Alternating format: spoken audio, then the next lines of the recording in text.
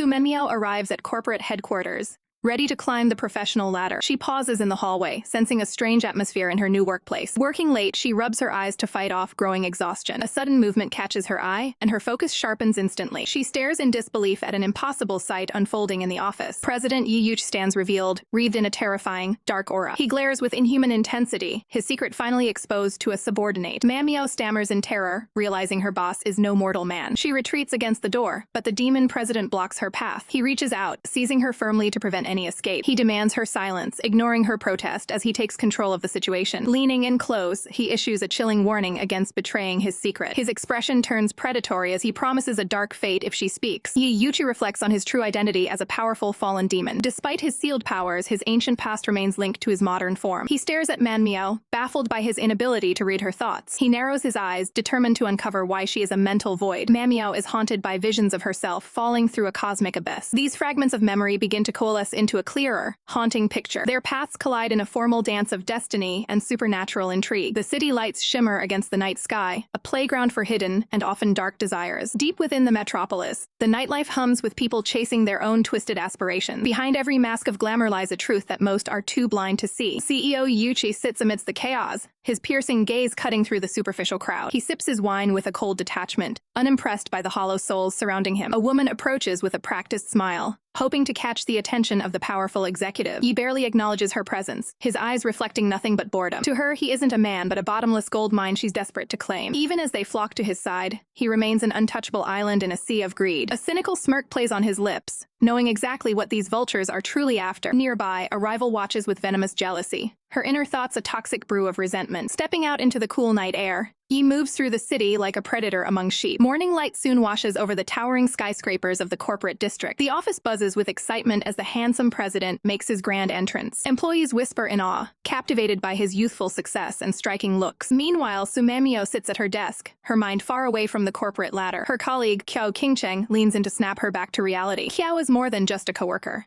She's a longtime friend who knows all of Manhwa's secrets. She asks if Manhwa has seen the popular new president yet, but the girl seems indifferent. Manhwa sighs, clearly preoccupied with a different matter of the heart. She gazes longingly at a photo of Jianjun, the man she's been chasing for years. Kiao warns her that he's never officially acknowledged her as his girlfriend. Manhwa defends him, insisting he's just focused on his career for now. Kiao stares at her with disbelief, unable to understand such blind devotion. Her eyes narrow, sensing the heartbreak that's bound to follow. Manhwa clutches a carefully prepared lunchbox, a symbol of her unrequited care. She meets Jianjun outside, her face lighting up the moment she sees him. Despite his charming exterior, Jianjun is a selfish playboy who only sees her as a convenience. She offers him the lunch, hoping this small gesture will bring them closer. He accepts it with a casual air, barely noticing the effort she put in. A patronizing pat on the head is all the affection he's willing to give. He asks about her new job at the headquarters, keeping the conversation shallow. Manhwa is just happy they are working in the same building, seeing it as a sign of fate. He flashes a quick smile, though his eyes remain distant and cold. Suddenly, his phone begins to ring, breaking the brief moment of peace. He checks the screen, his expression shifting to one of urgent secrecy. He makes a quick excuse, claiming he has an important meeting to attend. Manhwa watches as he speeds away, shouting for him to be careful on the road. She stands alone, convinced that he is her one true love despite the warning signs. High above, Yi watches the pathetic display with a look of pure disdain. He turns away, his face etched with a mixture of pity and annoyance. To a being like him, such human emotions are nothing more than stupid love. Inside his car, Jianjun answers the call, speaking to a woman far more exciting than Manhwa. He promises a luxury gift, his voice dripping with a fake charm he never shows Sue. The call ends, revealing that the person on the other line was none other than Kiao Qingcheng. Kiao waits for him at a club, ready to play her part in this web of betrayal. Jianjun looks down at the lunchbox with a sneer of utter contempt. With a careless toss, he flings the food into the gutter and speeds off. Hours pass as the clock ticks late into the night. Manhwa is still at the office, the last soul remaining in the quiet building. The crushing weight of the workload finally begins to take its toll on her. She wanders through the eerie, deserted halls, the sound of her heels echoing. Seeking a moment to wash her face, she enters a nearby restroom. A strange, heavy atmosphere hangs in the air, making her pause in confusion. She cautiously pushes the door open, completely unprepared for who awaits inside. There stands Yi Yuch, but he is transformed, surrounded by a dark, demonic aura. His eyes burn with fury as he realizes his true form has been exposed. Manhwa trembles, the word demon escaping her lips in a terrified whisper. She turns to bolt, her heart hammering against her ribs like a trapped bird. Before she can take a step, a powerful force yanks her back toward the darkness. Yi slams her against the wall, his grip firm and unyielding as he looms over her. He warns her that if she ever dares to speak of what she saw, there will be no escape. Baring his teeth, he threatens to devour her if she steps out of line. mind. Terrified, she shuts her eyes tight, waiting for the end to come. Instead of a lethal blow, he raises his hand for a different kind of strike. A sharp flick to her forehead sends a jolt of pain through her skull. She clutches her head, crying out as the sting lingers. Tears well in her eyes as she begs him to spare her life. He pulls back, looking at her with a mixture of irritation and curiosity. He scoffs at her fear, claiming that eating such a foolish human would only lower his own IQ. Suddenly, he stops, sensing something utterly bizarre about her mental state. He leans in dangerously close, attempting to peer into the depths of her soul. To his shock, he finds only a vast, empty void where her thoughts should be. He growls in frustration, unable to read even a single flicker of her intent. A dark suspicion crosses his mind, wondering if this girl is something more than human. He observes her fragile state, concluding that she's simply too weak to be a threat. It's a pity, as he momentarily hoped he'd found one of his own kind. He lets her go for now, but promises he'll be watching her every move from the shadows. Manhwa gasps for air, thanking God that she's managed to survive the encounter. He turns back one last time, a vein throbbing in his temple from pure annoyance. She lets out a small yelp as he prepares to deliver one final command. He barks at her to never set foot in the men's room ever again. He mutters to himself about the sheer absurdity of human behavior. Manhwa stares at the sign on the door, realizing her embarrassing mistake. Walking home in the dark, she wonders if the entire horrific scene was just a vivid hallucination. From the back of his car, he watches her walk away, his mind still racing. The fact that a mere human holds his secret is a variable he cannot ignore. As Manhwa trudges along the sidewalk,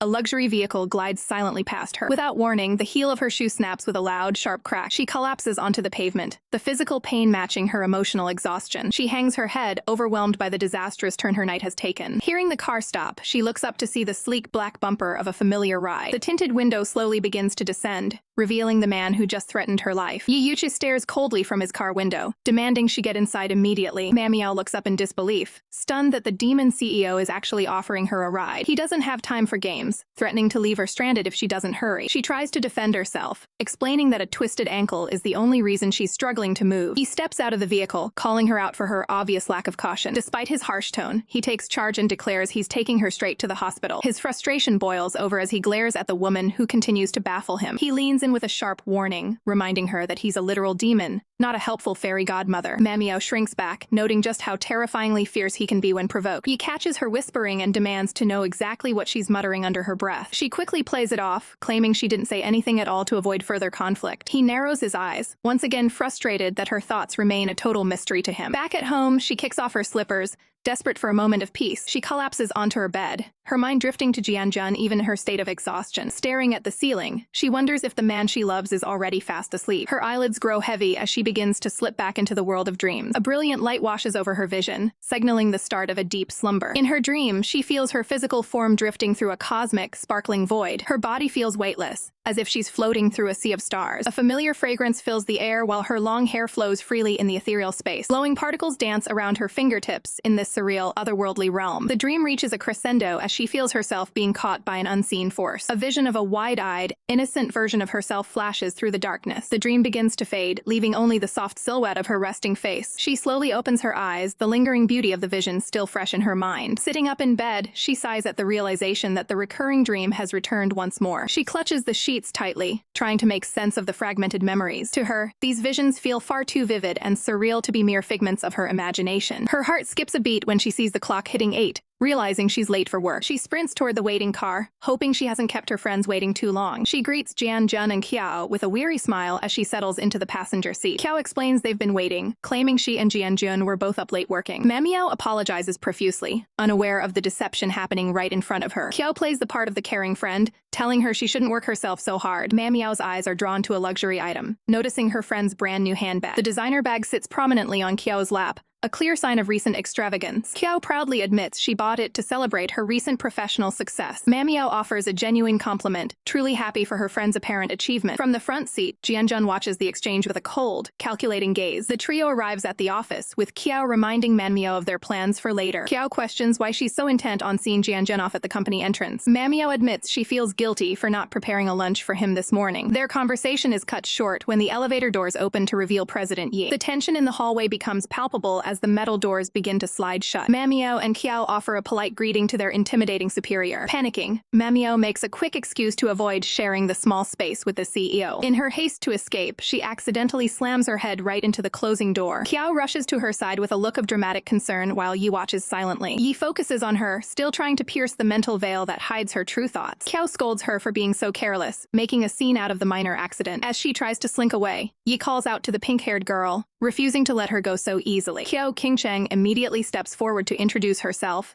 and the hesitant Su Manmiao to the president. Yuchi remains strictly professional, ordering Manmiao to deliver the design drawings she completed last night to his office. Feeling the weight of the request, Manmiao quickly agrees, trying to maintain her composure. Kiao Qingcheng watches the exchange with a piercing gaze, her curiosity piqued by the president's direct order. The moment they are alone, Kiao demands to know exactly what transpired between Manmiao and President Yi. Overwhelmed by the situation, Manmiao hides her face, worrying that she has accidentally drawn too much of the wrong attention. Kiao wonders if Manmiao's late-night work sessions were a calculated move to get noticed by the executive. Terrified of another encounter, Manmiao begs Kiao to take the designs to the president's office for her. Kiao acts surprised by the request, masking her inner thoughts with a look of feigned concern. She agrees to the favor, leading a relieved Manmiao to praise her as a total angel. Privately, Kiao smirks, realizing this is the perfect opportunity to showcase her own presence to the CEO. A firm knock sounds at the door of the president's private office. Without looking up from his workstation, Yuchi gives the command for the visitor to enter. Kiao Qingcheng walks in with practiced elegance, her heels clicking against the floor. She holds out the portfolio, announcing that she has the drawings he requested. Yi's eyes narrow instantly when he realizes his expected visitor has been replaced. Kiao quickly explains that Manmiao is feeling unwell and asked her to deliver the work instead. She presents the folder with a polite smile, hoping to extend the interaction. Yuchi doesn't hesitate, coldly instructing her to take the documents to Manager Luo instead. Dismissed so easily, Kiao turns to leave, her frustration beginning to simmer. As she reaches the door, she prepares a calculated move to regain his attention. She drops an envelope on purpose, loudly lamenting her own supposed clumsiness. Kiao reaches down to retrieve the fallen item, hoping the president is watching her every move. Yuchi watches the performance with a look of cold, analytical detachment. His gaze remains sharp and entirely unimpressed by her attempt to distract him from his work. Kiao leaves the room fuming, irritated that the president didn't even give her a second glance. Once she's gone, Yi scoffs at the transparent display, mentally labeling her a distraction to the office environment. He turns his focus to the portfolio, carefully reviewing the intricate dress design inside. A look of genuine surprise crosses his face as he realizes the sheer level of talent Manmiao possesses. The silence is broken by the sharp ring of his office telephone. He reaches out to answer the call, prepared for any technical emergency. The report is urgent.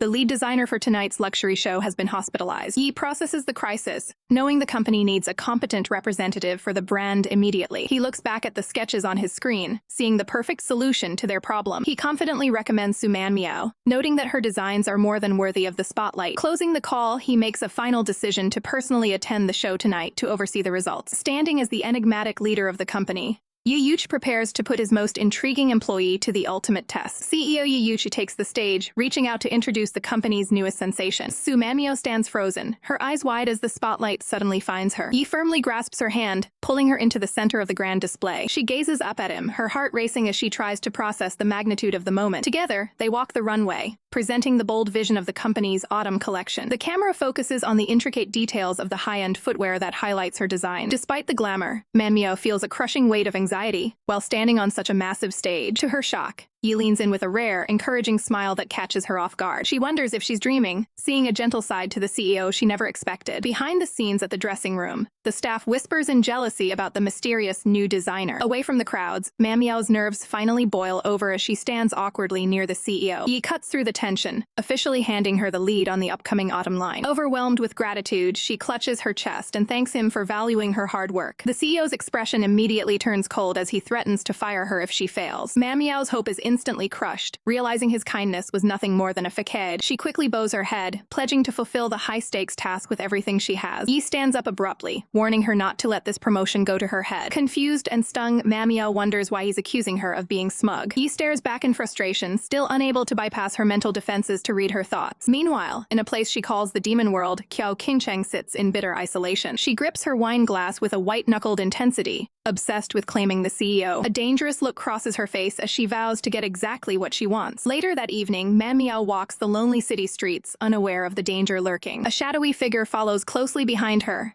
creeping through the darkness of the park. From a distance, Yi narrows his eyes as he spots the suspicious man stalking her. He realizes that if the stalker drags her into the woods, she'll be completely helpless. Yi notes with annoyance that Manhwa is completely oblivious to the threat behind her. He decides to intervene, shouting out to stop the confrontation before it begins. Manhwa spins around, terrified to find herself caught between two mysterious men. Yi steps into the light and demands to drive her home for her own protection. Panicking, she waves him off, shouting that she won't let him eat her. Yi's face contorts with irritation at her ridiculous choice of words. He questions his own sanity for even trying to help someone so incredibly dense. He strides forward with purpose, his shoes clicking sharply against the pavement. His hand shoots out, grabbing her arm before she can run away. He drags her toward his vehicle, refusing to leave her alone in the dark. Manhwa looks up at him in shock, startled by his sudden display of force. Once inside the car, she stubbornly insists that she didn't need any help. Yi stares straight ahead, coldly stating that he isn't simply taking her home. She fires back, claiming she's in love with someone else and won't be toyed with like other women. He lets out a dark, predatory smirk, teasing that he might just have to eat her alive after all. Inside the tense silence of the car, Yi berates Manhwa for her recklessness, reminding her that he was the one who had to step in. Manhwa looks back at him with pure confusion, unable to grasp why he claims to have rescued her. His gaze remains cold as he reveals the chilling truth. She was being followed by a stalker. The car's tires kick up dust as it comes to a sudden, aggressive halt on the side of the road. Yi gestures toward the desolate bus stop, bluntly telling her to get out and find her own way home. Manhwa stares out the window, her heart sinking as she realizes how isolated they are. The area is completely abandoned and eerily quiet, offering no sense of safety. Panicked, she raises a finger and begs for just a moment to secure a ride. He watches her with an expression of pique annoyance, clearly losing his patience. She quickly pulls out her phone and dials Jianjun, desperate for a friendly voice to answer. Jianjun picks up with a casual greeting, sounding entirely unbothered by the late hour. Feeling the immense pressure of Yi's gaze, she pleads with him to come and pick her up. He immediately makes an excuse, lying that he is currently out of the city on a business trip. Without waiting for a response, he heartlessly cuts the connection and ends the call. In reality, he is lounging at a party, mockingly dismissing Manhwa as a mere rebound girl to the women around him. The girls at the party cling to him, reinforcing his arrogant and deceptive behavior. Back at the car, Yi smirks at her misfortune, asking if her supposed boyfriend has abandoned her. Defeated and exhausted, Manhwa closes her eyes and softly asks the CEO if he can finish the job and drive her home. He gives her a sharp, heartless refusal, seemingly enjoying her predicament. Her expression turns to one of deep sadness as she realizes she is truly on her own. Yi steals a sidelong glance at her, his icy resolve finally starting to thaw. He sighs and asks for her address, catching her completely off guard with his sudden change of heart. The car eventually pulls up to the curb of a modern apartment building. Manhwa looks at him with genuine appreciation, thanking him for the help despite their earlier bickering. He remains stoic, coldly ordering her to get out of the vehicle so he can leave. However, just as she exits, a sudden shock of pain or realization strikes Yi, causing him to gasp. He hunches over in the driver's seat, sweat beading on his forehead, as he struggles with a sudden physical ailment. Manhwa notices his distress through the window and calls out to him in panic. She rushes to the door to assist him, providing physical support as he stumbles out of the car. To her absolute horror, his hair begins to lengthen rapidly, defying the laws of nature. Desperate to get him out of public view, she calls for her roommate to come and help her carry him. She struggles to keep him upright as they move toward the entrance, his long hair trailing behind them. In her haste to reach the door, her heel catches on the ground, causing her to lose her balance. Gravity takes over as the two of them tumble forward together toward the floor. As the supernatural surge recedes, Yi's unnaturally long silver hair begins to rapidly retract. The strands vanish into his scalp, returning to their normal length in a matter of seconds. Now back to his human appearance. Yi looms over Manhwa as they both struggle to process the chaos. Manhwa stares up in disbelief, noting that the eerie red glow radiating from his body has finally vanished. With a final soft puff of energy, the transformation is complete, leaving only a heavy silence in the room. Trying to restore some order,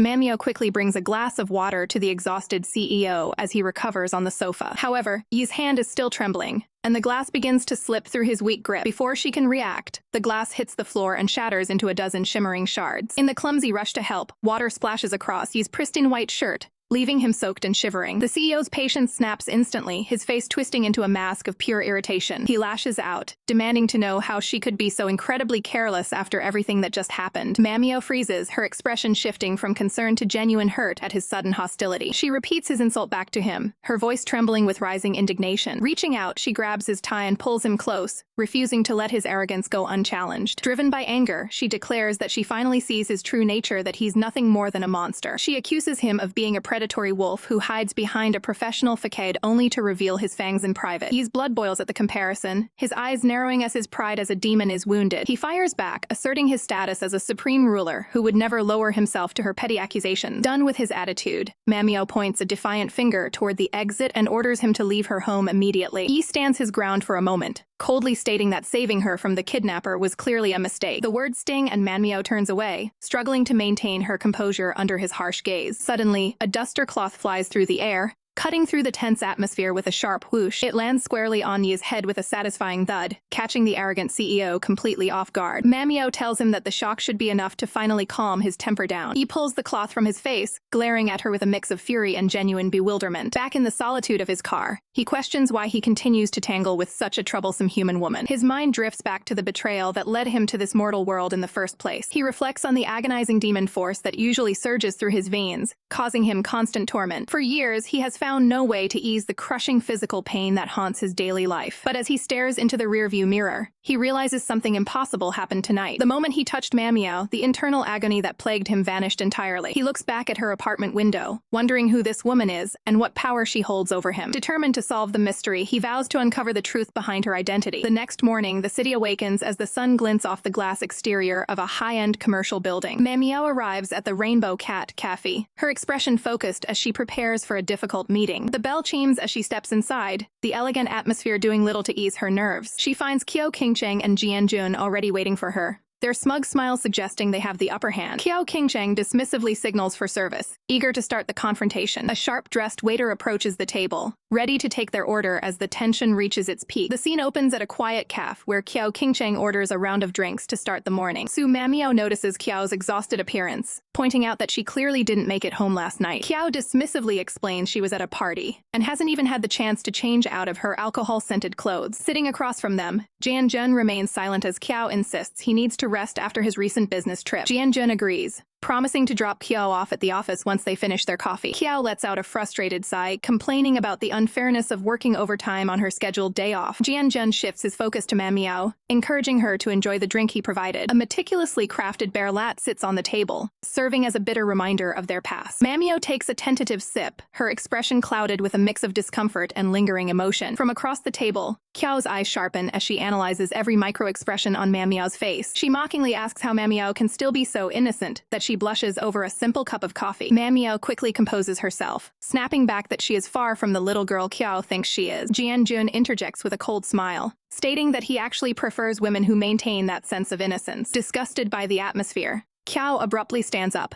demanding they finish their drinks and get to the company immediately. The sharp clatter of high heels echoes through the corporate hallway as the trio arrives at work. A sudden memory of the fancy night show flashes through the air, reminding everyone of the high-stakes event. The image of the distinguished President Yi standing alongside the rising star designer Manhwa remains burned into the staff's minds. Kyo corners Manhwa, demanding to know how she managed to sneak into the company's most extravagant showcase. Her jaw tightens in a fit of pure envy, frustrated that someone from a similar background is suddenly outshining her. Manhwa tries to walk away, insisting she was only there because she was summoned without explanation. Kyo follows closely, shouting about how it's impossible that she was kept in the dark about such a major move. Manhwa retorts that Kyo would have known if she wasn't so busy partying the night away. The heavy, rhythmic sound of expensive leather shoes approaching signals a change in the atmosphere. Manhwa's white heels come to a sudden halt as she senses a powerful presence nearby. President Yi Yuchi strides past them, his eyes glued to his phone as he maintains a strictly professional pace. Manhwa's eyes go wide with horror as she realizes a devastating coincidence. Yi Yuchi stops and turns his gaze toward her, his expression unreadable. The realization hits everyone at once. They are both wearing identical lavender tones, looking exactly like a coordinated couple. Kyo covers her mouth in shock, immediately suspecting that a secret deal has been struck behind closed doors. Overwhelmed by the awkwardness, Manhwa tries to bolt from the hallway to escape the prying eyes. Kyo watches them go, whispering venomous rumors about the president having bad taste in women. Yi Yuchi checks his device, his brow furrowing as the ticking of the clock adds to his irritation. He shoots a side eye toward Manhwa, inwardly cursing the stupid woman for causing such a public misunderstanding. As Manhwa tries to hide, she rounds a corner and finds a crowd of coworkers already waiting for her. They swarm her instantly, bombarded her with questions about her secret relationship with the CEO. Manhwa holds up her hands in a desperate attempt to deny the baseless accusations. One coworker leans in with a look of pure jealousy, demanding to know what it feels like to be held by the president. Others begin to whisper that she must have a powerful patron, deciding it's best not to offend her. The sheer weight of the gossip causes Mamiyao's mind to go completely blank. From the edge of the crowd, Yiyuchi watches her struggle, his piercing eyes searching for a reaction. He remains a silent, stoic observer as the chaos unfolds around his lead designer. Finally, he steps forward and coldly reminds the staff that they have statements to submit by the evening. The crowd gasps in shock at the sudden imposition of more overtime work. Mamiyao realizes with a sinking heart that the couple clothes incident has only made the rumors more believable. The visual of the two of them standing side by side in matching colors creates a picture-perfect image of a secret romance. Breaking the tension, Yiyuchi barks out an order for Manhwa to follow him to his office immediately. As she hangs her head in defeat, Yiyuchi fumes silently, labeling her a troublesome woman for the mess she's inadvertently created. Yiyuchi towers over Manhwa in his private office, demanding she hand over her mobile device immediately. Confused by the sudden order, Manhwa asks what business the president could possibly have with her phone. The CEO isn't in the mood for questions, coldly repeating his demand without offering a single explanation. Seeing no way out, she reluctantly holds out the device for him to take. He works with lightning-fast precision, stealthily inputting data and making adjustments while Manhwa watches in silence. He continues his mysterious technical task, ensuring her settings are exactly how he wants them for his future plans. Once finished, he hands the phone back and dismisses her with a wave, signaling that their meeting is over. Manhwa walks away in a daze, completely baffled by her boss's bizarre behavior. As night falls, a bright full moon hangs high in the sky, marking the end of a chaotic day. Lights glow from within a luxury residence where Yiyuchi spends his private hours away from the company. Seeking a moment of peace, the CEO relaxes in a steaming bath to clear his mind. He reaches for his phone, ready to initiate a message to ensure no more matching outfit rumors occur. Across town, a sharp notification chime echoes through Mamiyao's room as a new message arrives. Clad in her nightwear, she checks her phone, hoping the notification is finally a word from her ex, Jian-jun. She leans over to grab the device, eager to see who is reaching out at this late hour. Her expression shifts to one of pure bewilderment as she scans the text on the screen. The anonymous sender demands to know her outfit color for tomorrow, stating he intends to wear white. Suspicion flares in her eyes as she wonders who could have obtained her private number. Convinced she's being targeted by a creep, she prepares a sharp retort for this supposed pervert. Back at the mansion, Yiyuchi lounges in his robe when his phone signals an incoming reply. He picks up the device, expecting a standard acknowledgement of his coordination effort. His eyes narrow as he processes the unexpectedly hostile tone of the text. The powerful CEO can only sigh at the designer's lack of situational awareness, calling her a stupid woman under his breath. The message on the screen is blunt, telling him it's none of his business and labeling him a pervert. Back in her room, Manhwa collapses onto her bed, frustrated that the message wasn't from the person she actually misses. Suddenly, the phone screen lights up with an incoming call from the very contact she just insulted. Manhwa sits bolt upright, shocked that the stranger has the audacity to call her directly. She answers with a fierce greeting, ready to give the caller a piece of her mind for harassing her. On the other end, Yiyuchi is visibly irritated that his attempt at professional coordination has been met with such a label. The realization hits Manhwa like a freight train as she recognizes the voice of the president. He scoffs at her reaction, mockingly asking if she truly thinks she's attractive enough to be stalked. Stung by his arrogance, Manhwa demands to know exactly what he means by such a comment. She fires back a warning, threatening to tell everyone that he is harassing her if he doesn't stop. He cuts her off, delivering a final command to ensure they don't match tomorrow.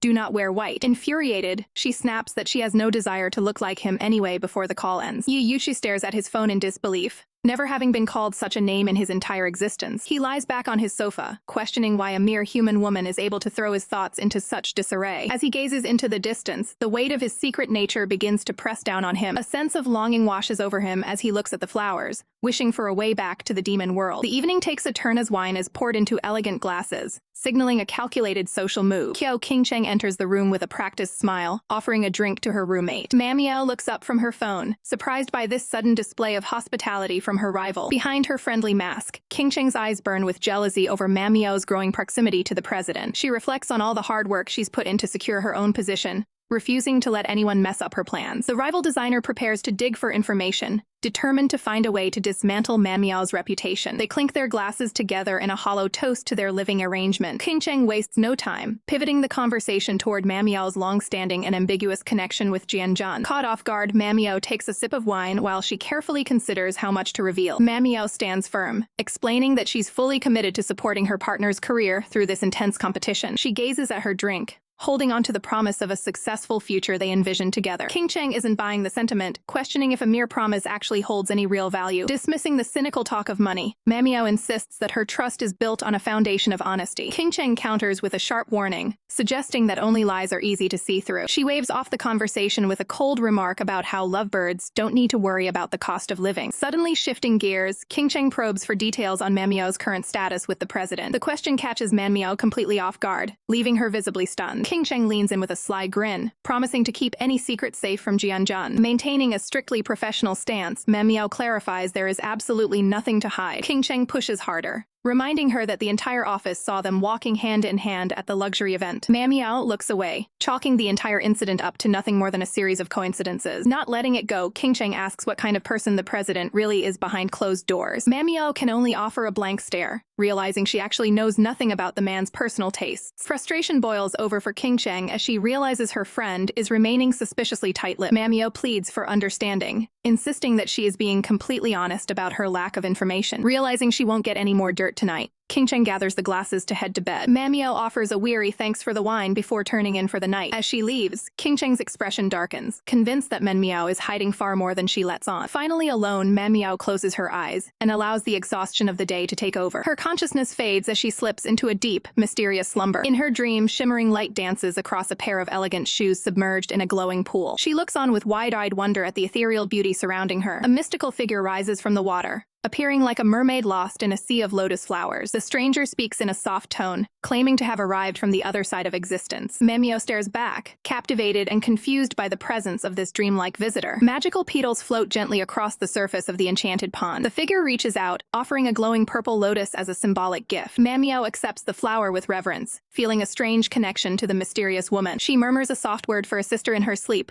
reaching out for a memory she can't quite grasp. Her eyes snap open the next morning, the vivid images of the dream still burned into her mind. Later, while traveling in the car, she can't questioning the identity of the woman from her vision. King Cheng sits beside her, meticulously touching up her makeup in the mirror. She stays focused on her reflection, her eyes sharp and calculating even during a simple commute. Noticing the dazed look on her friend's face, King Cheng jokes that Manhwa looks totally enchanted. She follows up with a jab about Manhwa's rumored closeness with the CEO. Manhwa quickly shoots down the idea, desperate to keep the professional boundaries clear. King Cheng continues the teasing, bringing up the hand-holding incident right in front of Jianjun. Panicked, Manhwa begs her to stop making such reckless jokes in the middle of their commute. She looks over at Jianjun, hoping he isn't taking the gossip to heart. Jianjun remains calm, dismissing the rumors and showing complete confidence in his partner. Relieved, Manhwa looks at him with gratitude, thankful for his unwavering support. Internally, she reaffirms her loyalty, telling herself that Jianjun is the only one who matters. Her mind drifts back to the bright, sunny days of their college years together. She remembers him as the star athlete on the tennis court, full of energy and charm. He was always the center of attention, commanding the stage with a microphone in hand. Back in the present, Jianjun mentions his excitement about being on the same team as her for the upcoming project. A blush creeps onto Manhwa's face as she admits she's looking forward to working by his side. A slight, knowing smirk plays on Jianjun's lips as they head toward their destination. Young Manhwa blushes deeply as she steals a shy glance at her crush during a quiet moment. Jianjun stands by with a stoic expression,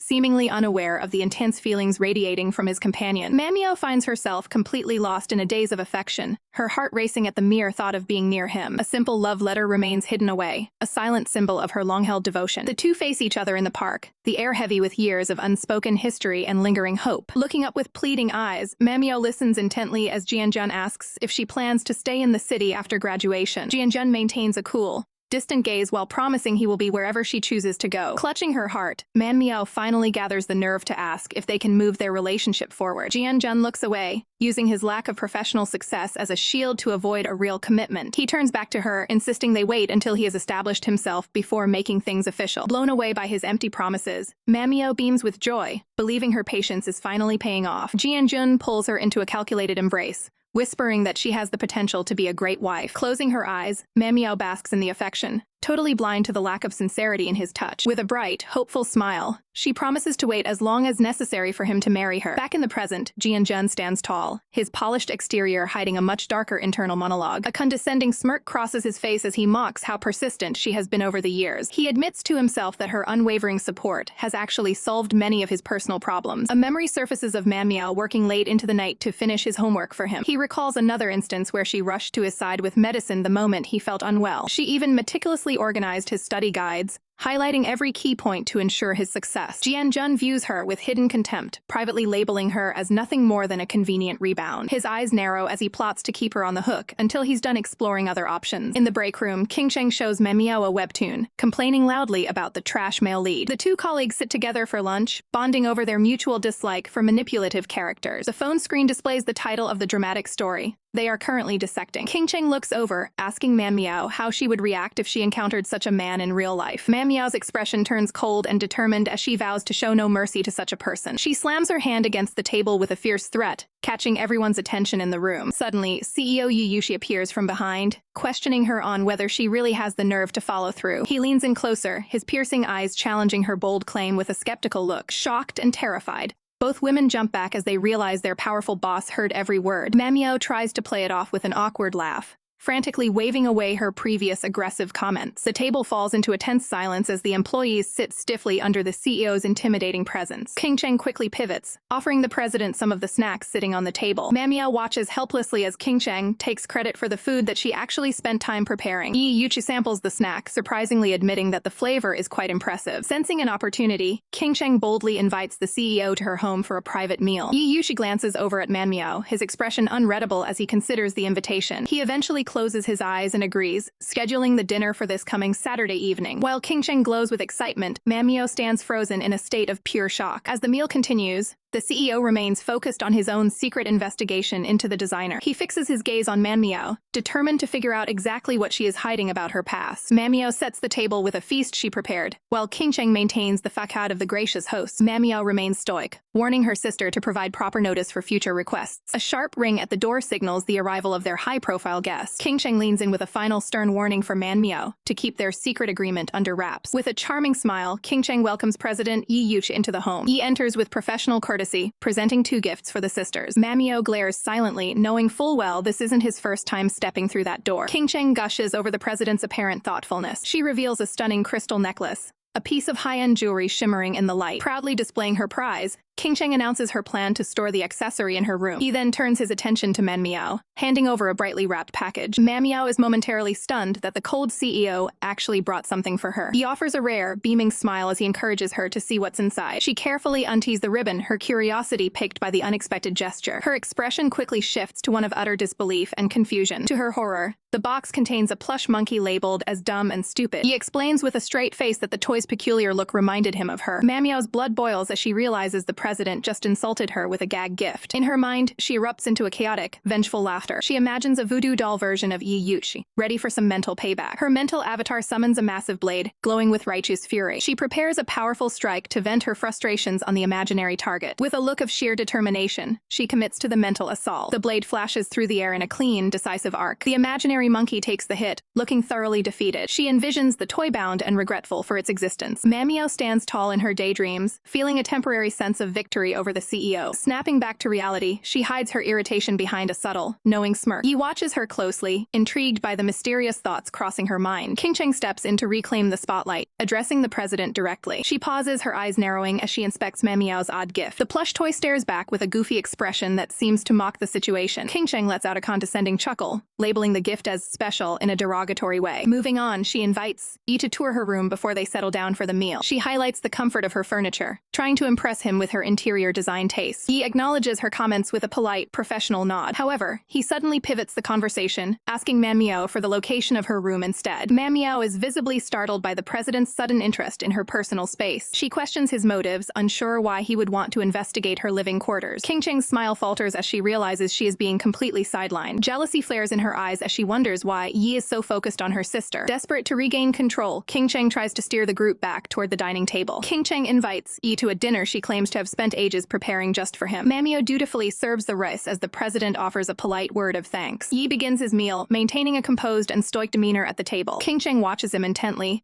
desperate to know if the flavors meet his high standards. Suddenly, a subtle movement occurs beneath the table as a foot reaches out toward him. Yi's sharp eyes immediately catch the unprofessional disturbance in the room. Realizing she's been spotted, the offender quickly retracts the wandering foot back to her side. Yi compliments the meal, labeling King Cheng a perfect stay-at-home wife for her efforts. Seizing the opening, King Cheng asks the president what kind of woman truly captures his interest. He replies simply, stating he is drawn to those who possess a genuine, kind nature. A distant memory of a gentle woman flickers briefly through his mind as he speaks. He envisions a face from his past, radiating a warmth that he has never forgotten. The weight of the memory lingers in his gaze for a fleeting, intense second. King Cheng smirks to herself, confident that her secret that Man Miao actually cooked everything remains safe. Yi leans into mock Man Miao, claiming she lacks the quick wit and cleverness of her roommate. Stunned by the unprovoked verbal jab, Man Miao can barely find the words to respond to the insult. Her mind goes completely blank as she struggles to process his cold and public assessment. He watches her closely, frustrated that his psychological testing hasn't revealed her inner thoughts yet. King Cheng attempts to regain his focus by serving a bowl of soup she claims to have specially brewed. In a moment of sheer clumsiness, the bowl slips and the liquid flies through the air. The dark soup splashes across the front of Yi's pristine white dress shirt. Horrified by the accident, Man Miao immediately begins to apologize for the mess on his clothes. Rather than being angry, Yi gently reassures her, prioritizing her safety over his ruined shirt. He offers a knowing smile, suspecting her distracted state of mind caused the fumble. King Cheng suggests he remove the shirt for cleaning while he takes a quick shower to freshen up. He initially dismisses the idea, insisting he can make it home before the spill becomes an issue. He stops himself, realizing that leaving now would mean failing his mission to investigate the woman. Thinking on his feet, he claims his car has run out of gas and he must stay the night. Man Miao freezes in terror, fearing the complications of having the president under their roof overnight. King Cheng leads the way to the guest area, promising to find a suitable nightgown for him. Man Miao grabs her roommate's arm, demanding to know what kind of reckless game she's playing. Yi glances back at the two women, his expression unreadable as he follows their lead. Man Miao is convinced this is all part of a larger, dangerous conspiracy against her peace. King Cheng ignores the concern, bustling around the room with a series of loud, busy noises. The sound of running water echoes through the hallway as the shower is finally prepared. Yi maintains his professional composure while attending to the necessary hygiene task in the bathroom. Man Miao corners King Cheng outside the door,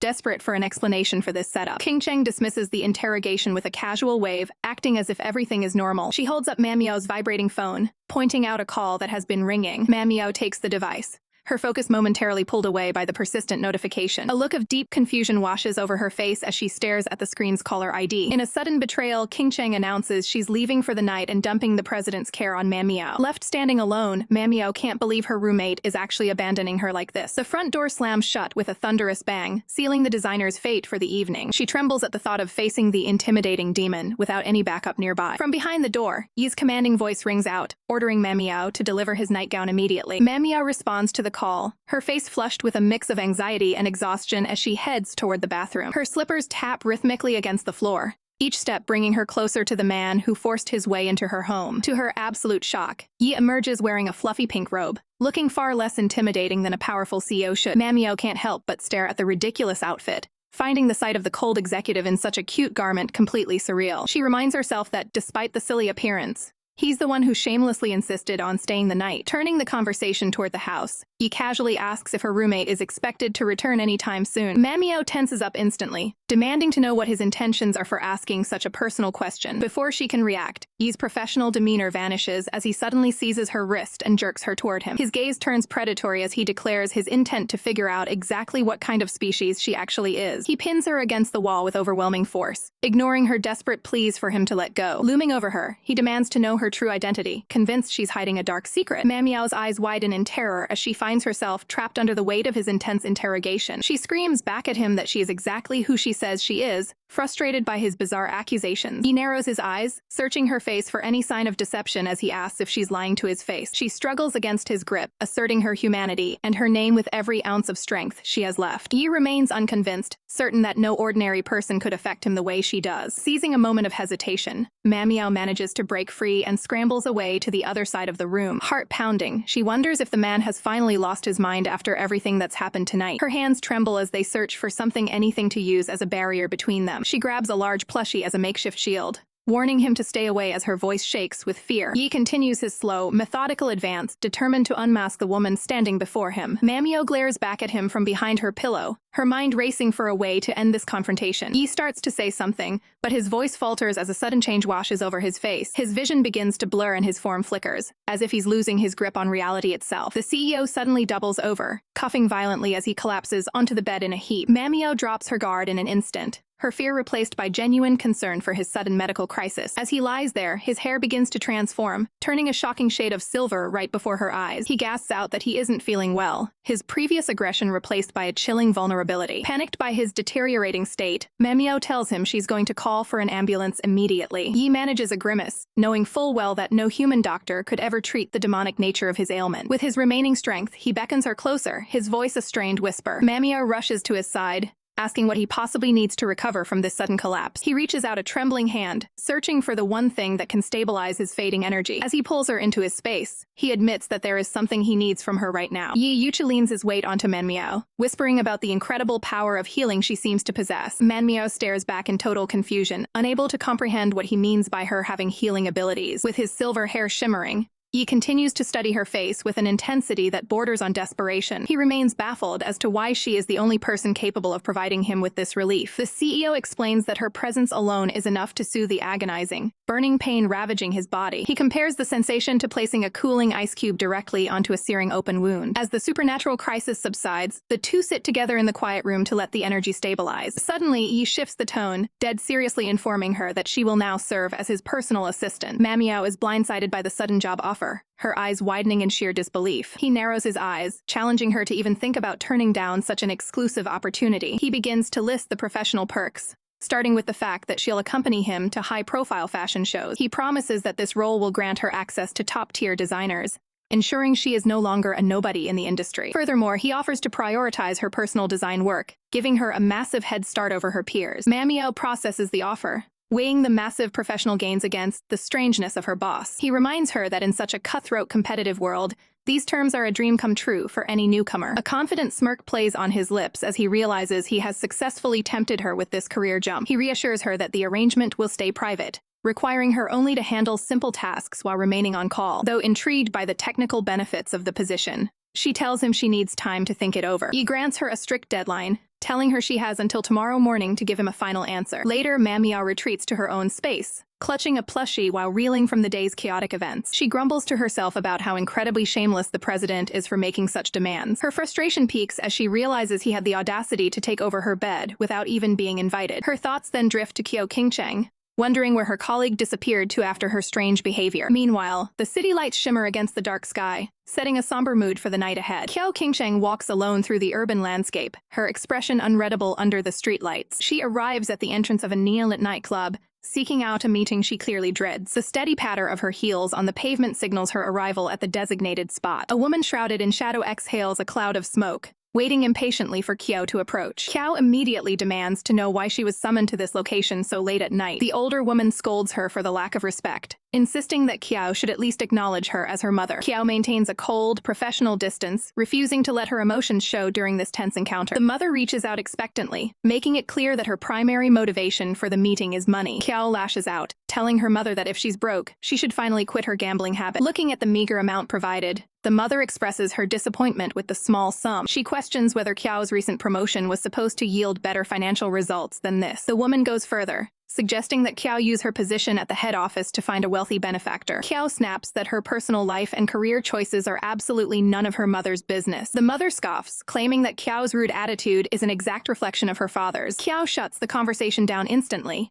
declaring that her father is dead to her and shouldn't be mentioned. Her eyes flare with a mixture of pain and defiance as she prepares to walk away from the toxic encounter. She turns her back on the woman, warning her never to call again unless it is a genuine emergency. Her mother stays behind to finish her cigarette, calling Kyo cold-hearted as she watches her leave. Under the bright lights of the city, Kyo's resolve hardens. She is desperate for more success and wealth. She reflects on her burning desire to finally escape the shadow of her family's failures. Her gaze turns sharp and calculating as she considers what she must do to climb the social ladder. Pulling out her phone, she decides to reach out to someone who might help her forget her troubles. She calls Jian Jun, suggesting they meet at a bar to get drunk and ignore the reality of their situations. As she walks away, she can't help but think about how the president is spending his night with Manhwa instead of her. So Manhwa drifts in a deep, peaceful slumber. Her eyes flutter open as the dream world begins to take shape around her. Surrounded by an ethereal glow, she finds herself transported to a mysterious, underwater-like realm. A mystical figure with a mermaid's tail appears, greeting Manhwa as she sits up in total confusion. The spirit notes that the dreamer dreamer has finally awakened in this sacred, hidden space. Manhwa confirms her presence, still trying to grasp the surreal nature of this vision. Suddenly, the spirit senses a powerful presence approaching through the mist. The water ripples and flowers bloom as the atmosphere of the dream shifts dramatically. With a serene smile, the spirit prepares for a grand and life-altering arrival. Manhwa watches intently, wondering exactly who is coming to claim this hidden world. The spirit explains that this being holds the unique power to revive the earth and restore life itself. Manhwa observes the spirit's clear, unwavering excitement for this visitor's arrival. A soft, knowing smile plays across the spirit's lips as the anticipation reaches its peak. A sweet, floral fragrance begins to fill the air, signaling that he is finally close. Back in the real world, a voice calls out to Manhwa, breaking her deep trance. Her consciousness begins to return as the calls from the outside world become more persistent. She lingers in that half-awake state for just a moment longer, caught between two worlds. Manhwa jolts awake to find Yi Yushi standing right over her bed in her own home. He sternly informs her that it's already 10 in the morning and it's time to get up. Panic immediately sets in as she realizes she's slept far past her usual alarm. Yi watches her frantic reaction with a cold, unamused gaze, waiting for her to fully wake up. Terrified of the consequences at the office, she desperately searches for her clothes and slippers. Yi cuts through her chaos, calmly reminding her that today is actually Saturday. She stops mid-panic, the realization of the weekend slowly sinking in. He instructs her to wash up and join him for the meal he spent time preparing. The silence between them becomes incredibly heavy as she processes the awkwardness of having her boss in her bedroom. Manhwa heads to the dining area,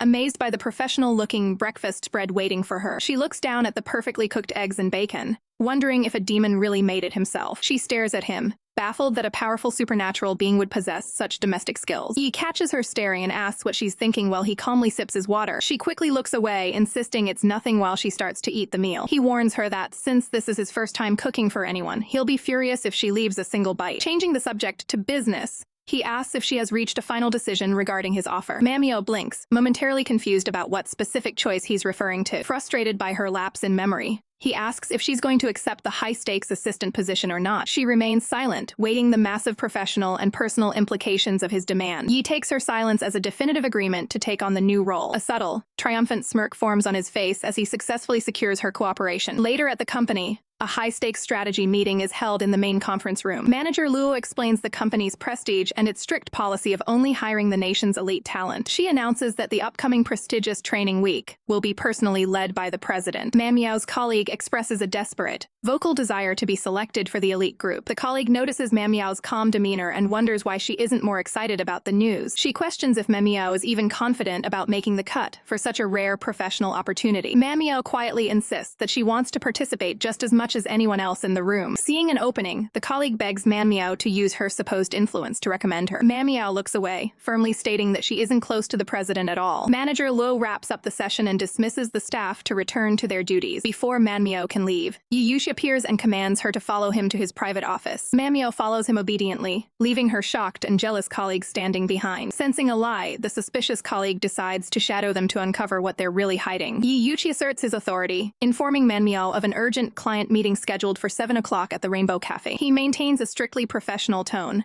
demanding she have all the necessary contracts organized for the evening's business. Hidden in the shadows, a jealous colleague eavesdrops on their plans, her mind racing with a malicious scheme. A wicked smirk plays on the rival's lips as she realizes this is the perfect chance to sabotage Manhwa's reputation. The clock strikes 7 as the neon sign of the Rainbow Cafe flickers to life, setting the stage for a tense confrontation. Inside, the rival operative sits with Jianjun, feeding him lies about Manhwa standing him up for another man. Jianjun's brow furrows in confusion as he questions the identity of the person Manhwa is supposedly meeting. With a practiced sigh, the rival claims Manhwa has been acting incredibly secretive about her whereabouts lately. Jianjun is left to wonder why his friend is suddenly keeping so many mysteries from him. The rival scoffs, dismissively suggesting that whatever social circle Manhwa is running in isn't worth their time. Right on cue, Yi Yushi and Manhwa arrive at the venue, led toward their reserved booth by the attentive staff. Jianjun freezes in his seat, his eyes locking onto the familiar face of the woman he was just discussing. His gaze turns sharp and accusatory as he witnesses Manhwa arriving with a powerful stranger. The rival hides her satisfaction behind a teacup, thrilled that her manipulation is unfolding exactly as planned. Yi and Manhwa settle into their seats, unaware they are being watched from just a few booths away. The professional atmosphere shifts when Yi receives a call, learning that the client's flight has been delayed until tomorrow. Across the room, Jianjun can barely contain his suspicion, wondering if this business meeting is actually a date. The rival fans the flames of his doubt, questioning if the woman before them is truly the Manhwa they know. Jianjun demands to know the identity of the man accompanying her, his patience wearing thin. The rival pauses for dramatic effect, pretending to hesitate before revealing the truth. Sensing her hesitation, Jianjun grows even more frustrated, accusing her of trying to cover for Manhwa. She finally spills the beans, mentioning that Manhwa and President Yi have become inseparable in recent days. She adopts a fake concerned tone, urging Jianjun not to be jealous despite the suspicious circumstances. Jianjun takes a slow, deliberate sip of his tea, trying to maintain his composure while his mind races. His eyes remain fixed on the pair, burning with a mixture of confusion and brewing resentment. Since the meeting is cancelled, Yi decides it is time to depart, leaving Manhwa to wonder about their next move. Yi stops her in her tracks, reminding her that as his personal assistant, her duties don't end just because a meeting is delayed. Manhwa is caught off guard, questioning the sudden and intense demands of her new professional role. She turns back to face him, asking what other technical tasks he requires her to complete tonight. Yi delivers a startling directive, telling her she must accompany him back to his residence to continue their work. Seeing them get up to leave, the rival alerts Jianjun that their targets are moving. She eagerly suggests following them to see where this late-night work session leads. Jianjun holds up a hand to stop her, focused entirely on his vibrating phone. The screen illuminates the dark table, showing an incoming call from Manhwa herself. Outside the cafe, Manhwa holds her phone to her ear,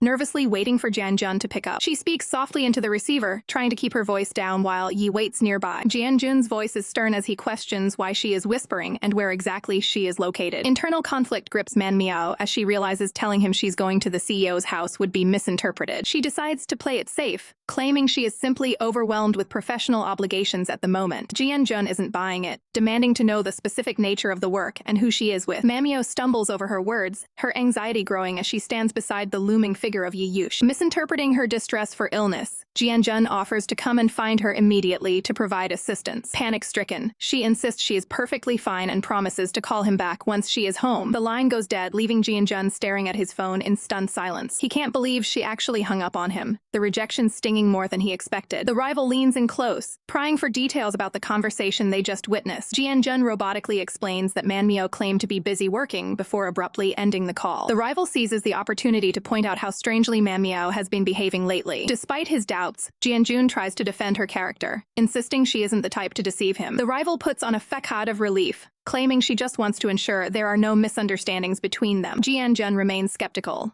wondering what Manhwa could possibly be so afraid of that she'd hide the truth. His expression darkens, fueled by a growing sense of betrayal and the rival's subtle manipulation. The rival sips her tea in triumph, already planning how to replace Manhwa in Jianjun's life. She vows to herself that she will leave Manhwa absolutely speechless by the time her plan is complete. Far from the cafe, the sleek and modern lines of Yi Yuchi's private estate glow under the moonlight. Manhwa steps out of the car, looking at the massive house with a mix of confusion and trepidation. With a mysterious smile, Yi tells her that the reasons for their visit will become clear once she steps inside. Sitting on the plush sofa, Manhwa wonders if there is a professional emergency requiring her presence. Yi Yuchi maintains a composed demeanor while explaining the recurring physical strain caused by his unique energy. He locks eyes with her, acknowledging that she has finally uncovered the truth about his non-human nature. Manhwa bites her lip, her anxiety spiking as she realizes the gravity of the situation. Swirling the liquid in his glass, he reveals that she possesses the specific restorative properties he requires. He lays out a strict schedule, calculating that she must stay by his side every 3 days to stabilize his condition. The shock is visible on her face as she processes the sheer absurdity of his demand. She stares at him in disbelief, realizing the healing process involves a level of physical proximity she never expected. He confirms her suspicions with a calm,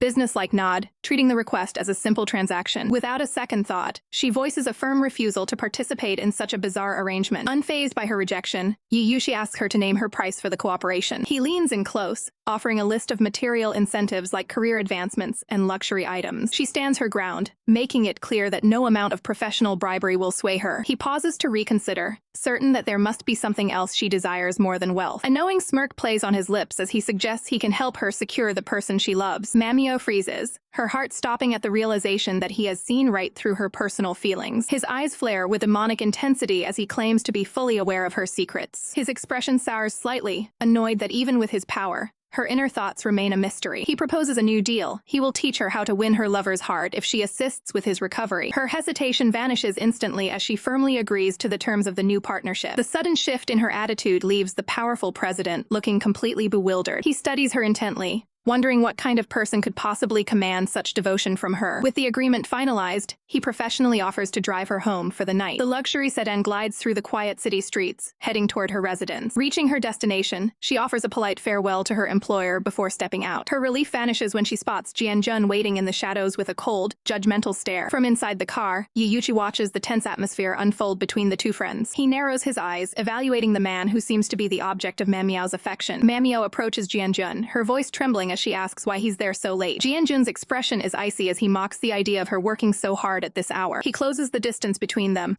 demanding to know the identity of the man in the car. She avoids his gaze, quickly dismissing the president as nothing more than a colleague. Jian-jun isn't buying the lie, detecting a hint of guilt in her evasive behavior. He continues to crowd her space, his presence becoming increasingly overbearing. Feeling the pressure, she takes a wary step back, her heels clicking against the pavement. She looks up at him, trapped between her secret deal and his growing resentment. Suddenly, his tone shifts as he leans down and delivers an unexpected compliment. The whiplash of his words causes a deep blush to spread across her cheeks. Seizing the moment, Jian-jun asks if she would like to go on a date with him tomorrow. The invitation leaves her stunned, her mind racing to process this sudden change of heart. She realizes with a start that this is the very first time he has ever asked her out. Overcome with joy, a small smile forms as she accepts the offer without hesitation. He leans in to whisper the details of their meeting at the park, his breath ghosting over her skin. He pulls her into a tight embrace, though his internal thoughts suggest a much darker possessiveness. Hidden nearby, a mysterious woman in a red dress watches the scene with a predatory gaze. She wears a sinister grin, clearly amused by the complicated emotional game being played. The stranger turns to leave, anticipating the chaos this relationship will eventually cause. Later that night, Manmiao tosses and turns in bed, the memory of the whisper replaying in her mind. She hides her face under the covers, overwhelmed by the sudden romantic development. Finally settling down, she closes her eyes and hopes for a peaceful night of sleep. Suddenly, she snaps her eyes open, realizing her dream state is becoming strangely vivid. She looks around in the dreamscape,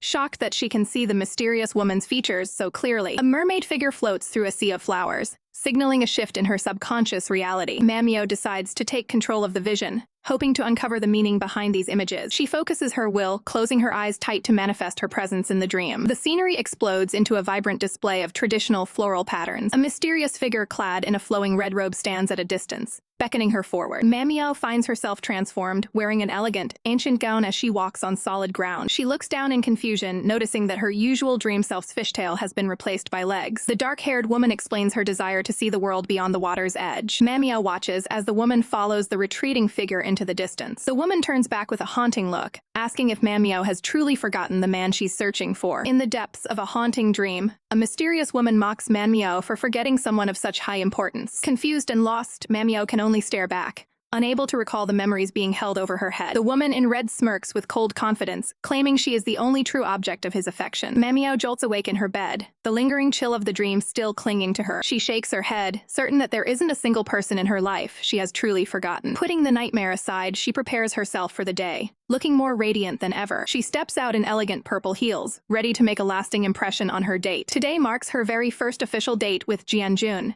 and the excitement is written all over her face. However, her smile falters as she catches sight of something unexpected in the distance. Her eyes widen in disbelief as she realizes she's being watched. There stands Yiyuchi, poorly disguised in a dark hoodie and mask, lingering right behind her. Panic sets in as she begs him to maintain a professional distance and not ruin her moment. He remains unmoved, reminding her that he's only here to fulfill his end of the bargain. Desperate to avoid a scene, she pleads for him to stay out of sight so nobody gets the wrong idea. They finally arrive at the scenic Sing Park, the chosen backdrop for their afternoon outing. Manmiao spots Jian-jun waiting and rushes over, her heart racing with anticipation. To keep the mood light, she suggests heading to a nearby stall to grab some refreshing drinks. She thoughtfully hands him a lemon tea, believing it to be his absolute favorite. Jian-jun accepts the drink with a smile, casually asking what she chose for herself. She lets out a playful sigh, reminding him that mint soda has always been her go-to choice. He quickly recovers his composure, insisting that such a detail would be impossible for him to forget. Watching from a distance, Yi scoffs at the clear lack of genuine interest Jian-jun shows toward her. His eyes narrow behind his sunglasses, sensing the hollow nature of the man's words. Jian-jun suggests they take a stroll through the park,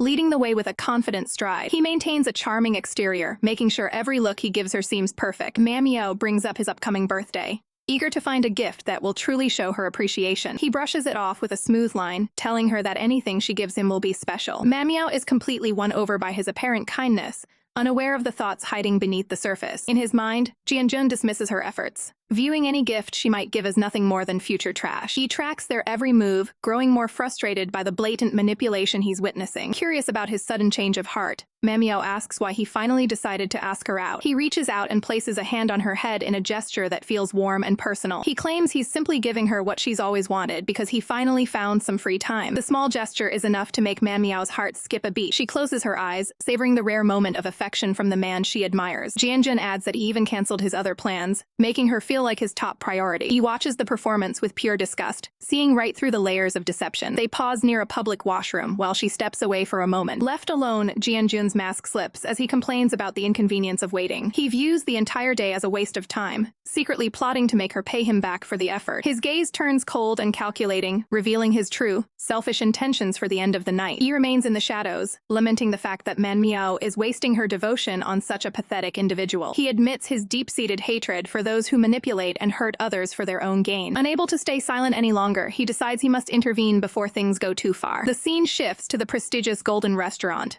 where the atmosphere is thick with luxury. A staff member greets them, confirming that their exclusive table is ready for the evening. Manhwa is stunned that he managed to secure a spot in such a highly sought-after venue. Jianjun plays his role to perfection, claiming he wanted the night to be a complete surprise. He encourages her to look over the menu while he steps away to handle a quick phone call. Manhwa sits alone, convinced that she has finally found the perfect gentleman. Suddenly, the heavy sound of footsteps approaches her table with intense purpose. Before she can react, he appears and demands that she leave with him immediately. Startled and confused, she looks up at him, unable to understand this sudden intrusion. He doesn't offer an explanation, simply insisting that they go right this second. She tries to stand her ground, reminding him that she is still in the middle of her dream date. His expression is stern as he repeats his command, leaving no room for argument. Manhwa is swept away in a blur as a mysterious hand pulls her through the bright lights of the exit. Her purple heels click rapidly against the floor, struggling to keep pace with the sudden, forceful movement. He's cold. Focused gaze remains fixed ahead, his face obscured by a dark mask as he leads the way out. Confusion washes over Manhwa's face as her long hair flutters in the wake of their sudden departure. She stares at his back, wondering why her heart is drumming so loudly and uncontrollably against her chest. Her eyes widen as a sharp, painful memory begins to surface from the forgotten depths of her mind. The mysterious woman in red appears in her thoughts, mocking her for forgetting someone of such vital importance. Manhwa closes her eyes tight, trying to block out the haunting, accusatory voice of the dream entity. She snaps back to awareness, her expression filled with a mix of dread and deep uncertainty about her own past. A vision of a figure with long, silver hair walking through falling petals flickers across her mind's eye like a ghost. A voice from the past echoes in her head, demanding that she return home like a lost little thing. The dream figure's ornate shoes step softly onto a carpet of pink cherry blossom petals in the hazy vision. A younger, chibi version of Manhwa watches the scene unfold with wide, innocent eyes from the sideline. The small girl looks up, completely lost as to what is happening in this strange, fragmented memory. Reality crashes back in as Manhwa blinks, her eyes searching for answers in the cold air of the present moment. She finds herself standing next to the masked Ye.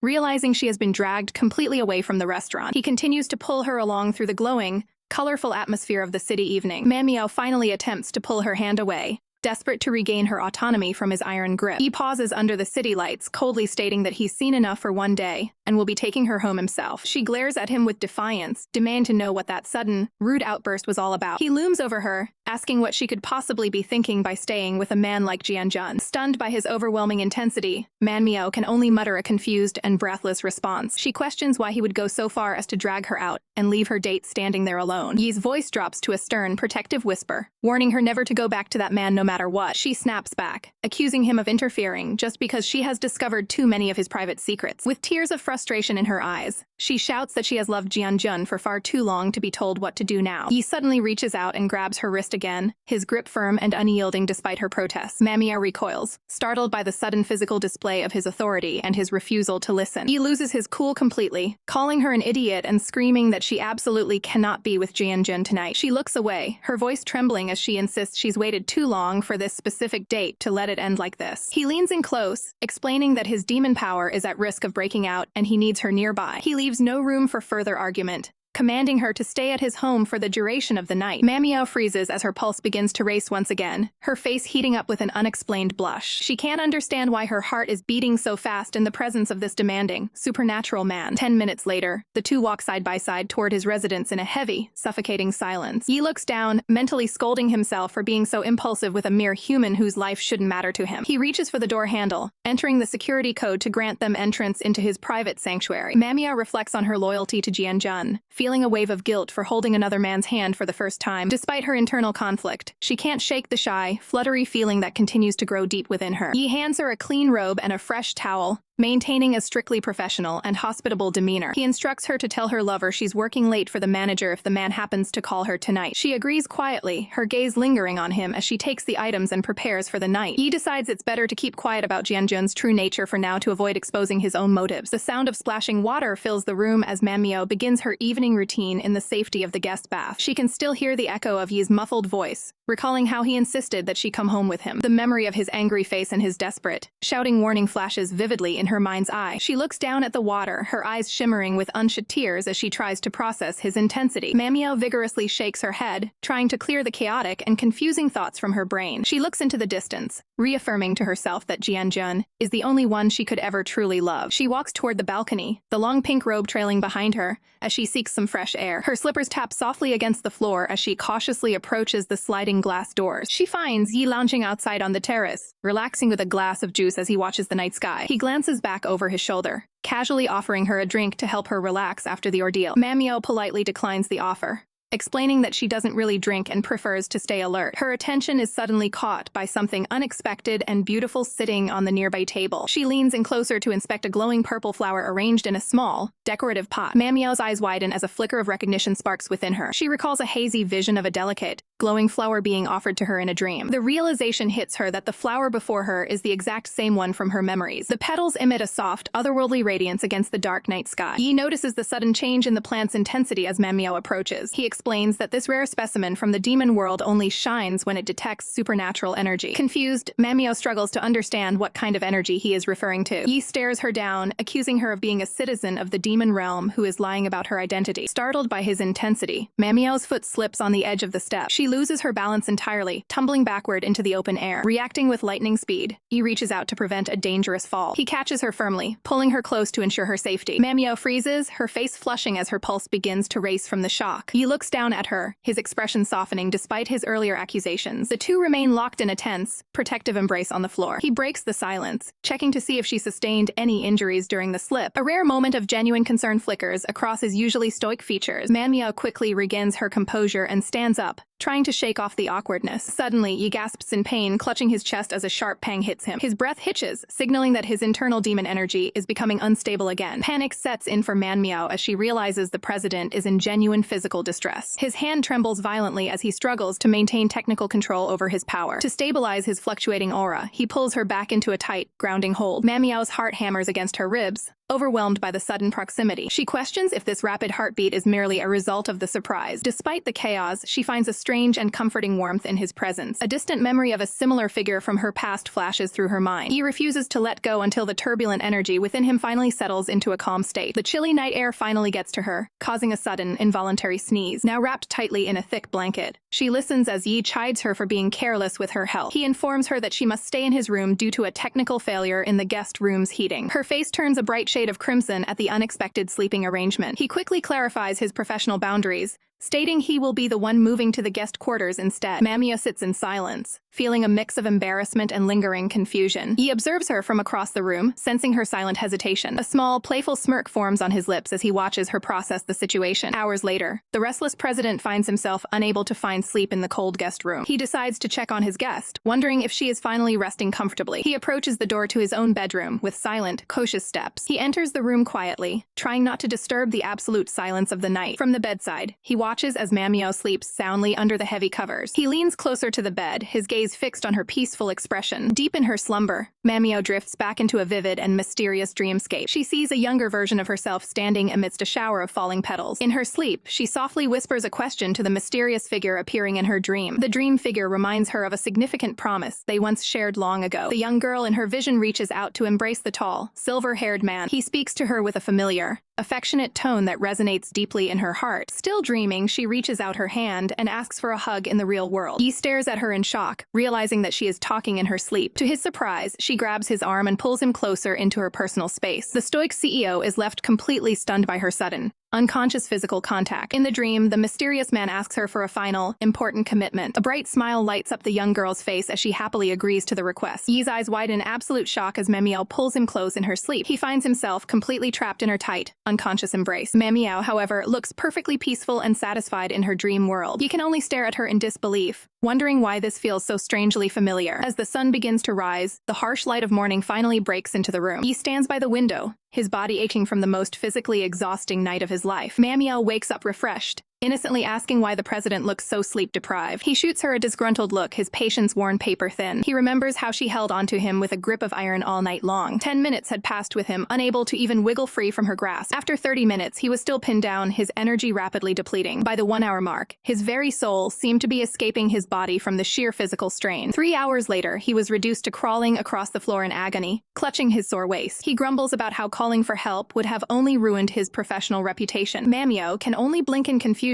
as she watches the CEO's dramatic reaction. She tries to approach him to see what's wrong, but he is clearly on edge. Yi immediately retreats, warning her to stay back and insisting that nothing happened. He turns away, his face flushed as he wonders why she was so affectionate in her sleep. At the office, rumors fly as colleagues gossip about seeing Mamiao arrive in the president's car. The jealous office rival listens in, her expression darkening with every word. Her eyes narrow as she begins to weave a web of lies to take Mamiao down. She confidently interrupts the gossip, claiming that Mamiao actually has a secret boyfriend. The other woman is stunned, eager for more details on this scandalous revelation. With a wicked smile, the rival prepares to deliver a killing blow to Mamiao's character. She fabricates a story about Mamiao staying out all night and worrying her supposed partner. The listener is completely hooked, believing every word of the malicious fabrication. The rival acts the part of the concerned friend, feigning honesty to maintain her facade. The plan works perfectly as the other woman begins to hurl insults at Mamiao's integrity. A smug smirk plays on the rival's lips, satisfied with the chaos she's ignited. Meanwhile, an angry man on the phone fumes over Mamiao avoiding him. The rival fuels his rage, making sure he stays focused on punishing the healer. He offers the rival a shopping spree and a gold card to keep her as his informant. She looks down at the phone, thrilled by the bribe and the power she now holds. The man vows to make Mamiao regret ever daring to put him off. His expression turns sinister as he promises that she will face the consequences. Back at the office, the rival promises to teach Mamiao the true power of slander. She is determined to ensure that everyone in the company views her target with contempt. Unaware of the plot, Mamiao continues to work diligently on her design project. Her manager suddenly orders her to head to the front desk to retrieve a file. Mamiao quickly complies, heading out to fulfill the request. She steps away from her workstation,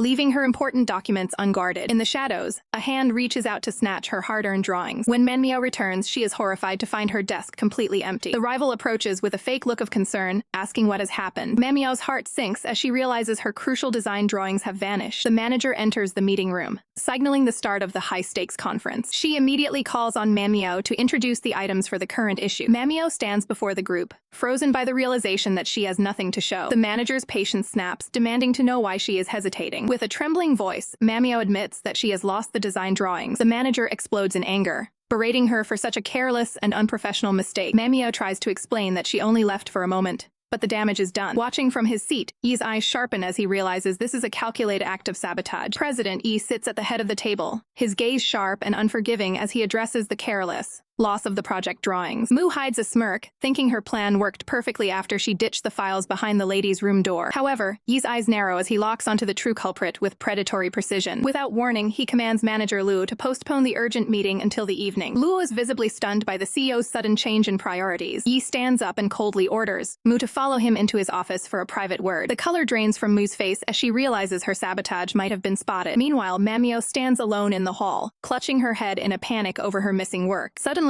her phone vibrates with an incoming notification. She checks the screen, wondering if the mysterious message is actually from Yi. The text from a contact named Big Bad Wolf tells her exactly where her drawings are hidden. She sprints toward the ladies' room, desperate to see if the tip is legitimate. Tucked away in a dark corner behind the door, she spots the familiar edge of her folder. Relief washes over her as she pulls the precious designs into her arms. But a chilling thought remains. Who would go to such lengths to hide her work in the first place? Inside the president's office, Yi looms over Mu, asking her exactly how long she's been part of the headquarters staff. Shaking with nerves, she stammers out that it has been exactly 1 year. Yi recalls her first day on the job, noting how innocent she looked back when she wore twin ponytails. Mu tries to maintain a professional composure, but her eyes betray her mounting fear. He leans in close, his voice dropping to a dangerous whisper as he calls her out for being a thief. The direct accusation hits Mu like a physical blow, leaving her speechless. Realizing she's been caught, she begins a frantic, tearful apology to the CEO. Yi cuts her off, warning her to focus on professional growth instead of petty strife if she wants to keep her position. Terrified of the consequences, Mu bows her head and promises to follow his instructions. Mamio waits outside the door, her mind racing as she suspects Mu's involvement in the theft. She watches closely as a defeated and shaken Mu finally exits the office. Taking a deep breath, Mamio enters the room to face the man who saved her career. She asks him directly how he knew the secret location of her hidden drawings. Yi looks away, coolly stating that as the head of the company, he makes it his business to know everything. Mamio offers a sincere thank you, grateful for his unexpected intervention. Yi warns her to stay alert, reminding her that not everyone in her circle has kind intentions. The weight of his words sinks in as Manhwa realizes the office is full of hidden enemies. He then shifts the mood, suggesting she treat her colleagues to a meal to make up for the postponed meeting. Manhwa is taken aback by the sudden request for her to pick up the bill. He reminds her that his entire schedule was disrupted solely because of her initial carelessness. A soft blush creeps onto her face as she realizes the cold CEO was actually doing her a massive favor. Despite the logic, she can't help but wonder why he is showing her such special treatment. He gives her a sidelong glance as they prepare to leave for the night. For a moment, he recalls a brief moment of professional closeness between them. The memory seems to affect him, causing a slight, uncharacteristic flush on his cheeks. Later, the group arrives at an exclusive, high-end VIP bar for the team dinner. Mu plays the role of the appreciative colleague,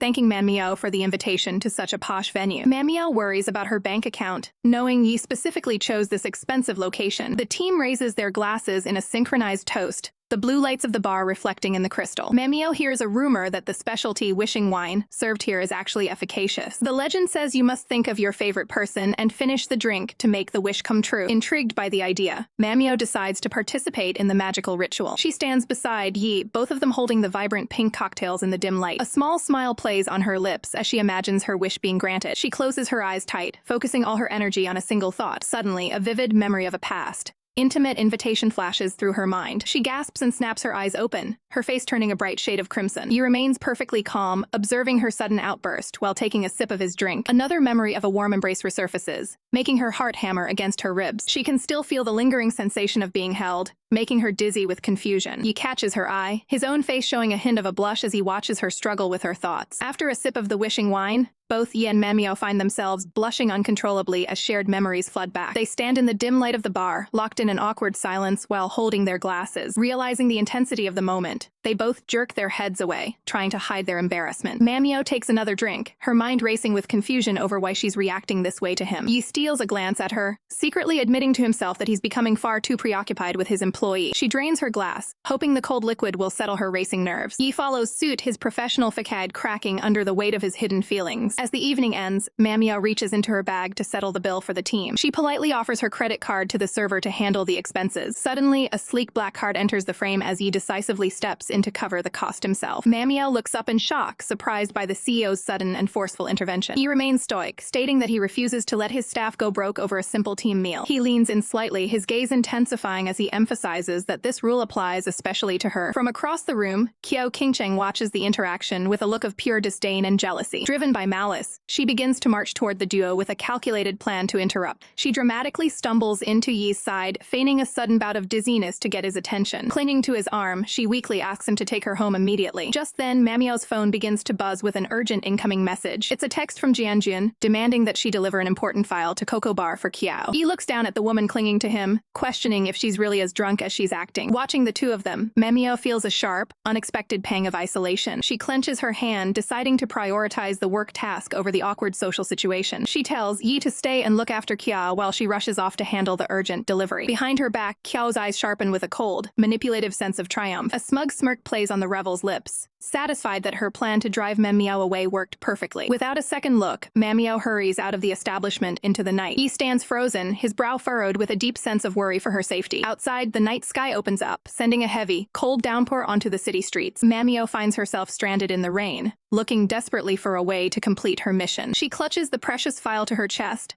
terrified that the documents will be ruined by the water. Despite the pain in her feet, she sprints through the puddles in her high heels. She finally reaches the destination, only to find the doors locked and the lights out. Leaning against the wall, she gasps for air, her clothes soaked and her energy completely depleted. Meanwhile, inside a different bar, Jianjun is relaxing comfortably with a group of other women. He checks his phone with a cruel smirk, knowing exactly where he sent Manhwa. He nonchalantly calls her, claiming he gave her the wrong address and telling her to head to a different bar across town. Manhwa is left breathless, realizing she has to endure even more in this storm. Jian-jun laughs to his companions, mocking Manhwa's loyalty and calling her a fool. He boasts about how easily he can manipulate her, claiming she'll do anything he says like an obedient dog. The women around him feed his ego, praising his charm and influence over others. He continues to toast to his own cleverness, completely indifferent to the struggle he's causing. He leans into another woman, making a derogatory comparison between her and the girl he's currently tricking. Back in the deluge, Manhwa's phone finally dies, leaving her with no way to call for help or a taxi. Every step is pure agony as her heels chafe against her skin in the wet weather. She finally spots Jian-jun standing outside the second location, relief washing over her. She holds up the file with a weak smile, proud that she managed to keep the documents dry through the storm. Instead of thanks, Jian-jun snaps at her, blaming her for being late and claiming the clients have already left. He dismissively tells her to go away, stating he's busy escorting his friends to the airport. Manhwa can only watch in disbelief as he prepares to leave with the other women. Her heart sinks as she finally realizes how little her effort meant to him. One of the women rudely shoves past, telling Manhwa to get out of the way. Stunned by the blatant disrespect, Manhwa stands frozen in the pouring rain. The car roars to life and speeds off, leaving a trail of exhaust and water in its wake. Abandoned and exhausted, she looks down at her aching feet, feeling the weight of the betrayal. Inside the retreating car, the other woman laughs about how easy it was to deceive someone so trusting. Jian-jun's companion laughs as she realizes they successfully tricked Manhwa into a wild goose chase at a noisy bar, where no business could ever happen. She finds the thought of Manhwa getting completely drenched in the storm to be a source of pure entertainment. Jian-jun's eyes narrow with cold satisfaction as he recalls being stood up before, relishing the chance to humiliate her. Unfazed by the chaos they've caused, the woman leans in and asks where their next destination will be. Jian-jun suggests heading straight to a 5-star hotel to ensure their night continues without further interruption. Exhausted and defeated, Manhwa sits on the cold steps as the realization sets in that the skin on her feet has been rubbed raw. She looks off into the distance,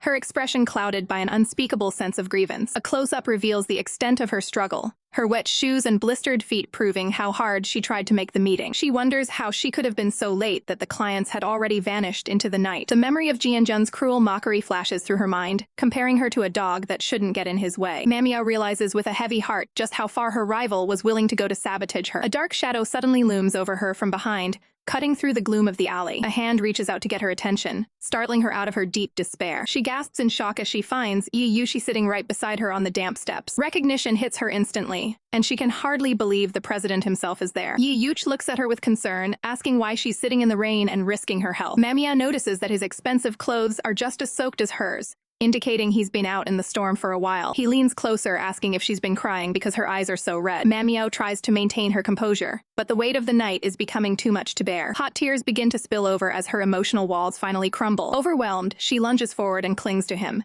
seeking any form of comfort in the cold night. Through her sobs, she explains how hard she ran to meet the clients, only to find them gone and herself blamed for the failure. Yuchi looks down at her, questioning if she truly believes all of this was her own fault. She admits she doesn't know anymore, feeling nothing but a profound sense of sadness. Pulling back slightly, she asks him the one question on her mind. Why is he even here? Yuchi hesitates, his usual composed demeanor wavering as he stares into her eyes. He internally questions his own motives, wondering why he felt the need to find her in this condition. He maintains a professional front, claiming he was simply passing by the area. Manhwa looks away, assuming a man of his status would never go out of his way just to see her. Yuchi reflects on the sheer effort it took to search through several blocks just to locate her. She asks if he successfully sent Qiao Qingcheng home after her supposed illness. He clarifies that he delegated that task to manager Luo instead of doing it himself. His gaze turns sharp as he reveals his ability to see through Qiao's act, knowing she wasn't actually drunk. Seeing that the rain has finally stopped, he offers to let her change at his nearby home to prevent her from getting sick. Manhwa looks down shyly, accepting his professional offer of assistance. As they walk together through the city lights, Yuchi asks if she truly cares about Jian-jun that much. She confirms her feelings, stating her love for him has been constant since their college days. Yuchi notes her faithfulness with a stoic expression, his thoughts unreadable. A flicker of inner conflict crosses Manhwa's face as she considers her own words. She remembers a time when she held hands with someone else,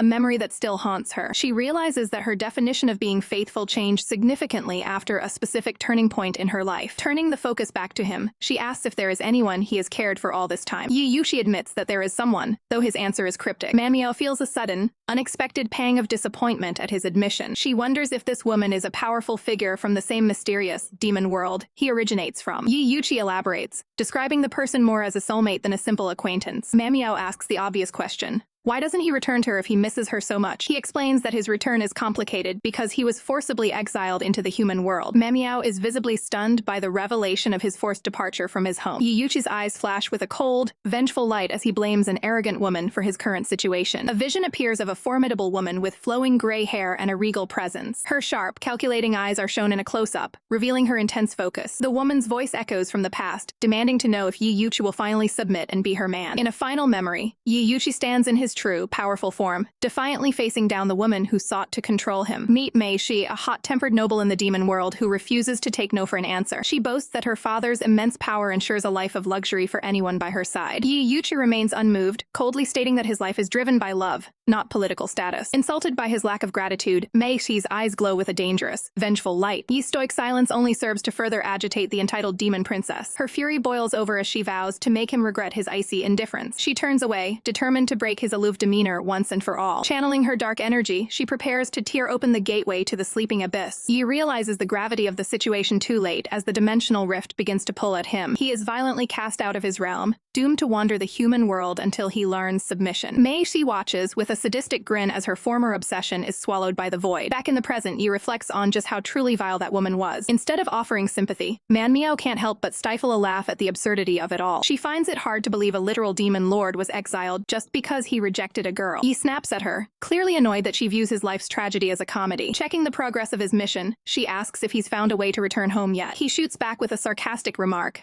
pointing out that he'd already be gone if he had. Suddenly, Manhwa's pace falters as a sharp pain shoots through her injured feet. Yi's sharp eyes immediately catch her stumble, his expression softening with concern. He stops in his tracks and presents his back, signaling for her to climb on. Manhwa is taken aback, questioning the president's sudden act of chivalry. He tells her to stop asking useless questions and just let him assist her. She blushes deeply, never imagining a day would come where he would offer such support. He lifts her with ease, carrying her through the cool night air. Leaning close to his ear, she softly asks if the extra weight is making him tired. A faint smirk plays on his lips as he admits that it is indeed a bit of a workout. She gets self-conscious, worried that she might actually be a burden. He teases her mercilessly, claiming she weighs more than a full-grown elephant. Indignant, she demands he put her down right this second if he's going to be so rude. He laughs it off, confessing that she's actually as light as a feather. Manhwa is stunned to realize he's actually capable of cracking a joke with a girl. As they walk, she reflects on how this is the very first time she's felt this kind of connection. However, a sense of dread creeps in, making her feel like she's crossing a dangerous line. She warns herself that falling for him would be a mistake she can't afford to make. Yi suddenly breaks the silence, asking if she can hear a mysterious knocking sound. Confused, she looks around, seeing nothing that could be making such a noise. He bluntly tells her to control her racing heartbeat, as it's thumping right against his back. A smug, knowing look crosses his face as he realizes the effect he has on her. She quickly denies it, her face turning a bright shade of crimson. Turning the tables, she points out that his own heart is beating just as frantically. The realization hits them both, leaving them in a state of mutual embarrassment. They continue the walk in silence, both wondering why their hearts won't calm down. The pair finally arrives back at the safety of the modern glass estate. Yi maintains a professional tone, advising her to dry off and get into clean clothes. She offers a quiet word of thanks, still reeling from the events of the evening. Noticing her flushed complexion, Yi grows concerned that she might be coming down with a fever. He reaches out his hand to check her forehead for any signs of illness. She recoils instantly, shouting that she refuses to let her guards down for another man. Blaming the cold wind for her red face, she makes a hasty retreat toward her room. She slams the door shut, the sound echoing through the quiet hallway. Yi stands alone, completely bewildered by her sudden and explosive reaction. On the other side of the door, Manhwa gasps for air, trying to settle her nerves. She closes her eyes and prays for him to stay away, fearing her own heart. Slumped against the door,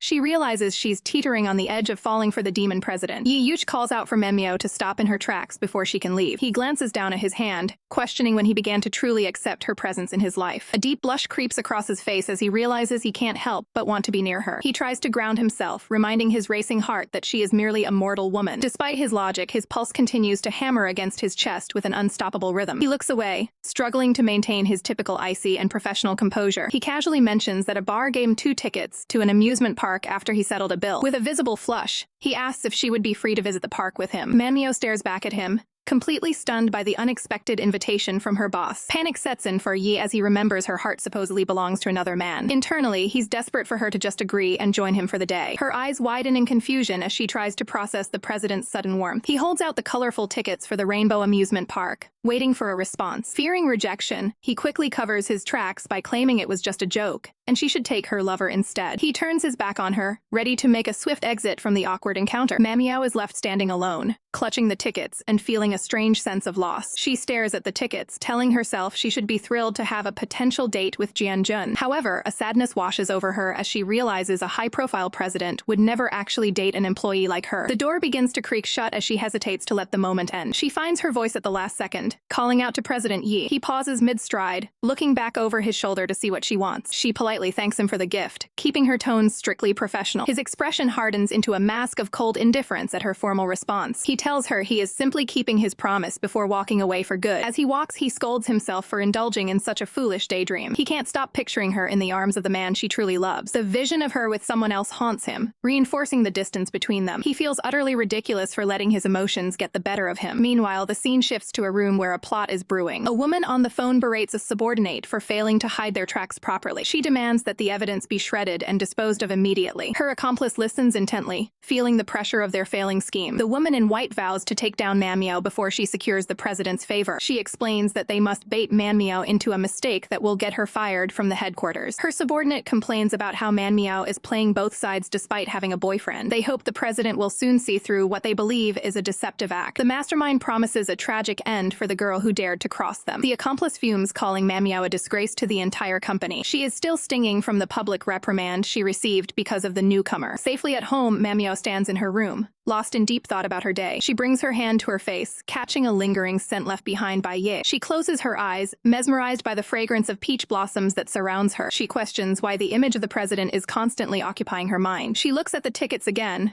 wishing she had the courage to ask him to go with her. Her mind drifts back to Jianjun and the promises of marriage he once made. He had told her she would be his official partner once he achieved success. She reminds herself that she has been devoted to him for years and shouldn't waver now. Despite her resolve, the confusion in her heart remains as clear as ever. Exhausted by the emotional turmoil, she decides it's best to just go to sleep. She shuts her eyes tightly, hoping for a peaceful rest. Suddenly, she finds herself walking through a dark, ethereal dreamscape. A terrifying demonic entity rises from the dark waters before her. The creature shrieks, demanding to know why Manhwa carries the scent of the man she loves. The demon's eyes glow with a murderous, crimson light. Manhwa stands frozen as the icy mist swirls around her feet, facing a nightmare she can't escape. Manhwa's eyes widen in terror as she senses an eerie presence lurking within the shadows. A pale, spectral hand suddenly reaches out from the darkness to seize her ankle. She cries out in pain as the unseen force violently yanks her downward. She falls helplessly into a deep, bubbly abyss, the dark water closing over her head. Drowning in the void, she struggles to make sense of the suffocating nightmare. The demon noble Meixi appears before her eyes burning with a deep, ancient rage. She leans in close, whispering about a connection that spans both the past and the present. Manhwa is frozen in place, her breath hitching as the demon's oppressive aura overwhelms her. Meixi taunts her, claiming that Manhwa has forgotten far too many important secrets. She insists that certain events are destined to happen and can never be escaped. The word destined echoes through Manhwa's mind as she stares back in sheer disbelief. The demon provides a cryptic clue, mentioning a person nearby who bears a crescent-shaped scar. She admits that only her respect for this person has kept her from destroying Manhwa already. Her eyes glow with a lethal intensity as she labels Manhwa an inferior rival to be eliminated. The terrifying vision begins to shatter as Manhwa is pulled back toward the waking world. She sits up abruptly, coughing and spluttering as she tries to catch her breath. Trembling, she realizes the sensation of drowning felt far too real to be a simple dream. She ponders the demon's cryptic warning about the person with the crescent-shaped scar. A hazy memory of a long-haired man from her distant past suddenly surfaces. She wonders with a racing heart if the mysterious man in her dreams could actually be President Yi. The digital clock on her bedside table shows that it is already late in the morning. Later that day, Manhwa finally finishes her shift and prepares to head home. Lanlin, the receptionist, approaches her while carrying a massive, vibrant bouquet of flowers. Lanlin teases her about the gift, assuming it must be from a very doting boyfriend. Manhwa reads the attached card, realizing it's an apology from Jianjun for his previous behavior. She sighs, looking at the card with a look of deep confliction. Suddenly, the atmosphere shifts as Yi Yushi appears, his sharp gaze landing immediately on the flowers. He coldly commands her to stop staring at the gift and just head home quickly. His eyes narrow with visible irritation as he processes the romantic nature of the delivery. The sight of the bouquet clearly rubs him the wrong way, fueling his internal jealousy. He turns away sharply, his long hair catching the light as he maintains his professional distance. Manhwa stares at his retreating back, her mind racing with thoughts of the man from her nightmare. The steady, rhythmic sound of professional footsteps echoes through the quiet hallway. Manhwa follows closely behind him, her heels clicking rapidly against the floor. They walk in a heavy silence, the space between them filled with unspoken tension. She stops as she reaches the elevator, watching him stand silently nearby. The elevator doors slide shut with a mechanical hum, momentarily separating them. She looks around in total confusion when she realizes he has suddenly vanished from sight. Without warning, a firm hand grips her arm from behind, catching her completely off guard. He looms over her, demanding to know if she is intentionally following him home again. She stammers a response, feeling caught under his intense and demanding gaze. He leans in close, proposing that they visit the amusement park together. Manhwa is stunned by the sudden change in his demeanor, her heart skipping a beat. She tries to maintain her composure, claiming she isn't intimidated by his intensity. He accepts her response with a stoic, businesslike expression, masking his true thoughts. Manhwa boldly suggests they stay at a hot spring hotel nearby to fully enjoy the trip. He's eyes widen slightly as he processes her surprisingly forward proposal. He begins to suspect something is off, wondering if she truly understands the weight of her words. He sternly warns her that staying overnight with a man is a very dangerous proposition. He gestures sharply with his hand,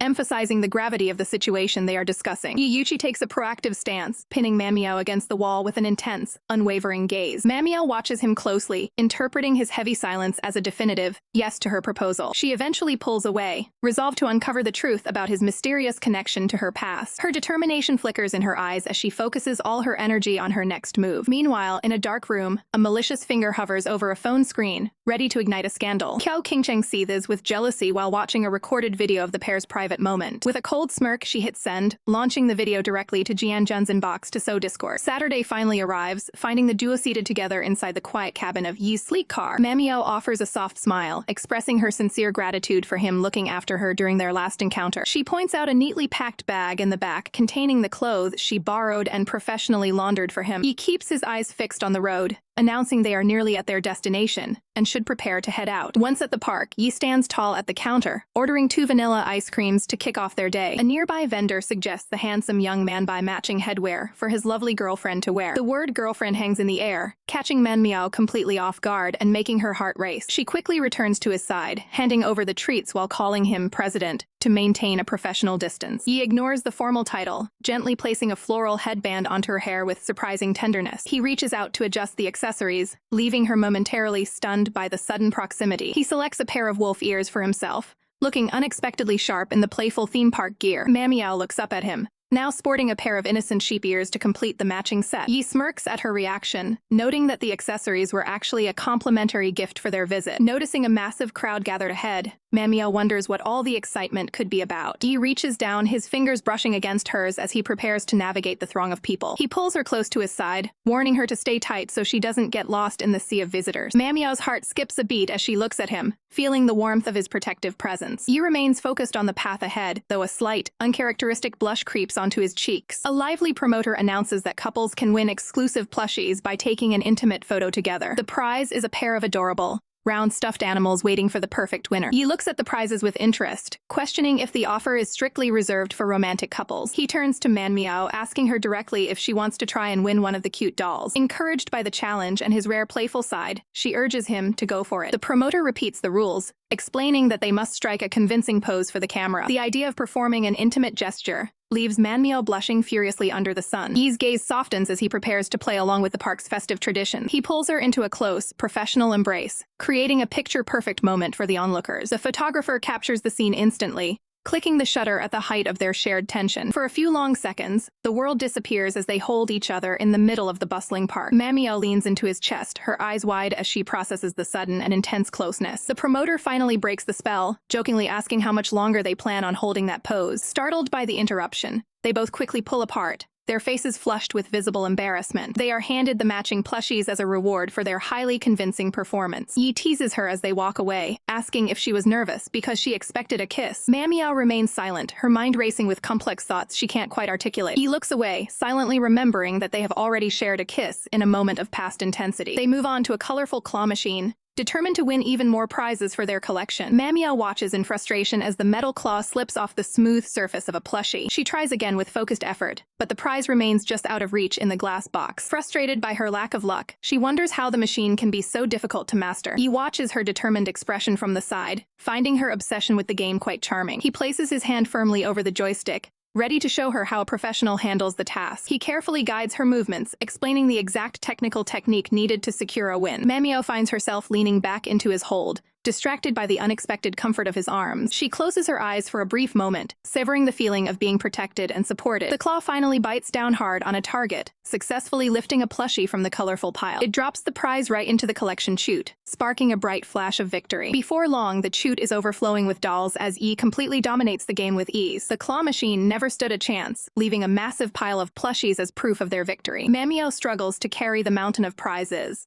Admitting they might have gone a bit overboard with their winning streak, she gazes at her companions in awe, realizing she could never have won this many dolls on her own in a million years. As they walk through the park, random passersby can't help but whisper about how lucky any girl would be to have a boyfriend that handsome. Manhwa finds herself silently agreeing, her heart skipping a beat at the thought. Their hands brush together in a brief, electric moment of contact amidst the bustling crowd. Yi leans in, his voice low and steady as he offers to play the role of her boyfriend for just this one day. A rare, soft blush creeps onto his face as he commits to the charade. Manhwa looks up at him, completely caught off guard by his sudden sincerity. He finds it strange that even without reading her mind, he feels like he knows exactly what she's thinking. They lose themselves in the excitement of the park, spinning around in giant teacups under the bright lights. The adrenaline keeps pumping as Manhwa holds on tight during a high-flying ride. Even as the world blurs around her, she can't shake the intensity of the day's events. Standing by the railing, Yi takes a moment to scan the environment, his demon instincts on high alert. Suddenly, a cold shiver runs down his spine, signaling a presence he hasn't felt in a long time. A mysterious woman with flowing black hair glides past him,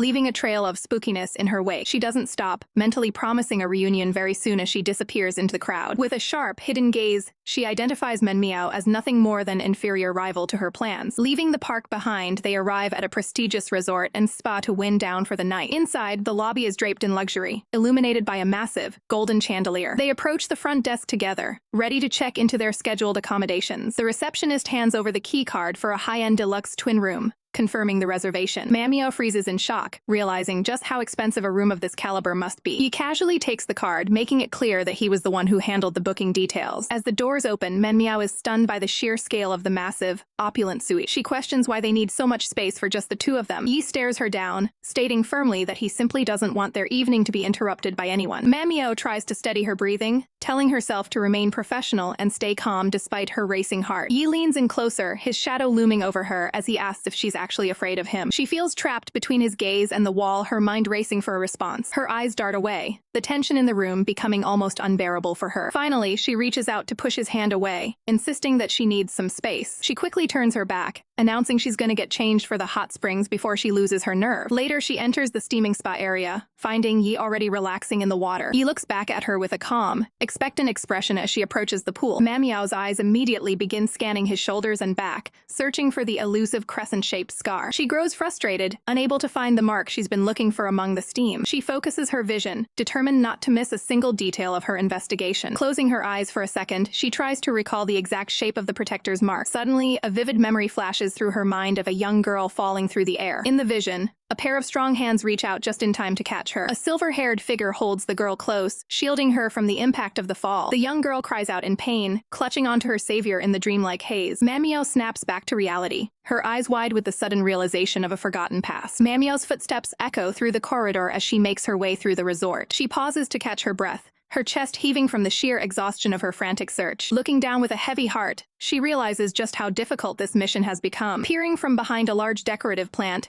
she spots two familiar faces she never expected to encounter here. The sight of Jianjun and Qiao Qingcheng together in this secluded location leaves her completely stunned. Jianjun stands tall, his expression soared by the recent scandals that have plagued his reputation. He vents his frustration, lamenting how his carefully laid plans for the company have been derailed by current events. Qiao Qingcheng remains by his side, offering a facade of comfort while masking her true intentions. Her gaze turns cold as she contemplates Manhwa's current relationship with the powerful Yi Yush. Jianjun scoffs at the idea of Manhwa being with another man, his pride clearly wounded by the situation. His eyes narrow with a chilling intensity as he focuses on his next move. Brushing off the irritation, he decides to prioritize his schedule and heads toward the hot springs. He turns his back on the conversation, ready to submerge himself in the thermal waters for some much-needed relaxation. Manmiao's eyes widen in a sudden realization as the mystery of the crescent-shaped scar consumes her thoughts once more. Nearby, the mysterious woman watches the scene unfold with a predatory, calculated gaze. She knows the significance of the mark and understands that fate is beginning to pull the strings of everyone involved. Manmiao watches the man she's with from a distance, her mind racing to connect him to the hero from her past. The stalker woman's expression remains unreadable, though her focus on her targets is absolute. A sharp gasp escapes Manmiao as she feels a presence suddenly approaching her from the shadows. Yi Yuchi appears behind her, placing a firm, grounding hand on her shoulder to guide her back to their path. She looks at him with a mix of suspicion and hope,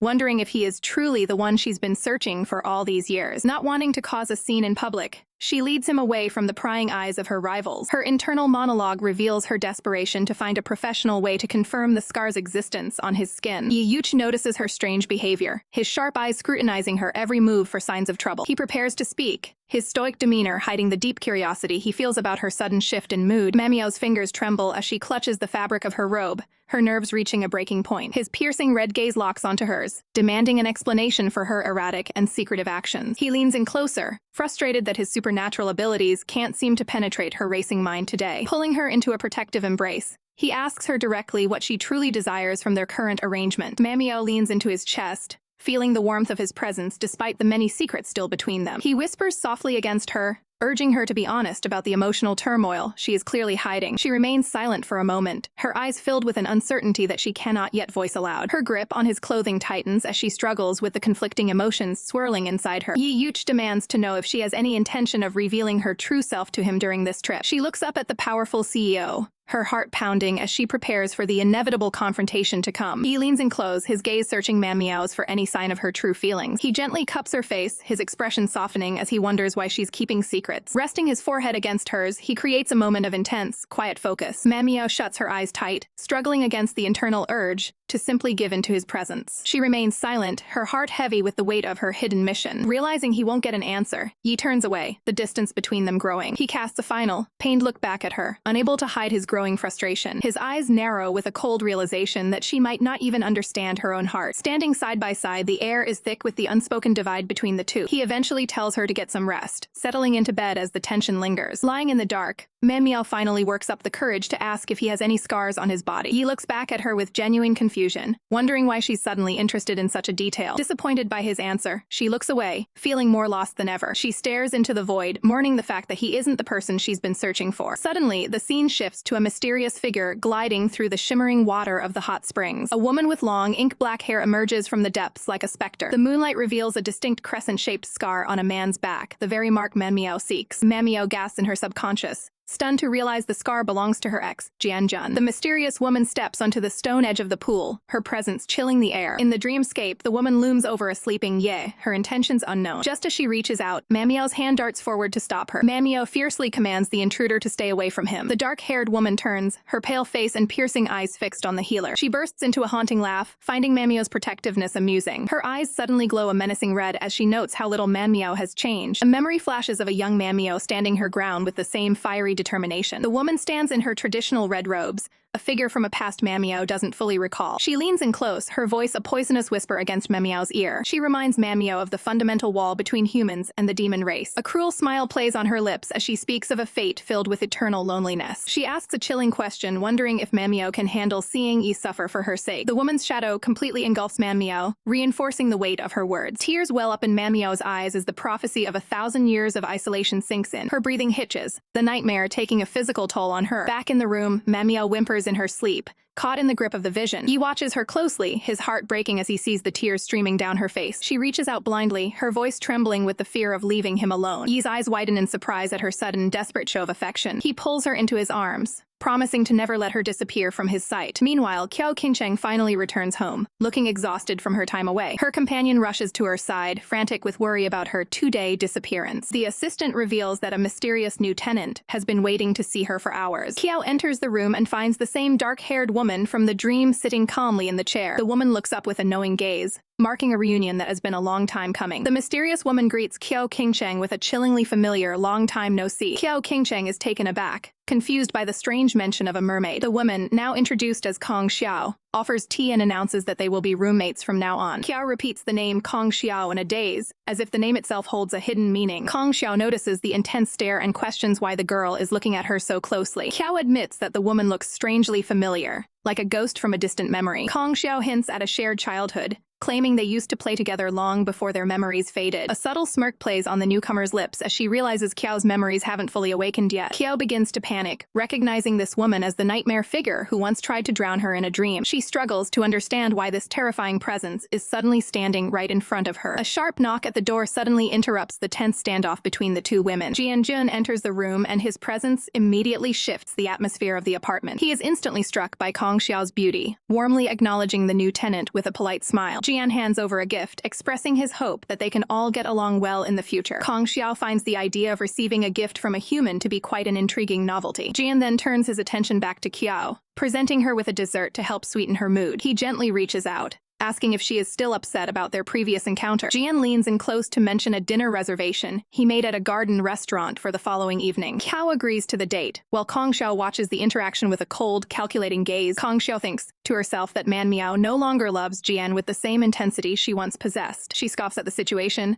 seemingly planning her next move with a sharp humph of disapproval. Under a bright, full moon, the scene shifts to a quiet balcony overlooking the city. Yuichi stands alone, lamenting the profound loneliness of living in the human world for so long. He reaches out a hand, his fingers brushing against the glowing petals of a mystical lotus flower. The flowers shimmer with an ethereal light as if reacting to his touch and his sorrow. Suddenly, a pair of arms wrap around him from behind, catching him completely off guard. His eyes widen in absolute shock at the unexpected and bold contact. He turns to find Kong Xiao clinging to him, her long dark hair flowing in the night breeze. He gasps out her name in disbelief, unable to process how she could be there. She gazes up at him tenderly, promising that he will never have to be alone in this world again. Bewildered, Yi asks how she managed to cross the divide into the human world. With tears in her eyes, she reveals she traded a precious fish scale for the chance to see him. Yi is pained by the thought of the immense physical sacrifice she must have made for him. She smiles through her tears, insisting the pain was worth it just to be by his side once more. A flashback reveals a mysterious figure holding a glowing purple liquid in the demon realm. Kong Xiao is seen pleading with a powerful entity named Master Mei Sai for passage to the human world. Master Mei, she questions if she is the same lotus that was resurrected by Yi Yuchi's own hand. The powerful figure mocks her, asking if she intends to return the favor to her former savior. Mei Sai explains that the scales of a lotus marsh mermaid hold infinite power to grant any wish. Kong Xiao confirms she is willing to give up her very essence to achieve her goal. Mei Sai coldly states the price of the transaction: 1 scale for every single trip made. Without a second thought, Kong Xiao agrees to the heavy price demanded by the master. Mei Shi marvels at her resolve,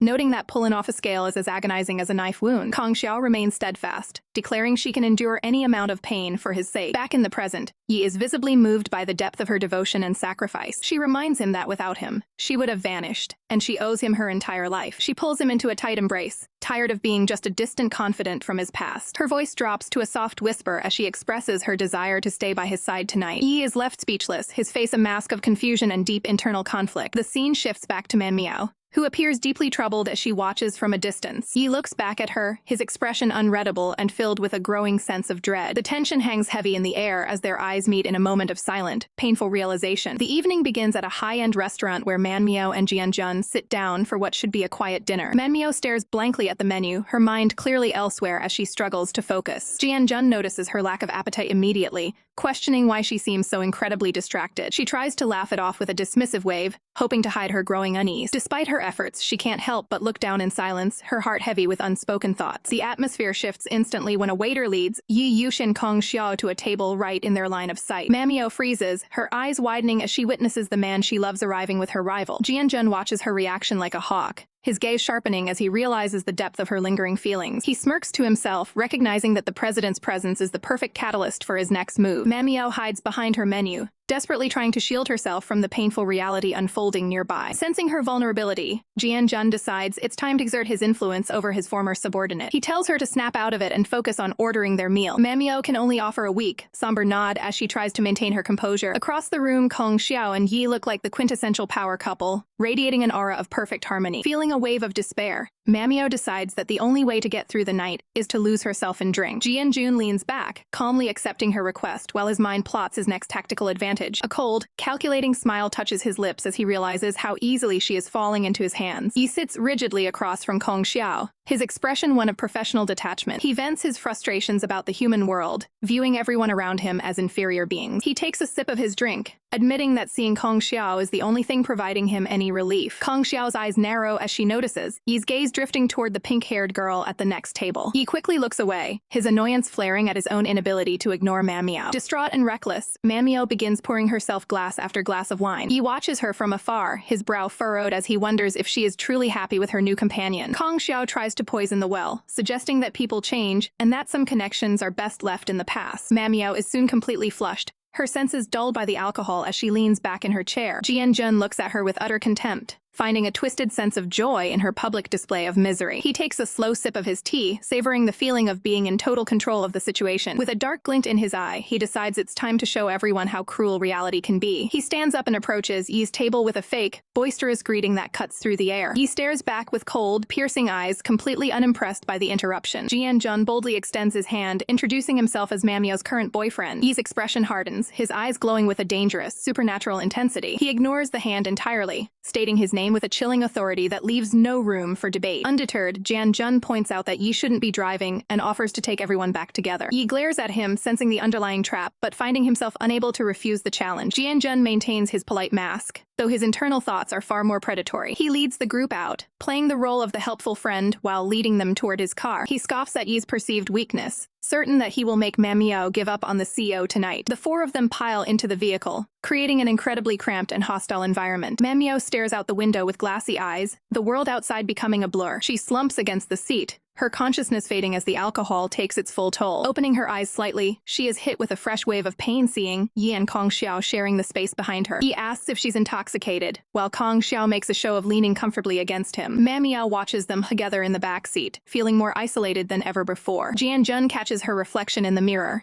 his smirk widening as he watches her suffer. He makes a pointed comment about how enviable their close relationship is, twisting the knife. Then, he turns to Manmiao and suggests they should share a kiss at the next red light. In a moment of drunken spite, Manmiao agrees, wanting nothing more than to provoke a reaction from Yi. Yi's face contorts with rage as he listens to their exchange, his patience finally snapping. Both Yi and Manmiao sit in a state of absolute fury, their mutual misunderstanding reaching a boiling point. The car slows down as the bright red glow of the traffic light illuminates the interior. Jian announces the stop with a triumphant look, ready to execute his plan. He leans toward Manmiao, determined to make the most of this volatile moment. Jian leans in with a smug grin, pressuring Manmiao to fulfill the reckless deal they just made. Manmiao hesitates, the weight of her choice sinking in as she realizes the danger of the game she's playing. From the shadows, Yi Yuqi's eyes ignite with a cold, predatory fury that chills the air. The demon CEO's gaze narrows to slits, his supernatural energy bubbling just beneath the surface of his composure. Kong Xiao cries out in alarm as Yi suddenly abandons the vehicle, his patience finally snapping. He stands alone against the backdrop of the city lights, radiating an aura of absolute authority and menace. Manmiao watches in horror, sensing the raw demon force beginning to fracture his human facade. Desperate to intervene, she flings herself out of the moving car, the door slamming with a heavy thud. Jian is left staring in disbelief, his manipulative plan falling apart before his very eyes. In the back of the car, Kong Xiao feels completely discarded as the focus shifts entirely to the rival pair. Yi Yuqi turns on Manmiao with a biting sarcasm,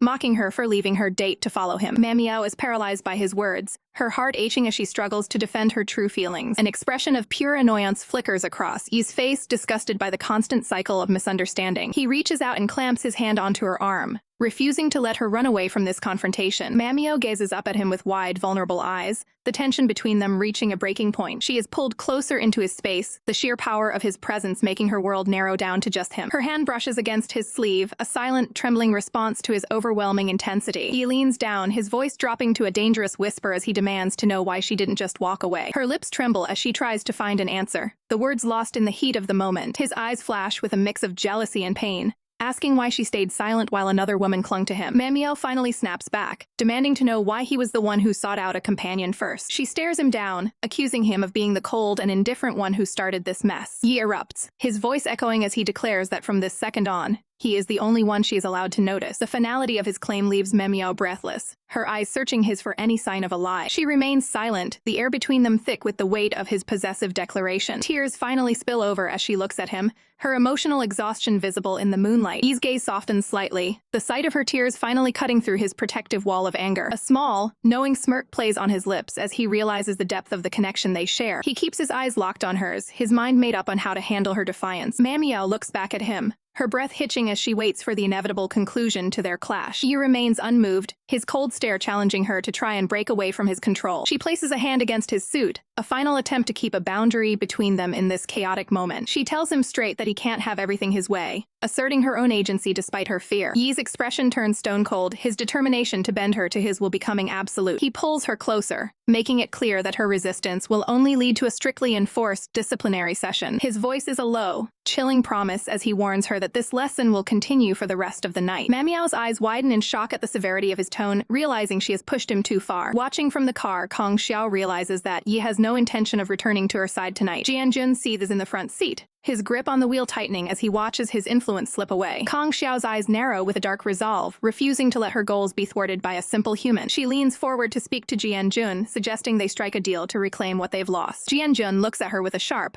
calculating gaze, ready to listen to whatever scheme she has planned. Manhwa stares blankly, her mind clouded by the heavy atmosphere as she struggles to process the situation. Yi snaps at her, his patience wearing thin as he demands her absolute obedience. He leans in with predatory focus, ensuring she understands every word of his command. Yi maintains a firm, controlling grip on her hair to keep her attention locked entirely on him. Elsewhere, Kang Xiao watches from the shadows, her heart breaking over Yi's cold rejection. Later that evening, a desperate plea for affection echoes through the silence of the garden. Yi looks at the woman before him with a mixture of suspicion and coldness. The figure leans in, her lips parted as she begs for a sign of his devotion. Yi reaches out, his hand moving with a calculated, almost menacing grace. The two stand locked in an embrace that feels more like a trap than a comfort. Suddenly, Yi's eyes sharpen as he detects a flicker of falsehood in the air. His pupils burn a demonic red as he snarls that the woman in front of him is an imposter. The fake Manhwa recoils, her mask of innocence finally beginning to crack under his gaze. Yi demands an explanation, furious that anyone would dare use such deceptive magic against him. The illusion shatters, revealing Kang Xiao standing in the center of the dark garden. Yi's gaze remains fixed and lethal, his demon boiling at the deception. Kang Xiao attempts to maintain the disguise one last time,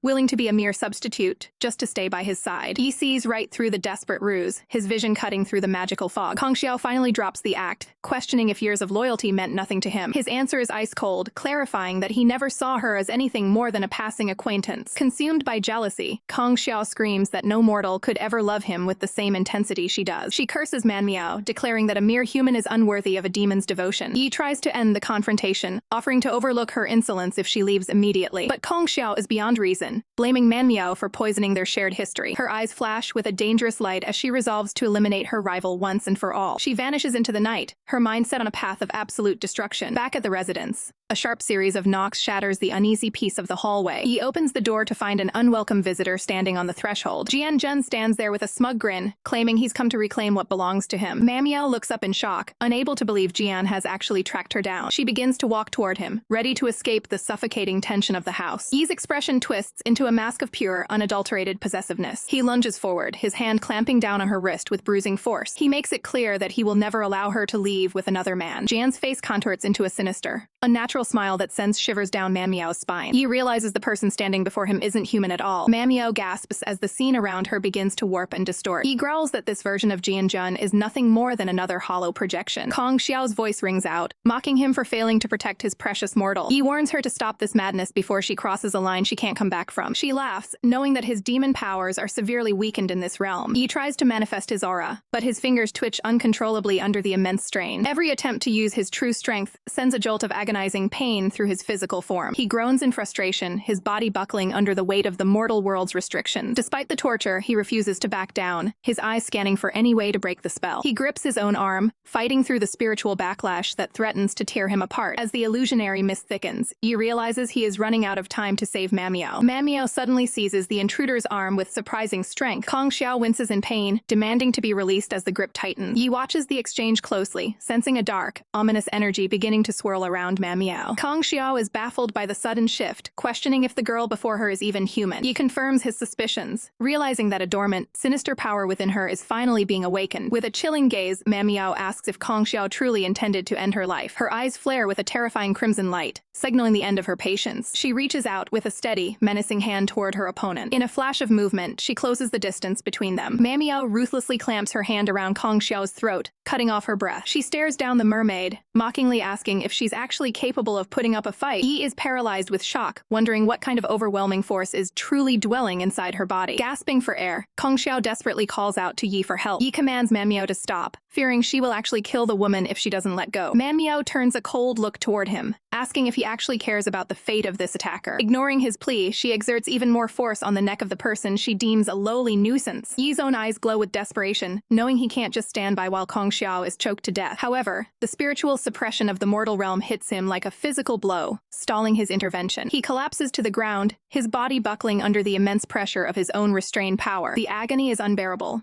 making him feel as though his very heart is on the verge of exploding. Seeing him in distress, Miao's focus shifts immediately back to her partner. She finally releases her lethal grip, letting her victim fall. Kang Xiao hits the hard floor with a dull thud, gasping for the air she was just denied. Miao rushes to Yi's side, desperately checking to see if he is alright. Still reeling from the assault, Kang Xiao curses under her breath, her pride wounded. She claws at the floor, her rage building over the humiliation she just suffered. While Miao is preoccupied with Yi's condition, Kang Xiao begins to plot her next move from the shadows. Her eyes turn a murderous shade of red, fueled by a singular desire to kill everyone in the room. She draws a sharp, ornate dagger hidden within the folds of her dress. With a sudden burst of speed, she launches herself off the ground. Screaming a final curse, she lunges at Miao with the intent to strike her down. Miao looks back with a bored expression, finding the persistent attacks to be nothing more than an annoyance. Kang Xiao is stunned to see her lethal strike met with such casual indifference. Miao raises her palm, which begins to glow with a concentrated burst of red energy. She strikes with a speed that defies the human eye. A massive shockwave erupts, sending Kang Xiao flying across the room like a rag doll. The impact is devastating, leaving the attacker bleeding and broken on the floor. Miao looms over her, coldly asking if she even understands the meaning of the word death. She positions her fingers like a blade, ready to deliver a final, fatal blow to the mermaid's throat. From the ground, a weakened Yi begs her to stay her hand and spare the girl's life. Miao pauses, the murderous intent in her eyes wavering as she hears his voice. The strain of using such dark power finally takes its toll, and she begins to lose consciousness. Yi catches her as she falls, realizing her human vessel simply couldn't handle the influx of demon force. Kang Xiao manages to pull herself up,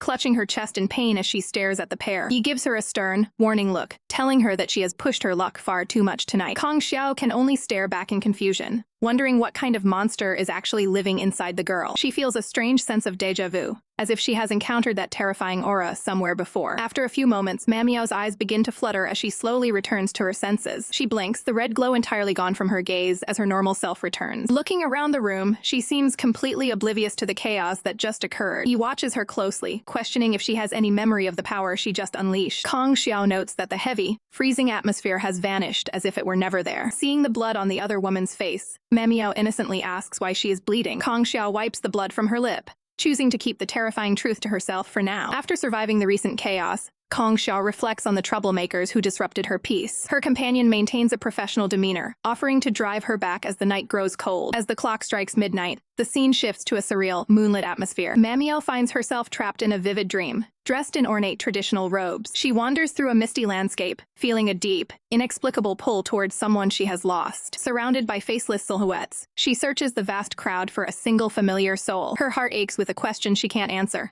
Who is the man she is destined to find? Suddenly, a mysterious woman with silver hair and an elegant fan appears before her. Miao's eyes widen in shock at the woman's ethereal and commanding presence. The stranger watches her with a gaze that seems to hold centuries of secrets. Desperate for clarity, Miao asks the woman to reveal her true identity. The woman hides behind her mirror, stating that her name is of no importance in this realm. She warns Manhwa that her time to accompany him is limited and must not be wasted. Closing her eyes, the stranger entrusts Manhwa with the heavy burden of looking after that guy in the future. Manhwa is left reeling, wondering exactly which man the woman is referring to. The woman explains that she traded lifetimes of luck just for this brief moment of connection. She reveals a final secret. Manhwa's true memories will only return when she bravely falls in love. Manhwa reaches out, begging the spirit to stay and explain further. With one final, melancholic look, The silver-haired woman begins to fade into the mist. The weight of that parting glance lingers in Manmyo's mind as the dream begins to shatter. Harsh morning light floods the room, signaling the start of a new day. On the table sits a simple carton of milk, a stark contrast to the mystical vision. Manmyo picks it up, her mind still foggy from the strange encounter. She finds a blunt note from Yi, ordering her to drink up in his signature demanding style. At the office, Manmyo feels like an outsider as other employees flock to greet the CEO. President Yi stands at the center of attention,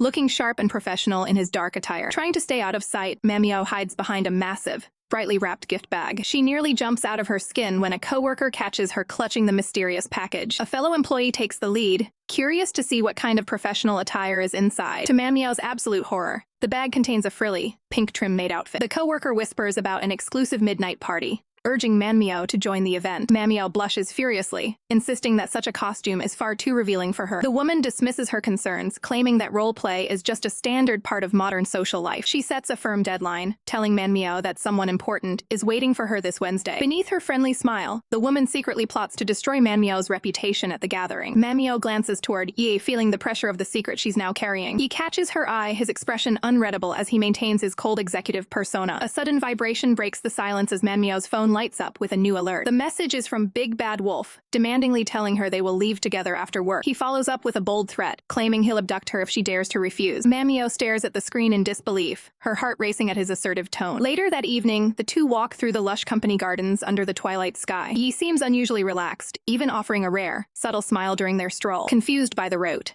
Manmyo points out that her home is in the complete opposite direction. He stops and looks at her, his gaze narrowing as he questions her assumptions. His eyes lock onto hers, radiating an intensity that makes it impossible for her to look away. Manmyo grips the handle of the gift bag, feeling the weight of the hidden maid dress. He watches her struggle, silently noting that she is walking directly into the trap he's prepared. The transformation begins with a pair of delicate pink lace wrist cuffs. Manmyo stands awkwardly in a full maid costume, feeling completely out of place under the bright lights. Yi Yuchi stares intensely at the sight, his sharp gaze taking in every detail of the rabbit-themed ensemble. He leans in close, whispering that he's reluctant to let anyone else witness her in this outfit. Manmyo shoots back a defiant look, clearly unfazed by his sudden possessiveness. Yi's smirk grows, he playfully demands a kiss from his little bunny. Stunned by the bold request, she can only manage a confused stutter in response. His eyes narrow with a predatory edge, warning her not to provoke him further. As she instinctively retreats, he matches her pace, closing the distance between them. Backed against the wall, she reminds him that even the gentlest creatures can bite when cornered. He shifts the conversation unexpectedly, asking her about the taste of the milk she had earlier. Manmyo looks up at him, puzzled by why such a trivial detail matters to him now. With a chillingly calm expression, he admits that he wants to experience that taste for himself. He leans down, his face inches from hers as he maintains his cold, calculated focus. Manmyo's eyes widen in bewilderment as she tries to process his strange behavior. He continues his cryptic talk, claiming she's constantly running through his mind and catching him off guard. He stares directly into her soul, wishing he could peer into her thoughts just as easily. Suddenly, a memory surfaces of Kong Xiao warning him about the futility of chasing a human girl. The mermaid reminds him that a human's brief lifespan is inconsequential in the eternal demon realm. She paints a grim picture of the isolation he'll face if he allows himself to truly fall for a mortal. Kong Xiao questions if any human is truly worth the inevitable agony of loss. Her words are sharp as she asks if he's prepared to sign his own death warrant for the sake of love. Yi stands frozen in the dark memory as the weight of her warning hangs heavy in the air. The shrill ringing of a smartphone suddenly shatters the tense silence of the room. Manmyo perks up at the sound, her attention snapping toward the device. She answers the call and quickly agrees to meet King Cheng immediately. Yi watches her go, acknowledging that while Kong Xiao was right, he finds himself unable to pull away. He reaches out, his hands making firm contact with her shoulders. The physical connection is brief but charged with his unspoken intentions. Manmyo insists that she has urgent business to attend to and must depart at once. He grips her firmly, his fingers digging into the fabric of her costume. In a blur of movement, it seems a mystical force is being applied to ensure the plan stays on track. A dark smile plays on Yi's lips as he decides to proceed with their orchestrated scheme. Kong Xiao looks on with cold eyes, her disdain for human tactics clear in her expression. She vows that if anyone is going to take Manmyo down, it will be by her hand. The final preparations begin with a precise application of vibrant pink lipstick. Her eyes are highlighted next, completing the dramatic and alluring transformation. Standing before the mirror, the perfect version of the rabbit maid is ready for the hunt. She checks her reflection, noting that Kong Xiao's magic has replicated the look flawlessly. She steps out into the shadows, heading toward the vibrant chaos of the party. The club is packed with elite guests, all oblivious to the supernatural games being played. A woman in a feathered dress approaches, encouraging her to find a wealthy target among the crowd. Manmyo scans the room with a sharp,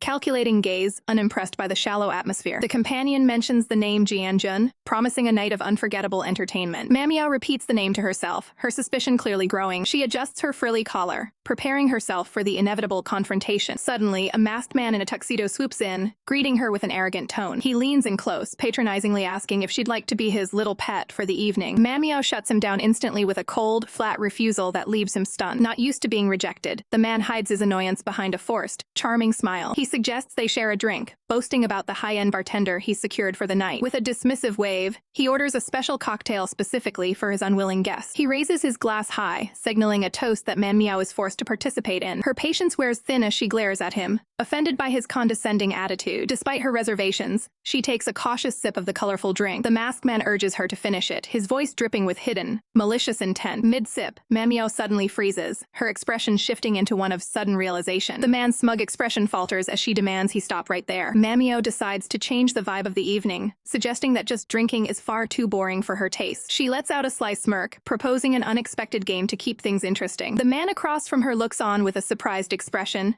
intrigued by her sudden burst of confidence. They lock hands in a firm grip, ready to settle the score right then and there. He flashes a smug grin, absolutely certain that his strength will easily overpower her. Manhwa isn't intimidated at all, telling him to keep dreaming if he thinks he's already won. She begins to apply pressure, her grip tightening with surprising force. A playful smile spreads across her face as she realizes she has the upper hand. With a sudden burst of power, she slams his arm down onto the table with a loud thud. He stares at his defeated hand in total shock, unable to believe he just lost to her. Refusing to accept defeat, he demands a second round and they lock hands once more. He strains with every ounce of his strength, but Manhwa remains perfectly calm and composed. For the third time in a row, she forces his hand down, proving her dominance is no fluke. She turns to the server, coolly ordering 3 special cocktails for her opponent to finish as his penalty. Her expression is one of pure triumph as she enjoys the look of disbelief on his face. He watches her with newfound respect, realizing he completely underestimated how strong she really is. As they step out into the cool night air, he comments on how her personality seems different tonight. Manhwa looks away, her mind seemingly preoccupied with a deeper internal conflict. He suddenly reaches out to grab her hand, claiming that being near her makes his heart race. She pulls back with a look of visible disgust, ordering him to keep his hands to himself. His tone turns jealous as he mentions that she's been spending too much time with another man lately. She stops in her tracks, demanding to know exactly who he is talking about. He utters the name Yuyushi, his gaze sharpening with resentment. Manhwa remains unfazed, questioning why that should even matter to him. He reminds her of past intentions to marry him, warning her that her reputation is at stake. Her patience wears thin as she asks what point he is trying to make with his meddling. He insists that he is only looking out for her interests with some friendly advice. She shoots him a skeptical look,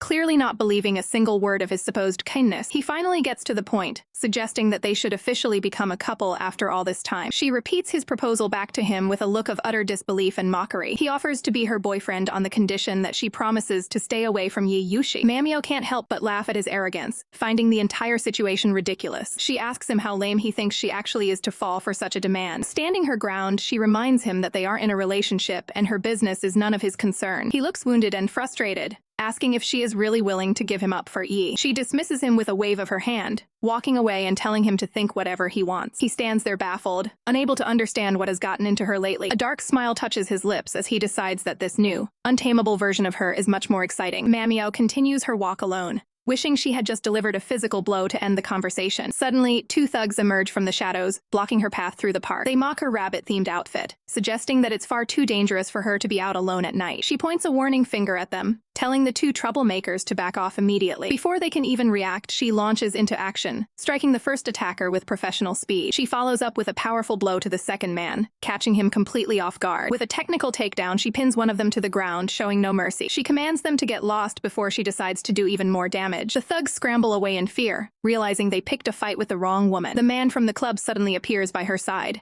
asking if she's all right after the scuffle. He gently takes her hand, spotting a small bruise that she sustained during the fight. He suggests she come back to his place so he can properly look after the injury. She agrees to the help, her eyes reflecting a sense of exhaustion from the night's events. The city lights glow in the distance as they head toward a modern, high-rise apartment building. Inside another residence, Kong Xiao lies in bed, noting with frustration that Yuyushi still hasn't returned home. She wonders how a mortal like Manhwa could possibly have such a hold over him. Manhwa rests on a plush sofa, her consciousness drifting as the night grows late. Ethereal flower petals begin to fall around her, signaling a strange shift in the atmosphere. Her eyes suddenly snap open, revealing a piercing and focused gaze that suggests her true power is finally waking up. Sumamyo stares in disbelief, questioning the change in Yuchi's appearance. Dazed and confused, she tries to process the sudden transformation. She pulls him into a desperate embrace, vowing her loyalty remains unchanged. The silver-haired man remains silent, his expression unreadable and cold. Kong Xiao watches with narrowing eyes, determined to keep him for herself. A sinister smile creeps across her face as she celebrates her long wait. Kong Xiao easily carries the unconscious Manhwa away from the scene. She glares intensely, suspecting foul play against the girl during her absence. Scoffing, she views her rival as nothing more than a useless burden. A stern warning is issued regarding the strict rules of the mortal realm. She acknowledges that the dormant power within Manhwa is far from human. Manhwa begs for mercy, her voice trembling with genuine fear. She demands to be restored to her original form immediately. Magic sparks from her fingertips as she attempts to initiate the chain. The attempt fails, leaving her visibly shaken and physically drained. She admits her combat injuries have severely depleted her magical reserves. Shock washes over Manhwa as she realizes the restoration is impossible. Kong Xiao explains she needs 3 days of aquatic recovery to heal. Manhwa processes the grim reality of their current predicament. She decides to stick by the mermaid's side during the recovery. A gentle touch accompanies a hypothetical question about her future choices. The man looks away, his thoughts focused on the competition ahead. A sharp pinch serves as a warning against any potential betrayal. Mo Ying stands in the shadows, ready to report back to her master. She delivers a detailed status report regarding Yuchi's recent movements. Master Mei she watches through her mirror, identifying Manhwa as a threat. She plots a lethal scheme to eliminate her rival using an indirect method. Mo Ying's eyes gleam as she understands the borrowed knife plan. Mei she instructs her to use a specific necklace to seal Manhwa's force. A hand holds a glowing blue orb ready for the mission. Mo Ying acknowledges the command with a respectful bow. Mei she vows that Yuchi will eventually belong to her alone. Morning light fills the room as a new day begins. 2 identical figures lie asleep in the same bed. One woman groggily awakens and notices her companion. She jolts upright, terrified by the sight of her own face. Her eyes widen in pure disbelief at the impossible duplicate. She demands to know why this stranger looks exactly like her. The duplicate casually tells her to lower her voice. She explains that her magical visage has not yet reverted. Manhwa summarizes the events of the party she missed. She laments the strange gaps appearing in her recent memories. A suggestion is made to go shopping as a sisterly duo. Manhwa looks puzzled by the sudden offer of sisterhood. The pair sets off, their matching footwear clicking on the floor. They navigate the luxury mall, drawing looks from everyone. Manhwa smiles, genuinely enjoying the rare sense of companionship. The companion grumbles internally about the demeaning sister role. They reach out and firmly grasp each other's hands. The silver-haired suitor watches the display with growing annoyance. Manhwa justifies the physical contact as simple sisterly bonding. She looks ahead, trying to ignore her lingering doubts. A masked observer tracks their every move from afar. Manhwa hums a tune while inspecting the latest fashions. She approaches the fitting rooms to try on her selections. She teases her companion about keeping their eyes shut. A playful remark follows regarding their past shared experiences. She slips into the booth while complaining about the bad guy. A sudden impact occurs as she loses her footing. She offers a quick apology for stumbling into someone. The masked man stands firm, staring down at her. His eyes flare with recognition as he spots his target. He concludes that this girl is the long-lost Sumamyo. Hands reach through the foliage, searching for a hidden creature. A small, purple bat stares back with grumpy, suspicious eyes. Young Manhwa mistakes the creature for a lonely, stray blackbird. The bat fumes silently, clearly insulted by the bird comparison. She gently crowns the creature with a ring of pink flowers. Mo Ying looks down at his unwanted floral accessory in disbelief. The young girl declares they are now officially best friends. In the present, Mei Se scoffs at the memory of such ties. She displays a glowing, magical necklace designed to seal power. A hand pulses with cold, blue energy near the artifact. Mei she warns her subordinate to show no mercy during the mission. She reminds Mo Ying that his thirst for blood is becoming lethal. The masked man stalks them all, his heart racing with hunger. He follows the target's footsteps, closing the distance rapidly. Pale, claw-like fingers reach out from the dark corridor. Manhwa gasps as a gloved hand suddenly clamps over her mouth. She is dragged backward into the shadows of the fitting rooms. Confused, she wonders where her sister disappeared to. The sound of a door cracking echoes through the empty hallway. Mo Ying pins her against the wall, demanding her full attention. He exhales sharply, his breath heavy with a predator's instinct. Manhwa stares up in terror at the mysterious, masked captor. He lowers his mask, exposing his face for a fleeting moment. His fangs bared, he fights the overwhelming urge to strike. He hovers inches away, caught between his duty and his hunger. Mo Ying forces himself to pull back, resisting the dark impulse. He slams his fist into the wall to vent his frustration. The masked man asks if she remembers him from their past. Manhwa searches his eyes but finds no familiar memory. He produces the enchanted necklace, ready to complete the task. The girl watches in shock as the jewelry is forced upon her. The clasp clicks shut, locking the magical seal in place. She touches the cold metal, baffled by his sudden retreat. Blue energy erupts from the chain, binding her internal force. Her eyes cloud over as her strength is instantly softened away. Manhwa's eyelids grow heavy as her consciousness begins to fade. A new pair of high heels clicks toward the fallen girl. The newcomers check her pulse, noting her sudden, extreme vulnerability. She wakes to find herself cornered by hostile strangers. The woman mocks how weak the vessel appears without her power. Manhwa struggles to focus pierce through the haze of magical exhaustion. Her purple eyes widen as she realizes the true danger. Spectral chains manifest, further suppressing her demonic essence. The villainous woman views the girl as a high-value prize. She gives her henchman permission to take his petty revenge. Manhwa trembles, unable to resist the looming threat. The man adjusts his attire, preparing to strike the prisoner. Trapped and helpless, she can only watch him approach. The wall explodes as Mo Ying bursts back into the room. Manhwa recognizes the masked man returning for her rescue. He unleashes a crimson wave of energy, sweeping the thugs away. He stands before her, checking for any signs of physical harm. He gently scoops her up into his arms to escape. Massive, dark wings unfurl from the masked man's back. They take flight, leaving the scene of the ambush behind. Manhwa wonders if her rescuer is actually a demon. She stares at his intense gaze, questioning his true identity. The pair touches down softly on the ground far away. He sets her down, maintaining a professional, protective distance. She tugs at the necklace, desperate to remove the restraint. Mo Ying coldly informs her that only he can break the seal. She glares at him, demanding he end her discomfort immediately. He leans in, stating she must fulfill a condition for freedom. Mo Ying stares coldly from the shadows, vowing to find her again no matter where she hides. He takes to the night sky, his massive dark wings carrying him away from the scene in a blur of motion. Suddenly, a firm hand catches Manhwa by the wrist, stopping her in her tracks. It's Kong Xiao, frantic and scolding her for wandering off while everyone was worried sick. Manhwa gazes down, her attention fixed on the strange jewelry resting against her skin. The necklace is revealed to be a specialized demon-suppressing chain, designed to lock away her true essence. Kong Xiao's eyes widen in shock as she demands to know exactly where she got such a dangerous artifact. Manhwa explains that she encountered a mysterious stranger who left her with the item after her rescue. Elsewhere, Yi Yuchi's gaze sharpens as he realizes a demonic conspirator is actively trying to harm her. He acknowledges the gravity of the situation, knowing her current human form cannot withstand such a curse. A fierce resolve takes hold of him as he vows to protect her by any means necessary. The scene shifts to a serene lotus pond where magical energies begin to gather and swirl. Kong Xiao, now in her mermaid form,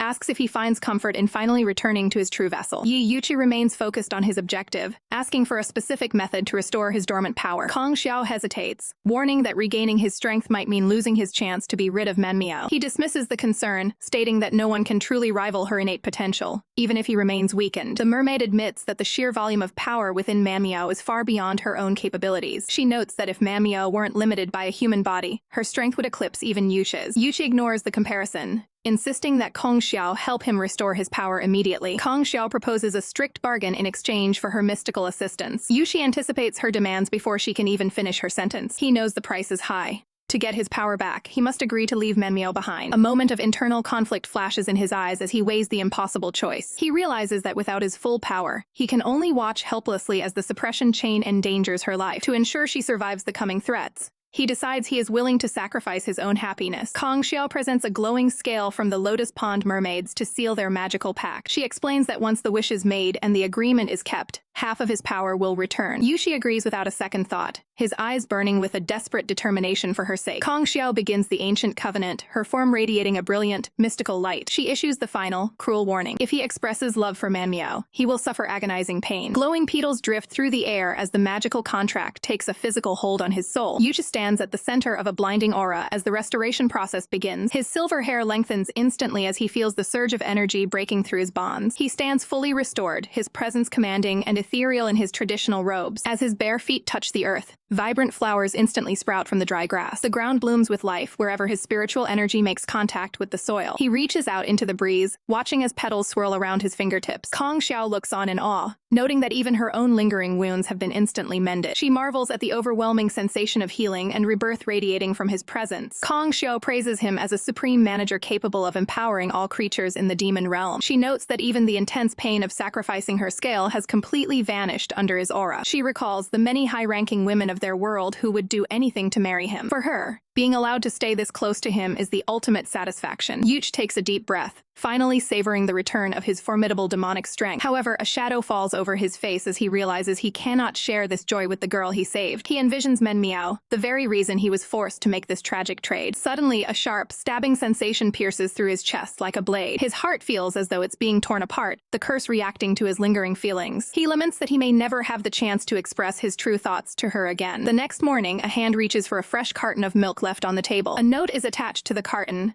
cheekily instructing the recipient to drink up. Yuchi stares at the milk, his expression unreadable and distant as he processes the new day. He maintains a strictly professional focus as he asks Manhwa how the milk tastes today. Manhwa looks up at him with a blush, puzzled by his sudden interest in her morning routine. He reaches out to steady her chin, performing a quick technical check of her physical condition. He claims he merely wants to verify the quality of the beverage for himself. Internally, his mind screams the confession he is now forbidden from ever speaking aloud. He suddenly clutches his chest, the physical toll of the covenant striking him with full force. He gasps for air, his body trembling under the weight of the magical restriction. Manhwa watches in alarm, asking what has happened to the president to cause such pain. Yuchi glares through the agony, realizing that her mere presence is now the source of his torment. Yushi and Manhwa stand in an awkward, silent standoff that chills the office air. Manhwa gazes at him, her heart heavy with the weight of his unexplained and sudden distance. The office door clicks shut, punctuating the cold atmosphere with a sharp sound. She holds out the requested file, hoping for even a glimmer of his former warmth. Yush doesn't even look up, his voice devoid of emotion as he gives a curt instruction to hand the papers to someone else. Manhwa bites her lip, stung by the sharp edge of his newfound indifference. Back at her desk, she slumps over, overwhelmed by the confusing wall he has built between them. A simple carton of milk sits before her, a confusing remnant of a care he no longer voices. She rests her head on the desk, searching for answers in the silence of the workspace. Her eyes drift shut, pulling her spirit back into a dark and familiar dreamscape. A mysterious woman with flowing black hair confronts her within the misty realm. The woman points mockingly at the glowing chains binding Manhwa's inner essence. She explains that the power within Manhwa's body is now completely immobilized by the seal. The chains rattle violently, tightening their grip with every desperate struggle to break free. Glowing blue shackles coil tighter and tighter around her spirit, refusing to let go. The antagonist's eyes gleam with a cruel, predatory satisfaction as she watches the struggle. Manhwa gasps in phantom pain as the spiritual pressure becomes almost unbearable. The woman laughs, relishing the sight of Manhwa's literal and emotional confinement. Manhwa stares back, struggling to comprehend the malice behind the woman's cryptic words. The stranger delivers a devastating blow, claiming that Yush has officially stopped loving her. Shock ripples through Manhwa as she desperately demands to know why he would change. The dark-haired figure leans in close, her gaze piercing through Manhwa's defenses. She sneers at Manhwa, accusing her of being shameless for still pursuing Yusha while another man is near. Tears well up as the weight of the cruel accusation hits her like a physical strike. Suddenly, a familiar face appears in the office,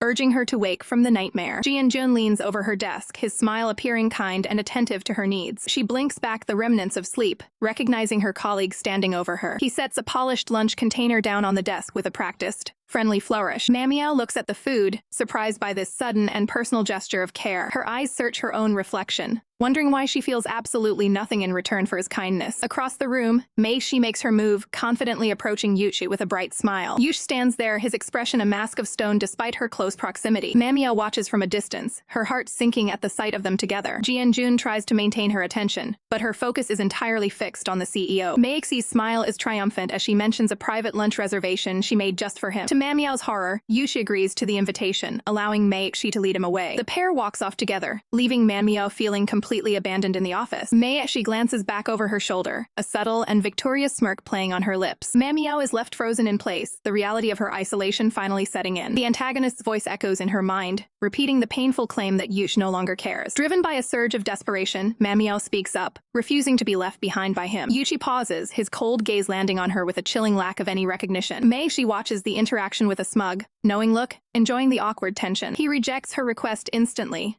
telling her to stay and enjoy the lunch provided by her loved one. The whir rings in her ears, signaling a divide she cannot seem to cross. Jian-jun watches the drama unfold, a calculating and dark glint appearing in his eyes. Manhwa's hand trembles as she clutches a card, feeling her world shift beneath her. Everything they once built together seems to have vanished in a single cold morning. Jian-jun steps back in, playing the role of the supportive partner to absolute perfection. A dark, satisfied grin flashes across his face the moment she looks away. A secret memory surfaces of the mermaid Kong Xiao presenting a mysterious offer to him. Jian-jun's eyes widen as he considers the high stakes and rewards of her proposal. Kong Xiao explains that seeing Manhwa and Yush together is a problem she is willing to pay to solve. She promises him a life of immense wealth if he can successfully win Manhwa's heart. A high-limit credit card is slid across the table as an initial down payment for his deceptive loyalty. Back in the present, Jian-jun looms over her, his true intentions hidden behind a facade of concern. He grips his bag tightly, viewing the manipulation of her heart as an easy path to wealth. Manhwa crumbles a tissue in her hand, her internal distress manifesting in her trembling grip. She stares ahead, her mind racing to understand why Yushi's heart suddenly turned to ice. She remembers their past moments of closeness, wondering if it was all just a grand performance. Images of their shared bond flash through her mind,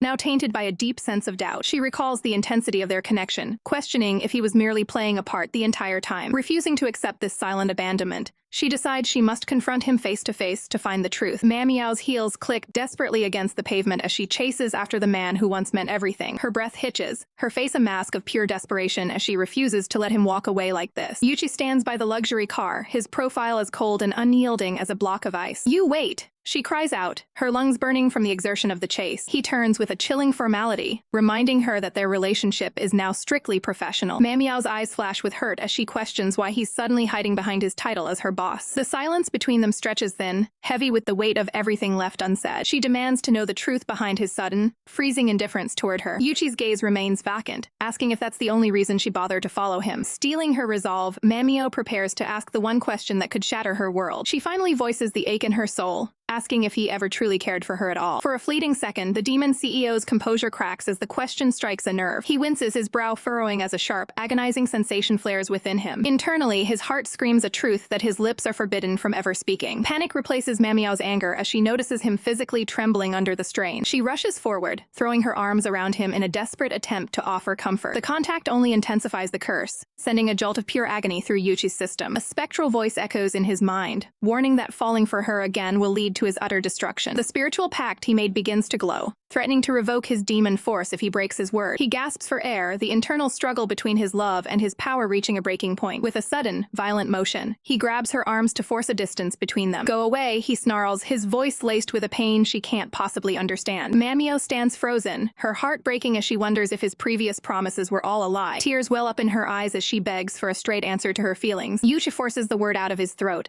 a cold and hollow no that cuts deeper than any blade. He stands tall, masking his internal torture behind a mask of cruel satisfaction. As he turns to leave, the physical pain finally begins to recede, proving the curse's wicked power. Manhwa is left echoing his rejection, unable to process the cruelty of his words. She remembers the intimacy they shared, her eyes overflowing with the betrayal of a stolen first kiss. "You nasty jerk!" She screams at his retreating back, her voice cracking with emotion. Yuch doesn't look back, maintaining his stony facade as he walks toward the darkness. Her strength finally gives out, and she collapses onto the cold concrete in a fit of sobbing. A hand reaches out toward her, momentarily hesitating in the air, but the gesture is quickly withdrawn, leaving her alone in her grief. She buries her face in her hands, her world spiraling into complete despair. Suddenly, a firm hand rests on her head, offering a hollow sense of security. Manhwa looks up, her vision blurred by the salty sting of her tears. Jianjun stands over her, his expression carefully crafted to appear as the ultimate savior. She recognizes her colleague, her defenses lowered by her immense emotional exhaustion. She clutches at her chest, feeling the void left by Yuchi's absolute abandonment. Jianjun helps her to her feet, suggesting a walk to clear her troubled mind. From the shadows, Yuchi watches them walk away together, his heart heavy with self-loathing. His eyes reflect a deep, hidden sorrow for the pain he's been forced to cause. A pair of elegant heels approach him, marking the arrival of his shadow, Mei Shi. She tells him not to hate her, claiming her interference is for his own protection. A mocking smile plays on her lips as she demeans the value of human emotion. She points out the cruel reality of the suppressing chain that has caused Manhwa so much misery. Her gaze is sharp as she insists that total separation is the only way for both of them to survive. Yuchi's expression remains grim, trapped between the woman he loves and the curse that binds him. Later that night, the neon lights of the night cat bar flicker with a deceptive glow. Jianjun guides a dazed Manhwa through the street, his intentions far from pure. Suddenly snapping back to reality, she tries to pull away, her heart still searching for Yuchi. Jianjun's supportive facade crumbles as he violently seizes her arm. His eyes turn dark and aggressive,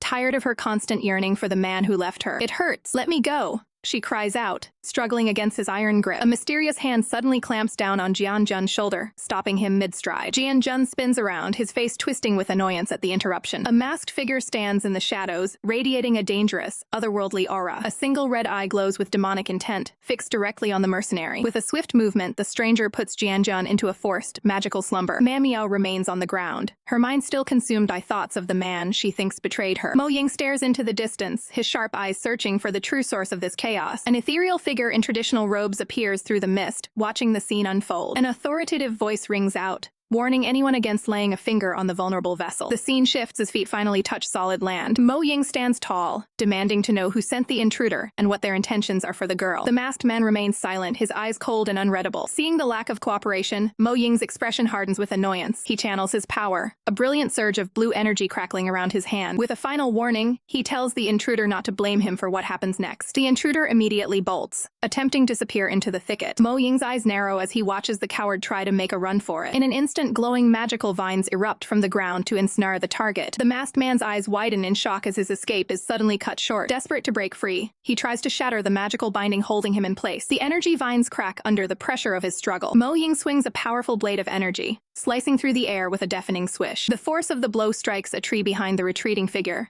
narrowly missing him. Mo Ying pauses, his gaze turning back toward the girl he needs to protect. He gently gathers the unconscious Manhwa into his arms, noting how she has become a target for everyone. He looks down at her with a soft, apologetic expression, feeling the weight of her burden. With a determined look, he vows to keep her safe from this moment on. Night falls over the quiet residence where they've taken refuge. Manhwa remains fast asleep, her face pale despite being out of immediate danger. Mo Ying looks away, admitting to himself that his heart aches with a dull, unfamiliar pain. Manhwa stirs slightly, wondering in her subconscious if there is any way to truly reach out to him. Meanwhile, Mei Exhi's image appears in a magical mirror, questioning if Yuchi has regained his demon force. She remarks that it's a miracle the demon CEO didn't kill Manhwa today. Mo Ying listens silently while holding the mirror, his face masked in shadow. Mei, she notes that Yuchi clearly doesn't want to cause a stir that would alert the world's coordinators. She leans in closer, teasingly accusing Mo Ying of developing feelings for their vessel. Mo Ying quickly deflects, claiming he only cares about completing his duty. Macy smiles knowingly, telling him it's perfectly fine for a demon to have an interest in someone. She suggests an alternative plan, her eyes gleaming with a new idea. Mo Ying is caught off guard, his eyes widening in surprise at her suggestion. She reminds him that when his kind feeds, they can release a powerful psychological influence. He stares back at the mirror, processing the implications of her manipulative advice. She asks him directly why he doesn't just make Manhwa fall for him instead. Mo Ying looks down, his expression unreadable as he considers the proposal. Later, the morning light filters into the bedroom through the soft curtains. Manhwa begins to wake up, rubbing her eyes as she regains consciousness. She opens her eyes slowly, squinting against the brightness of the room. She sits up in bed, shocked to see Mo Ying sitting right there beside her. Confused, she wonders if she is still trapped in a dream. She steps out of bed, her slippers making a soft pattering sound on the floor. Mo Ying is lounging gracefully, looking remarkably calm despite the chaos of the previous night. Convinced it's an illusion, Manhwa decides to take advantage of the situation. She smiles mischievously, thinking that in a dream, she can do whatever she wants. She closes her eyes and prepares to play a little joke on the dream version of Mo Ying. With a cheerful laugh, she surprises him, causing a cartoonish sweat drop of confusion to appear on his head. She teases him, saying it's his own fault for making fun of her earlier. She reaches out and gives his cheek a firm, playful pinch. Mo Ying reacts with a shocked, pained expression as she continues to mess with his face. They lock eyes, a sudden silence falling between them as the playfulness fades. Mo Ying looks at her with a gentle, slightly wounded gaze. Manhwa finds herself staring back, caught in the intensity of his presence. She thinks to herself that, despite everything, he really is quite handsome. She reminds him of their first meeting, recalling how she thought he was going to eat her. She asks him what his first impression of her was, her voice soft. A faint, mysterious smile plays on Mo Ying's lips as he calls her silly. Manhwa jumps back in fright, realizing with a start that he is actually awake and responding. He scoffs at her reaction, asking if she really wishes for her husband to be dead. Her face turns bright red as she stammers over the word husband. He leans in, reminding her that since she's dreaming, he can be whoever she wants him to be. She looks away shyly, pointing out that he doesn't even like her, so how could he be her husband? He sighs, calling her silly again as he watches her flustered reaction. Manhwa admits under her breath that she fell for him precisely because she's so stupid. Mo Ying just stares at her, a complicated mix of emotions swirling in his eyes. Mo Ying turns to leave, coldly remarking that he isn't running an asylum for the delusional. Manhwa stands there in a dazed stupor, her mind struggling to process the sudden rejection. Her confusion quickly turns to irritation as she realizes she's being completely ignored. Refusing to let him walk away, she reaches out and firmly grabs the fabric of his robe. Mo Ying stops in his tracks, asking if she truly intends to stay the night with her supposed husband. Manhwa flashes a confident, mischievous grin, fully convinced that everything happening is just a vivid dream. She boldly declares that since this is her subconscious, she has the power to do whatever she wants. Mo Ying looks at her with a deadpan expression, wondering if she actually believes her own theory. Emboldened by her perceived lack of consequences, she issues a daring command for him to drop his guard and prove his identity. Mo Ying stands his ground, challenging her to see who will break first in this surreal encounter. Later, Mo Ying pulls Manhwa into a protective embrace, wishing they could stay in this peaceful dream forever. His eyes are clouded with a hidden sorrow as the rhythm of his own heart reminds him of the reality he faces. A bittersweet smile crosses his face, savoring this rare moment of human-like connection. He gently rests his hand on her, grounding her as the vision begins to fade. Whispering a final goodnight, he prepares to send her consciousness back to the waking world. He lets out one last soft acknowledgement of their bond before the shadows claim the room. The next morning, Manhwa sits at her office desk, unable to shake the feeling of that incredibly awkward dream. The sensation of being held so securely feels far too real to be a mere trick of the mind. Her heart skips a beat when she spots President Yi Yuchi walking through the office. Yuchi maintains a strictly professional demeanor, his cold eyes focused entirely on the business at hand. Manhwa watches him intently, searching for any sign of the warmth she felt the night before. Yuchi closes his eyes for a brief second, remaining distant and unapproachable. She looks away with a sigh, realizing that dreams are often the cruel opposite of reality. Nearby, a group of office workers gossips about a luxurious gift Yuchi allegedly gave to another woman. One coworker pointedly asks about Manhwa's standing, casting doubt on her importance to the president. They mockingly state that the president has never shown a shred of genuine interest in her. The women share a laugh at her expense, labeling her narcissistic for even hoping for a connection. Manhwa walks past the group, her head down as they speculate on who the president will choose for lunch. The harsh words of her colleagues sting, making her feel small and isolated in the workplace. She makes her way to the roof, her lonely footsteps echoing against the concrete. Standing at the edge, she looks out at the vast sky, feeling the weight of the office rumors. She finally sits down, seeking a moment of peace away from the judgmental eyes of the staff. Suddenly, a masked man appears from the shadows, asking if she is enjoying her solitude. Manhwa gasps in shock, her eyes widening as she recognizes the mysterious figure. He steps into the light and introduces himself as Mo Ying, his presence immediately dominating the rooftop. She stares at him with deep suspicion, questioning what he could possibly want from her. Mo Ying's gaze is intense behind the mask as he claims his only desire is to be by her side. Manhwa remains guarded, asserting that she is perfectly content being on her own. Mo Ying persists, claiming that they share a bond of friendship that shouldn't be ignored. Before she can react, he reaches out and surprises her with a delicate gift of flowers. Manhwa freezes in confusion as he carefully places the floral crown onto her head. He then ignites a demonic flame at his fingertips, ready to leave a permanent mark on the surroundings. With a focused motion, he begins carving his own name into the rooftop wall. The burning message serves as a public declaration of his deep affection for Manhwa. He emphasizes that these feelings are not new and have been burning for a very long time. Manhwa reminds him of the logical reality.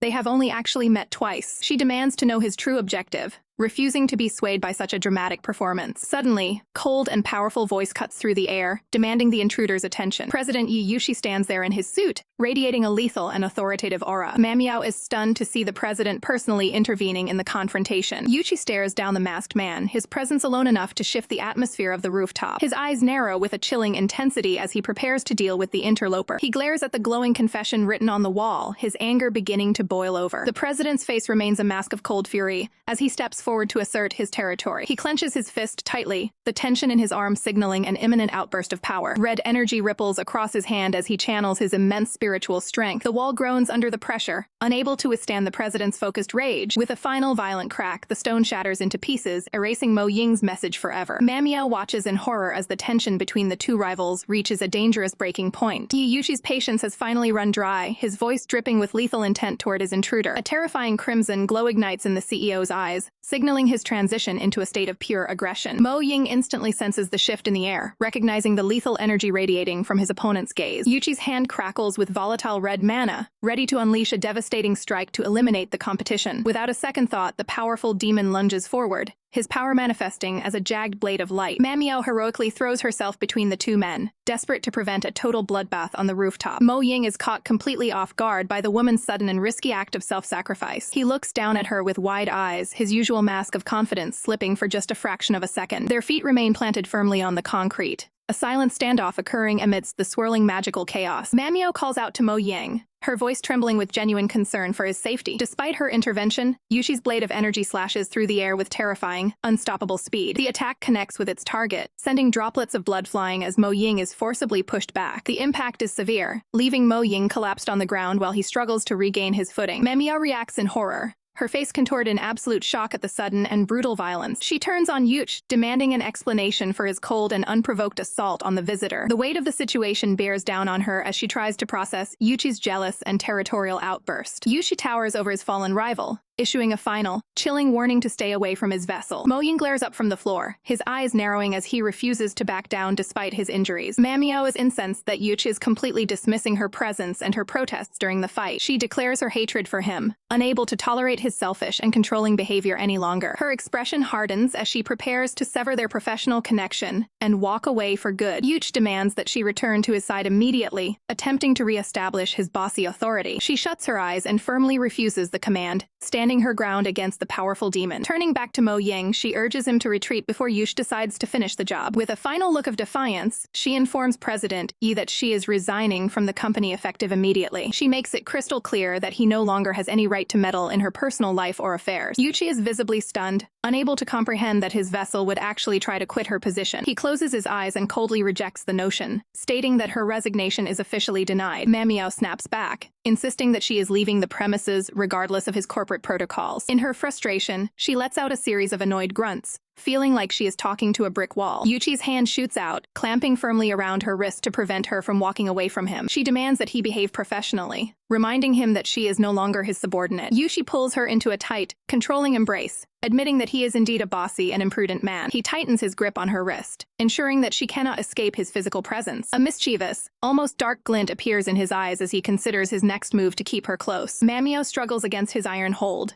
begging to be released so she can finally go back home. He stares down at her with an intensity that leaves no room for further negotiation or escape. A heavy metal lock clicks into place on the door, sealing the rooftop and trapping them together. She fumes with rage at the confinement, but Yuchi remains entirely unfazed by her obvious anger. She lashes out verbally, accusing him of being nothing more than a flirty and manipulative playboy. To her surprise, he accepts the label with a confident and chilling smile, owning his reputation. He leans in close, declaring that he strictly forbids any other men from ever approaching her. Mamiao's eyes go wide as she searches for the logic behind his obsessive and sudden possessiveness. Yush makes it clear that she belongs by his side, and that no one will ever take her away. Outraged by his arrogance, she swings a desperate punch toward the CEO's smug and handsome face. Yush catches her fist effortlessly in his palm, proving just how much stronger he truly is. She looks at him with a mixture of fear and defiance, feeling completely trapped within his grasp. He brings his face inches from hers, asking if she could actually stand to see him in pain. She fires back with venom, claiming that his suffering would bring her nothing but absolute joy. His gaze turns somber as he admits that his obsession with her is driving him to the brink of insanity. He reaches out to touch her face, his hand moving with a mix of desperation and authority. Yushi asks how she plans to compensate him for the emotional turmoil she's caused his heart. Confused and cornered, she wonders what kind of payment he could possibly be seeking from her now. He issues a direct, unyielding command for her to seal their bond with a kiss immediately. Mamiao gasps in disbelief, stunned by the sheer audacity and suddenness of his demand. He repeats the order with a sharp, commanding tone, refusing to take no for an answer this time. He pulls her wrist forward,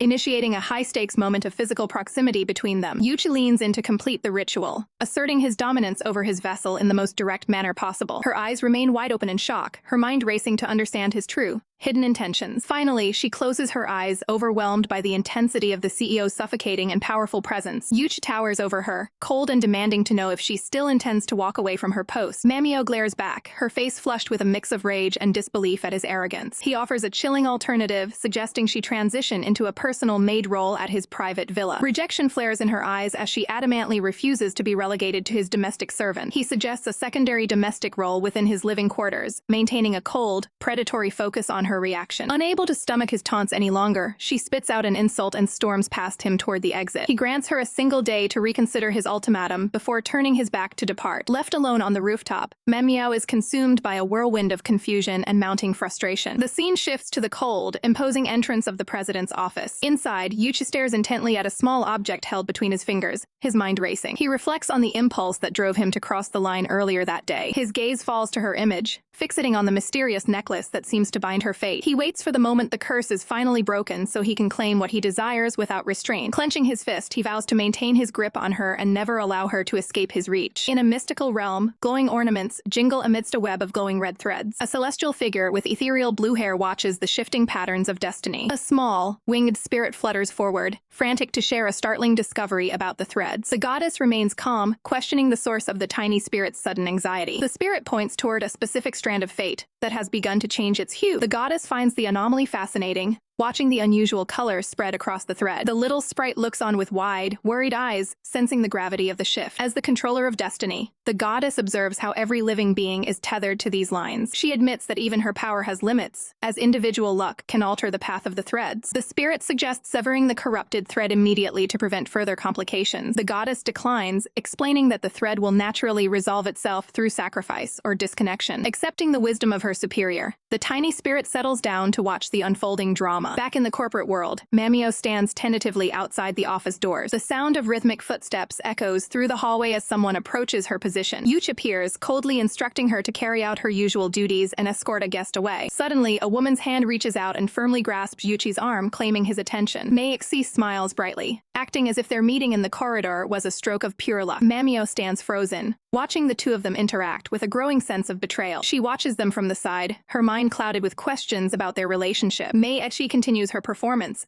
assuming that Yuchi has been waiting specifically for her arrival. Mamio curses him internally, convinced that he is nothing more than a dishonest manipulator. She is haunted by the memory of their rooftop encounter, feeling used and discarded. The sight of him with another woman fills her with a deep sense of loathing. With a sharp huff, she turns her back on the pair and storms away in a huff. Yuchi's eyes narrow as he watches her departure, labeling her a persistent troublemaker in his mind. Mei-Xi plots silently, determined to use Yuchi to elevate her status and avoid being mocked. Yuchi catches the derogatory thought about Manhwa, his expression darkening with lethal intent. He abruptly cuts her off, his voice dropping to a dangerous, icy tone. Startled by the sudden shift in his demeanor, Mei stammers in confusion. He snaps at her to be quiet, making it clear that his patience has reached its limit. Mei-Xi recoils, her face pale as she realizes she has overstepped her bounds. He bluntly informs her that his previous favors were never a sign of genuine affection. With a final warning, he tells her to stop testing her luck before he takes action. She stares at him, her mouth agape as her carefully constructed fantasy crumbles. Yuchi dismisses her entirely, leaving her to reflect on her own mistakes as he walks away. Trembling with rage, Mei-Xi feels humiliated that her feelings were treated so lightly. Her eyes burn with a new, vengeful light as she swears to make him regret his choices. Later that night, Mamio lies awake in bed,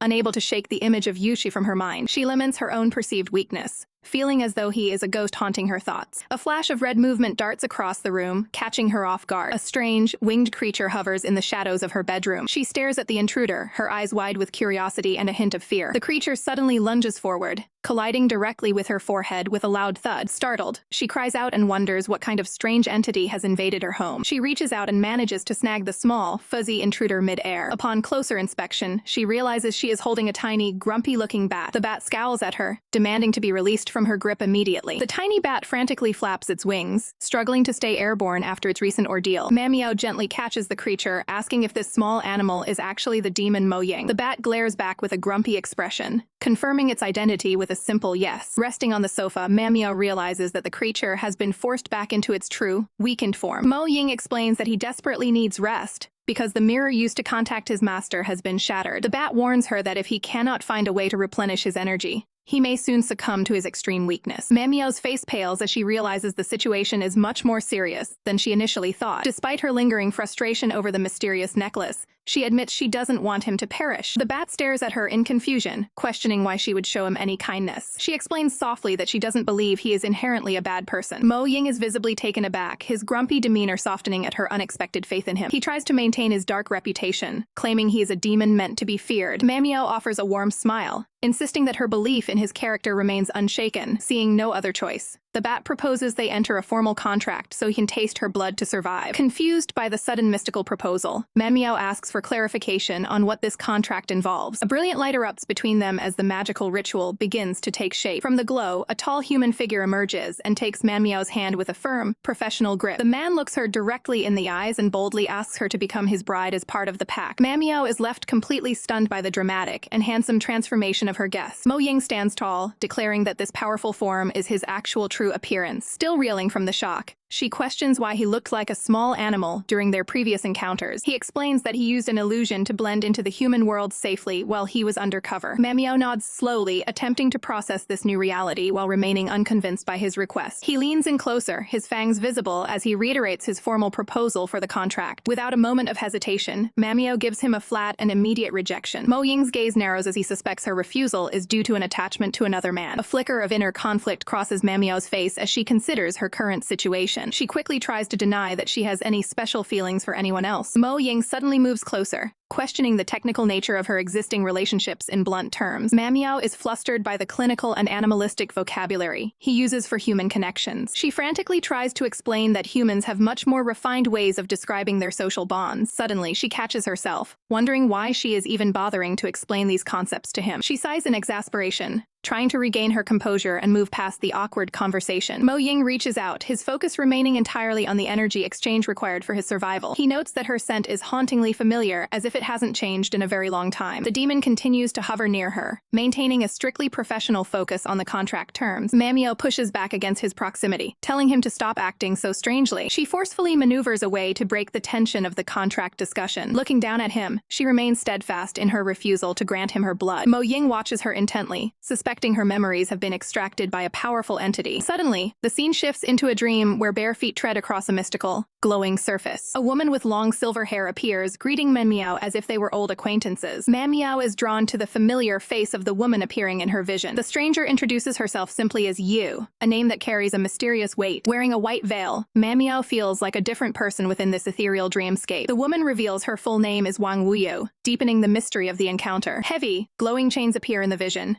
symbolizing a deep and ancient bondage. The shackles tighten around the figure, representing a restriction placed on her true self. Manmiao begins to introduce herself, but she feels as though she is repeating a story already told. Wuyu smiles gently, stating that Manmiao introduced herself to her a very long time ago. Frustrated by the gaps in her mind, Manmiao wonders why she cannot recall these important events. Wuyu reassures her, promising that her lost memories will return to her one day. The silver-haired woman reaches out to present a gift, a vibrant green jade pendant. Manmiao accepts the jade, being told to carry it with her wherever she goes for protection. She looks closely at the intricate stone, feeling a strange power radiating from it. Wuyu's voice echoes through the dream, telling her that it is finally time to wake up. The dream begins to dissolve into white light as a hand reaches out toward reality. Manmiao's eyes remain closed for a heartbeat as she transitions back to the waking world. She suddenly snaps her eyes open, her mind racing with the images she just saw. Looking down, she is stunned to find the green jade from her dream resting against her skin. She clenches the physical pendant in her hand, realizing it wasn't just a simple dream. The manifestation of the jade proves that her past is far more complex than she imagined. Nearby, the steady sound of snoring indicates that Mo Ying has fallen into a deep sleep. Manmiao's eyes widen in alarm as she realizes the demon is still very much in her home. Mo Ying greets the morning with a chillingly calm demeanor. Manmiao recoils in shock, demanding to know why the demon has invaded her personal space. He ignores her protest, smugly declaring his intention to stay close to his chosen bride. Livid, Manmiao snaps back that she'd rather see him turned into a bowl of stew than deal with his arrogance. As the city wakes up, the gossip mills at the office are already spinning. Co-workers whisper about the mysterious black-haired man who dropped Manmiao off at work that morning. They waste no time labeling her as capricious for moving on so quickly. The group speculates that her relationship with President Yi must be a thing of the past. Qiao Qingcheng enters the room,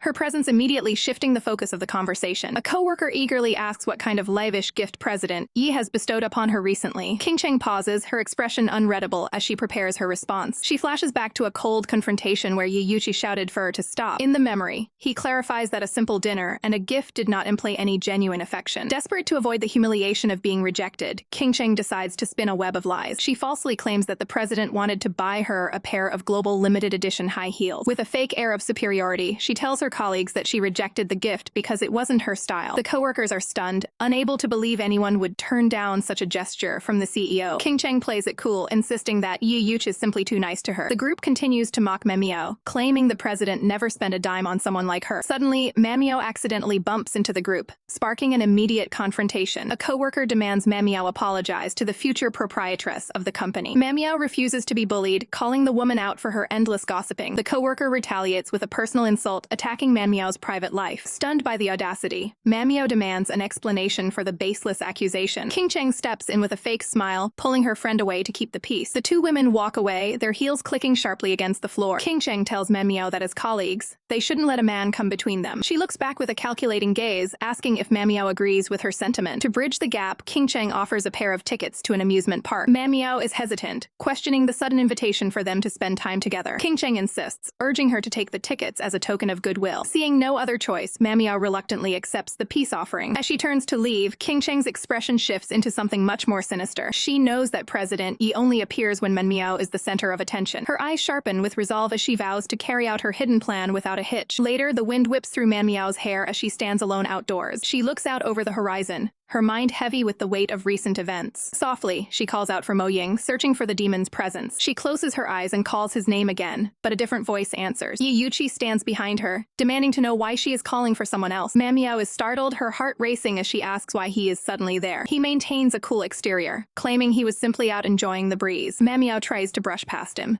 stating she needs to get back to her professional duties. Yuchi reaches out to stop her, his eyes locking onto something unexpected. A close-up reveals the mystical jade pendant hanging clearly from her person. Yuchi is paralyzed as he stares at the artifact he thought was lost forever. His eyes widen in total shock as a flood of suppressed memories returns. He whispers his own name, transported back to a time long ago. In a flashback, a young Yuchi calls out to his mother with a bright smile. His mother looks down at him tenderly, praising him for being such a good child. The young boy asks the one question that has always haunted him: why he can never see his father. His mother's gaze turns mournful, her ethereal beauty masked by a deep sadness. She looks away, whispering that perhaps their separation is simply destiny. Little Yuch notices the jade pendant on her belt and asks where she is going. She explains that she must travel to a faraway land and that he must now look after himself. The boy asks if she is going to search for his father and begs to go with her. He reaches out, desperate to hold on to her hand one last time. She tells him that they can meet again as long as love remains in his heart. She reveals her mission to find someone on the other side, a place far beyond the human realm. Yuchi realizes she is speaking of the world of souls and stares in disbelief. She confirms her departure, her physical form beginning to dissolve into light. A final, melancholic look crosses her face as she prepares to leave him behind. The young Yuchi screams for his mother, his voice cracking with desperation. He begs her not to disappear, but the memory fades into a void of grief. A young Yuchi desperately grips his mother's sleeve, unwilling to let go. He watches in agony as her form dissolves into light, leaving him behind in the void. Returning to the present, the CEO's eyes are clouded with the weight of that old trauma. He stands precariously on the edge of the roof as Manhwa watches him with growing concern. His shoe slides forward, testing the empty air beyond the ledge. Manhwa stands frozen, realizing he is far too close to the drop. She screams his name, her face contorted in sheer panic. Yuchi stares out at the horizon, lost in the memories of his failed attempts at revival. As a child, he desperately channeled his energy into a withered plant. The flower bloomed under his touch, but it wasn't enough to bring back what he truly lost. A small smile touched his lips, a fleeting moment of childhood triumph. His mother, Wang Wuyu, stood amidst the thorns, looking back at him with eternal sadness. She closed her eyes, accepting the fate that pulled her away from the mortal realm. The sorrow in her gaze was a burden she carried even into the afterlife. Surrounded by mystical vines, she looked like a queen trapped in a beautiful cage. Her face remained etched in his mind, a haunting reminder of his solitude. Back on the roof, Yuchi's heels hang over the edge of the abyss. He closes his eyes, seemingly ready to follow her into the unknown. Suddenly, he tilts backward, sending Manhwa into a desperate sprint. His foot slips completely, gravity finally taking hold of his body. Manhwa lets out a blood-curdling cry as she lunges for him. Her fingers scrape against the hard concrete of the roof as she dives. With zero hesitation, she leaps off the building to follow him down. She reaches out through the air, her face a mask of pure determination. Closing her eyes, she focuses every ounce of her will on saving him. In the shadows, a mysterious figure watches the chaos with a satisfied smirk. The two fall through the sky, a terrifying descent toward the ground below. Manhwa keeps her eyes locked on Yush, refusing to let him slip away. A faint, pulsing light begins to emanate from her neck. Her expression turns sharp as she taps into a power she didn't know she had. She thrusts her hands forward, fighting against terminal velocity. Wind whips through her hair as she prepares to give it her all. She shouts her true feelings into the wind, hoping he can hear her. Finally, her fingers lock tightly around his wrist. She pulls him toward her, her face filled with a fierce, protective energy. Yuchi remains unresponsive, drifting through the air like a ghost. The necklace around Manhwa's neck begins to glow with a dangerous red light. The beads begin to crack under the pressure of the surging mana. The jewelry shatters, sending fragments flying into the atmosphere. The binding chains holding her true power back finally snap. The hidden observer scoffs,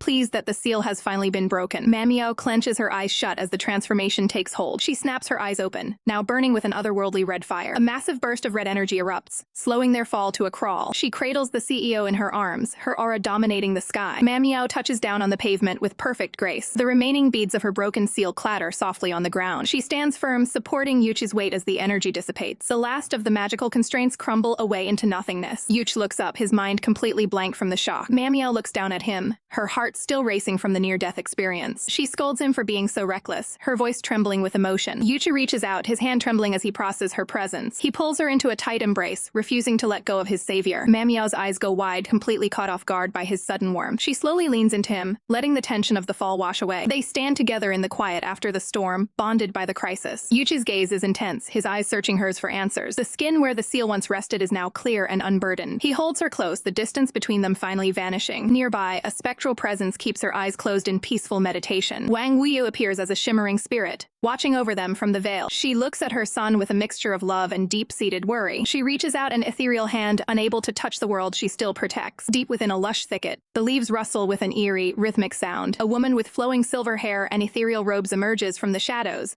demanding to know who's spying on her. A young, pink-haired girl peeks out from the brush, offering a shy and innocent greeting. The woman is stunned, unable to fathom how a mere child could perceive her spiritual presence. The little girl looks on with wide-eyed confusion, unaware of the gravity of the encounter. Softening her gaze, the mysterious woman asks the child for her name. The girl introduces herself as Su Manmiao, her voice small but clear. Looking closer, the woman realizes with a start that she is indeed facing a mortal, human girl. Manmiao looks down dejectedly, admitting that she has completely lost her way. The woman stands tall, wondering aloud why a human would ever be wandering through the treacherous demon world. She reaches out a gentle hand, offering a moment of silent comfort to the lost child. As they touch, the woman senses a familiar, chilling energy, the unmistakable trace of Yuchi clinging to the girl. Manmiao looks up hopefully, pleading for the woman to lead her back to Yuchi. The woman offers a faint, knowing smile and agrees to guide her through the woods. Overjoyed by the kindness of a stranger, Manmiao thanks her with a bright, relieved grin. They eventually reach the edge of a glowing, mystical pond that shimmers with an unnatural light. Suddenly, a translucent hand rises from the depths, beckoning the girl to come closer. Manmiao stares at the water, her mind becoming clouded by the strange, hypnotic glow. A ghostly voice echoes from the ripples, commanding her to step into the water. Trapped in a trance, Manmiao moves forward as if possessed, whispering that she is coming. The silver-haired woman gasps in horror,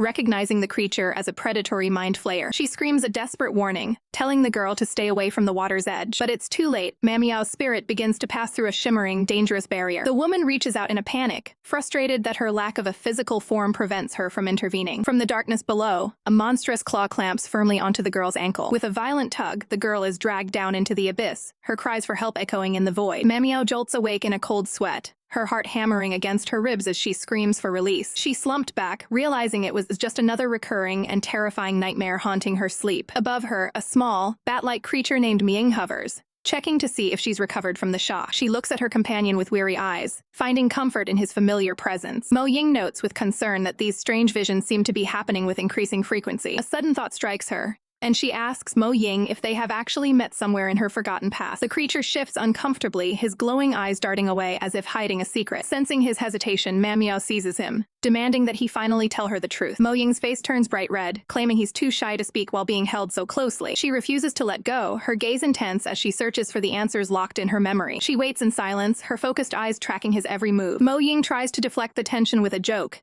playfully suggesting she should become his wife instead. After a swift shutdown, he admits there is a mysterious figure who holds the keys to everything she wants to know. Manmiao leans in, desperate to find out how she can track down this elusive informant. Mo Ying explains that it's all a matter of fate. The person will appear only when the timing is perfect. Later, the scene shifts to a vibrant amusement park dominated by a massive, heart-themed Ferris wheel. Manmiao arrives and is stunned to find the president standing right there in the middle of the crowd. She watches from afar as Yuch stands with King Cheng, who is acting with practiced grace. A flash of irritation crosses Manmiao's face, wondering what game the president is playing now. She realizes her jade necklace is missing, yet she feels a strange sense of lightness and newfound energy. Her eyes narrow as she tries to piece together the hazy events that occurred on the rooftop. King Cheng leans in close to Yush, playfully suggesting they go grab some ice cream together. Manmiao watches the interaction with a sour expression, feeling like an outsider looking in. A memory suddenly surfaces of Yuchi telling her to stay by his side so she wouldn't get lost in the crowd. She recalls a happier time when they wore matching animal ears, sharing a moment of genuine connection. The memory fades, leaving a sharp, stinging pain in her chest that she can't explain. She clutches at her shirt, trying to steady her breathing as the emotions overwhelm her. Her gaze sharpens with jealousy as she wonders why the two of them are acting so familiar with each other. Turning to her companion Jianjun, she loudly suggests they go find the best ice cream in the park. Jianjun gives a cheerful nod, happy to follow her lead and join the fun. The two groups end up standing side by side, creating a tense atmosphere in front of the Ferris wheel. Yuchi's expression turns cold as he notices Manmiao holding onto another man's arm right in front of him. Manmiao glances back with a defiant smirk, satisfied that she has evened the score. King Cheng breaks the silence by handing her phone to Yuch, asking him to take a professional-looking photo of the group. Manmiao stares directly into the lens, her expression unreadable as she prepares for the shot. When the shutter clicks, a playful digital filter places a silly pig nose on Manmiao's face. Yuch looks down at the screen, finding her ridiculous expression secretly adorable despite his stoic exterior. He lingers on the image, wondering if her angry face was a result of seeing him with someone else. King Cheng stares at her phone, annoyed by a photo where Manmiao has completely stolen the spotlight. She fumes at the screen, realizing she's been cropped out of the frame entirely. Turning to the group, she accuses the pair of taking their playful antics way too far. The group arrives at the legendary Lover's Bridge, a famous spot for couples to secure their fate. Yuch looks at Manmiao, asking if this is the place everyone talks about. An elderly vendor approaches, asking Manhwa if she's visiting with her boyfriend. Manhwa immediately turns away, her expression shifting to one of sharp annoyance. She firmly denies the relationship, stating he is definitely not her boyfriend. The vendor laughs it off, suggesting the lovebirds buy a lock to settle their argument. She insists that placing a lock on the bridge will keep them together forever. Surprisingly, Yuch decides to play along and asks the woman for one. He looks at Manhwa with a teasing smirk,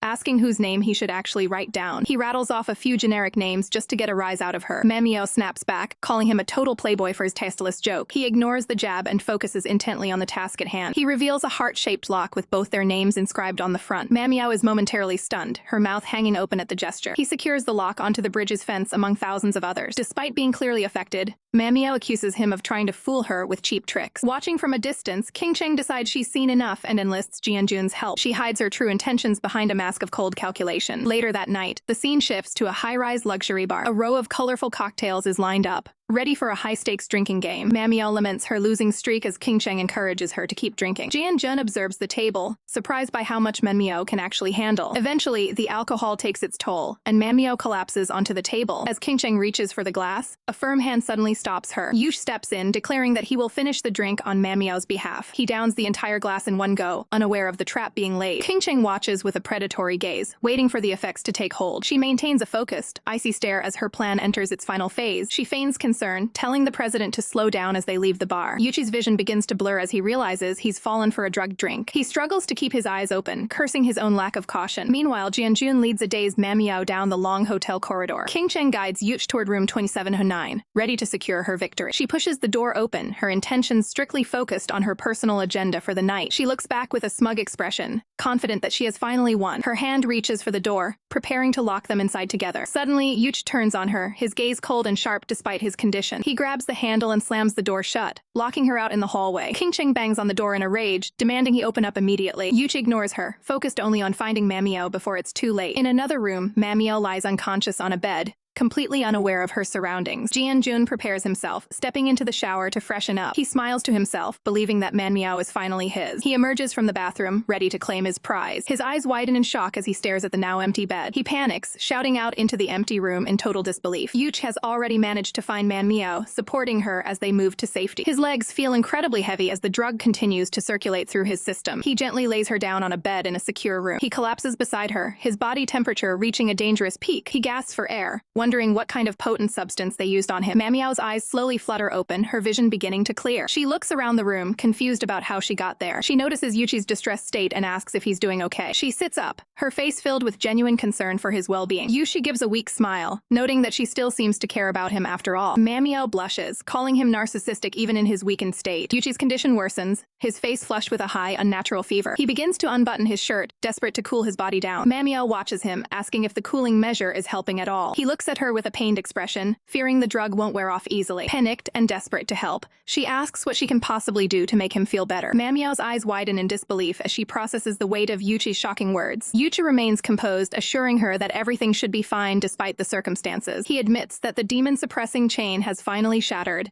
and he is willing to sacrifice his power for her. Suddenly, a sharp, stabbing sensation causes him to flinch in visible discomfort. Manhwa lashes out in frustration, calling him a jerk for taking such a reckless risk with his safety. She stares at him, her expression a mix of confusion and rising emotion. Yuch leans in, predicting that she will soon find herself consumed by jealousy over him. His gaze intensifies as he claims she will begin to think of him even when she isn't trying to. He searches her face, asking her directly if his predictions about her feelings are true. Manhwa is left speechless, her face softening as the reality of the moment sinks in. Yuchi closes the distance, declaring that his own feelings are certain regardless of how she responds. He confesses that he can no longer bear to see her getting close to any other man. He reaches out, admitting that being ignored by her is a pain he can no longer handle. Drawing her closer, he acknowledges the care he sees in her eyes. However, a shadow of doubt remains as he wonders who truly holds the key to her heart. Manhwa looks up at him, her mind racing to understand the depth of his confession. Yuch stands firm, making it clear that she is the only one who matters to him. He gives her a small, knowing smile, calling her silly for ever doubting him. Manhwa gazes back, her eyes shimmering with a mix of wonder and uncertainty. Yuchi holds her gaze, his expression softening into one of pure sincerity. He realizes she has been waiting for him to finally speak the words aloud. He tells her to listen closely, preparing to lay his heart bare once and for all. The words hang in the air as he prepares to break the silence between them. Finally, he says it clearly, "I like you.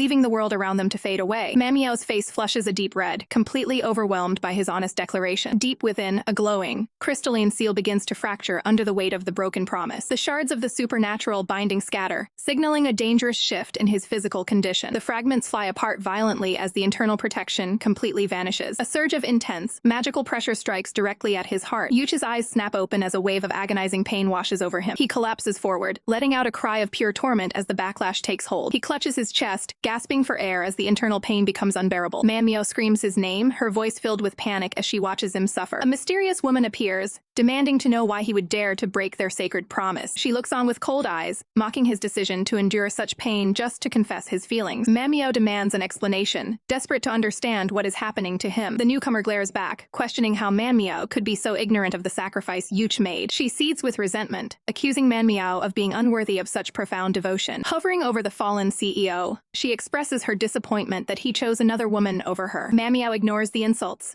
begging the woman to use her power to stop his suffering. Tears well in her eyes as she pleads for him to be saved from the brink of collapse. The woman scoffs, dismissing Manmio's genuine concern as nothing more than an act. Manmio insists that her feelings are real, desperate to prove her sincerity in this crisis. A cruel smirk plays on the woman's lips as she enjoys the power she holds over the situation. She issues a humiliating demand, telling Manmio to get on her knees and beg for his life. Manmio recoils in shock, unable to believe the coldness of the request. The woman stares her down, challenging her to prove exactly how much she cares for him. Manmio stands frozen for a moment, the weight of the ultimatum pressing down on her. Her shock turns to rage as she curses the woman for making such a vile demand. A dangerous aura begins to swirl around Manmio as her patience reaches its absolute limit. The antagonist continues to taunt her, claiming that her hesitation proves she doesn't truly love him. Manmio roars at her to shut up, her voice trembling with a terrifying new intensity. Her eyes flare a demonic crimson as she threatens to end the woman's life if the pain isn't eased immediately. Startled by the sudden display of power, the woman stumbles back, coughing from the pressure. She tries to maintain her composure,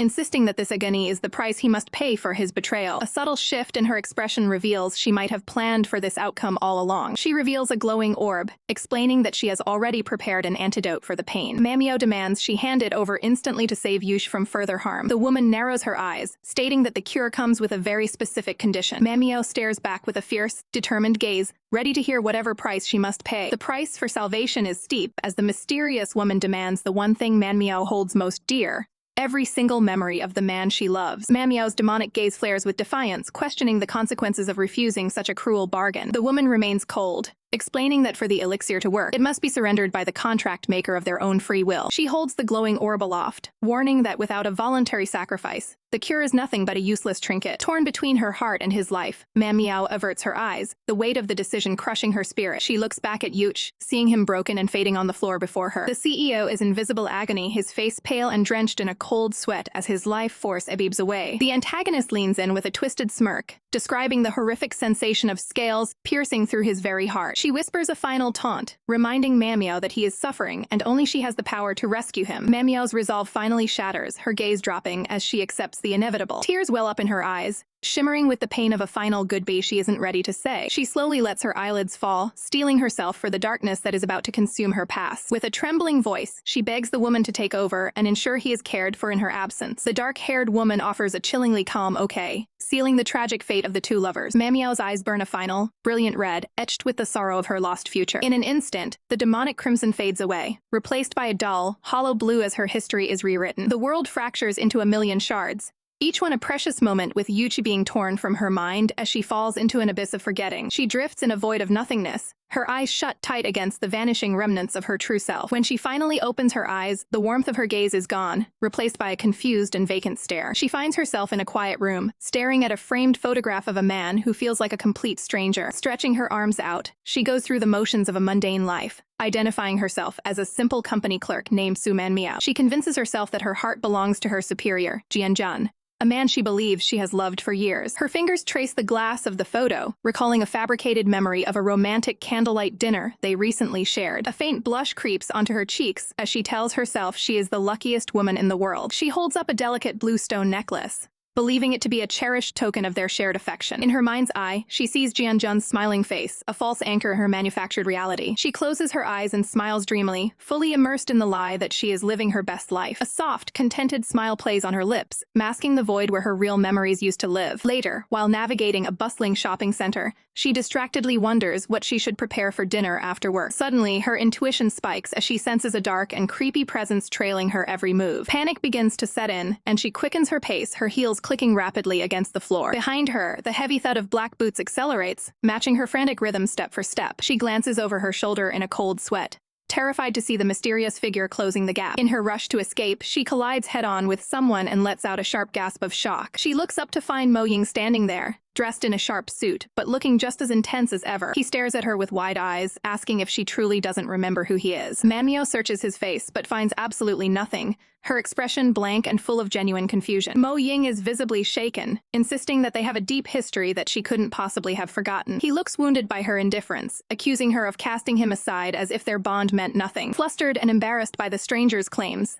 Manhwa's face turns bright red as she tries to process his words. She dismisses his claims as impossible, certain that she would never do the things he's suggesting. In her mind, she sees a cartoonish version of the encounter, calling him a total liar for trying to trick her. Terrified of the stalker, she bolts in the opposite direction, shouting for a police officer to intervene. She finally stops to catch her breath, glancing back to ensure the strange man isn't still following her. Turning back around, she accidentally bumps into another passerby, stumbling from the impact. A beautiful flower-shaped hairpin slips from the man's possession and clatters onto the pavement. Manhwa immediately begins to apologize, her face flushed with the embarrassment of her second collision of the day. She leans down to retrieve the fallen accessory, her hand reaching for the delicate petals. Her eyes widen in surprise as she realizes the hairpin is an exact match for one she owns herself. She offers a shy smile as she hands it back, apologizing again for her clumsiness. As she looks up at the man's face, her breath hitches and her heart skips a beat for reasons she can't explain. It is Yuch standing right before her, yet they stare at one another like two ships passing in the night. Yuch looks down at her with a cold, distant expression, showing no sign of the love he once declared. Trying to break the awkward silence, she laughs nervously and mentions the strange coincidence of the hairpin. Yuch's eyes narrow slightly when she assumes the item belongs to a girlfriend, his gaze turning icy. She tilts her head, confused by the sudden tension radiating from the handsome stranger. He bluntly states that he doesn't know who it belongs to, but he carries it anyway, before walking past her without another word. As he walks away, his hand tightly clenches the hairpin,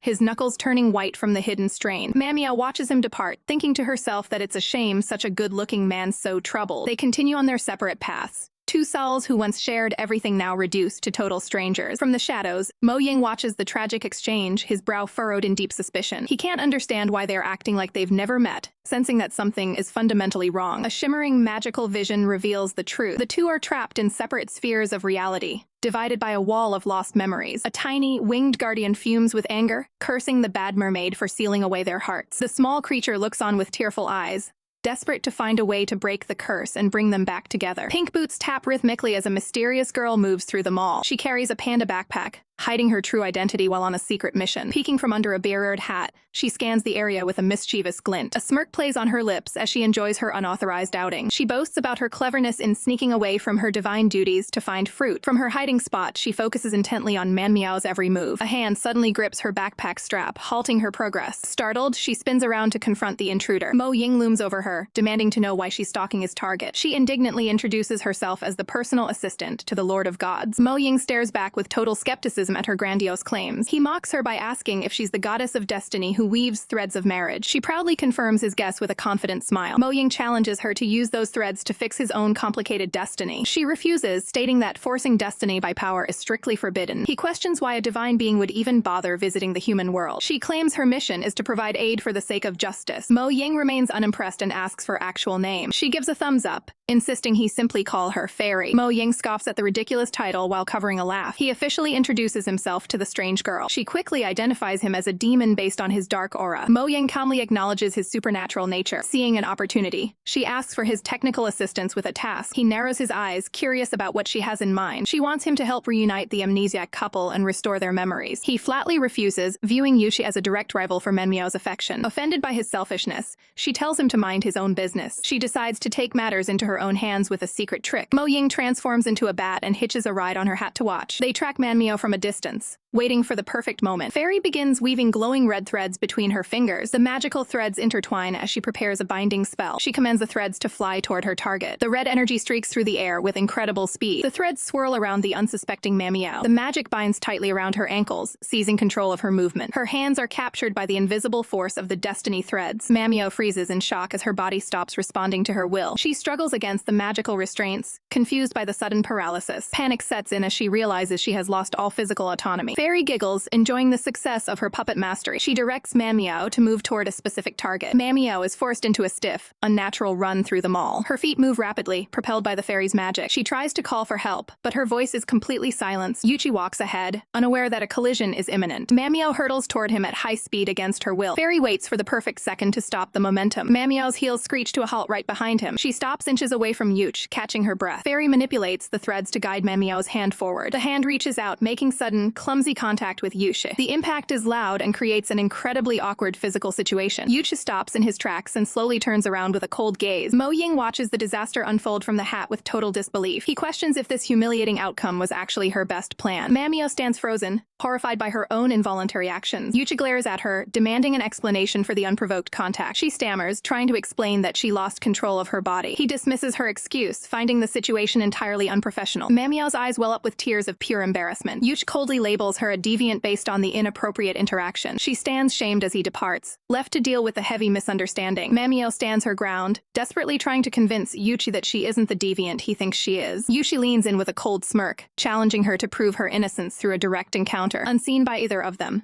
the goddess of destiny weaves her magical red threads to force a fated connection. Yuchi suddenly feels a strange pull on his limbs, as if his body is no longer his own to command. Their movements become synchronized by magic, causing their feet to stumble together in a forced dance of proximity. Manmyo looks up in total shock, completely unprepared for the sudden shift in the atmosphere. Yuchi's hand moves against his will, reaching out to bridge the gap between them. The magical threads tighten, snapping the two into an inescapable and breathless embrace. Manmyo's heart races as she finds herself pinned against his chest, her eyes wide with confusion. Yuchi's initial disgust melts away, replaced by a haunting sense of familiarity that clouds his judgment. His hand gently cradles the back of her head, pulling her closer as the world around them fades away. In a moment of pure magical interference, the two are drawn into a deep, fated contact that defies all logic. Yuchi stands back a moment later, looking visibly shaken and embarrassed by his sudden loss of composure. Manmyo can only stare down at the floor, her mind a chaotic mess of questions and racing pulses. The heavy mood is momentarily broken as a mental image of Yuchi appears, now wearing the very pervert label he once gave her. Yuchi's gaze sharpens as he focuses on the girl before him, his instincts screaming that something is missing. In her frustration, Manmyo snaps at him, calling him a big bad wolf for his aggressive behavior. The insult strikes a chord deep within Yuchi's locked memories, sounding far too familiar to be a coincidence. He reaches out and grabs her arm,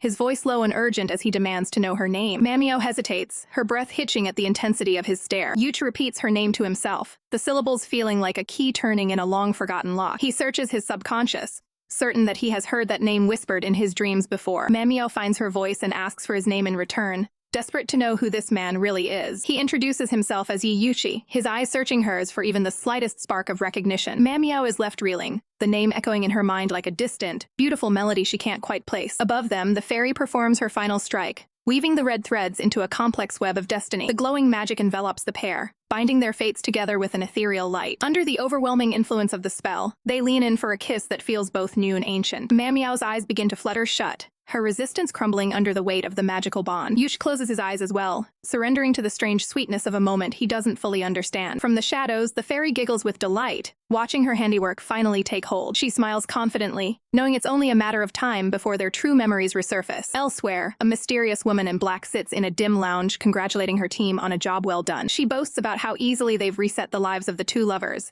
turning them back into strangers. Her associate in green is impressed, marveling at the sheer power of the hypnotism used to steal their past. The woman in black closes her eyes with a sneer, dismissing the intelligence of the humans they've manipulated. She produces a high-limit credit card, the cold plastic representing the price of a stolen life. Her accomplices take their reward greedily, satisfied with the dark bargain they've struck. With a piercing gaze, the woman warns them that these secrets must remain buried forever. The man assures her that their loyalty is bought and paid for, promising total silence. The woman muses on the utility of human currency, viewing it as a simple tool for her grander schemes. She stares off into the distance, convinced that her actions were necessary to protect Yuxi from inferior connections. The city skyline glitters outside, a silent witness to the conspiracy unfolding in the dark. Back in the safety of her room, Manhwa clutches a plushie, her heart still heavy with an unexplained longing. She stares blankly at the wall, the events of the day playing on a loop in her head. Her fingers drift to her lips, tracing the spot where the phantom heat of the kiss still lingers. A vivid flash of the encounter crosses her mind, making her heart skip a beat all over again. She wonders why a man she supposedly just met is suddenly dominating every single one of her thoughts. A mystical, ethereal figure appears in a vision behind her, whispering that he is far from a stranger. The spirit looks on with a mixture of sadness and resolve, knowing the truth that Manhwa has lost. She sighs, realizing that Manhwa's current state prevents her from hearing the guidance she needs. The spirit explains that without a surge of willpower, their connection will remain severed. Memories of their past battles flash by, showing how they once merged their powers to overcome any obstacle. The vision reveals a transformed, powerful version of Manhwa, a testament to her true potential. Ultimately, the spirit decides to step back, allowing Manhwa to find her own path back to the truth. Suddenly, Manhwa sits up in bed, a spark of clarity finally cutting through the fog in her mind. She recalls a specific, intricate rose hairpin that seems to hold the key to her identity. With newfound determination, she realizes she owns a matching piece and vows to find it at any cost. Manhwa frantically pulls open a drawer, only to find it completely empty. She moves on to her jewelry box, desperate to find the missing piece of her past. Frustration sets in as she realizes her precious rose hairpin is nowhere to be found. A sudden flash of intuition hits her, making her realize she might know exactly where it is. With a determined look, she decides to act on a risky, bold plan. Meanwhile, the atmosphere in the corporate office remains calm and orderly. Yuxi hands over a stack of documents to his assistant Kong Xiao,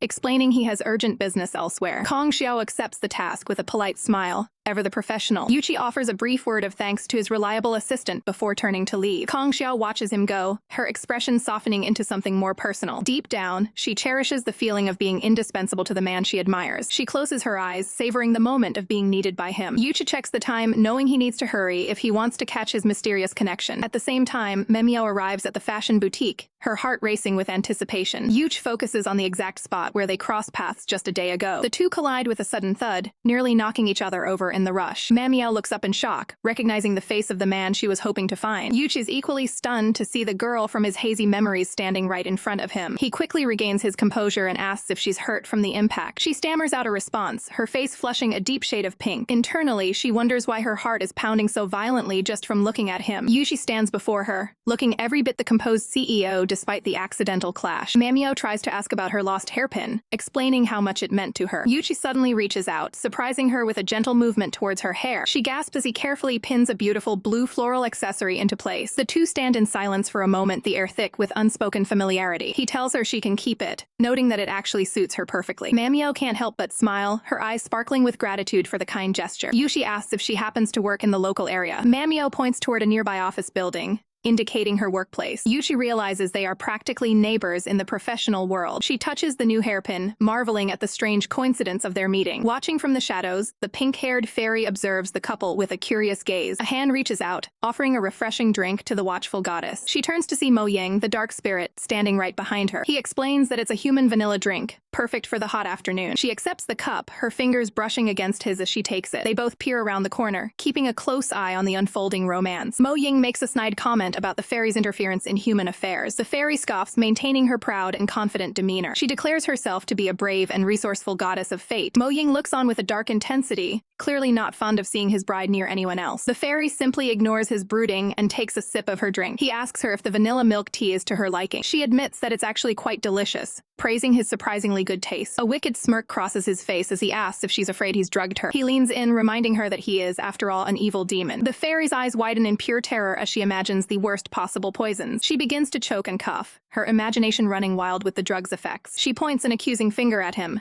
calling him a despicable villain for tricking her. With a predatory grin, he whispers that the only side effect is obesity. She freezes, realizing she's been completely played by his dry sense of humor. Furious, she demands to know if he finds teasing her to be entertaining. She glares at him, threatening to use her divine powers for a petty revenge. She vows to make him knit pants with his own red threads of fate for the rest of his life. Mo Ying remains unfazed, cheekily asking why he can't use his right hand instead. The fairy sighs in defeat, realizing she can't win an argument against his logic. Back on the street, Manhwa suggests they walk together since they're heading the same way. Yuchi agrees, seeing no reason to part ways just yet. They soon find themselves standing before the iconic Lover's Bridge. The railings are covered in hundreds of locks, each representing a promise of eternal love. Manhwa looks at the names on the locks, wondering if they are all truly faithful. Yushi feels a sudden, irresistible urge to search the locks for something specific. He reaches out to touch a purple lock, his mind feeling clouded by a strange fog. He narrows his eyes, trying to pierce through the mental block that is obscuring his memories. His gaze lands on a single red heart-shaped lock. Feeling a sudden jolt of recognition, Yush nears the Lover's Bridge, drawn to the rows of locks. His hand hovers over a vibrant red heart hanging from the mesh. He reaches out, his fingers brushing the cold metal. A sudden voice behind him breaks his concentration. Kong Xiao appears, claiming she's been searching for him. Yush is baffled by her unexpected presence as Manhwa watches. His gaze falls back to the specific red lock on the fence. The inscription reveals both their names etched into the heart. Kong Xiao notices Manhwa and asks if she's his friend. Suddenly, another man approaches Manhwa to invite her to dinner. A wave of unease washes over Manhwa's face. She agrees to leave,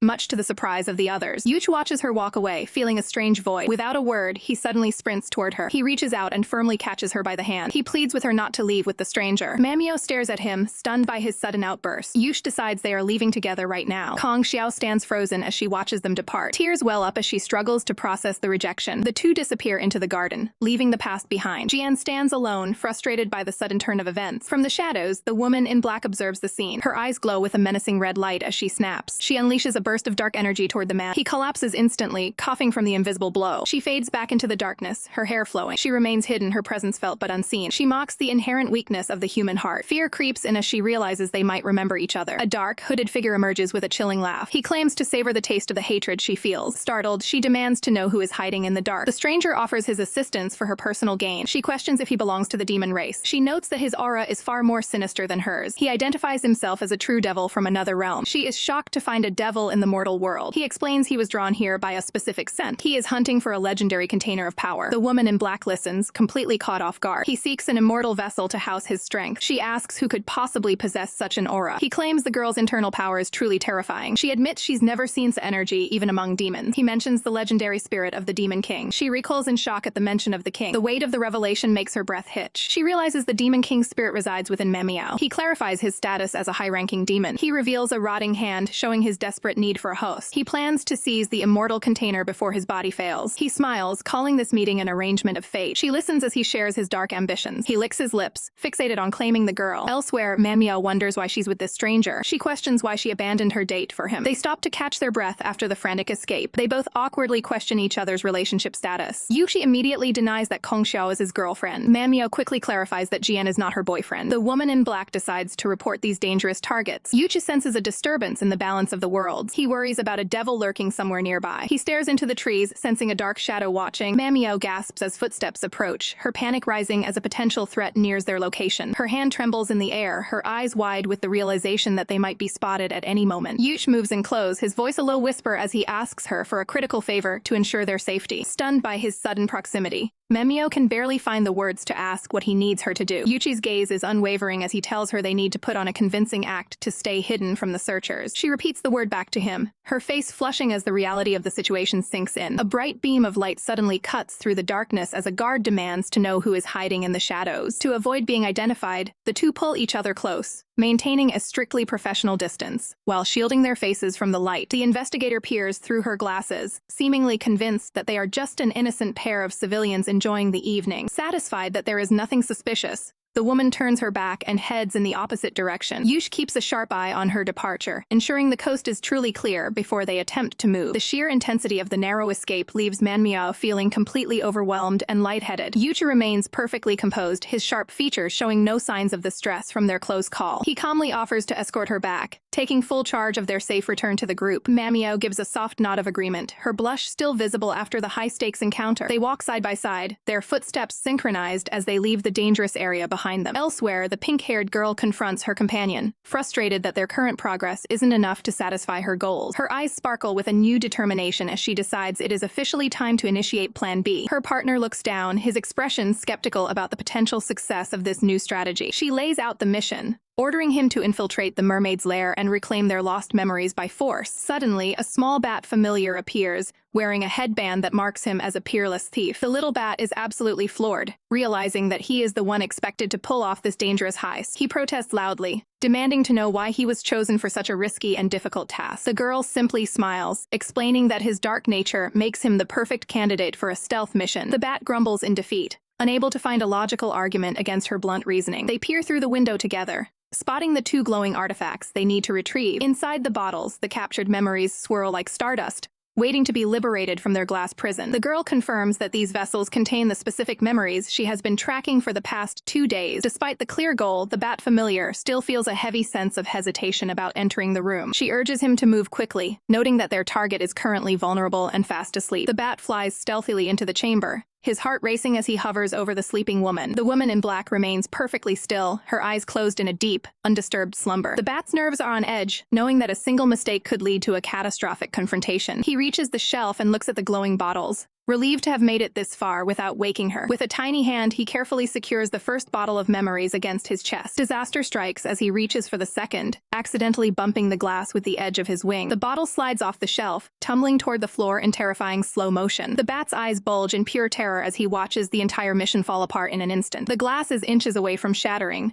which would surely alert their enemy to their presence. Just before impact, a hand darts out and catches the bottle with expert precision and speed. The girl smiles with relief, having stepped in at the last possible second to save the plan. The bat familiar shivers, completely shaken by how close he came to getting them both caught. Outside, Mo Ying takes possession of the bottles, his face stern as they prepare for the next step. The girl beams at him, expressing her sincere gratitude for his help in securing the memories. Little do they know, the woman in black has already opened her eyes, watching them from the shadows. She remains motionless, her gaze cold and calculating as she observes the thieves from her bed. A sinister smirk plays on her lips, realizing that everything is unfolding exactly as the Devil King predicted. She identifies them as the troublemakers she was warned about, confident that they are falling into a trap. To her, their efforts to recover their past are futile, as it will only lead to more suffering. She grips the edge of her bed, her resolve hardening as she prepares to play her part in the plot. From behind the window, she watches them leave, her eyes filled with a dark sense of anticipation. The girl gives Mo Ying his final instructions, telling him to assist Manhwa while she seeks out Yushi. Mo Ying nods solemnly, his focus shifting as he prepares for his solo mission. With a quick wave, the girl departs, leaving the dark-haired man to complete his task. Mo Ying's expression darkens as the third eye on his forehead flares with a sinister light. A manipulative voice from a nearby mirror begins to whisper, suggesting he claim the girl for his own. The shocking suggestion catches him completely off guard, his eyes widening in disbelief. The reflection explains that his bat familiars possess the power to cloud and influence a mortal's mind. She urges him to use this energy to ensure Manhwa develops feelings for him instead of Yushi. Mo Ying stares into space, the temptation to manipulate her heart beginning to weigh on him. His gaze turns sharp as he realizes this might be the only chance he ever gets to win her over. He looks down at the stolen memories in his hand, ready to execute the next phase of his plan. Little Manhwa skips through the woods, her voice lifting in a carefree melody. Her small bat companion approaches, offering a cluster of bright red berries as a sweet treat. He reveals that he secretly swiped the fruit from his uncle's estate just for her. Suddenly, her cheerful song is cut short by a violent, hacking cuff. The bat watches in sheer panic as the girl's condition takes a terrifying turn. Manhwa stares at her own skin in horror,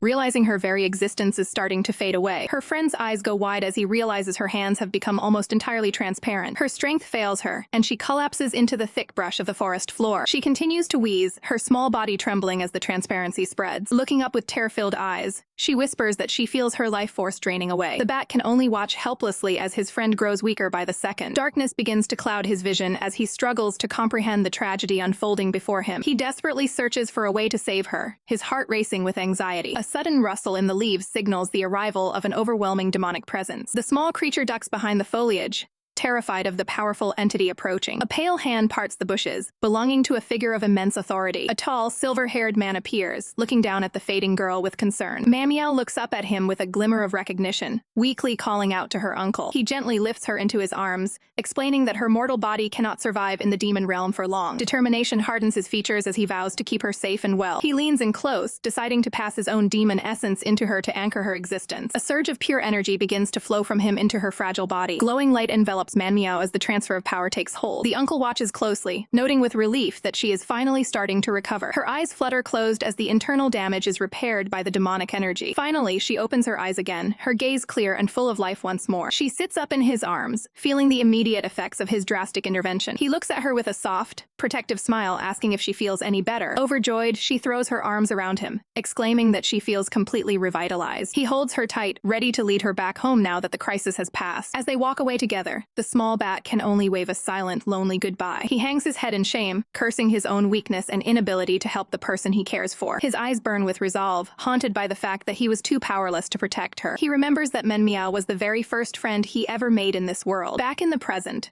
Mo Ying holds a glowing bottle, prepared to take a massive risk with her memories. His third eye gleams with a dark intent as he promises to give her the happiness she deserves. He unseals the memory vessel, letting the swirling blue essence escape. The container shatters, releasing a flurry of spiritual fragments into the air. Within the dreamscape, a woman with long pink hair lies resting amidst a bed of feathers. The light dances across her strands as the manipulated memories begin to take shape. The small bat's voice echoes through the void, urging someone to remember. In a vision of the past, a fairy-like spirit hovers over a sleeping Yushi. The spirit cries out for Yush to remember the woman who was once his wife. Shards of the past swirl around like snowflakes in a cosmic storm. Suddenly, Yushi finds himself standing in a void, face to face with the pink-haired woman. She turns her head, her eyes wide with a mixture of hope and sorrow. Yushi stares back, his expression unreadable as he processes this sudden encounter. A sudden gust of wind sweeps through the dream, blowing her long hair across her face. She reaches out a delicate hand, catching a stray petal drifting through the air. He watches the falling petals, realizing the atmosphere is filled with the scent of peach blossoms. The woman freezes, her heart skipping a beat as she hears a voice she thought she'd lost. She turns around fully, tears welling in her eyes as she asks if it's really him. Yushi confirms his identity, standing tall as the memories continue to flood back. A montage of their shared moments flashes through his mind, from tender embraces to formal events. Every fragment of their history rushes back, painting a picture of a deep, unbreakable bond. The woman looks at him with profound relief, stating that she finally remembers their past together. She gazes into his eyes, still barely able to believe that he is standing right there. He offers her a soft, reassuring look, confirming that he is truly back by her side. They press their palms together, a symbolic gesture of their souls reuniting. He makes a solemn vow that, from this moment on, he will never allow himself to forget her again. Desperation tinges her voice as she begs him to keep that promise and stay with her. He smiles warmly, assuring her that he would never dream of leaving her behind. Their fingers intertwine tightly, sealing their pact within the fabric of the dream. Yuchi's gaze softens with genuine affection as he admits he could never forget someone so important. He leans in, his voice a low whisper as he confesses just how much she truly means to him. The pink-haired girl gazes up, her eyes shimmering with a sudden, overwhelming realization. With tears streaming down her face, she confesses her deepest feelings, unable to hold back any longer. In a void filled with swirling cherry blossom petals, she and Yushi reach out to one another. Hand in hand, they walk through this ethereal realm as the world around them fades into a soft pink glow. She looks at him in wonder, realizing they are no longer bound by gravity as they drift through the air. As they float, their touch remains the only thing anchoring them to this dreamlike reality. Her bare feet touch down softly on a surface that feels like a dream. She looks down in awe at the thick, lush carpet of petals forming beneath them. Every step she takes across the floral floor feels lighter than air, leaving a trail of pink in her wake. Standing in the center of the light, she begins to glow with a magical, radiant energy. A delicate beaded bracelet manifests around her wrist, shimmering with elegance. In a flash of light, her simple attire transforms into a breathtaking, regal gown. The hem of her new dress flows outward, adorned with intricate and beautiful floral patterns. Crystal clear slippers appear on her feet, completing the stunning fairy tale transformation. She stands fully revealed, looking like a princess in her magnificent pink ensemble. Startled, she looks up as Yuchi extends a formal and polite invitation to dance. Dressed in a sharp, light-colored suit, he offers his hand with a charming and confident smile. She places her hand in his, accepting the invitation with a graceful and hesitant touch. The two begin to waltz through the petal-filled sky, moving perfectly in sync. Looking into his eyes, she finds herself completely lost in his intense gaze. Yuchi leans in, suggesting they move past formal titles to something much more personal. She tilts her head,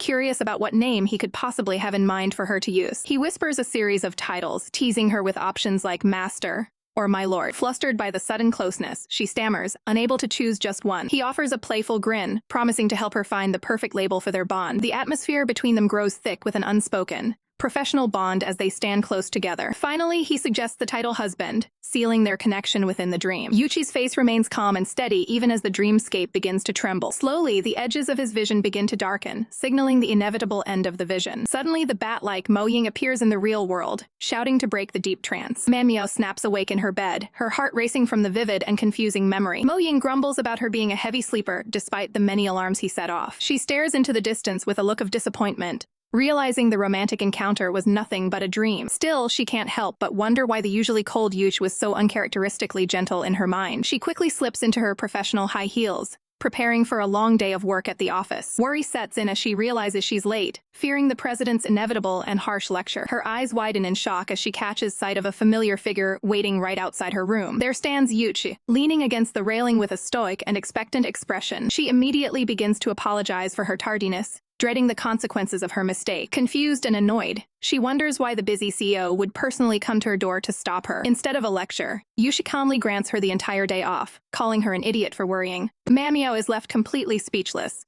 her jaw dropping at his sudden and uncharacteristic kindness. Without a word of further explanation, he tells her to follow him immediately. He reaches out and firmly takes her hand, leading her away from her room with purpose. She tries to pull back, playfully calling him a bad wolf for being so forceful and demanding. Their footsteps echo in unison as they walk through the lush and quiet garden. Yuchi suddenly stops and turns back, his gaze sharp and unreadable. Mamio shrinks back under his stare, wondering if she has finally pushed her luck too far. He reminds her of the heartfelt confession she made during their shared experience. A confident smirk plays on his lips as he repeats her words of affection back to her. She looks at him in total disbelief, shocked by his sudden shift in personality and tone. The realization hits her like a lightning bolt. The dream was far more real than she ever imagined. Overwhelmed with embarrassment, she buries her face in her hands to hide her blushing cheeks. She points out that he was just as different and unexpectedly gentle in that vision. Their usual bickering dynamic returns in a flurry of chibi-styled annoyance and playful picking. She stammers and points at him, unable to find a witty comeback to his relentless teasing. Yushi challenges her to repeat her true feelings now that she's wide awake and facing him. He leans in close, his eyes focused entirely on her reaction, waiting for an answer. She looks up at him, her breath hitching as the tension in the air shifts once again. Unexpectedly, Yuchi pulls her into a warm and protective embrace, ending her protests. He whispers into her ear that he will never forget the words she spoke to him. Holding her tight, he makes it clear that their bond is now undeniable and permanent. Mamio closes her eyes, finally feeling secure and happy in his presence. However, the tender moment is being watched by a mysterious woman lurking in the shadows. A fist clenches in silent, boiling rage. Mo Ying watches the couple, her eyes filled with bitter envy. A sharp-toothed silhouette looms within the darkness of a cloak. The cloaked figure warns that impatience will only ruin their grand plans. Mo Ying looks up, startled by the mention of the Devil King. The stranger reminds her that her long life shouldn't be wasted on a mere human. A sinister, jagged smile creeps across the entity's shadowed face. The figure views Manhwa as nothing more than a temporary container for their desires. Mo Ying shudders as she senses an overwhelming and dangerous aura. The entity admits it was difficult to track this specific power from the start. A demonic, clawed hand reaches toward the garden flowers. The creature notes the human body is already tainted by the king's power. A wicked grin spreads as the entity plots to hide within the demon king. The sharp hand clenches, signaling a looming threat to the vessel. A lone butterfly flutters peacefully over the lush greenery. The insect comes to rest gently on the sleeping girl's hair. Yuchi holds Mamio close as she drifts into a deep slumber. He watches her face, affectionately calling her a little pig for sleeping so soundly. Mamio remains unaware, lost in the depths of her subconscious. Within the dream, a young Mamio floats through a shimmering, wittery void. A mysterious woman with flowing hair reaches out toward the child. The young girl cries out, desperately searching for help. Pale, ghostly hands emerge from the depths to pull her down. She screams for her uncle to save her from the encroaching shadows. The dark hands wrap tightly around her small ankles. The child pleads to be released as she is dragged further under. An intense, suffocating heat begins to consume the dreamscape. Her eyes widen in terror as the abyss swallows her. Exhaustion finally takes hold, and she closes her eyes in surrender. The young girl lies motionless, drifting in the silent void. The spirit woman observes, noting a demonic force protected the child. She realizes Yuch must have transferred his own power to save her. The woman wonders if his actions were driven by true love. She laments her own state, having nowhere left to go. She explains she searched the other side but failed to find Yang. Her search confirms he is not present in the demon realm. She gazes intently at the sleeping human girl. The spirit suspects that Yang is still hiding in the human world. She asks if Mamiao is willing to house her broken soul. A promise of immense gratitude is whispered against the girl's ear. Mamiao remains still, her eyes shut tight in the trance. Suddenly her eyes snap open, glowing with a fierce red light. The demonic glow fades as she blinks back to her dream self. The child stands in the garden, looking around in complete confusion. In the real world, Mamiao mutters the name Wiu in her sleep. The mysterious woman reacts with shock to the spoken name. A vision of a motherly figure appears, offering comfort. Yuchi pulls back, demanding to know what she just said. Mamiao wakes up fully disoriented and questioning her own words. Yuch clarifies that she spoke a specific name while dreaming. She looks down, embarrassed that she was talking in her sleep. Yuchi grows serious, pressing her for details about the vision. She struggles to piece together the fragments of the memory. Frustration sets in as the dream slips away from her. A sudden flash of long purple hair strikes her mind. She tells Yuchi she saw a woman standing in the shadows. She vividly recalls the woman's distinct purple hair. Yuchi asks with intensity if the name was Wang Wiu. The image of the elegant woman named Wiu returns to her. Mamiao is stunned that he knew exactly who she saw. Yuchi realizes the person in her dream was actually his mother. She asks if he has the secret power to see into others' dreams. Yuchi denies the ability, his expression turning grim. He confirms that Wang Wiu is a person of great importance to him. Clutching her clothes in her sleep,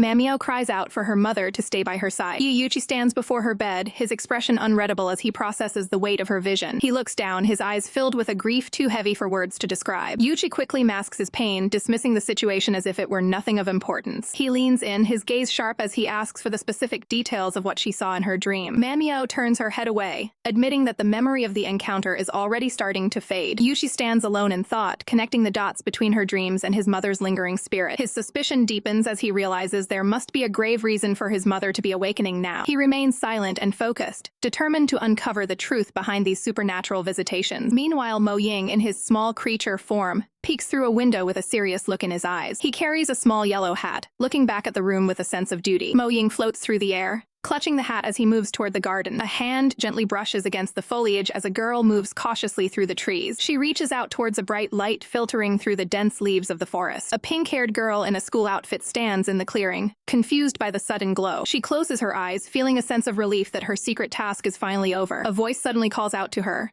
making her snap her eyes open in total surprise. She spins around quickly, shocked to find Mo Ying standing right there in his human form. Mo Ying holds up the yellow hat, explaining that he managed to catch up with her just in time. The girl tilts her head, wondering why he followed her all this way into the woods. He presents the accessory, noting that she had accidentally left it behind during her escape. She gratefully takes the hat back, her expression softening as they stand together in the quiet clearing. Mo Ying looks at her with concern, asking if they can continue their conversation. She looks down nervously, explaining she has to sneak back before her master notices she's gone. He asks with a hint of longing if they will ever have the chance to see each other again. The pink-haired girl pauses for a moment, clearly moved by his sincere question. Mo Ying places the hat on his own head, hiding his eyes as he waits for her answer. She looks at him curiously, wondering what he is thinking in this quiet, stolen moment. With a bright smile, she declares that they will meet again, calling it a fairy's promise. Mo Ying looks up, his expression hardening with a newfound resolve to keep that promise. He glances away, already feeling the weight of her departure as she prepares to leave. Realizing how late it has become, she panics and turns to run back toward the estate. She waves a final goodbye as she disappears into the bright light of the forest path. Mo Ying stands alone among the trees, holding the memory of her visit close as he watches her go. He stares into the distance, promising himself that next time he will treat her to a special gift. He closes his eyes, savoring the lingering scent of vanilla she left behind in the air. Back at the base, Mo Ying is back in his creature form, sitting inside the hat and looking like a lost soul. Mo Ying's companion notices his strange behavior and teases him about being in love. He immediately blushes, shouting out a defensive,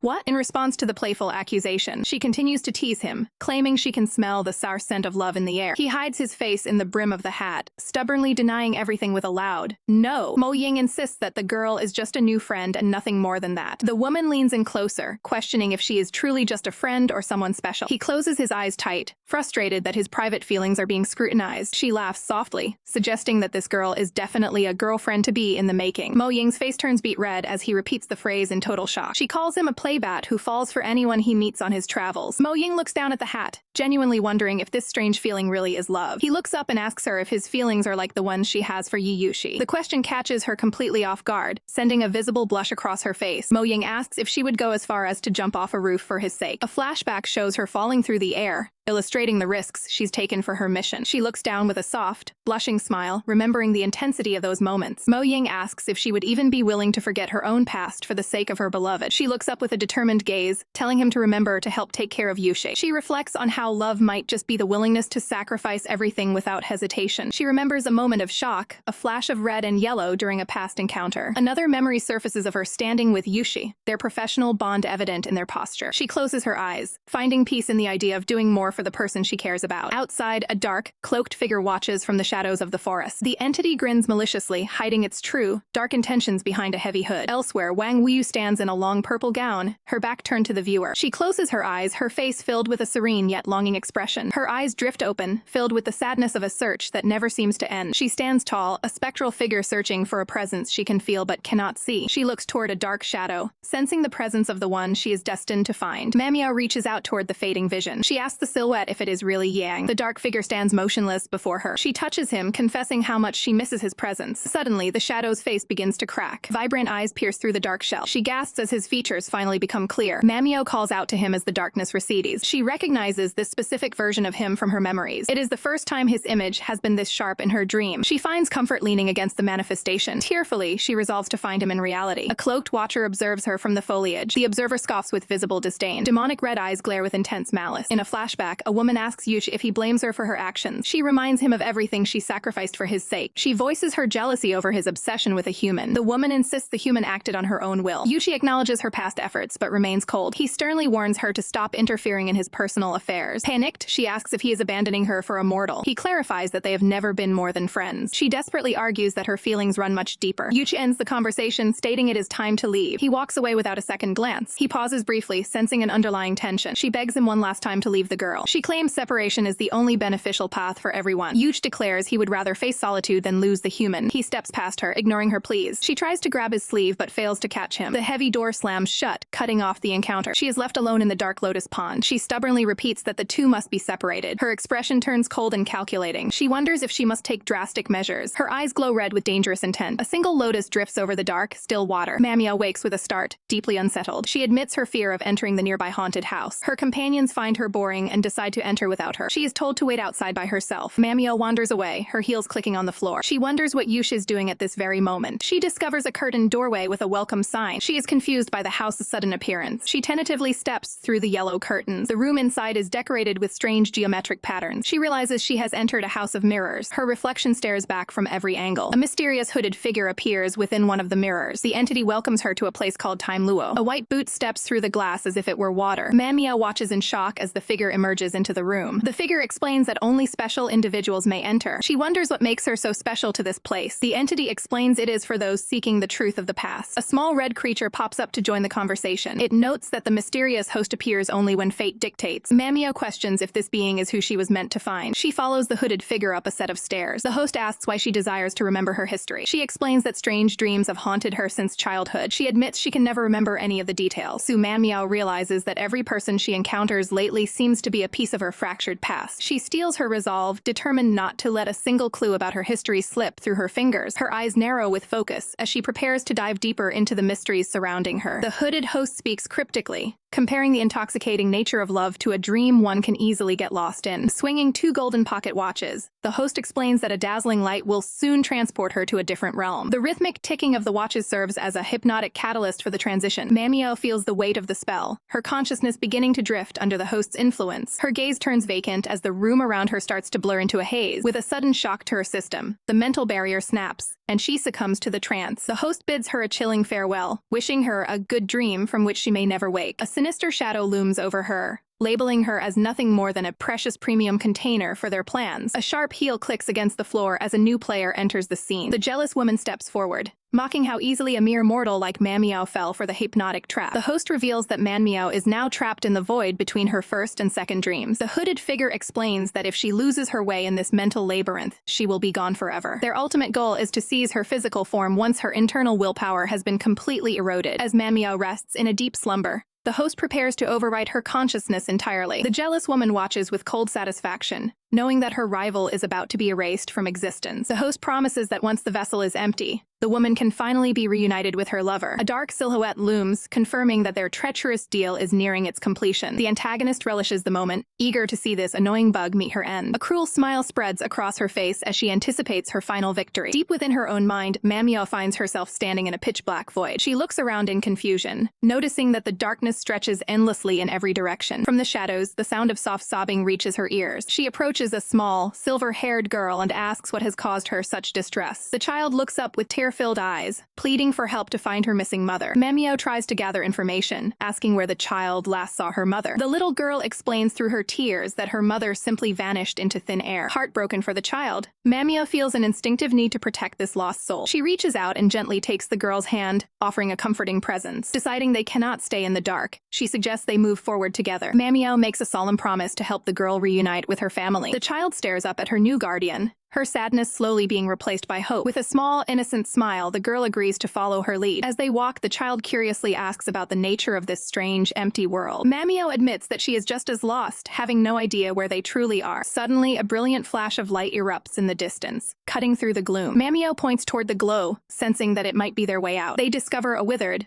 purple lotus flower struggling to survive in the void. Saddened by the sight, Manhwa asks if the delicate flower is beyond saving. The child looks at the dying plant with strange confidence, insisting that it will be alright. The girl reaches out, her touch seemingly carrying a mysterious, life-giving power. A violent burst of radiance consumes the lotus, blinding everything in sight. Manhwa is forced to shield her eyes from the overwhelming intensity of the bloom. She squeezes her eyes shut, waiting for the visual to subside. Slowly she blinks, her vision gradually returning as the light fades. In place of the dying weed stands a magnificent, glowing white lotus in full bloom. Stunned, Manhwa asks the girl if she was the one who performed this miracle. She gasps in awe, unable to fathom the incredible power she just witnessed. The child beams with pride, happy to have helped the flower thrive again. The girl casually reveals that she is a demon with the unique ability to restore life. Intrigued and slightly wary, Manhwa asks the mysterious child for her name. The girl begins to answer, her identity finally coming to light in this dreamscape. Manhwa's heart skips a beat as she wonders if this child could actually be a young Yiyushi. A tall, familiar figure suddenly manifests behind her, catching her off guard. She whips around in shock, coming face to face with the man she's been searching for. He looks at her with a soft expression, claiming he has been watching over her from the shadows. He introduces himself with a bizarre twist, calling himself Yiyuchi Frank. Manhwa is completely derailed by the strange name, her confusion only growing. Without warning, a pair of white rabbit ears sprout from his head as he offers a sly smile. He completes the transformation with a tall top hat, looking like a character from a fairy tale. Pulling out a pocket watch, he checks the time with an air of frantic urgency. Surrounded by giant lollipops, he cries out that he is late for an important engagement. Manhwa stands frozen, wondering what kind of surreal nightmare she has stumbled into. Confused by the chaotic scene, Manhwa wonders exactly what it is she's too late for. A rabbit-eared version of Yucha sprints past her, frantically shouting that he's running behind schedule. She desperately calls out for the strange rabbit man to wait up. She chases him through a surreal landscape filled with giant, colorful lollipops. She watches in disbelief as her footwear suddenly transforms into dainty black shoes and frilled socks. A frilly white apron and pink bow materialize onto her outfit as she runs. She stops in her tracks, completely stunned by the sudden change in her clothes. Surrounded by massive jars of sweets, she realizes her target has completely vanished. She gazes around the sugary wonderland, trying to make sense of this bizarre new world. Her outfit shifts once again, turning into a classic blue and white pinafore dress. She realizes she has been cast in the role of Alice in this twisted dream. Suddenly, the ground beneath her feet gives way as she loses her footing. She is sucked into a swirling vortex that opens up in the center of the floor. Manhwa plummets through a dark void filled with floating candies and pastries. She notices a variety of delicious cookies drifting past her in the wind. Reaching out, she manages to snag a golden, star-shaped cookie from the air. She takes a cautious bite of the treat, hoping for some kind of answer. Her eyes sparkle as the sweet flavor overwhelms her senses. A massive,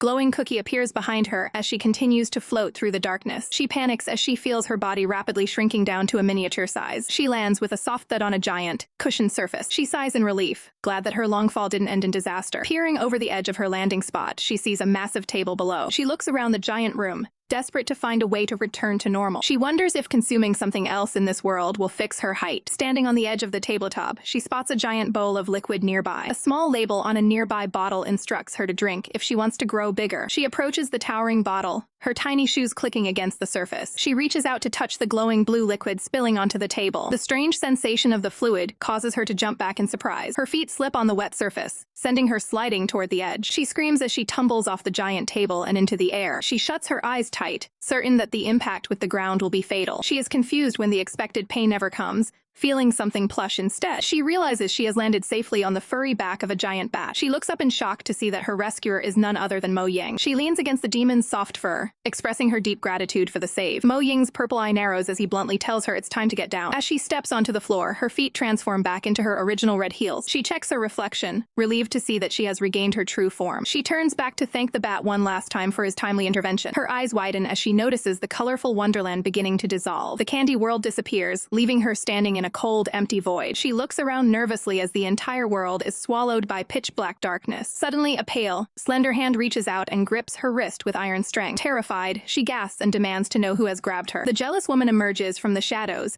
demanding to know the whereabouts of her target. Manhwa recognizes the vengeful spirit as the woman from her previous visions. A memory flashes by of Yuchi saving a young girl with a mystical lotus flower. Manhwa stares at the woman, realizing the depth of her centuries-old obsession. The woman's grip tightens painfully, her fingers digging into Manhwa's skin. Manhwa winces, unable to break free from the woman's aggressive hold. The jealous woman screams that Manhwa has been lying to her this entire time. She accuses Manhwa of hiding the man who truly belongs by her side. Her eyes glow with a terrifying, dark energy as she confronts the vessel. She demands to know why Manhwa is trying to take him away from her. The woman begs for the return of her lost love, her voice filled with desperate rage. She sneers at Manhwa, reminding her that a human and a demon can never truly be together. With a menacing look, she declares that their relationship is nothing more than a tragedy. She rages against Manhwa's perceived selfishness for wanting to keep him. The woman insists that she is the only one who is a perfect match for the Demon King. She claims that she can cure his eternal loneliness in a way a human never could. Her face twists in anger as she blames Manhwa for making him suffer. Manhwa stands frozen, forced to listen to the woman's venomous accusations. The woman lets out a final, piercing scream, calling Manhwa incredibly selfish. Manhwa's eyes fill with a mix of dread and dawning realization about her fate. Manhwa desperately denies being selfish while collapsing in the void. She cries out her love, her face pale with emotion. Tears stream down as she wishes only for his happiness. A cold hand suddenly rests on her shoulder. Yuchi appears before her, his expression unreadable. He questions her devotion while standing in the darkness. He pulls her close, asking what kind of happiness she can truly offer. Manhwa clings to him, promising everything just to stay by his side. They embrace in a moment of fragile peace. His gaze turns predatory, revealing a hidden, darker intent. Manhwa begins to lose consciousness as the vision fades. Her eyes flutter shut as she drifts away from the illusion. Friends find her unconscious on the grass and call her name. She sits up, disoriented by her sudden return to reality. The memory of the dream lingers like a haunting mist. Mysterious figures watch from the shadows, monitoring her progress. Swirling energy surrounds a silver-haired woman in a separate realm. She confronts a dark silhouette, suspecting it's a mental trick. She dismisses the shadow as a mere figment of her imagination. The shadow's eyes pierce through the gloom, looking strikingly familiar. She pleads for the entity to speak and prove its reality. The shadow begins to fragment and crack under the pressure. A faint whisper of a name escapes the crumbling figure. Shocked, she realizes the shadow actually spoke to her. Her eyes widen as she hopes her longing has been answered. The silhouette begs for help as it starts to dissolve. Panicked, she demands to know what is happening to him. She reaches out as the figure breaks into shards. Desperate, she asks for his location to save him. The shadow vanishes further, leaving her helpless. She screams his name as he disappears into the light. A remote clicks, abruptly cutting through the tension. Manhwa sits alone on her couch, staring at the screen. The TV drama depicts a woman sacrificing herself for love. The actress on screen weeps over her difficult choices. Another character explains the depth of her selfless devotion. Manhwa reflects on the meaning of true happiness. She visualizes Yuchi wondering what he truly desires. Doubt clouds her mind as she searches for answers. A mocking voice reminds her of her ignorance regarding his true nature. The jealous woman appears, taunting her about Yuchi's hidden vulnerability. Manhwa is shaken by the revelation of her own lack of knowledge. She stands in silence, realizing she must understand him better. She decides to begin her secret observation from the garden. Yuchi walks down the street, unaware he is being trailed. Disguised in sunglasses, Manhwa watches his every move. She follows him discreetly as he nears a local shop. She meticulously logs his arrival at a coffee shop at 8:30. He strolls casually while she keeps her distance. He disposes of his trash properly, showing unexpected civility. She notes his good citizen behavior in her journal. Yuchi points out a delicate cake in a bakery display. Peering through bushes, she's baffled by a demon's sweet tooth. She records his visit to the dessert shop in her notes. She ducks behind greenery to avoid being spotted. Yuchi stops in front of a vibrant display of flowers. She wonders what business a demon has at a florist. The sign reveals it's the cat language flower shop. He exits the shop empty-handed, deepening the mystery. Manhwa's curiosity peaks as she analyzes his exit. She decides to investigate the shop herself to find clues. Her heels click on the pavement as she approaches the door. A cheerful shopkeeper welcomes her inside. Manhwa immediately asks about the man who just left. The shopkeeper drops a bombshell, claiming the mysterious man was actually asking for her contact information. Shockwaves ripple through Manhwa as she realizes her stealthy tailing wasn't as secret as she thought. Fuming with resentment, she assumes the worst about Yuchi's intentions with the local staff. Suddenly, a massive bouquet of deep red roses is thrust into her field of vision. She stares at the floral arrangement in pure disbelief. The shopkeeper clarifies that the man specifically prepared these for a girl with cherry pink hair. Manhwa is urged to accept the gift left behind by the departed customer. She cautiously takes the heavy bouquet into her own hands. A small part of her wonders if Yuchi has been aware of her presence this entire time. For a fleeting moment, she is swept up in the unexpected romantic gesture. Her eyes catch sight of a small card tucked deep within the petals. Anticipating a heartfelt message, she slowly pulls the note from the roses. Her expression shifts from curiosity to immediate irritation as she reads the contents. The note contains a blunt, childish insult mocking her height. Manhwa's temper flares as she realizes she's been played for a fool. She asks the shopkeeper to hold on to the flowers until she can deal with this tomorrow. The clerk readily agrees, unaware of the storm brewing. A chill runs down the shopkeeper's spine as she senses Manhwa's mounting frustration. Stomping away, Manhwa vows to find him and settle the score. Her path is blocked by a familiar face, catching her completely off guard. Yuchi stands there, doubling down on his short-legged comment with a smug grin. He mocks her further, suggesting she looks like she's on the verge of tears. Manhwa snaps back, refusing to let him get the better of her. He holds out a white box, shifting the mood once again. With a calm demeanor, he explains that he bought a dessert for her. The taste is so incredible that her anger momentarily vanishes. She indulges in the sweet treat while Yuchi watches her closely. He cuts straight to the point,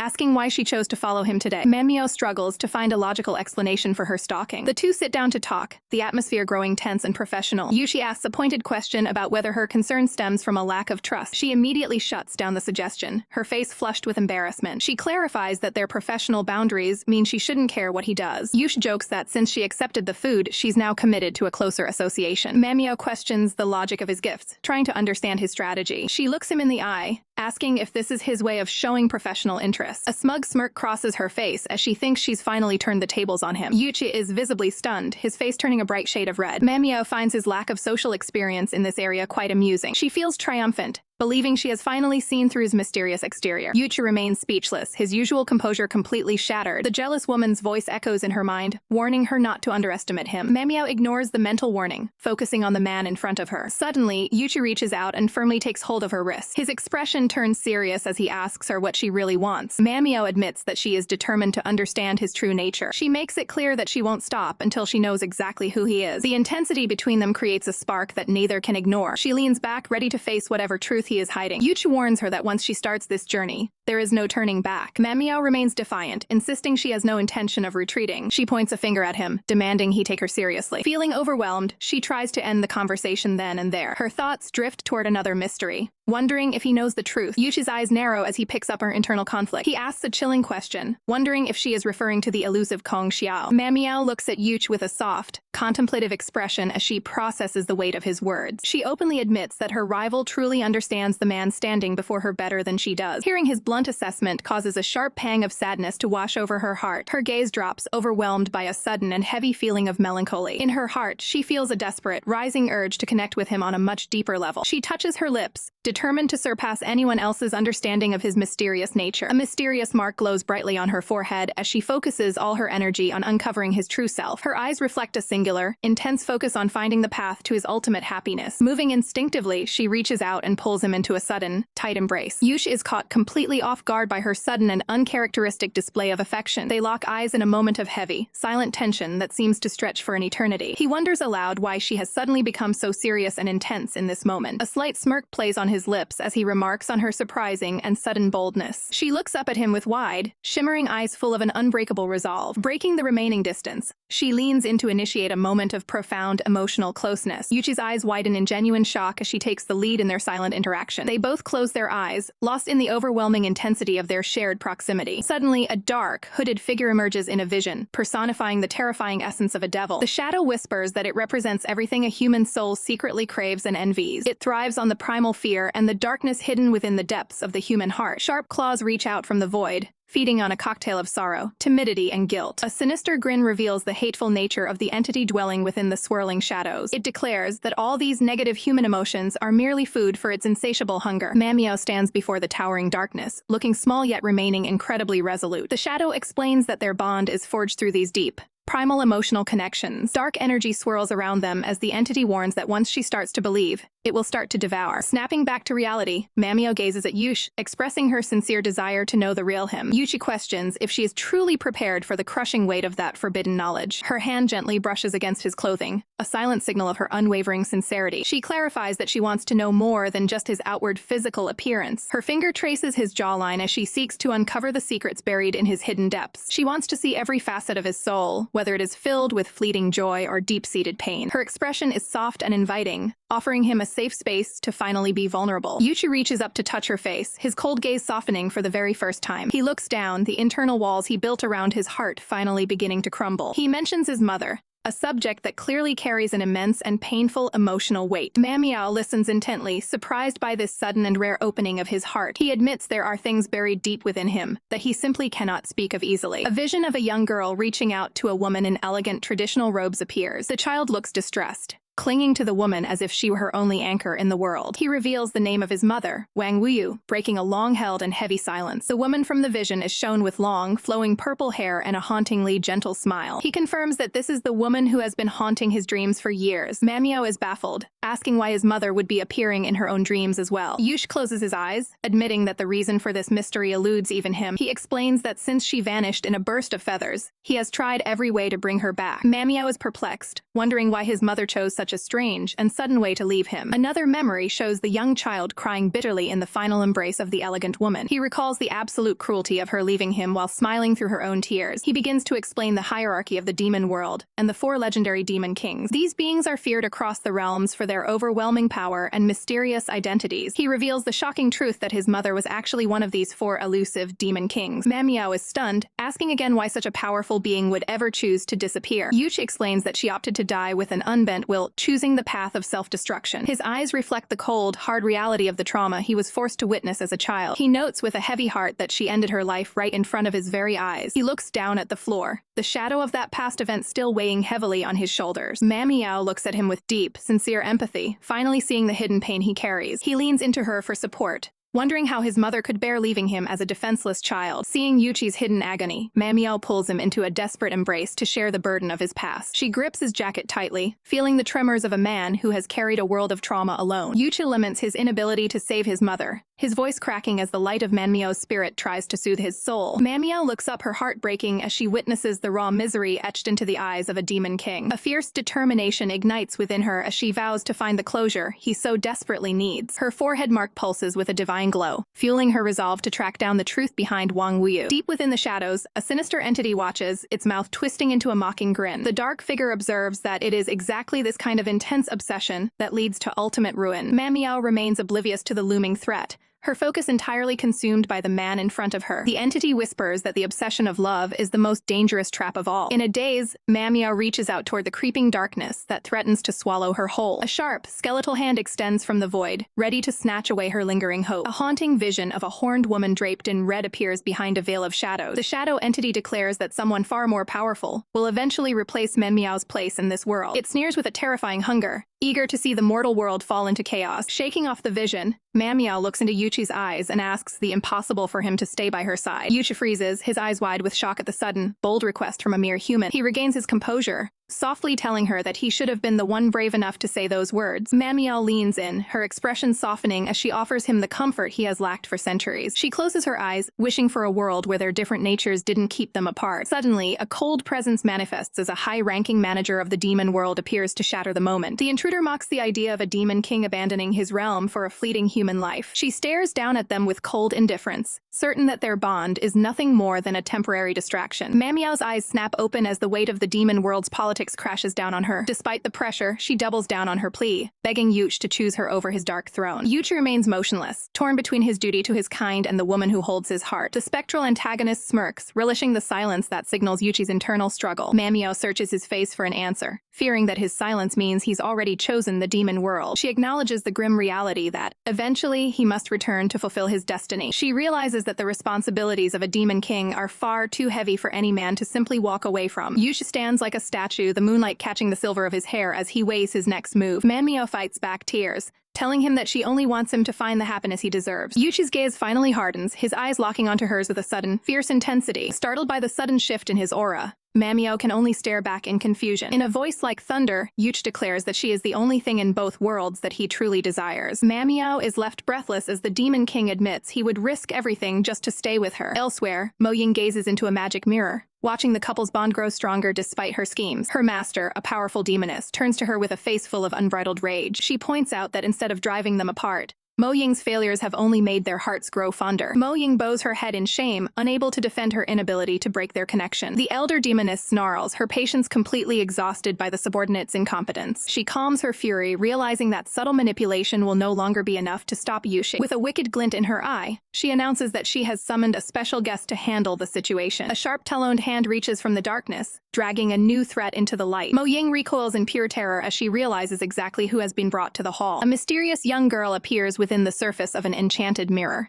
her presence signaling a new phase in the elder demoness's plan. Mo-Ying stares into the glass, his eyes widening as he recognizes the face staring back at him. Clutching the mirror tightly, he looks toward his master with a mix of desperation and fear. The elder demoness merely smirks, enjoying the leverage she holds over her subordinate. Her gaze turns icy as she reminds him that total obedience is the only way to ensure the girl's safety. She promises a mock kindness, claiming she will take excellent care of the girl if Mo-Ying plays his part. With a chilling smile, she prepares to reveal the specific task he must execute to break the couple apart. Meanwhile, in a realm of divine order, Glowing red threads of fate chime softly as they sway in the wind. A tiny, pink-haired fairy flutters among the bells, tasked with maintaining the delicate connections of the world. Nearby, a hand holds a refreshing drink, a brief moment of mundane comfort in a celestial setting. Mo Ying lingers in the shadows of this realm, watching the little spirit work from behind a pillar. The fairy pauses, her expression turning thoughtful as she wonders about Mo Ying's recent behavior. Her distraction proves costly as she clumsily crashes into a tall, ethereal figure. The goddess of the red thread looks down at her assistant, noting her recent streak of accidents. The fairy looks up with wide, apologetic eyes, quickly addressing her superior with utmost respect. The goddess recalls a previous blunder where a misplaced thread caused a man to fall for a pig, highlighting the chaos of the fairy's errors. She leans in, her voice softening as she asks the little one if exhaustion is the cause of these mistakes. Terrified of disappointing her, the fairy frantically waves her hands in a desperate apology. She bows her head low, taking full responsibility for the mess she's caused. The goddess reaches out, gently patting the fairy's head in a rare display of maternal comfort. She reassures her subordinate that there is no need for such harsh self-reproach. Looking off into the distance, the goddess explains that their current struggles are merely preparation for a greater destiny. She encourages the fairy to stay strong and persist through the difficult work ahead. Curiosity piqued, the fairy asks why she has never seen the goddess's own thread of fate. The goddess explains that as the one in charge of everyone else's destiny, she must remain perfectly neutral. She reveals the heavy price of her office, having voluntarily severed her own red thread upon ascending her throne. This choice has bound her to a life of absolute loneliness for the rest of eternity. The small fairy is visibly shaken, her heart aching for the isolation her master endures. The goddess stands tall, reminding her that they were both chosen for this sacred, solitary path. She maintains that a life free from the volatility of lust and emotion is a superior existence. Looking at the mortal realm, she describes the emotions of humans as something foul and chaotic. She reflects on the countless souls who have lost themselves to desire, leaving nothing but bones behind. The fairy can't help but wonder if a life devoid of pain is truly worth the cost of never feeling love. The goddess gestures to the threads, explaining that cutting the bond allows one to forget the burdens of the mundane world. She claims that once the connection is gone, the heart is finally shielded from all suffering. The fairy looks away, plagued by the terrifying thought of losing her most precious memories. A vision of Mo Ying flashes through the air, representing a bond that hasn't yet been severed. She stares blankly, her mind racing at the prospect of a future where she forgets those she cares for. The goddess remains a pillar of cold, divine duty beside her tiny companion. Her eyes reflect a deep, hidden melancholy that contradicts her claims of a painless life. The narrative shifts to the legend of the goddess of destiny, a being who traverses the three realms unseen. Her form is said to be ever-changing, a phantom that eludes even the most powerful deities. From behind, her long white hair and silver antlers mark her as a being of supreme cosmic power. In her hands, she carries a scroll that contains the vast, swirling destiny of the entire universe. She is known for her playful and unpredictable nature, making her nearly impossible to track down. Whether a mortal ever meets her is a matter of pure, unadulterated luck. Those who do encounter her find themselves in the presence of an ethereal beauty that defies description. With a single stroke of her brush, she can alter the course of a life forever. Her smile remains enigmatic, leaving the outcome of her interference be it a blessing or a curse entirely to fate. Back in the mortal world, Manhwa walks through the halls, her focus shifting to the mystery at hand. She stops, looking contemplative as she ponders the secrets Mo Ying is hiding. Suddenly, she gasps, her hands flying to her face as a realization hits her. She turns to see Mo Ying in his bat form, sensing that something is deeply bothering him. She looks him in the eye and asks which girl has him acting so strangely. Mo Ying looks away, his expression darkening as he struggles with his secret. He presents a photograph,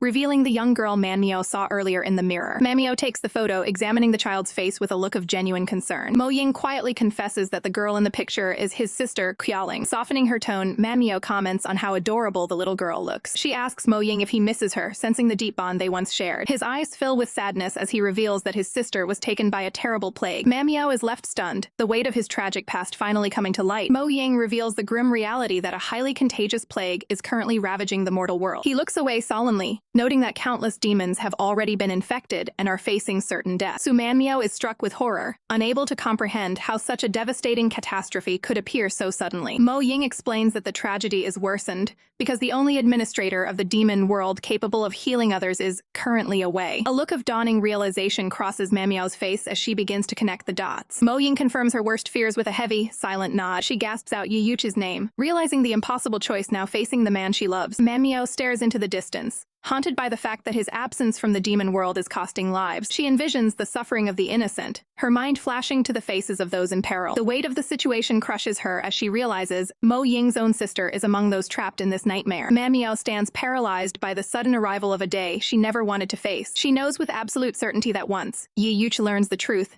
he will move heaven and earth to return home. Tears stream down her face at the realization that his return to his realm means he must leave her behind. She looks down at her feet, feeling the agonizing pressure of the lives hanging in the balance. Her heart aches with the knowledge that she cannot be selfish enough to keep him by her side. Manhwa resolves that it is better for him to save his people than to stay here for her. She breaks down into uncontrollable sobs, the pain of the impending separation becoming too much to bear. The thought of a future without him by her side feels like an impossible burden. She clutches her chest, gasping for air as the emotional weight of her decision settles in. Mo Ying watches her from the shadows, his expression a mask of guilt for the part he is playing. Meanwhile, the elder demoness sneers at her captive, threatening Mo Ying that his sister's safety depends on his total obedience. She demands that he spread the news of the plague immediately to force the king's hand. Looking into her enchanted mirror, the witch gloats that Yi Yuch will have no choice but to rush back. She smiles wickedly, knowing he would never allow his kingdom to fall into such ruin. The demoness reminds the young Qiaoling that as a master healer, Yi Yuch is bound by duty to intervene. Qiaoling remains silent, her large eyes filled with a mixture of fear and confusion. The young girl bravely points out the lie, noting that they aren't actually sick at all. The elder demoness freezes, her gaze turning sharp and predatory at the girl's defiance. She reaches out with a cold hand, violently gripping the child's shoulder to assert her dominance. Qiaoling winces in pain, her small frame trembling under the witch's cruel touch. The demoness scoffs at the idea of childhood innocence, finding the girl's sincerity irritating. Her eyes glow with a chilling blue light as she expresses her pure disdain for the child. She leans in with a terrifying warning, telling the girl never to repeat those words again. The villainess threatens to transform the child into the very source of the plague if she steps out of line. Mo Ying watches the mirror in horror, pleading with the witch to stop and promising his absolute loyalty. Back in the room, Mo Ying looks at Manhwa with a heavy heart, burdened by the secret he carries. He looks at the image of his sister one last time, knowing he is trapped between two impossible choices. He can only offer a silent apology for the deception he is forced to maintain against Manhwa. Later that day, a simple carton of milk sits forgotten on the counter. A small note nearby remains as a painful reminder of the domestic life they shared. Yi Yuchi stands in his office, checking his phone with growing concern for Manhwa's whereabouts. He approaches his assistant, Manager Luo, to ask why Su Manhwa hasn't reported for duty. Manager Luo informs him that she has unexpectedly requested a leave of absence. Yi Yuchi's brow furrows as he wonders if she has suddenly fallen ill. A dark premonition flashes through his mind, causing him to narrow his eyes in suspicion. He envisions Manhwa in a state of physical distress, her face flushed with fever. The thought of her suffering alone causes his heart to race with protective instinct. He blames himself, wondering if his own actions have caused her this pain. Without a second thought, he commands Manager Lu to cancel all of today's professional engagements. The manager is left speechless by the CEO's sudden and intense departure. At home, Manhwa sits huddled on the floor, trying to hide from the world. She is terrified of facing the moment where she must say her final goodbye to him. A sudden, loud knocking at the door shatters the silence of her apartment. She looks toward the sound in a panic, her heart thumping against her ribs. Yi Yuchi's voice booms from the hallway, calling out her name with undeniable authority. She trembles, wondering how he managed to find her so quickly. Desperate to avoid the confrontation, she stays silent and hopes he will think she isn't home. With a sharp snap, the lock gives way as Yi uses his power to force the door open. Manhwa is caught completely off guard as the door swings wide, revealing her hiding place. Yi Yuchi stands in the entrance, his presence filling the room with an intense energy. He demands that she look at him, his voice low and dangerous. He strides into the room, closing the distance between them in a matter of seconds. He reaches out and takes her by the wrist, ensuring she cannot run away from this conversation. He looks her in the eye, demanding to know why she has been avoiding him all day. He confronts her about the missed calls and the ignored messages that have driven him to distraction. Yi Yuchi searches her face for answers, desperate to understand the reason for her sudden change of heart. Manhwa turns away, her voice a fragile whisper as she refuses to look at him. Yi Yuchi leans in, his concern evident as he asks if he caused her any physical distress during their encounter yesterday. A deep blush creeps up her neck as she gasps in total shock at his blunt questioning. She quickly shuts her eyes tight, shouting out a frantic denial to end the awkwardness. The Demon King tries to reassure her, promising to be much more considerate of her physical limits in the future. Manhwa struggles to pull away, but his grip on her arm remains firm and unshakable. He holds her wrist tightly, refusing to let her hide from this important conversation. In a fit of frustration, she hurls a plushie directly at his head to get some space. Yi Yuchi stands there stunned, demanding to know what has suddenly gotten into her. He suddenly pins her against the wall with one hand, cutting off any chance of escape. He leans in close, his gaze piercing through her defenses as he searches for the truth behind her behavior. With a firm hand, he forces her to turn back and face him directly. His expression darkens as a new, more troubling suspicion begins to take root in his mind. He can't help but wonder if she lacks confidence in his professional skills to protect her. The thought of his own perceived inadequacy sends a literal storm of insecurity swirling around him. His pride takes a massive hit, leaving him feeling completely defeated by her rejection. Manhwa clenches her eyes shut, her heart breaking as she continues to push him away for his own good. The weight of her secret becomes too much to bear, and her eyes begin to well with tears. She bites her lip,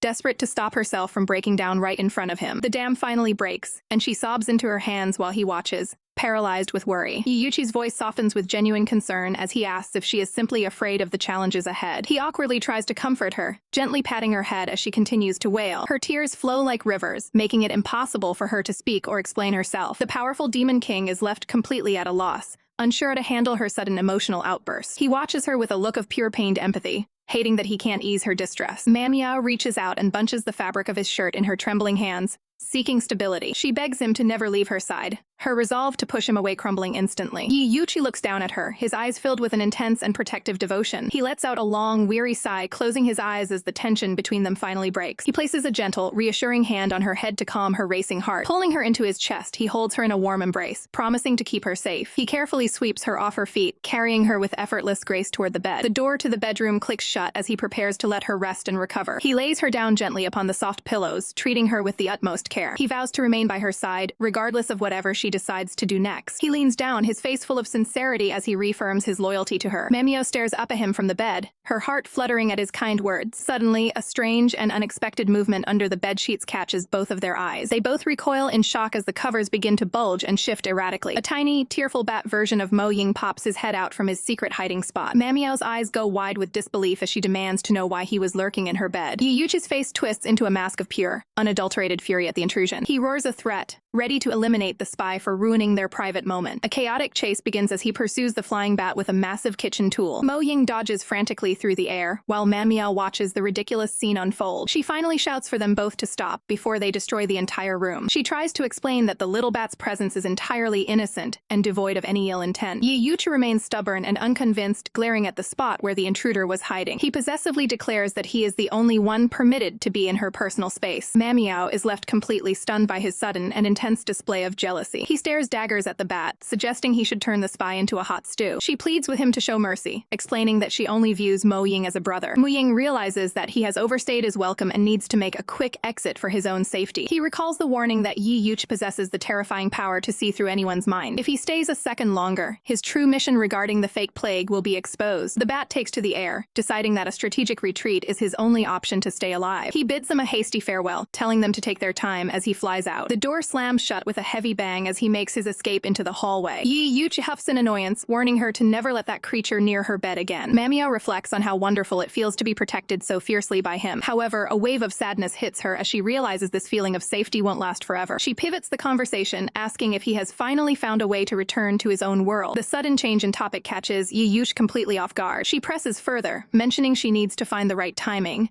and the necessary items for his journey. She looks him in the eye and asks exactly what specific items are required for him to leave. Manhwa looks up, offering her full support in finding the items he needs to return home. Yuichi's gaze sharpens, his suspicion immediately piqued by her sudden change of heart. He questions why she is bringing up his departure so abruptly after their emotional moment. A flash of hurt crosses his face as he asks if she truly wants him to disappear from her life. Manhwa averts her eyes, whispering that they are destined to be separated eventually anyway. She asks him directly if he really intends to stay in the mortal world forever. Yuichi stares back at her, his expression unreadable as he ponders the weight of her words. He admits that when he first arrived, he found this entire world loathsome. He recalls a life filled only with hollow schemes and a total lack of meaning. To him, human beings were nothing more than fragile, hypocritical creatures. However, as he remembers their time walking through the city together, he realizes everything changed. He describes how her presence made his barren life feel like a garden blooming with flowers. Because of her, he actually started looking forward to the simple beauty of a new sunrise. His heart swells as he thinks about how much he looked forward to simply seeing her face. He asks her point blank if she is trying to drive him away because of his true nature. He looks down, his pride wounded by the thought of her rejection. He confesses that he cannot understand why she is in such a desperate hurry to send him back. He pulls her into a firm embrace, demanding to know why she wants to push him out of her life. Manhwa's eyes well up with tears as she struggles with her internal conflict. She finally breaks, crying out that she doesn't actually want him to go. She clings to his shirt, her body trembling as she lets out all her suppressed emotions. Sobbing,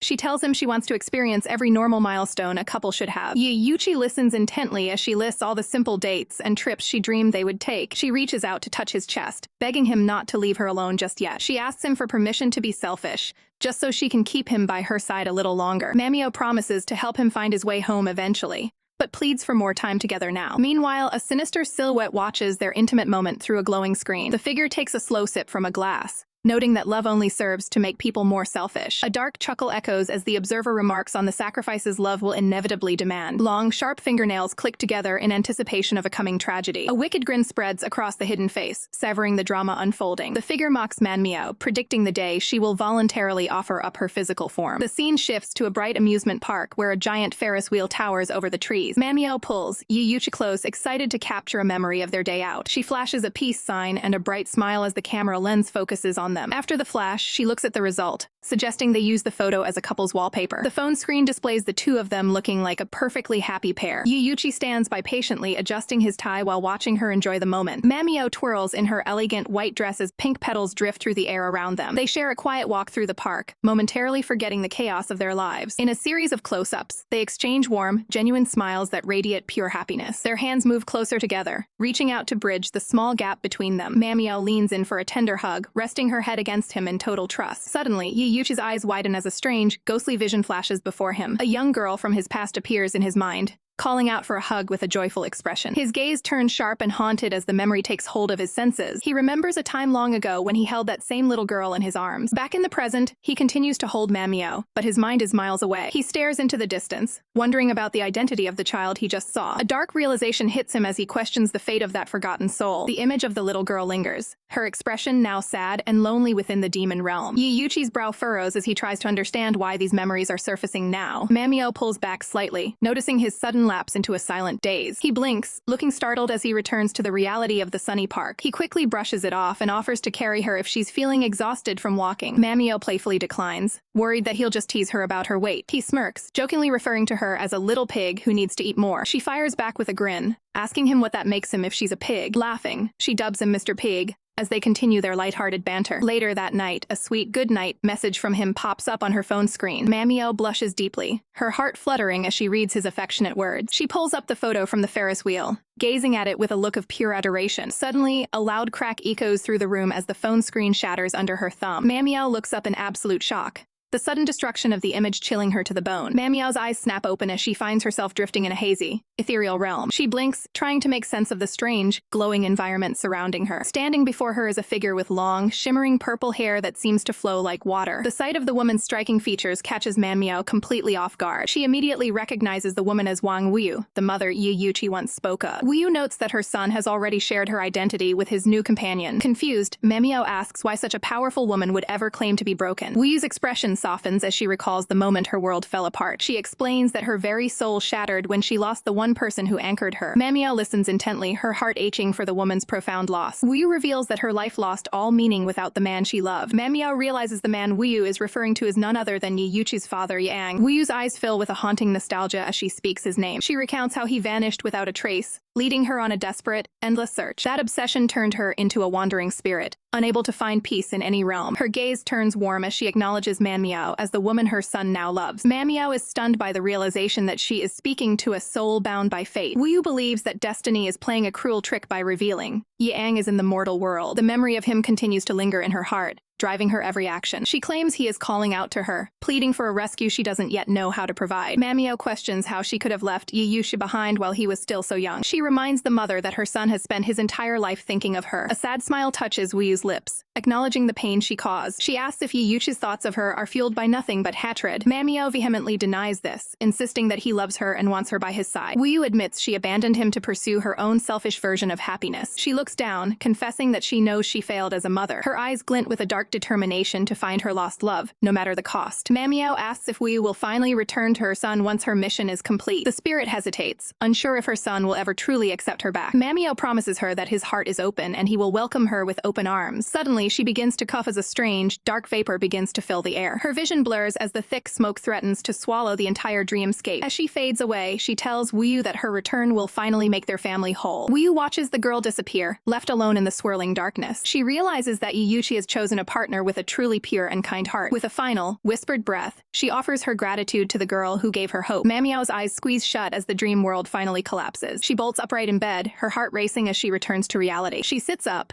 gasping for air while trying to shake off the intensity of the vision. Her thoughts immediately turn to the situation with Mo Ying, wondering what has happened in her absence. She reaches out, pushing open a heavy door to investigate a strange noise. She steps into a dark corridor, her eyes wide with shock at what she finds. Her dress billows behind her as she rushes toward a hidden chamber. She cries out in alarm, demanding to know what is happening in this dark place. A desperate voice calls out from behind iron bars, begging for her help. Inside the cage, a man sits chained and broken, his spirit nearly crushed by the confinement. Manhwa reaches out, her fingers gripping the cold metal of the cage. She asks if he is all right, her voice trembling with concern for his state. Desperately, she searches for any way to break the locks and set him free. She examines the heavy electronic lock, realizing it's beyond her strength to break. Her face falls as she realizes she doesn't have the key required to open the door. Suddenly, a sinister figure looms over the prisoner, casting a long shadow. Manhwa spins around, her heart sinking as she faces a new threat. A mocking laugh echoes through the room, taunting her for her perceived weakness. The shadow reveals itself to be Kong Xiao, looking down at Manhwa with cold eyes. Kong Xiao asks if Manhwa is truly willing to sacrifice everything for the man she loves. She leans in close, asking if Manhwa dares to vanish forever into the darkness. Without a moment's hesitation, Manhwa declares she will do anything to ensure his happiness. She stares back her tormentor, her resolve hardening into steel. A look of defiance crosses her face as she prepares to face the consequences. Her hair begins to whip around her as a surge of hidden power erupts. Her eyes glow a terrifying crimson as she tells Kong Xiao exactly where she can go. Kong Xiao observes the burning rage radiating from Manhwa. The antagonist remains unfazed, mocking the girl by reminding her that this is nothing more than a dream. Manhwa's eyes flash with a dangerous light as she reacts to the blatant provocation. The crimson in her gaze intensifies, hinting at a power capable of inflicting 1,000 deaths. She makes it clear that her patience has reached its absolute limit. Sensing the shift in atmosphere, Kong Xiao instinctively retreats as Manhwa takes a dominant step forward. Panicked by the sudden display of force,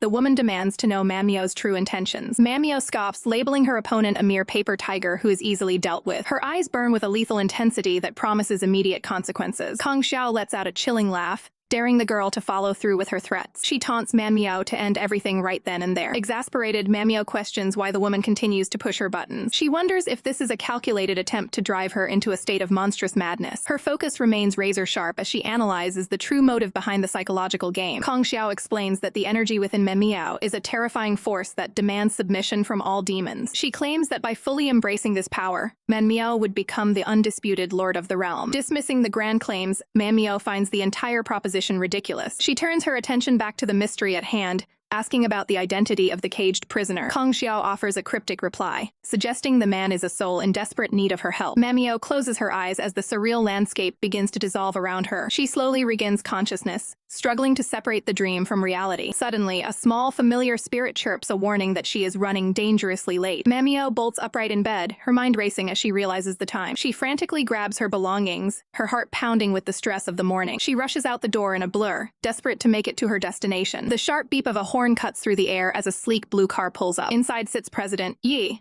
his expression stern and professional as he waits for her. Manhwa stops in her tracks, completely caught off guard by his sudden appearance. As she takes her seat, he immediately notes her lack of punctuality. The awkward silence in the car makes her cheeks flush with embarrassment. Yi delivers a sharp lecture on the importance of maintaining a professional work ethic. Manhwa looks away, feeling the weight of his cold disapproval. She can't help but wonder why his demeanor has turned so icy and demanding once again. However, she quickly realizes that despite his harsh words, he actually came to personally pick her up. She quietly reflects on how difficult it is to truly understand the intentions of a man like him. Upon arriving at the office, she is immediately confronted by a supervisor about her repeated tardiness. The manager sternly informs her that her bonuses for the month are being forfeited. Manhwa stands there in silence, absorbing the harsh professional consequences. The supervisor points out that her poor attendance has been a consistent issue for 2 months. Yi chimes in, adding a significant financial penalty for her lack of improvement. Confused, Manhwa asks when these strict new rules were even established. With a cold gaze, Yi informs her that the regulations were implemented just moments ago. She tries to argue that he was late as well since they arrived together. The supervisor quickly shuts her down, insisting that the president had been at work very early. Manhwa falls silent as the pieces of the puzzle begin to fit together. She realizes that he had deliberately waited outside her home,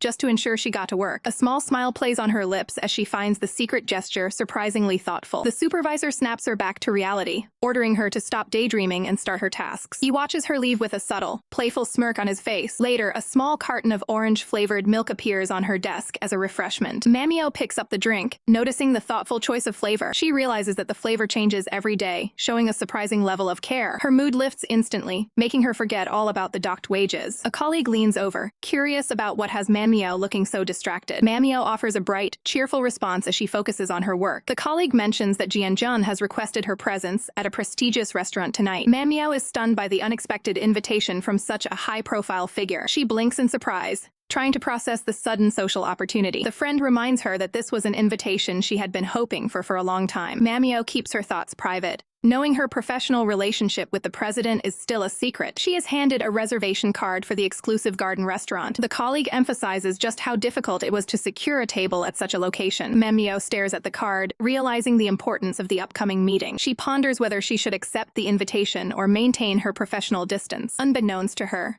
a watchful eye observes her reaction with a knowing look. He catches Manhwa off guard, looming over her desk. She mentions a dinner invite, nervously glancing away from his gaze. Yi's expression sharpens as he demands to know who sent it. Chibi Manhwa shrinks back, feeling the weight of her guilt. He stares intensely, questioning if the sender is a man or a woman. She reluctantly reveals that Jianjun is the one who invited her. Yi issues a cold, immediate command for her not to go. Yielding to his authority, she prepares to send a rejection message. An assistant arrives with script details for the upcoming product launch. Yi takes the document to review the planned interview questions. The assistant emphasizes the interview's importance to their marketing strategy. Manhwa leans in to see the specific talking points for the broadcast. Her eyes widen as she spots a particularly personal question. The script asks the CEO directly if he is currently single. She wonders how he will handle such a public inquiry. Her imagination drifts toward a grand, romantic public gesture. On camera, the host begins with flattering praise for Yi's popularity. She pivots to the topic most female fans are curious about. The host directly asks the CEO if he is currently unattached. In the background, Manhwa's heart hammers against her chest. She clutches her dress, overwhelmed by nervous anticipation. She envisions a confession broadcast to the entire world. Yi maintains a composed, professional smile for the audience. He turns his head slightly toward where Manhwa is standing. Manhwa watches him with hopeful, sparkling eyes in her fantasy. In her mind, he boldly claims he already has a girlfriend. He rises from his seat, commanding the entire room's attention. He takes a decisive, confident step toward the stage edge. He points at her, identifying her as the girl of his dreams. He declares her to be the absolute love of his life. Manhwa is stunned by the scale of this public declaration. She feels like the most fortunate person on the planet. She closes her eyes, savoring the imagined romantic moment. Reality hits as she giggles awkwardly over the interview script. He watches her strange behavior with total confusion. He delivers a firm poke to her cheek to snap her out of it. He strictly orders her to stay focused during office hours. Manhwa snaps back to attention, rubbing her flushed face. The recording lights signal the start of the formal session. The real interview begins with high energy and professional focus. The host finally asks the dreaded relationship question. Manhwa waits for her romantic dream to become a reality. He takes a breath, ready to answer before the cameras. Manhwa watches with bated breath for his public statement. He bluntly clarifies that he is currently single. The word single hits Manhwa like a physical shock. She stands paralyzed, her heart sinking in total disappointment. She can't reconcile his answer with her high expectations. She glares at him, hurt by his public denial of their bond. Memories of their close proximity fuel her growing frustration. She remains frozen as the interview continues around her. Her expression darkens into one of pure, unacceptable rage. She turns and storms out of the studio instantly. The host later praises Yi for their excellent professional cooperation. Blushing, the host extends a private dinner invitation to him. She expresses a desire to learn more about him personally. Yi rejects her immediately, citing his heavy workload. The interviewer is left stunned by his cold, sudden dismissal. She narrows her eyes, refusing to accept the rejection quietly. Manhwa vents her anger through aggressive sketching at her desk. She fumes, her pencil flying across the page in fury. She waits for Yi to approach and explain his earlier words. Yi walks up to her desk while she remains defiant. He looks down at a doodle of him labeled Stinky Egg. He asks if this insulting sketch is her actual design draft. Yi attempts to maintain a professional atmosphere,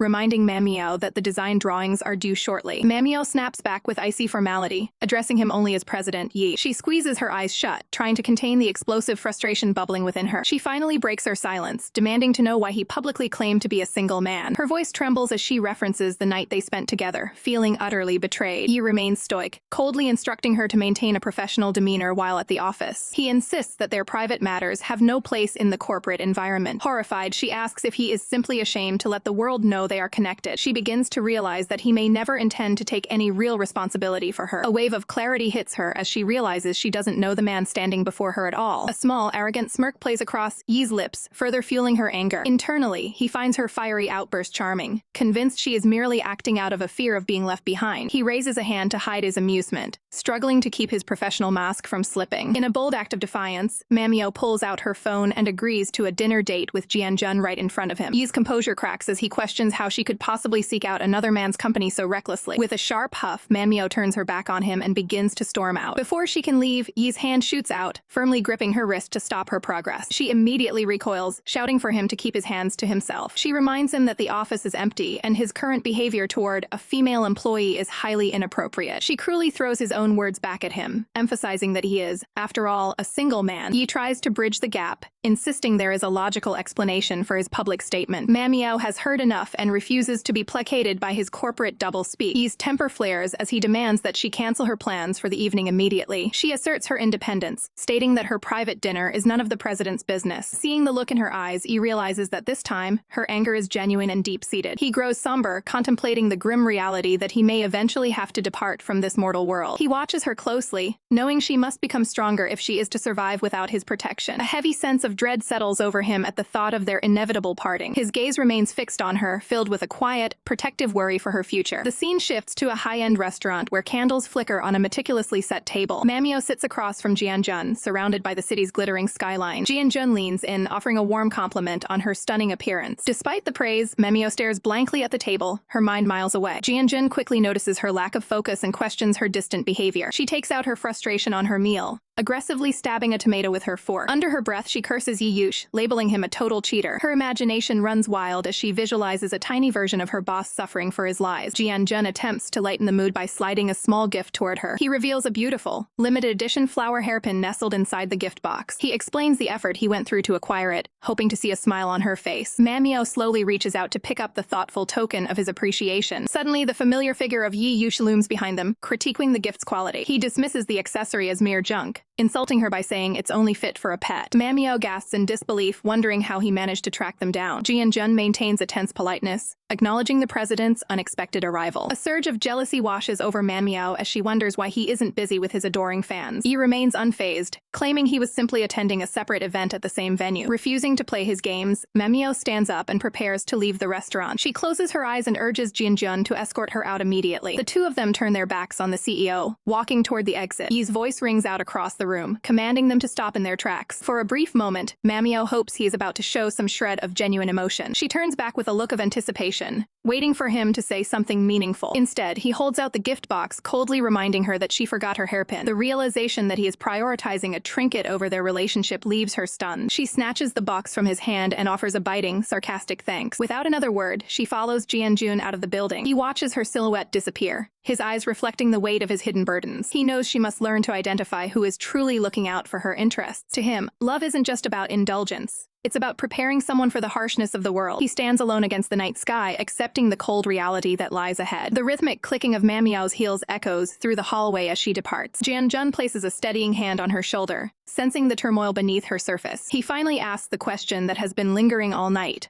What exactly happened between her and the president? Jianjun leans in, his voice dripping with false concern as he asks Manhwa why a man would ever hide a relationship. Manhwa stares blankly, her mind racing as she wonders what Yi Yush could possibly be thinking. He hits her with the harsh truth, claiming that if he keeps her a secret, it's proof he simply doesn't love her enough. Jianjun watches her reaction closely, suggesting that Yi is merely keeping her around as a backup option. He reaches out a comforting hand, warning her that she's far too naive and is being played for a fool. The words sting, leaving Manhwa to question if she really is nothing more than a secondary choice in Yi's life. A dark thought crosses her mind as she recalls the insults others have hurled at her worth. Jianjun leans in further, his voice firm as he commands her to leave the man who treats her so poorly. The sudden demand leaves her breathless and completely blindsided by his intensity. He doubles down on his manipulation, insisting that she and Yi are a terrible match who don't belong together. He looks her in the eye, repeating the painful claim that Yi has no real affection for her at all. Before she can protest, he firmly takes her hand in his to lead her away. He walks her toward the city square, promising to show her the cold, hard proof of Yi's betrayal. High above them, a massive screen displays Yi Yuch's face as he publicly announces his singleness to the entire city. The broadcast advertises a Valentine's Day event where the CEO himself will play the role of an affectionate boyfriend for one lucky winner. The neon lights of the city feel cold as the advertisement urges the public to sign up for a chance to date her boss. Jianjun points at the screen, noting that no man in a committed relationship would ever host such a public spectacle. Manhwa feels a physical wave of nausea as the words "affectionate boyfriend" echo through her mind. The sheer weight of the jealousy is too much to bear,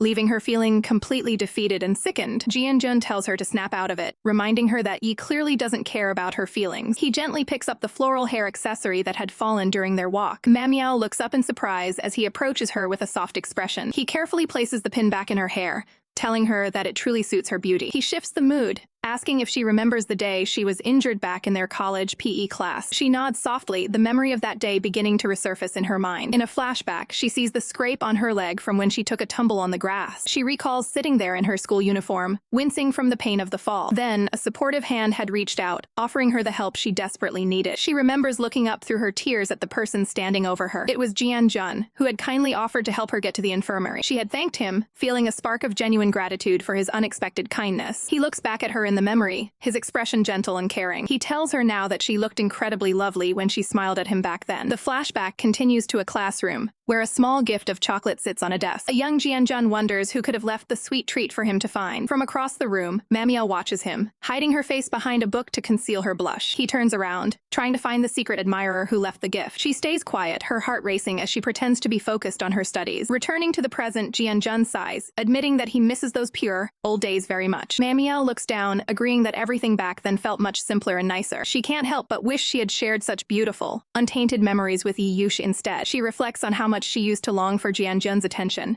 yet tonight feels entirely different. Her heart used to melt at his every smile, but that feeling seems to be fading away. Despite everything, her mind is completely occupied by another man she can't let go of. She looks up at the screen again, realizing that Yi Yush is the only one she's truly thinking about. Suddenly, Jian-jun wraps his arms around her in a tight embrace, claiming he knows her heart still beats for him. Startled by the sudden contact, Manhwa can only utter his name in utter shock. He looks down at her with intensity, finally asking her to be his girlfriend. She quickly pulls away, putting distance between them as the weight of the confession hits her. Her eyes go wide as she asks him to repeat the shocking proposal. He seems confused, questioning if this isn't the very moment she's been waiting for all these years. Manhwa hesitates, her face pale as she struggles to find the right words to turn him down. He pleads with her, asking if she truly wants to leave a nasty jerk like Yi for someone who cares. He tells her not to refuse him so quickly, sensing the hesitation in her heart. He promises to help pull her out of the emotional mess that Yi has created for her. But Manhwa's thoughts drift back to the screen, watching other women vow to win Yi's heart on Valentine's Day. She stands in silence, the internal conflict tearing her apart as she stares into the distance. Jian-jun's expression shifts to one of cold calculation as he remembers his true motives. He thinks to himself that if it weren't for his secret deal, he wouldn't be wasting his time like this. A memory flashes back to a credit card being handed over in a shady transaction. Kang Xiao stands before him, demanding a satisfying result now that she's paid him off. She warns him that the relationship between Yi and Manhwa is moving too fast and must be stopped. Jian-jun listens intently, asking exactly how she expects him to handle the situation. With a look of pure malice, Kang Xiao orders him to separate them by any possible means. She doesn't care if the methods are gentle or filthy, she only cares about the final result. Kang Xiao looms over Jian-jun,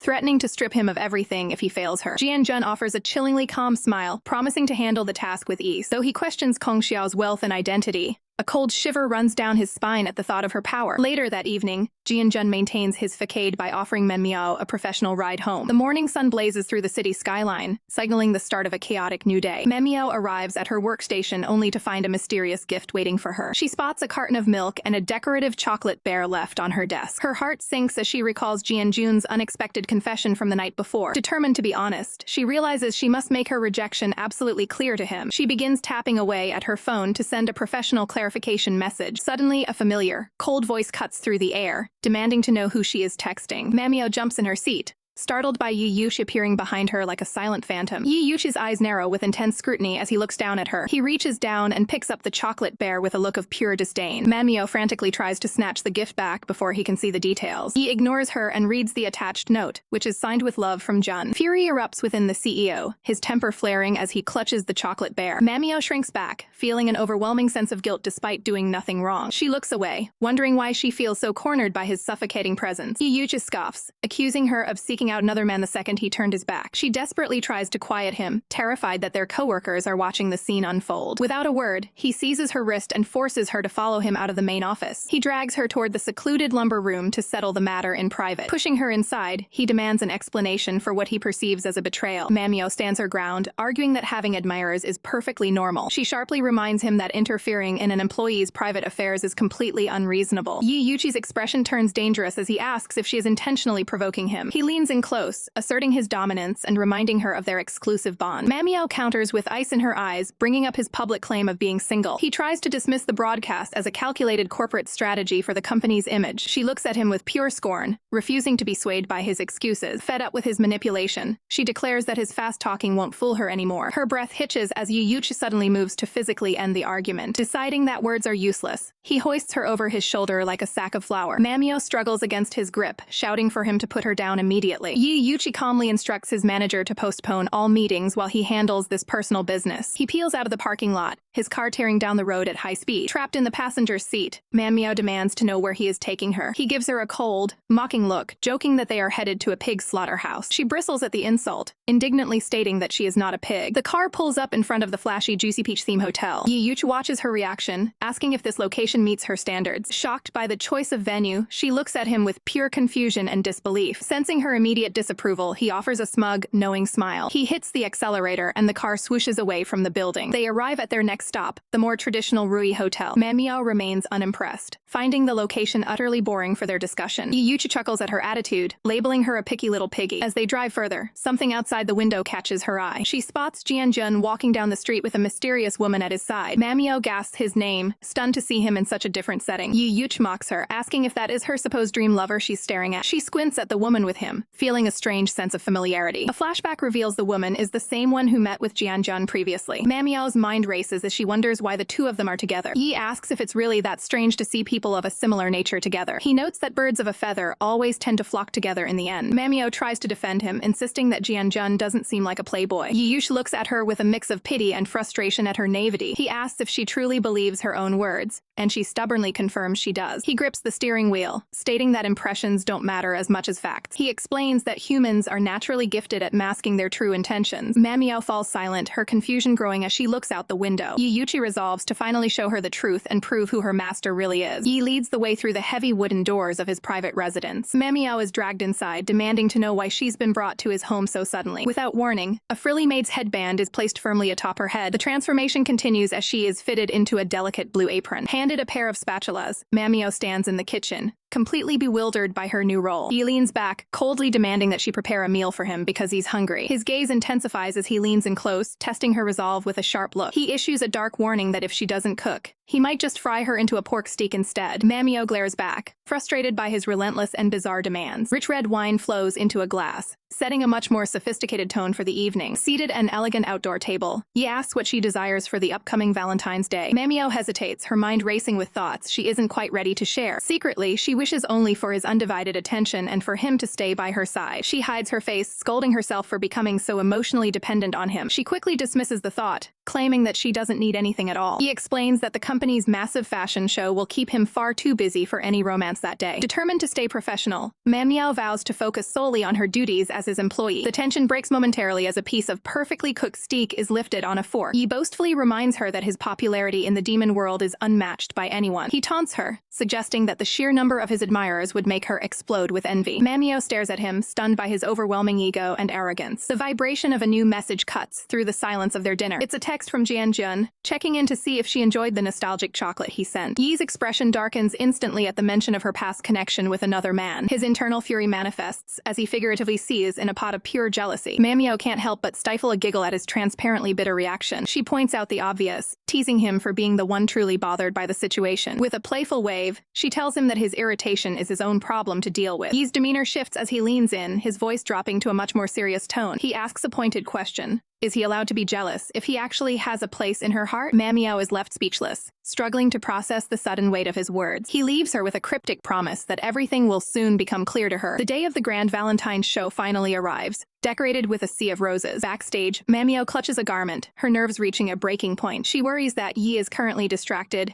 flirting with whatever lucky girl he chose for the event. The thought of him with someone else leaves her feeling incredibly agitated and restless. A sharp voice cuts through her thoughts as a fashion director confronts her in the hallway. The director demands to know why she isn't ready to step in for the missing model yet. Manhwa is caught off guard, having no idea she was actually meant to take the stage. The director reveals a shocking detail. The dress was custom designed specifically by Manhwa herself. She is rushed into the dressing room to begin her frantic preparation for the runway. The makeup artists work quickly, enhancing her natural beauty for the bright spotlights. A shimmering, multicolored necklace is fastened around her neck to complete the look. She slides into a pair of vibrant red heels, ready to make her grand debut. Manhwa stands tall, looking absolutely radiant in a majestic, flowing crimson gown. She learns that Yi personally modified the dress to ensure it was a perfect fit for her. As she feels the fabric against her skin, she realizes the craftsmanship is flawless. She is left wondering why he would go to such lengths just for her. The bright flash of cameras signals that the main event has officially begun. Manhwa takes a deep breath, knowing her moment on the runway is only seconds away. A familiar, mocking voice whispers in her ear, asking if his little piggy is feeling intimidated. She turns in surprise to find Yi standing right there, looking impeccable in a matching suit. The announcer's voice booms over the speakers, welcoming the lucky girl to the stage. He offers his hand, proudly identifying her as his chosen partner for the night. Manhwa is stunned as the realization hits her. She is the lucky girl he was talking about. They step out together, and she understands that this entire spectacle was his plan for her. She is overwhelmed by the grand gesture he orchestrated just to surprise her. The audience watches in envy as the most sought-after bachelor presents his stunning news. Standing under the floral arches, the entire scene feels like a surreal, beautiful dream. Yi looks her in the eye, declaring that this moment is his first official gift to her. She gazes back at him, her heart swelling with a mix of shock and genuine affection. Without missing a beat, he announces that he has a second surprise waiting for her. He reveals a stunning heart-shaped ruby pendant that glows under the stage lights. Manhwa is left breathless by the sheer beauty of the exquisite jewelry. He leans in with a smirk, promising that the third gift will be reserved for when they are alone tonight. Manhwa stares at the ruby pendant, shocked that Yi even prepared such a lavish gift for her. He watches her reaction closely, his expression unreadable beneath his silver hair. A jealous onlooker grinds her teeth, her lips trembling with suppressed rage at the display. The woman fumes, convinced that the lucky girl's selection was nothing more than a rigged setup. She watches Manhwa from the sidelines, wondering how this bumpkin managed to steal the spotlight. Her eyes narrow in envy as she questions why she wasn't the one fancied by President Yi. Seeing them together on stage makes her sick, certain that Manhwa must have used some underhanded scheme to make him take the bait. She desperately wants to expose Manhwa as a calculating fraud to everyone in attendance. Meanwhile, Manhwa clutches her own hands nervously, her heart racing as the tension builds. She looks up at Yi, her face flushed with a mixture of surprise and hesitation. Yi leans in, directly asking her where his gift is in exchange for the ruby. His sharp eyes fix it on her, demanding to know if she prepared anything at all for him. Manhwa hesitates, feeling that her humble offering can't possibly compare to his grand surprises. She quickly assures him she has one and promises to show it to him shortly. She retreats to the quiet sanctuary of the dressing room to collect her thoughts and her gift. Sitting alone at the vanity, she gazes at her reflection, still overwhelmed by the night's events. She pulls out a small, turquoise box containing her most beloved and cherished possession. Doubt creeps in as she worries that her gift might seem far too cheap for a man of his status. Outside the door, the other models whisper venomous rumors about her private life and how she really got the job. One girl warns the others to speak softly, fearing Manhwa might overhear their backstabbing. Another girl scoffs, disgusted that Manhwa relies so heavily on the president's protection. With the show concluded, the jealous woman suggests they go enjoy the rest of the festival. She approaches Manhwa with a fake smile, asking why she hasn't left the dressing room yet. Manhwa stands tall, suspicious of the group's hushed conversation and what they were discussing. The woman dismisses her concerns, claiming they were only discussing how everyone envies her luck. Manhwa admits she never expected to be chosen as the lucky girl herself. Internally, the woman curses Manhwa's acting, calling her a total liar. She puts on a condescending air, telling Manhwa she's far too naive for the corporate world. Her smirk turns cold as she suggests that people might misunderstand Manhwa's intentions. Manhwa is taken aback, confused as to why anyone would misinterpret her actions. The woman leans in close, reminding Manhwa that they started at the company together as a subtle warning. She warns that staying so close to President Yi makes her a sitting duck for everyone else. She mentions that others view her as nothing more than a temporary junior in the CEO's eyes. Manhwa refuses to be intimidated, looking the woman straight in the eye and asking, "So what?" The woman sighs dramatically, pretending she's only trying to save Manhwa from future heartbreak. Suddenly, Yi's commanding voice cuts through the tension, ordering the woman to hold her tongue. Both women turn in shock as the president himself enters the room. Yi ignores the rival entirely, telling Manhwa that he's been waiting for her to finish. Manhwa quickly stands up, asking for just a moment to change out of her dress. The jealous coworker is left fuming in the background, her plans to rattle Manhwa thwarted. She bites her lip in frustration, wondering why Yi is so incredibly protective of this girl. She vows to herself that she will eventually find a way to separate them. Later that evening, back at the manor, Manhwa addresses the president with a soft voice. Yi turns to her with a serious expression, asking what she would do if he could no longer stay by her side. He questions how she plans to protect herself from the malice of others. He worries if she's simply going to endure the bruises and scars of social sabotage every day. Manhwa is stunned by the sudden weight of his questions, unsure of what he means. Yi turns away, dismissing the heavy topic with a simple, nothing to ease her mind. He thinks to himself how this silly girl has managed to survive this long in such a ruthless world. To change the mood, Manhwa pulls out the small gift she promised him. Yi instructs her to open it, revealing that it's actually the third gift he intended for her. He introduces the mysterious and magical object as the time spirit. He explains that this artifact can transport them into her memories to alter them slightly. His goal is to be a man in her old days, making up for the time he wasn't there. Manhwa's eyes sparkle with wonder at the incredible possibility. As she opens the device, a brilliant heart-shaped light begins to glow from within the cage. The room is suddenly flooded with a magical aura as the journey begins. Yi looks at her one last time before the transition, his gaze soft and determined. Manhwa closes her eyes, surrendering to the pull of the mystical light. He speaks his final wish, hoping they can meet each other anew in this past life. The world around them dissolves into a blur of light and color. Their silhouettes merge as the time spirit fully activates its power. The scene shifts to a chalkboard in a classroom,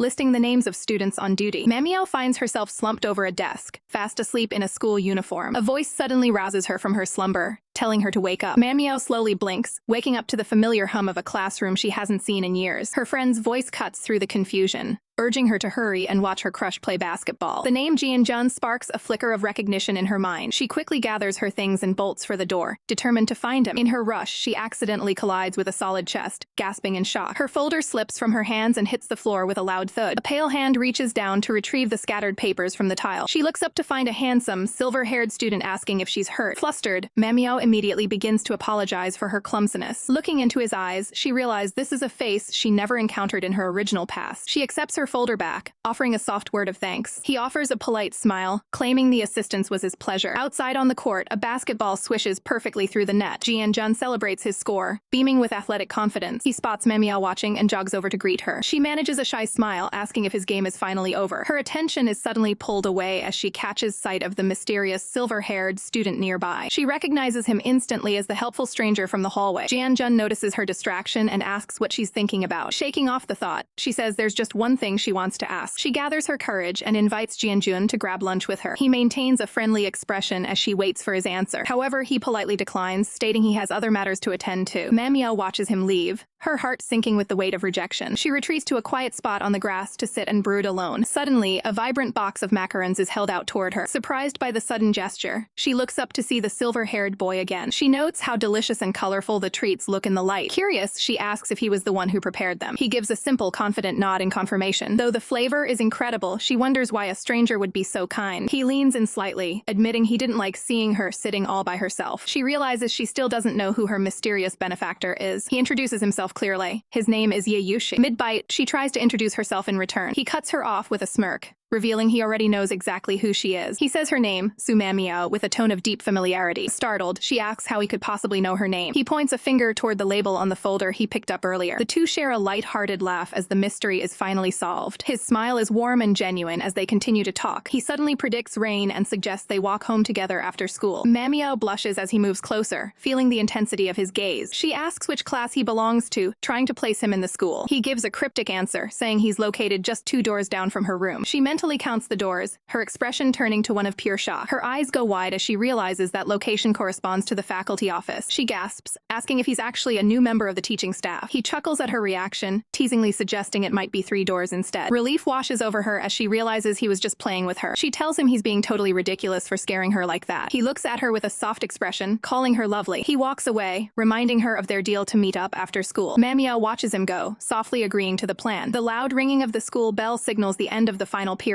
Just as he predicted, a heavy downpour begins to drench the campus. Despite the new connection, she finds herself worrying if Jianjun is stuck without an umbrella. Jianjun stands dismissively, his focus entirely on someone else. Manhwa clutches a bottle, her voice trembling as she tries to call out to her crush. She watches in silence as Jianjun apologizes to another girl for making her wait for their plans. The realization hits like a physical blow. He has already chosen to spend his time with someone else. A steady, rhythmic tapping of footsteps approaches as someone stops right behind her. He stands under the umbrella, offering to accompany her away from the painful scene. He looks her in the eye, asking bluntly if seeing them together is what's causing her such pain. Under the pouring rain, Manhwa worries that he's getting soaked just to keep her dry. He dismisses his own comfort, stating that his own condition doesn't matter compared to hers. A faint whisper escapes her lips as she wonders how he intends to make anyone fall in love with him. He remains silent, his expression unreadable as they continue through the storm. They pause by a shop window where a clerk explains the secret to finding true love. The clerk holds up a handmade bear brooch, describing its special DIY craftsmanship. She explains that sewing a divination crystal inside the bear's body is the key to the charm. Once completed and gifted to a crush, the bear is said to guard that love for eternity. Manhwa's eyes light up with sudden hope,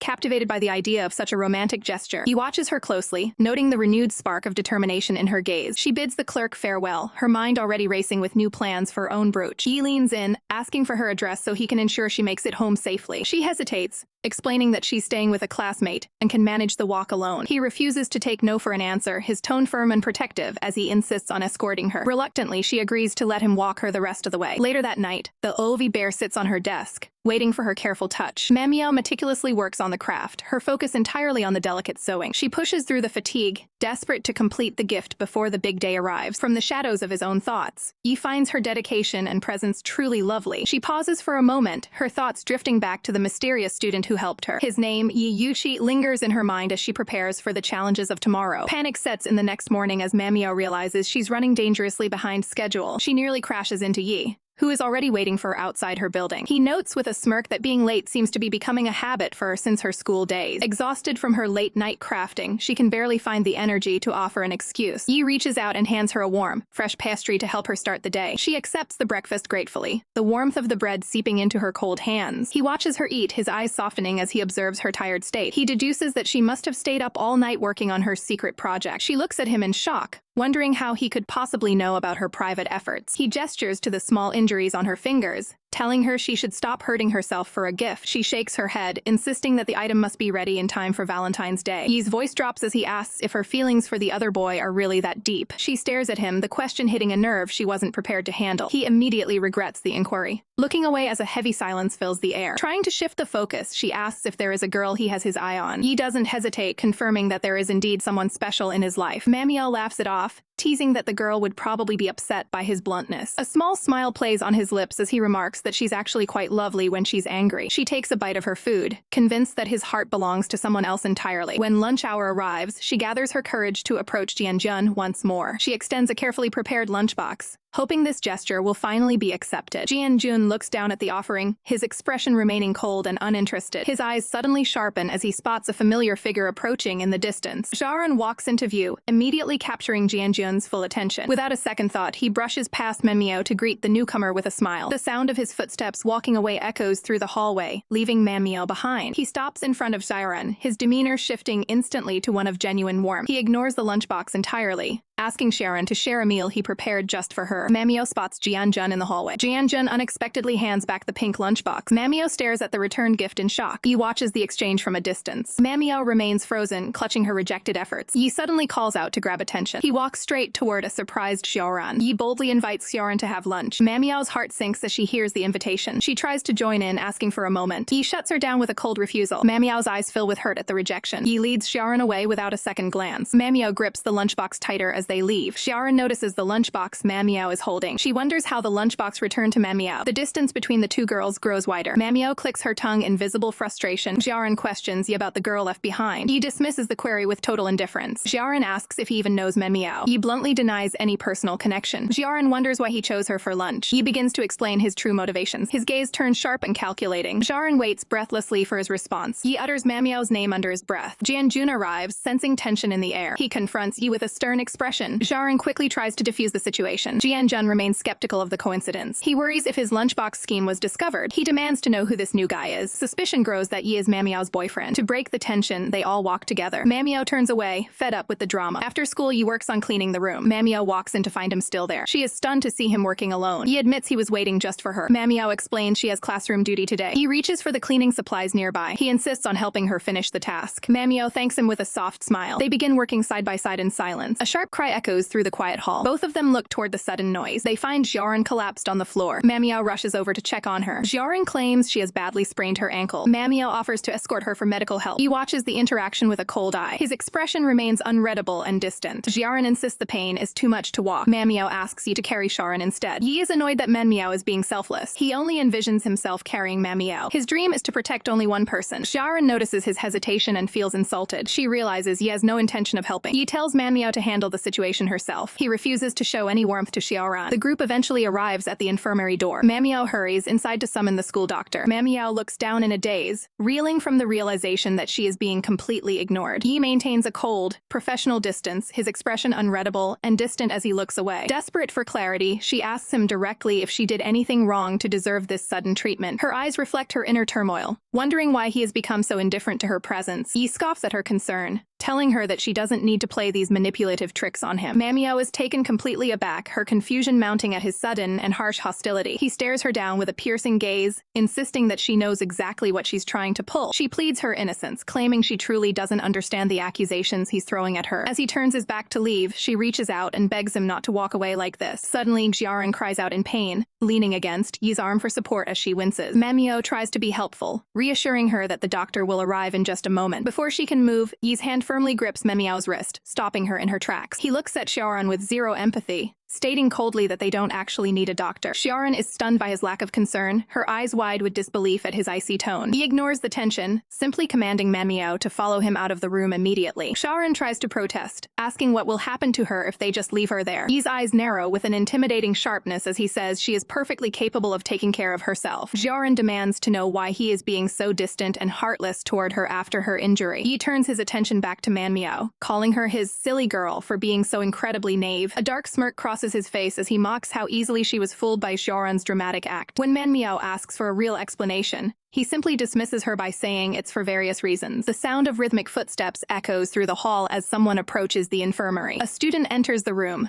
asking the group who was that sprained their ankle. Manhwa stands her ground, the weight of the secret tension pressing down on the entire room. She looks the newcomer in the eye and firmly says no, ending any further medical discussion. The scene shifts to a bright, sun-drenched morning as the school day begins. Yi and Xiaoran walk together, with him noting how punctual she is to meet him every morning. He reminds her about their design practice class scheduled for later that afternoon. Xiaoran agrees, remembering that they still need to collect specific materials for the project. He suggests that they should meet up immediately after lunch to get a head start. He reaches into his bag and hands her a carefully wrapped breakfast, a rare gesture of personal care. Xiaoran accepts the food, her heart fluttering as she looks down at the unexpected gift. He watches her closely, asking if her special Bear Guardian project is finally ready. She confirms with a soft smile that the item is finally finished and ready to go. He encourages her, saying she should take the opportunity to give it to him today. Xiaoran blushes deeply, looking down as she prepares herself for the nervous encounter ahead. A bright red flag waves in the breeze, marking the festive and busy atmosphere of Valentine's Day. Xiaoran finds Jianjun outside and approaches him with her heart racing. She asks how he liked yesterday's lunch, specifically mentioning the cherry tomatoes she included. Her hands tremble as she grips the blue ribbon of her Valentine's present,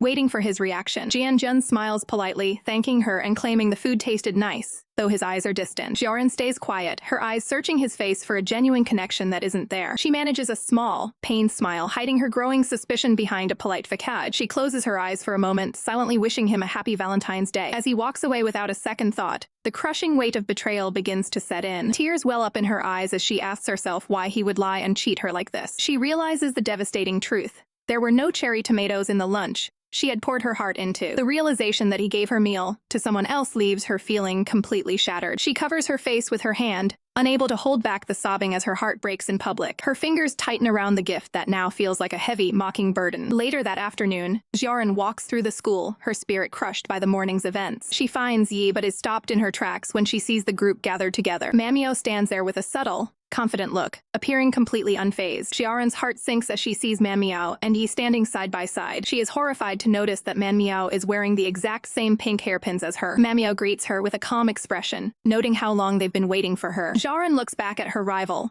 the competition between them reaching a boiling point. Manhwa mentions that she also needs to collect design materials for their joint project. Xiaoran gives a brief, icy response as she prepares to endure the awkward collaboration. He casually mentions how his desk has been stuffed with Valentine's gifts from other students all day. Manhwa listens silently, her own lack of gifts making the atmosphere feel even more heavy. Manhwa turns to Xiaoran with a fake smile, asking what kind of gifts she managed to get. Xiaoran looks away, unable to find the words to admit her failure. Manhwa stares her down, savoring the awkward silence and Xiaoran's visible discomfort. She mocks her openly, asking if she really didn't receive a single gift from anyone today. Manhwa stands in stony silence, her gaze fixed forward as she processes the cold atmosphere. Yi Yuchi questions the shallow nature of finding joy in receiving gifts from those who hold no genuine meaning. The trio stands in a tense formation, the air thick with unspoken rivalry and social maneuvering. Xiaoran looks away with a subtle, calculated expression, her mind clearly working through her next move. She maintains a facade of hurt, her eyes wide as she tries to play the victim in this social chess match. With a practiced wave of her hand, Xiaoran claims her words were merely a slip of the tongue. She continues her act of feigned innocence, suggesting that her lack of malice is simply a byproduct of being naive. Yi Yuchi's gaze remains razor-sharp, unimpressed by the transparent performance being put on before him. He decides it is time to move on, leading the group away as the evening grows late. Manhwa remains lost in thought, the weight of the day's psychological warfare clearly taking its toll. They pause at a display case where a sleek, dark necklace is showcased under the bright gallery lights. Xiaoran points out that two people are interested in the same piece, highlighting the inevitable comparison between them. Manhwa admits that the craftsmanship is undeniably beautiful,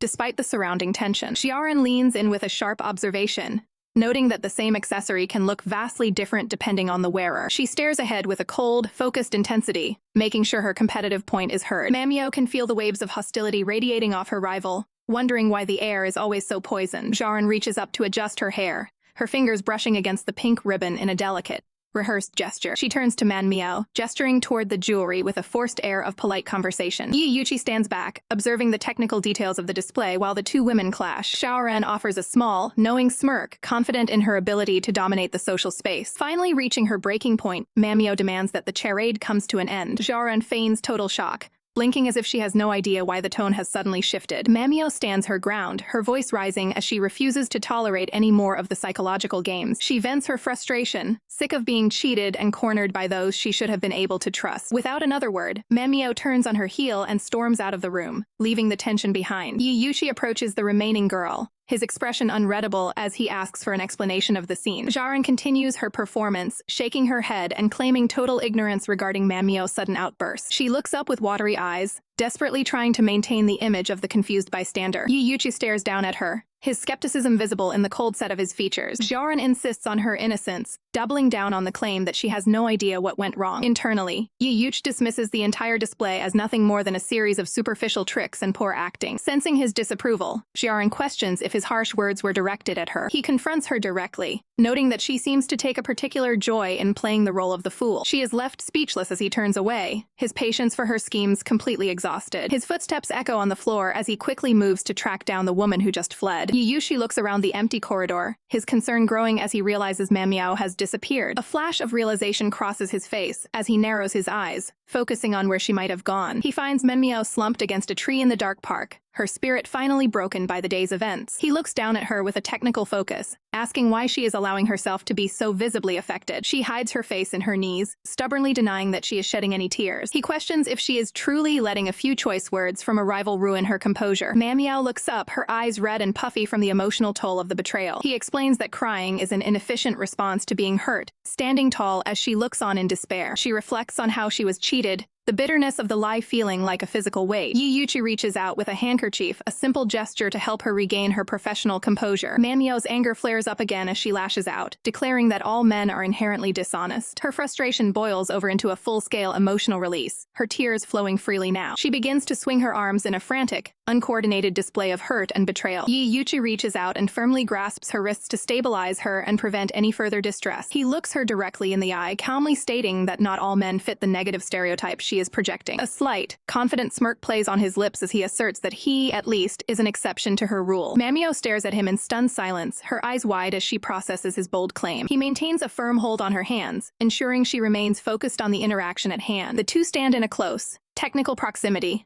the moonlight filtering through the trees around them. A sudden moment of intense physical contact occurs as they lean toward one another in the shadows. Manhwa's mind races in confusion, her internal thoughts a blur as she tries to understand the shift in the atmosphere. Her face flushes a deep red as she experiences a surge of complicated, nonverbal emotions. She squeezes her eyes shut, overwhelmed by the sensory input of the close encounter. Their hands remain tightly interlaced, a silent anchor in the midst of the emotional storm. They stay in this close-knit position for a long moment, the world outside the park fading away. Yuchi watches her with a piercing, singular focus, his gaze fixed on her reaction. He maintains a calm, technical expression as the interaction concludes, his mask of professionalism firmly in place. He eventually breaks the silence, questioning why she didn't choose to move away from the contact. Manhwa looks at him with a mix of vulnerability and confusion, unable to find the right words to explain herself. Yuchi looks down with a solemn expression, telling her to wait for him as he prepares for the next phase of his plan. Manhwa stands frozen, her heart racing at his sudden demand to wait. Yi leans in, his vow to marry her hanging heavy in the cool night air. Her eyes widen in disbelief as the reality of his proposal sinks in. He warns her to stay safe until they meet again, his gaze intense. A rare, gentle smile softens his usually cold features. Manhwa clutches her chest, wondering if she's the one he truly wants. The red heart necklace pulses with a mysterious, ethereal light. Yi watches the fading light, knowing his time here is nearly up. Morning arrives, but Manhwa finds only an empty room where he once stood. She looks away, feeling the sharp sting of his unexpected departure. A hollow ache fills her chest as she realizes he's truly gone. She stares into her tea, the memories of their breakfast still fresh. She recalls asking him if there was any girl he actually liked. He had called her a silly girl, a smirk playing on his lips. The realization finally hits her, making her face flush with heat. She collapses in a fit of embarrassment, realizing she was his target all along. She narrows her eyes, determined to get even for his teasing. Shock takes over when she hears the news. He has transferred colleges. Her rival sneers, relishing the thought of Manhwa being left behind. Manhwa hits back, calling out the girl's lack of a beautiful heart. She stands her ground, refusing to let the bully win this round. Manhwa questions why anyone would ever like someone so manipulative. The girl stands stunned, her facade crumbling under the verbal assault. Yi's previous warnings about bad acting echo through the confrontation. He had seen through the fake play long before Manhwa did. Manhwa declares that a person like her will never know true love. The rival is left speechless, the weight of the truth finally landing. Manhwa turns her back, walking away with newfound confidence. She tosses a final insult, stating the rival isn't worth his time. She demands an end to the pathetic, desperate performance. The rival watches her leave, defeated and utterly humiliated. A heavy sigh escapes Manhwa as she finally breathes again. Standing up for herself feels far more rewarding than crying. She holds a small gift box, a promise of a future reunion. She imagines the day she can finally return this to him. She grips the bear guardian, her last link to the man who left. The red pendant glows intensely as the past begins to blur. Shards of light erupt as the memory's hold starts to fracture. The vision of the past dissolves into a million sparkling pieces. Back in reality, Yi catches her as she slips into a deep sleep. He looks down at her with a gaze that is surprisingly tender. Manhwa rests peacefully, unaware of her current surroundings. He chuckles, calling her his little piggy as she slumbers. He wonders if her dreams are too sweet to wake up from. A mischievous glint enters his eyes as a bold idea takes shape. Minutes later, her eyes flutter open as she returns to consciousness. She blinks, confused by the strange look on his face. She asks how long she's been out, unaware of the ink on her face. He fails to suppress a laugh at his artistic handiwork. She grows flustered, wondering if she said something embarrassing. He plays it cool, masking his amusement with a calm expression. She accuses him of cheating by invading her personal memories. She wonders if her old school friends would even recognize him now. He smirks, claiming he only has eyes for her memories. He shifts the mood, reminding her of the current date. He extends his hand, waiting for the tribute he's owed. He demands his Valentine's Day present with a piercing look. Manhwa panics, desperately trying to distract him from the request. He shuts down her diversion, insisting on his gift immediately. She reaches into her pocket, searching for something she kept. A small blue bear pin appears, her humble offering to him. She wishes him a happy Valentine's Day, her face still decorated. He examines the bear guardian, curious about its significance. She hopes he likes it, despite its modest, simple value. Yi's gaze softens as he focuses intently on Manhwa. He recalls the legend that a personalized bear can protect a lifetime of love for its owner. Seeing his silence, Manhwa begins to worry that he doesn't actually like her gift. A smirk plays on his lips as he declares it the greatest present he has ever received. He offers her a rare, genuine smile that melts the tension in the room. Manhwa stares back, still unaware of the ink prank he just pulled on her face. Internally, she resolves to give him something even better than a physical gift. Her ultimate goal is to help him return to the demon world instead of remaining trapped in this realm forever. She vows to ensure he is finally reunited with his long-lost family one day. Breaking the moment, she decides to wash her face before having him drive her home. He tries to call out to her to wait, but she's already on the move. The door clicks shut, leaving him alone with his secret prank. Manhwa enters the bathroom, basking in the glow of what she thinks was a perfect Valentine's Day. Her heart stops when she looks in the mirror and sees a ridiculous mustache drawn on her lip. Fury erupts within her as she realizes Ye has been playing her for a fool this entire time. Her scream of Wai Yushi echoes throughout the entire building. Far away, a dark mist begins to swirl over a desolate landscape. Kong Xiao stands before a mysterious figure, questioning why they aren't stopping the couple yet. She notes with concern that their affection for one another is only deepening. A sinister, shadowed face cracks a grin at the mention of their growing bond. The Devil King warns that the more they love each other, the faster Manhwa will be destroyed. He insists on playing the long game, warning Kong Xiao not to ruin his plans with her impatience. Kong Xiao seethes, Desperate to remove the woman she considers a thorn in her side. She cannot stand to see Yi love anyone else so deeply and vows to separate them. The Devil King gives her a specific, dark command to carry out that very night. Her feet touch the ground as she prepares to infiltrate the physical world. She looms over the sleeping Yi, looking down at him with possessive intensity. Reaching out, she prepares to drag his consciousness into a fabricated dream state. She promises that soon, every barrier between them will finally be erased. Yi finds himself standing alone in a misty, ethereal void. Kong Xiao appears beside him, guiding him through the surreal landscape. She explains that they are currently inside Su Miao's dream, accessed via her magical scale. She drops a bombshell, claiming that Yi's mother has been hiding inside Miao's body. She frames this manipulation as an act of love, offering him a fleeting reunion. Yi is left stunned, barely able to process Kong Xiao's revelation. As she begins to fade from the dream, the surroundings start to shift. A mysterious woman in traditional robes wanders through the mist, searching for someone named Yang. Yi's eyes widen in shock as he recognizes the voice calling out. He stands frozen as the figure of his mother slowly comes into view. She turns toward him, her eyes filling with recognition and disbelief. He rushes toward her, desperate to close the distance between them. Tears well up as he realizes it truly is his mother standing before him. He gazes at her with a look of pure, raw emotion after years of separation. He touches her arm, acknowledging the immense suffering she must have endured. She breaks down, weeping as she takes the blame for all their hardships. Miao and Kong Xiao watch the heart-wrenching reunion from a distance. Kong Xiao points out that this meeting is tragically brief despite his years of longing. Miao suggests they should let him meet her here every single night. Kong Xiao scoffs at the idea, calling it ridiculous to let him live in such a hollow void. She argues that he deserves a mother who possesses true, physical freedom. Desperate to help, Miao asks what she could possibly do to fix this. Kong Xiao delivers the ultimatum.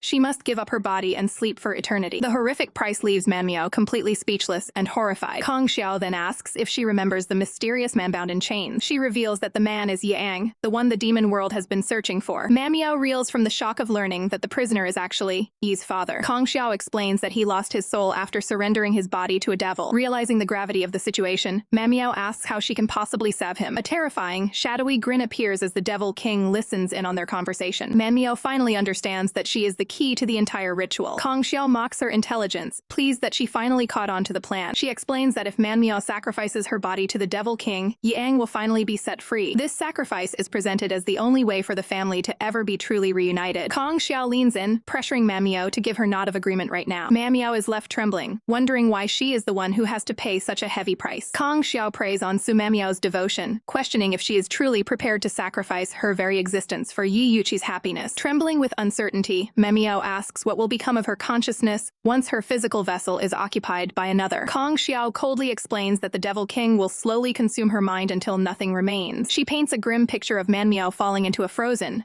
bottomless abyss for eternity. Yet the manipulator quickly changes her tone, promising that the transition will be painless and perhaps even enjoyable. She forces Manhwa to confront her past, reminding her of just how vulnerable and weak she used to be. Visions of her past life flash before her, recalling when she was looked down upon by those she once trusted. She is forced to remember the stinging insults from her former colleagues that tore at her self-esteem. Kong Xiao looms over her, mocking how easily anyone could step on her whenever they please. She offers a way out, claiming that fusing with the Devil King will finally end her vulnerability. The promise of being reborn with overwhelming strength is dangled like a poisoned carrot. Suddenly, a mystical mark flares to life on Manhwa's forehead, signifying the start of the ritual. Kong Xiao presents a spectral key, instructing her to use it to shatter the chains binding Yang. The key glows with an ominous light, representing the binding contract between the girl and the ancient demon. Manhwa holds the artifact with a heavy heart, knowing this is the ultimate gift she can give to the man she loves. With a steady hand, she reaches for the massive locks holding the prisoner in place. The key slides into the mechanism, and with a sharp click, the heavy iron finally gives way. A massive surge of dark energy erupts as the Devil King is finally unleashed from his cage. The shadowy entity revels in its freedom, praising the quality of the new container provided for its essence. Manhwa is caught in the middle of the dark vortex as the fusion process begins to take hold. She gasps for air, feeling the suffocating weight of the demon's aura crushing her lungs. Her hand reaches out into the void as her physical form begins to fade into the darkness. Before she can react, a heavy shackle snaps tightly around her wrist. She looks around in horror,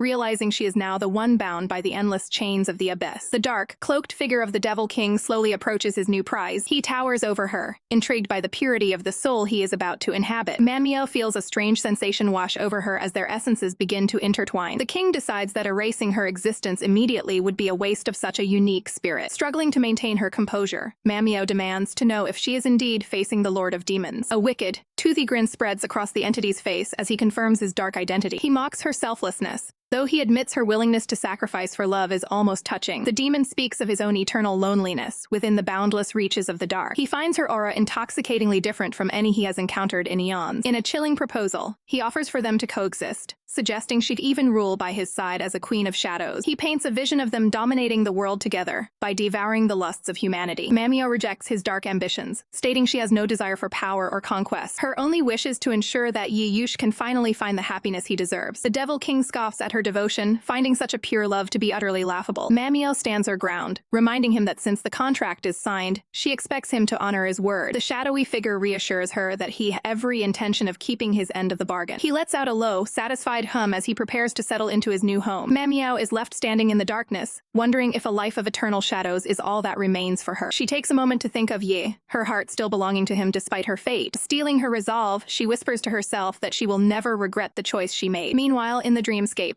Yi Yuchi watches his mother with a mix of wonder and confusion. Despite the peaceful scene, a nagging sense of dread begins to claw at his mind. Kong Xiao stands in the background observing the family reunion with a cold, detached gaze. She celebrates her victory, glad that her rival for Yi's affection has finally been removed from the board. Her plan is to keep Yi trapped in this fabrication until it is far too late for him to intervene. She views this as a just punishment for Manhwa dared to take away what she believed belonged to her. The dream world begins to shift and blur, transitioning back toward the waking world. Yi Yuchi opens his eyes, finding himself back in the familiar surroundings of his bedroom. He is startled by the sound of a door slowly creaking open nearby. His eyes narrow with suspicion, sensing that something in his reality has fundamentally changed. To his absolute shock, his mother and father walk through the door as if nothing had ever happened. Yi is frozen in place, unable to believe that his parents are standing right in front of him. He stares at them intensely, searching for any sign that this is just another cruel illusion. His mother explains that they woke up to find their spiritual forms had regained physical substance. She smiles warmly, overjoyed that the Yi family is finally whole once again. Tears of relief shine in her eyes as she expresses her gratitude for their reunion. The three of them stand together, a picture-perfect family portrait that Yi has wanted for years. However, the CEO can't shake the feeling that this miracle is far too convenient to be real. His mother breaks the silence by asking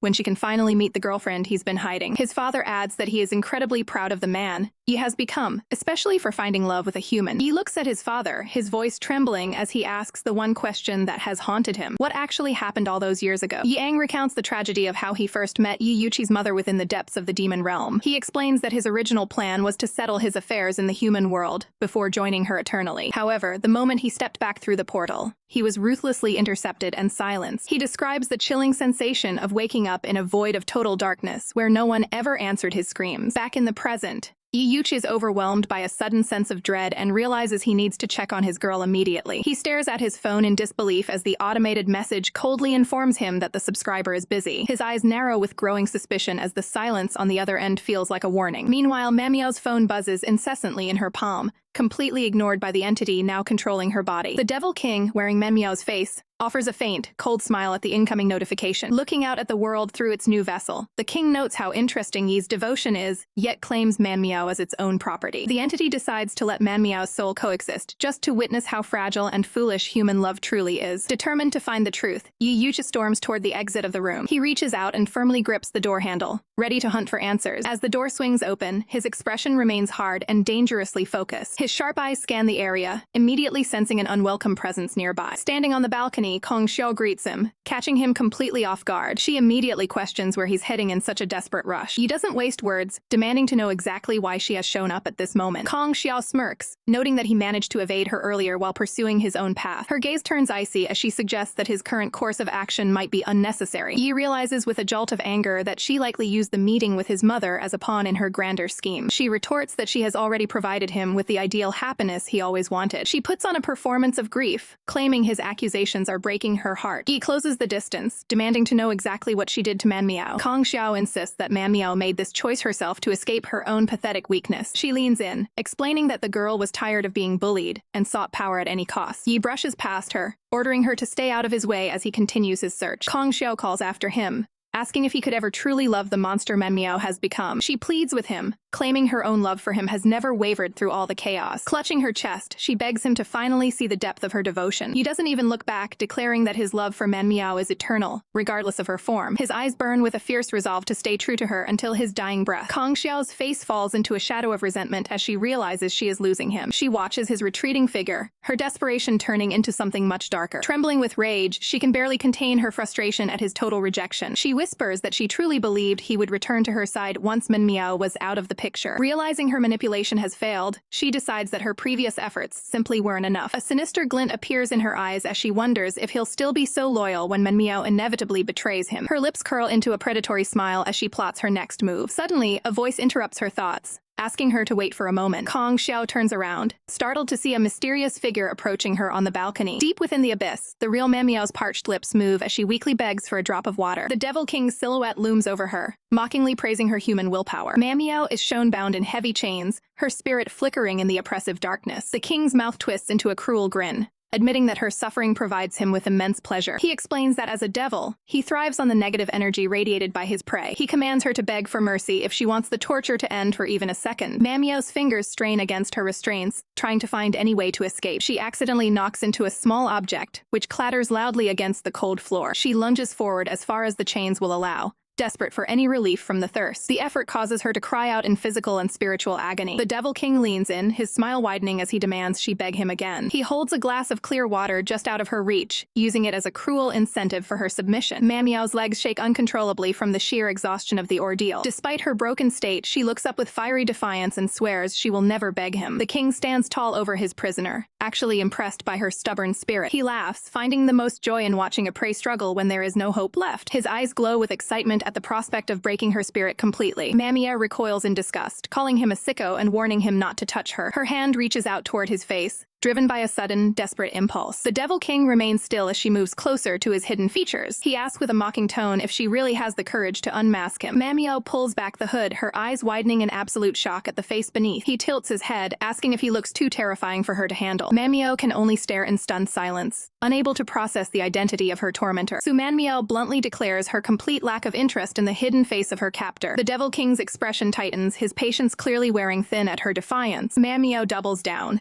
teasing that the king is simply afraid his appearance will make her fall for him. He roughly grabs her, demanding she open her eyes and witness his true form. Manhwa can't help but find his aggressive demeanor utterly detestable. As the light clears, the Devil King is revealed to possess a surprisingly youthful and sharp visage. Manhwa is momentarily stunned by the unexpected handsomeness of the entity before her. She laments that such a fine appearance is wasted on a cruel devil like him. Offended by her casual tone, the king reminds her of her lowly status as a mere human. He reveals that for centuries, no mortal has ever dared to gaze upon his actual face. Manhwa mocks him further, suggesting he's just a devil seeking attention from his prisoners. The king is so frustrated by her verbal jabs that he practically chokes on his own fury. He issues a chilling decree. Any woman who sees his face must either die or become his bride. Showing no fear, Manhwa innocently asks if she can simply opt for the death penalty. A dark smirk crosses the king's lips as he informs her that she has no such right. Manhwa looks him in the eye, questioning if he even understands the concept of genuine love. She tells him directly that his ultimatum is a poor fit for someone of his status. The king warns her that her sharp tongue won't be so quick after 2 days without food or water. Unfazed, Manhwa declares that she would welcome death over submitting to him. His eyes glow with a menacing red hue as her preference for death over marriage enrages him. He cold-bloodedly decides to fulfill her wish and let her suffer the consequences. Bound by heavy chains, Manhwa stands her ground despite the dire situation she faces. The king's silhouette looms over her as he warns her that no one will come to save her. Manhwa observes him quietly, noting the deep loneliness hidden behind his power. The king's gaze sharpens, clearly struck by her penetrating insight into his character. She speaks of the immense pain that comes with living an eternity in the shadows. The king turns his back on her, seemingly weighed down by the truth of her words. He leaves her with a final, cold command to wait for the end in the darkness. Manhwa's eyes fill with a quiet sorrow as she reflects on her current predicament. Her thoughts drift back to Yiyuchi, realizing how much she truly misses him. She fears that this might be the end of their journey, and they may never meet again. Meanwhile, the sun shines over a tranquil garden, a sharp contrast to the abyss. Kang Xiao stands before the powerful demon queen, acknowledging her status as Yi Yuchi's mother. The queen identifies Kang Xiao as someone who was once close to her son. She notes that it is quite a feat for a lotus spirit to possess a century of cultivation power. Kang Xiao maintains a respectful posture,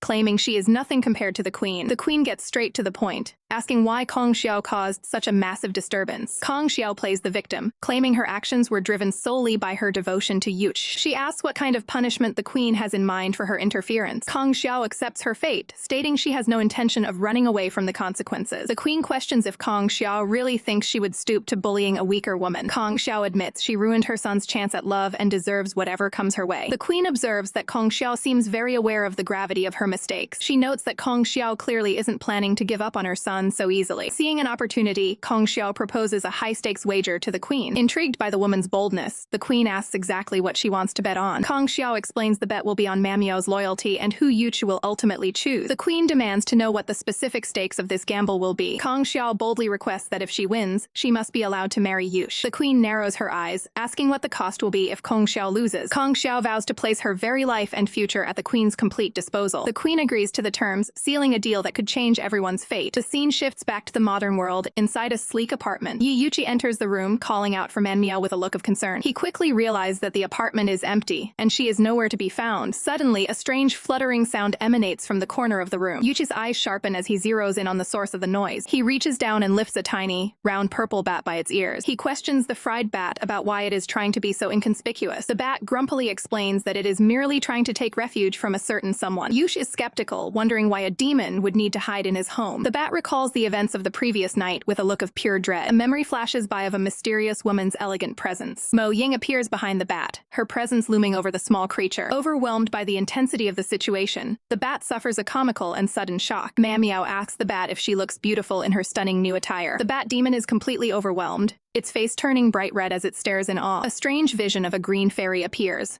symbolizing the bitter nature of unfaithfulness. Manhwa runs a hand through her long pink hair, exuding a chilling new aura. Yi Yuch demands the truth from the trembling creature in his hand. His rage boils over as he shakes the bat, desperate for answers about Manhwa's whereabouts. The terrified demon can only quiver as it recalls the events of the previous night. Yi Yuchi explodes in a ferocious display of power, threatening to tear everything apart. The bat bursts into tears, pleading its innocence in this chaotic mess. It looks utterly pathetic with a bandage on its head, feeling like a victim of circumstance. The creature laments its lost dignity, weeping over its ruined reputation. Yi Yuchi narrows his eyes, sensing that Manhwa has returned as someone or something entirely different. The scene shifts back to the office, where the atmosphere is thick with tension. Co-workers whisper in the shadows, noting that Su Manhwa is nowhere to be found. They gossip maliciously, annoyed that she hasn't shown up for her shift yet. One woman sneers, throwing out insults about Manhwa's relationship with the president. She looks on with a judgmental glare, unaware of the storm approaching. The word slut hangs in the air just as the office door swings open. The sharp click of high heels echoes through the room, signaling a cold arrival. Manhwa steps into the light, staring down the rats, who were just talking behind her back. The office staff freezes in shock, barely recognizing the woman standing before them. She stands tall and defiant, radiating a level of confidence they've never seen. One of the girls tries to fake a compliment, noticing Manhwa's stunning transformation. Manhwa doesn't even glance at her, walking past with a dismissive air. She tells the girl to drop the act, refusing to play along with her fake kindness. Turning back, she calls the woman out for being a two-faced hypocrite. The gossip is left speechless, her face pale with embarrassment. Her eyes widen as she feels the weight of Manhwa's words sinking in. She feels completely pinned down by the sheer intensity of the confrontation. Staring into Manhwa's cold gaze, she realizes she no longer has the strength to argue back. Deep within her mind, Manhwa recalls the dark figure laughing at her chains. The shadow encourages her, relishing the way she silenced her enemies. Manhwa looks away, feeling the heavy burden of her new power. The entity reminds her that she already knows how cruel people can truly be. It urges her to strike back and give them the lesson they deserve. Manhwa questions if becoming like them is the only way to survive. She argues that using spiteful words brings no real happiness to her heart. The heart devil mocks her, calling her restraint nothing but simple cowardice. Its eyes glow with a sinister light, reminding her who gave her the strength to stand up. A red mark flares on Manhwa's forehead as she fully embraces her darker side. Back in the hallway, Manhwa takes a breath, her transformation nearly complete. Yi Yuchi finally appears, calling out her name with a stern voice. He commands her to follow him into his office for an immediate explanation. She meets his gaze with a sharp, piercing stare, agreeing to the meeting. The heavy door slams shut, cutting them off from the rest of the office. The employees are left in a state of panic, terrified by this new, sharp-tongued version of their coworker. Yi Yuch demands to know what happened to change her so drastically overnight. She looks him in the eye, claiming this is who she has always been underneath. He leans in close, expressing his deep worry about whatever Kong Xiao might have done. Manhwa scoffs at the mention of the weak and useless mermaid. She reaches out and grabs his tie to hold his attention, asserting her dominance. She asks him directly if he finds this powerful version of her more charming. She looks toward the glass, feeding off the envy of those watching from outside. She explains that only the weak have room for hatred and jealousy. jealousy. A dark smile plays on her lips as she describes how delicious their hatred feels to her. Yi Yuchi recoils in horror, realizing that a heart devil has taken root within her. Manhwa scoffs at his fear, her eyes glowing with an unnatural pink light. He stares at her in disbelief, realizing she has made a dangerous pact with a demon. She revels in the feeling of superiority, determined to leave everyone behind. Yuchi can only watch in silence, unable to believe the woman he knew is gone. She defends her actions, claiming the shortcut was the only way to stop being inferior. She accuses him of wanting her to remain humble and submissive forever. Her voice breaks as she demands to know who has ever shared in her true suffering. Yuchi stands firm, absorbing her outburst with a pained expression. He wonders if these bitter words are truly the feelings she has hidden in her heart all along. Manhwa gasps in denial as the darkness begins to take hold of her consciousness. Chained and vulnerable in a mental void,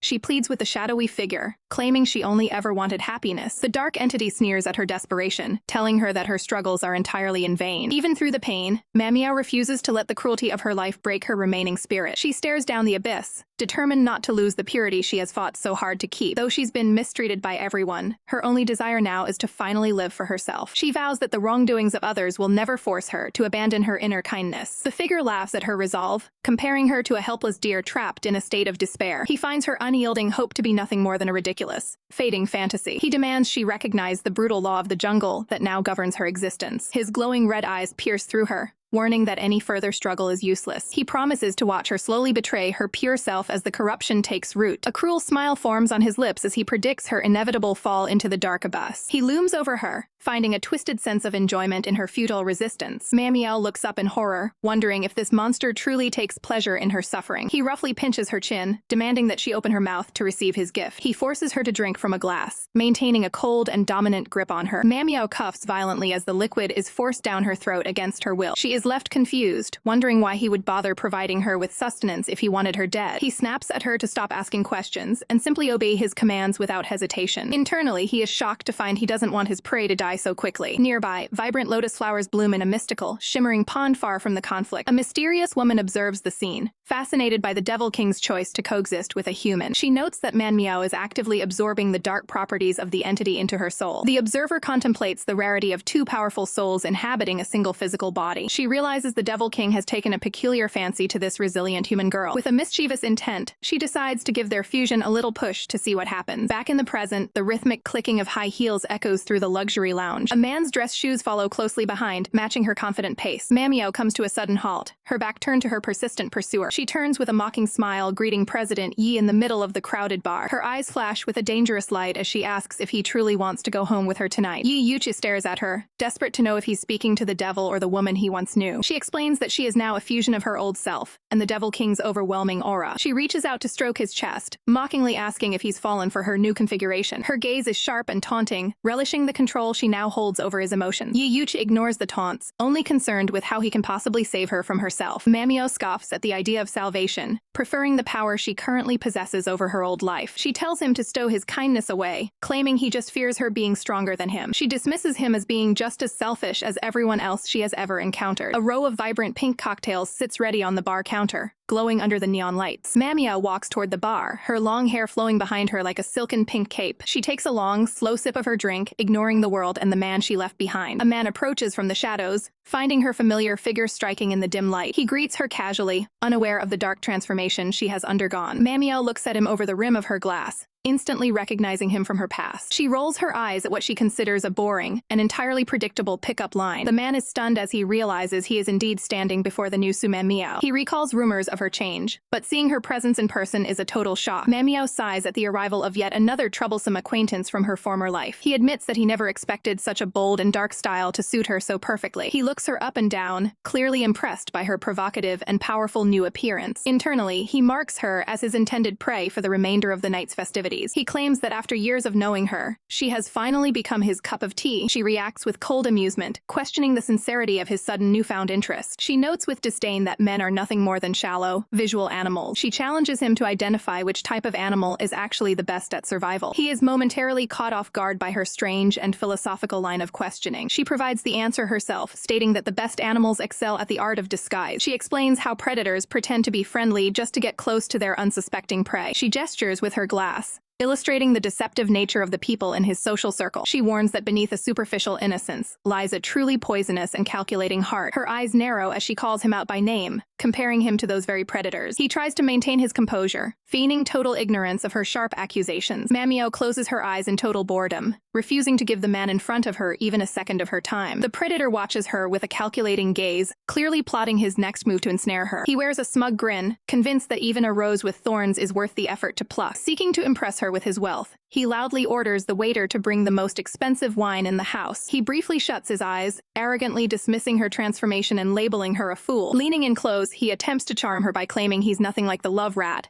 Yiyush. He whispers a shallow promise, claiming to offer her his true and honest heart. Manhwa can't help but smirk at the absolute absurdity of his desperate lies. She looks away with a cold expression, noting that such a thing as a true heart has long been extinct. She stares him down with sharp eyes, mockingly suggesting that even a dog possesses more loyalty than he does. The man's ego immediately bruises, and he snaps back, demanding to know who she's calling a dog. Uninterested in the drama, she turns her back on him to signal the end of their encounter. Over her shoulder, she delivers a final stinging remark about the superior loyalty of animals over men. She begins to walk away, leaving the humiliated man fuming at the bar. Losing his temper, the predator reaches out and violently grabs her by the wrist. He tries to intimidate her, insisting she can't leave until every drop of the wine is finished. Suddenly, a new hand enters the frame, clamping down on the man's arm with crushing force. Yiyushi finally intervenes, his expression icy as he commands the man to let her go. Manhwa glances back at him, noting his arrival with a look of mild amusement. The predator scoffs in frustration, forced to retreat as the atmosphere grows increasingly tense. He glares at her one last time, silently vowing that she will always be beneath him. The vibrant neon lights of the bar pulse as the confrontation shifts between the two rivals. Yiyuchi turns his focus to Manhwa, asking if she really came to such a place just for this petty revenge. She looks at him with a piercing gaze, maintaining that the man deserved every bit of her scorn. Yiyuchi tries to be the voice of reason, telling her that a deal with a devil is never the solution. She explains that her former, timid self was weak, and only this demonic fusion gave her the strength she needed. Her eyes glow with an eerie red light as she describes the sensation of the fusion as something truly marvelous. Yiyuchi's face pales as the horrifying reality of her transformation finally sinks in. A dark vision flickers of Manhwa embracing a shadowy king, fully surrendering to her new master. Rage boils over in Yiyuchi's eyes as he realizes the extent of the corruption taking hold of her. She tilts her head mockingly, questioning why he is reacting with such intense anger. With a smirk, she asks him point blank if he is simply jealous of the entity she has chosen. Yiyuchi stares at her in disbelief, wondering if she even understands the gravity of her words. She narrows her eyes, accusing him of envying the power that now resides within her soul. He warns her sternly that she isn't growing stronger, but is being systematically corrupted by a monster. She leans against him, her voice dropping as she admits she can no longer maintain her old, sensible self. Yiyuchi looks down at her with a heavy heart, pained that she no longer recognizes him as her protector. She gazes up with those haunting red eyes, seemingly detached from the man standing before her. The tension breaks as she is suddenly pushed back onto the sofa, the confrontation reaching a fever pitch. She lies there with her long hair flowing around her, watching him with a calm, predatory curiosity. Yiyuchi looms over her with a grim determination, warning her not to cry if his methods become harsh. Deep within her subconscious, the original Manhwa is bound by heavy chains, feeling a crushing weight on her spirit. She gasps as an intense, unnatural heat begins to surge through her physical form. A dark, hooded silhouette emerges from the shadows of her mind, looming over her captive soul. The Devil King's eyes flash with a possessive fire, declaring that no one else is allowed to touch his prize. He growls a command to her inner self, forbidding her from showing any reaction to other men. Back in the physical world, the fused Manhwa smirks, amused by the Devil King's peculiar jealousy. Yiyuchi recoils in shock as her personality shifts right before his eyes. She stands up straight, a red mark glowing on her forehead as the entity within takes full control. Yiyuchi's expression turns to one of pure hatred as he realizes the devil is actively hiding in her mind. With a cold and regal air, the entity confirms its dominance over her body. Yiyuchi demands the return of the woman he knows, refusing to back down. The entity laughs at his futile request, mocking his lack of power to challenge a king of the underworld. Yiyuchi remains defiant, his resolve unshaken by the supernatural threat looming over him. The possessed Manhwa reveals that her physical form has been completely gifted to the darkness. She explains that the real Manhwa is now a prisoner in a mental purgatory, subject to his every whim. Yiyuchi's eyes ignite with a vengeful light as he swears a blood oath to kill the demon once and for all. Yiyuchi demands with desperation to see the real woman trapped beneath the demon's surface. The Devil King turns away with a cold, dismissive why. In a final act of desperation, Yiyuchi offers his own soul to take her place. The demon mocks him, laughing at such a display of enviable love. A chilling close-up reveals the entity's disdain for the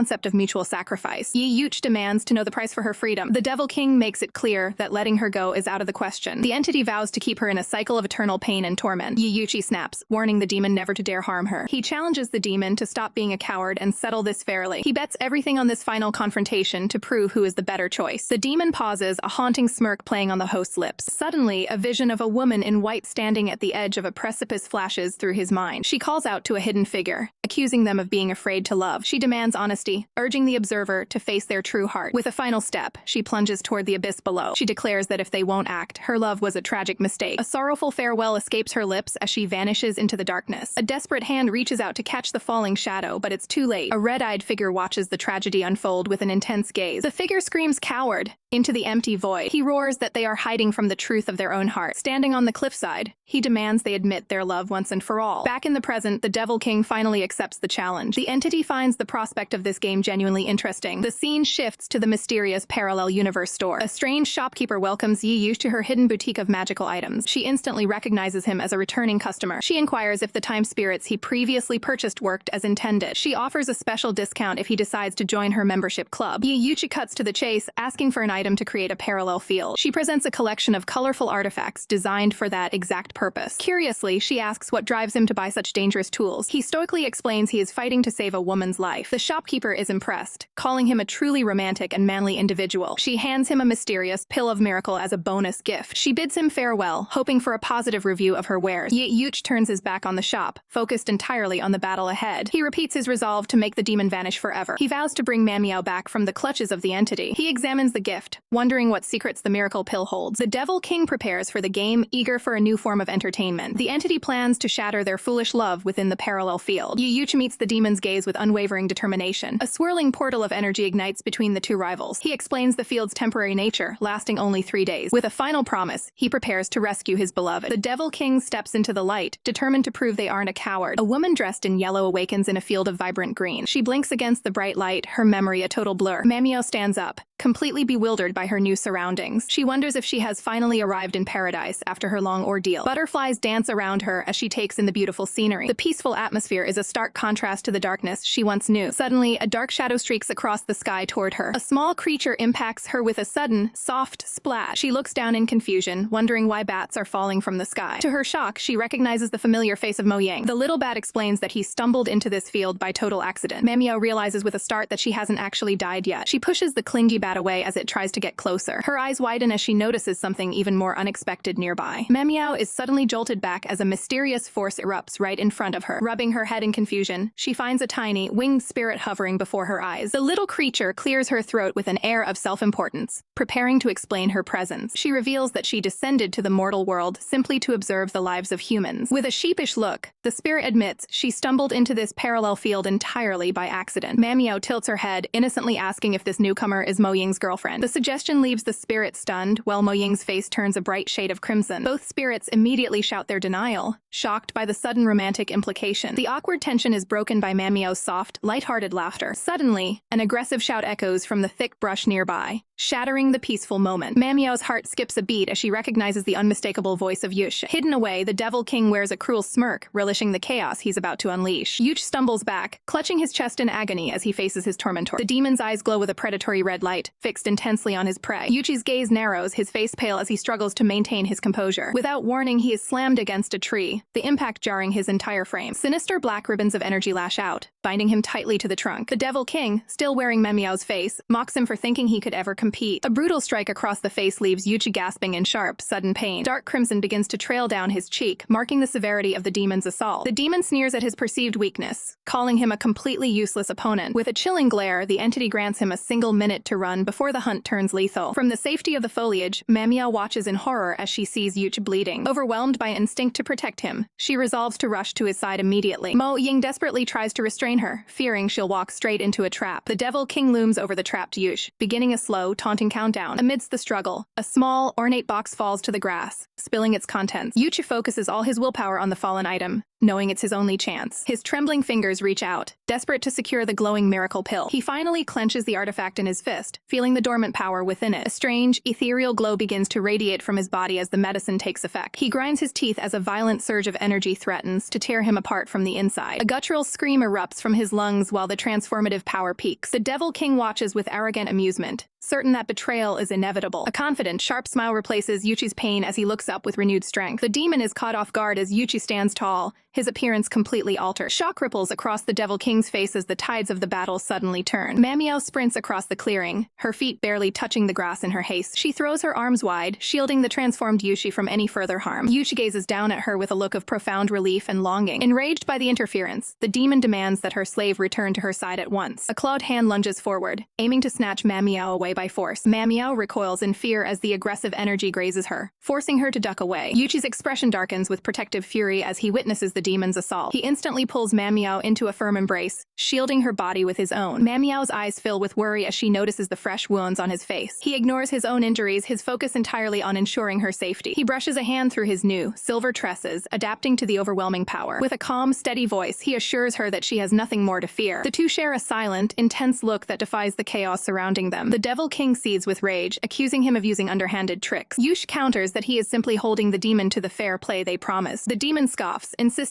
that no matter his power, Manhwa still belongs to the darkness. A tug-of-war ensues as both forces refuse to let go of the confused girl. Fed up with the manipulation, Manhwa demands the demon release her immediately. The Devil King's patience finally snaps, his expression turning cold and murderous. A shadowy, malevolent figure begins to manifest, peeling away the false skin. Yuchi stands his ground, challenging the beast to finally reveal its true, hideous form. The demon drops the facade entirely, sporting a wicked grin as he unveils his real face. Yush doesn't hesitate, launching a devastating wave of spiritual energy at his foe. A brilliant streak of blue light slashes through the air with lethal precision. The Devil King braces himself, ready to meet the full force of Yuchi's upgraded power. Yuchi unleashes a blue spiral of spiritual energy. A massive pink explosion erupts across the battlefield. The smoke clears, revealing the Devil King with a ridiculous pig's nose. Yuchi and Manhwa stare in utter confusion at the demon's new look. Yuchi wonders why his miracle power resulted in such a strange transformation. The pig demon demands to know how Yuchi dared to humiliate him. Enraged, the demon lunges forward with glowing red eyes. Sharp black claws extend, aiming for a lethal strike. Manhwa leaps in front to shield Yuchi from the blow. Another blast of energy collides with her, causing a colorful burst. A large white duck suddenly appears among tiny chicks. The duck looks around, completely bewildered by its new form. The entire group is left speechless by the absurdity of the situation. Yush tries his best to suppress a laugh. He finally loses it, laughing uncontrollably at the duck. The winged spirit watches from the bushes, horrified by the chaos. Mo Ying questions if this isn't a real battle anymore. The Manhwa duck glares with intense, angry eyes. She quacks furiously, demanding an explanation for her transformation. The pig demon and duck heroine face off with sparks flying between them. The Devil King snaps at Yuchi for using a low-quality parallel field. He fumes over the mess's demonic energy has become. Yuchi retorts that the demon should have brought his own realm. He mocks the demon's failure, calling him a coward. The demon's human form flickers back, eyes burning with malice. He repeats the insult, his aura growing dangerously dark. Yuchi senses a sudden, lethal shift in the air. Black smoke begins to swirl around the duck. Manhwa is suddenly engulfed in a sinister red and black glow. The demon stands coldly as the corruption takes hold. Yuchi reaches out, desperate to save her from the shadows. The transformed Manhwa is pulled back into the darkness. Dark petals fall as her soul begins to succumb. Yuchi realizes the demon's aura is now too strong to purify. The demon gloats about absorbing the king's true power. He vows to end the struggle tonight. He promises to keep Manhwa trapped in his realm forever. The duck lets out one final, desperate plea for Yuchi to save her. Both the demon and his captive vanish into thin air. Yuchi is left alone, calling out for Manhwa in the empty clearing. He gazes across the vast field,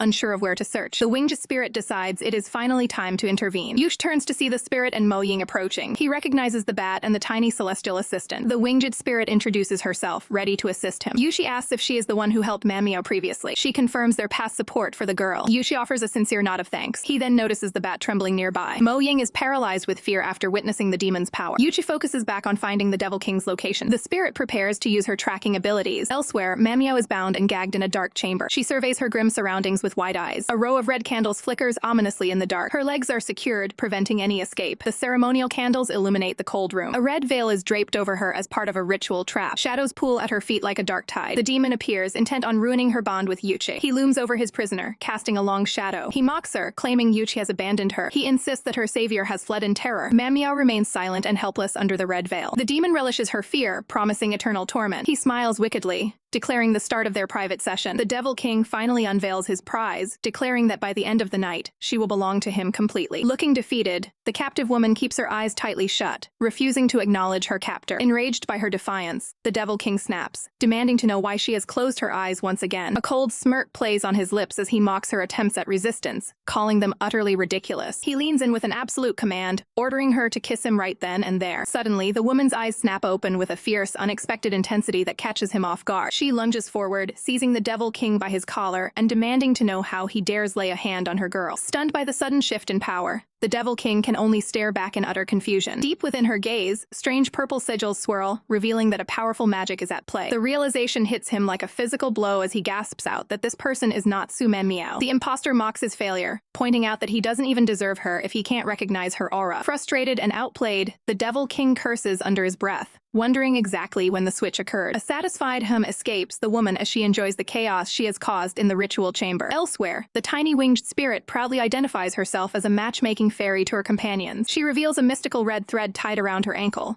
the key to their search. With a determined look, she explains that this connection allows them to track Manmiao, no matter where she is hidden. Mo Ying watches in awe, blushing as he realizes the sheer scale of the fairy's magical abilities. Feeling a sudden, passionate gaze upon her, the fairy blinks in surprise. She turns her attention to the flustered bat, sensing his admiration. Quickly snapping back to the mission, she insists they stop wasting time and focus on the rescue. Mo Ying agrees and takes flight, offering to scout the perimeter for any signs of a demon. Yuchi remains skeptical, his gaze fixed on the fairy as he questions her motivation. The tiny spirit looks back at him, meeting his intense stare with a calm expression. Yushi finally voices his doubt, asking point-blank why she is going to such lengths to help them. He narrows his eyes, demanding to know what her ultimate purpose truly is. Looking away, the fairy softly admits that her help stems from a deep sense of envy. Yush is taken aback, processing the weight of her unexpected confession. Her eyes glimmer with unshed tears as she prepares to share her own tragic history. In a vision of the past, the goddess of love stands tall, maintaining balance for all living beings. The fairy explains that when she took her position, she volunteered to sever her own red thread of fate. By cutting her ties to romance, she chose a life of eternal loneliness to avoid showing favoritism. She looks at Yuch with admiration, envying how they fight to break every shackle just to be together. Yuchi tries to offer comfort, suggesting that she too has the power to change her destiny. The fairy's expression turns somber as she notes that some love is simply doomed to end in tragedy. She floats between them, resigned to the belief that some souls are destined to walk the path alone. Yuchi reflects on the irony of a matchmaking fairy who is forbidden from experiencing love herself. She mentions that even if she could love,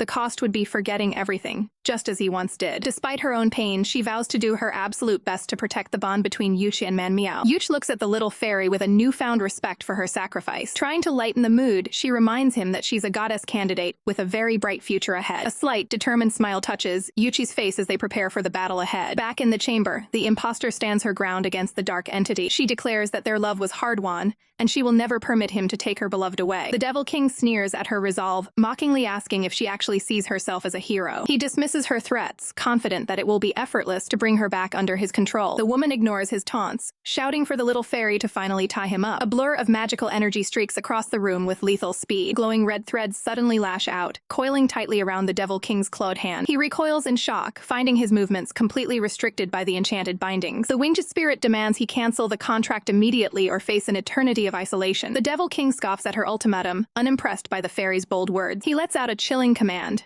calling for his servant to wake up and fulfill their duty. Elsewhere, the real Su Manmiao remains unconscious, while Mo Ying anxiously wonders where the others are. Her face is pale and still as she rests on the lush grass. Suddenly, her eyes snap open, burning with an eerie, unnatural red light. Mo Ying stares in horror, sensing a dark shift in the atmosphere around her. He looks around frantically, feeling an ominous presence approaching from the shadows. His eyes widen in fear as he realizes they are no longer alone. The rhythmic sound of high heels clicking against the ground echoes through the clearing. A mysterious woman with large horns hums a nonchalant tune as she approaches. She wears a confident, predatory smile, clearly enjoying the tension of the moment. With a sudden impact, poor Mo Ying is flattened into the ground, completely incapacitated. The horned stranger towers over them, coldly demanding that they release him at once. Yuchi whips around, his eyes wide with shock at the arrival of this new adversary. The little fairy is left speechless, terrified by the overwhelming power radiating from the newcomer. A mysterious woman with towering horns and a flowing yellow gown suddenly materializes before the group. The matchmaking fairy's eyes widen in sheer terror as she realizes the threat standing before them. Mo Ying lets out a triumphant cackle, boasting that his servant has finally reached her ultimate, most destructive form. The horned woman scoffs with cold indifference, clearly unimpressed by the chaotic scene around her. With a sharp flick of her wrist, she prepares to dismantle the magical restraints. Her hand cuts through the air with lethal precision and overwhelming force. The supposedly unbreakable red threads of fate are shredded like paper under her monstrous strength. The fairy gasps in disbelief, watching her sacred artifacts fall apart in an instant. Dismissing the entire encounter as a trivial waste of time, the woman's gaze turns icy. Mo Ying marvels at the sheer scale of the power they now wield together. He points a commanding finger at the remaining survivors,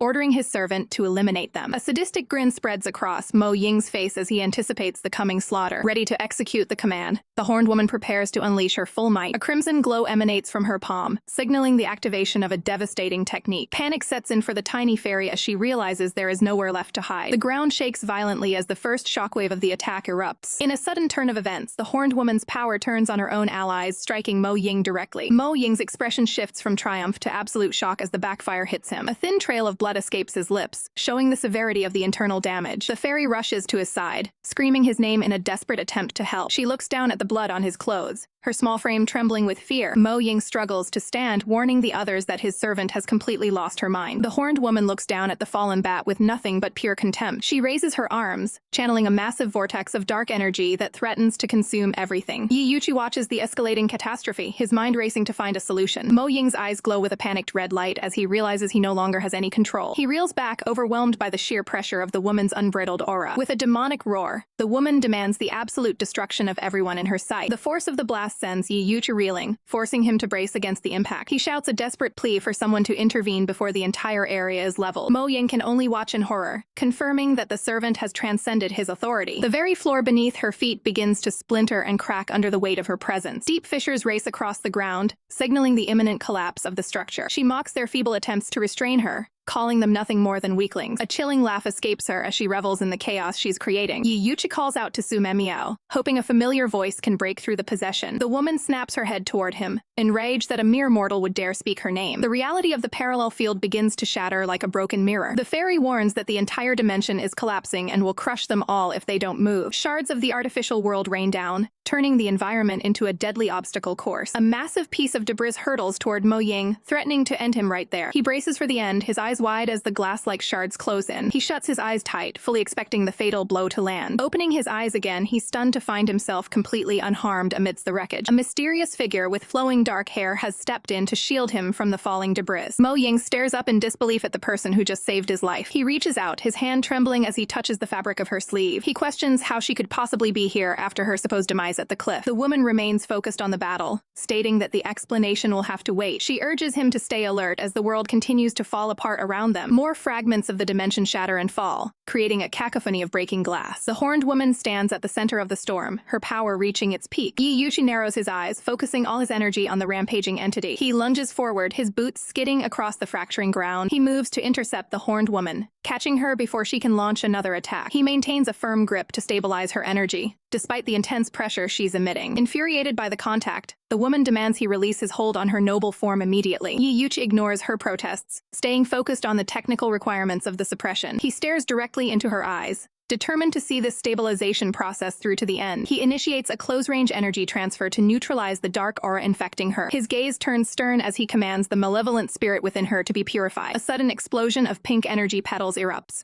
signaling the successful neutralization of the threat. The last remnants of the parallel field crumble into dust as the purification takes hold. Mo Ying regains his wings and prepares to lift the fairy to safety before the collapse is complete. The fairy looks back with tear-filled eyes, relieved to see the nightmare finally coming to an end. Mo Ying pulls the little fairy close, vowing to shield her from the impending chaos. Sharp fragments of reality tear through the air as the dimension begins its violent descent into ruin. The jagged shards strike home, piercing Mo Ying's body with a series of brutal, rhythmic impacts. His gaze flickers with a moment of pure, agonizing shock as the gravity of his injuries sets in. His strength fails, sending him plummeting into the dark void as the debris rains down around them. Gasping for breath, Mo Ying urges the fairy to flee and save herself before he loses consciousness. The winged spirit desperately reaches out, refusing to abandon her protector to the crumbling abyss. She stands paralyzed by the sheer scale of the destruction unfolding right before her eyes. Suddenly, a shimmering protective dome erupts around them, halting the deadly shards in their tracks. Wide-eyed and trembling, the little fairy gazes up at the mysterious shield that appeared out of nowhere. A celestial figure with flowing blue hair descends, questioning the fairy's devotion to a mere demon. As Mo Ying finally succumbs to his wounds and faints, the fairy cries out in total despair. The newcomer delivers a stern command, demanding the fairy return to her rightful place at once. Ignoring the order, the fairy falls to her knees, begging for the woman to spare Mo Ying's life. The woman remains cold, warning that a forbidden bond with a demon will only destroy her future. In a desperate trade,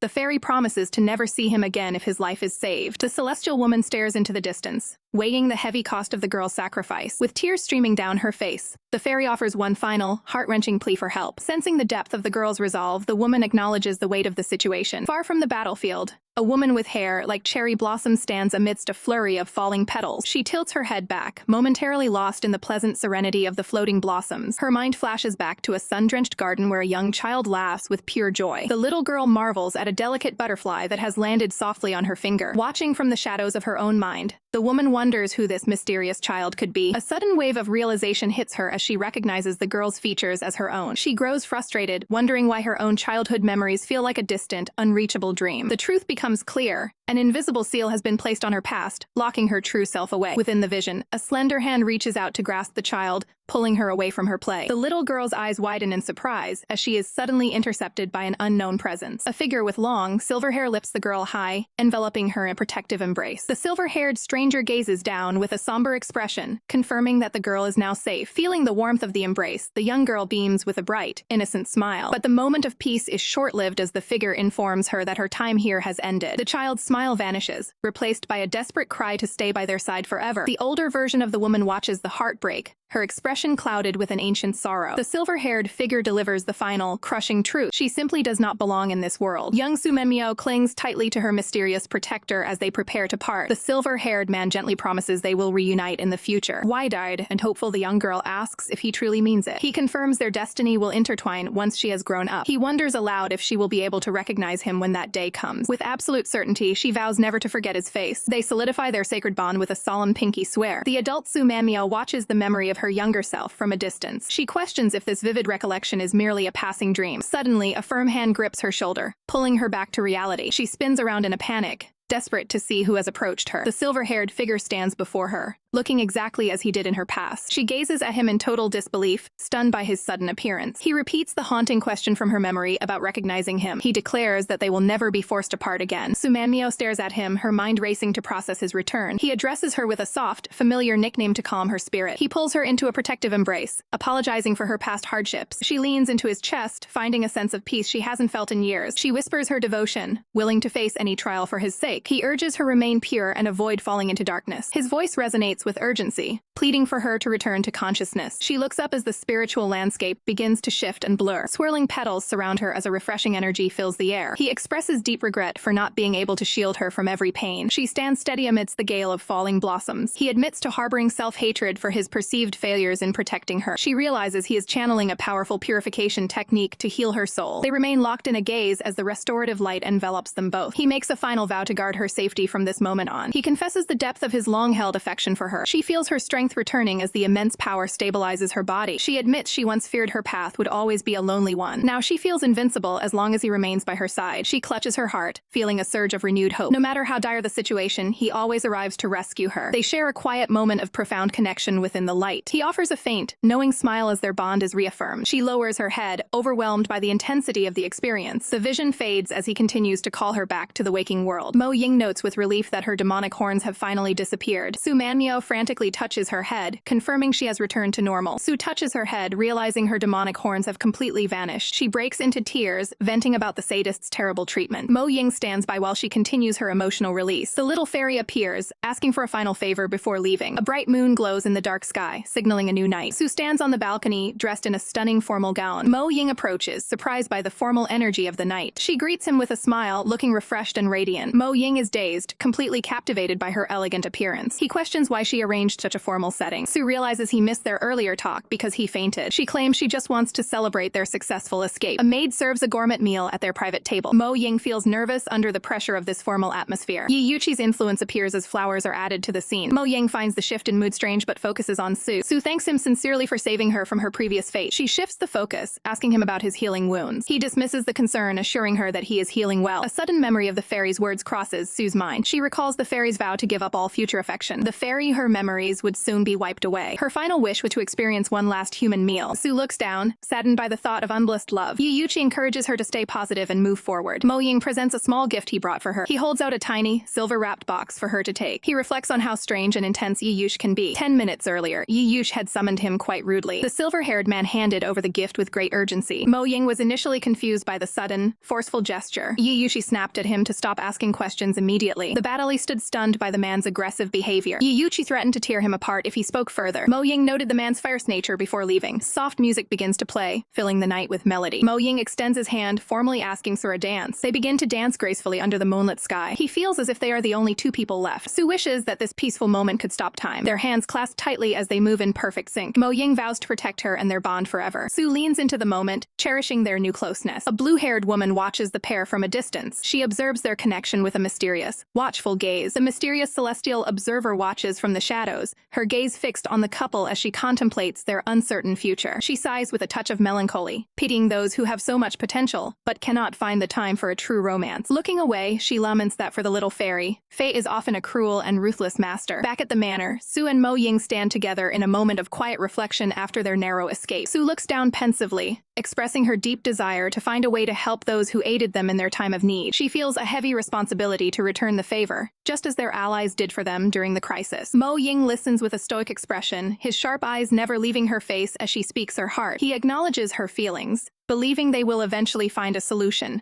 though his mind is already moving toward other concerns. The atmosphere shifts as Mo Ying expresses his blatant disdain for the sadist, Yi Yuqi, showing his protective nature. Suddenly, Sue's eyes widen with a start as she realizes she completely forgot about a vital detail. She panics, wondering if their small ally, 5 is still trapped within the crumbling fragments of the parallel dimension. Mo Ying admits that the situation was so chaotic he didn't give the little creature a second thought. His gaze turns cold and narrow, secretly hoping the annoying pest was simply crushed during the ordeal. He humorously imagines the tiny demon being forced into hard labor at the tomb of the Devil King as punishment. Under the radiant glow of the full moon, the pair finds a moment of peace on the balcony in their elegant attire. Mo Ying agrees that the night is beautiful, though his attention remains purely focused on the woman standing beside him. Deep in the spiritual realm, the celestial woman calls out, commanding the little fairy to return home at once. Sue flinches as the ethereal voice rings in her ears, her expression shifting to one of sudden realization. Mo Ying immediately senses her distress and asks what's wrong, his protective instincts kicking into high gear. Sue delivers the heartbreaking news, stating firmly that she must leave him and go back now. Mo Ying is stunned by the abruptness of her departure, his eyes searching hers for an explanation. The celestial voice warns her not to become entangled with a man, or she will surely face the consequences. Tears begin to shimmer in Sue's eyes as she struggles with the pain of this forced separation. She glances toward the door, feeling the pull of the divine realm becoming impossible to ignore. She explains that if she stays, she will face the severe punishment of the gods for her defiance. Overcome with grief, Sue can no longer hide her sorrow as she prepares to sever their connection. Mo Ying reaches out, his voice a desperate whisper as he tries to stop the inevitable. He demands to know when they will ever meet again, his heart racing with the fear of a permanent goodbye. Sue closes her eyes tightly, unable to offer him the promise of a future reunion. A chilling sensation washes over Mo Ying as a dark premonition takes hold of his soul. He looks at her with a haunting intensity, sensing that this departure means they may never cross paths again. His composure shatters as he shouts his refusal to let her go, his desperation laid bare. He accuses her of lying to him, unable to grasp the reality that she is truly leaving his side. Sue looks back at him with a face full of agony, her heart breaking for the man she must abandon. She softly pleads for him to let her go, knowing that any further delay will only lead to disaster. She insists that she must depart right away, the weight of her celestial duty finally winning out. Mo Ying's voice breaks as he begs her one last time not to leave him alone in the dark. Sue gazes at him with a look of eternal farewell, her presence already beginning to feel like a fading dream. With a final, gentle plea for him to stop his pursuit, she prepares to vanish into the light. Sue stands in her radiant gown as Mo Ying desperately reaches out to stop the inevitable. Sue turns back one last time, her voice a mere whisper as she calls his name. With a heavy heart, she offers a final, pained farewell to her loyal companion. Mo Ying's composure shatters as he screams his desire to stay by her side. A shimmering aura consumes Su, pulling her away from the physical world. The space where she stood becomes a chaotic blur of light and color. Slowly, the magical residue begins to dissipate, leaving nothing but an empty hallway. Mo Ying stands frozen, staring at the void where his master used to be. The weight of his loss becomes too much to bear as he collapses to the floor. He bows his head in absolute despair, the silence of the room deafening. Elsewhere, Su arrives in a celestial dimension, her footsteps glowing with remnants of the journey. She stands alone in the vast emptiness, looking small and vulnerable in her new attire. Tears stream down her face as she fights the urge to let her memories of him slip away. Suddenly, a mysterious container drifts toward her through the shimmering air. A golden shell necklace follows, floating gracefully as if guided by an invisible hand. Su watches in awe, realizing these objects have been sent specifically for her. The golden shell begins to radiate a soft light, slowly opening to reveal its secret. A projection of Mo Ying appears, introducing himself as if they were meeting for the first time. The image of Mo Ying looks back at her with a warmth that pierces her loneliness. Su realizes with a start that every precious moment they shared has been recorded within this shell. She gently cradles the glowing artifact, holding on to the only piece of him she has left. Despite the distance between them, she whispers a tearful thank you to the boy who gave her everything. Drawing strength from his gift, she resolves to keep moving forward in this new realm. Back on the surface, the maid approaches Mo Ying, trying to offer words of comfort. Mo Ying doesn't even look at her, his voice cold and sharp as he tells her to stay away. The sudden hostility leaves her stunned, unable to process his biting words. He turns his fury toward her,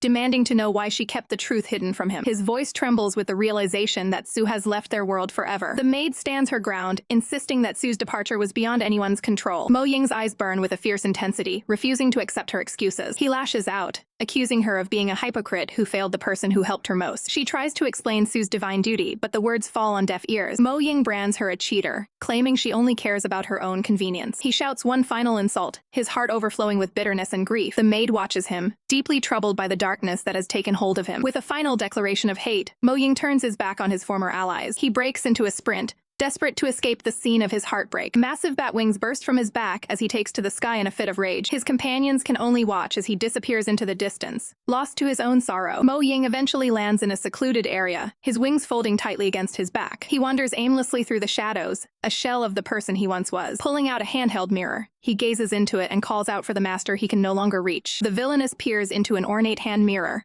her cold gaze fixed on the reflection of her next pawn. Her voice drips with malice as she questions if the young man truly cares about his sister's fate. Chained in a dark, desolate void, the innocent sister can do nothing but tremble in fear. Lounging on her throne, the mistress scoffs at the idea of trading a healthy sibling for a mere display of loyalty. She narrows her eyes, her mind already weaving a web of cruel manipulation. With a flick of her wrist, she reveals a dark elixir, threatening to transform the girl into a horrific vessel for a virus. The captive girl watches in horror as the terms of her suffering are laid out before her. Desperation flickers in her wide eyes, realizing the nightmare is only beginning. Driven by a need to save his blood, the brother bows before the mistress, swearing his absolute service to her cause. A dark shadow passes over the sister's face, her innocence beginning to wither under the mistress' influence. The brother clenches his fist, determined to protect what remains of his family after losing everything else. A predatory glint appears in his expression as he vows to bring Yush back to the fold. Satisfied with her new weapon, the mistress watches him depart with a chilling smile. She leans back, confident that her target has no hope of escaping her reach. Far from the divine realm, sunlight filters through a garden of roses, masking the tension to come. Su Manmyo takes a moment to appreciate her restored physical form,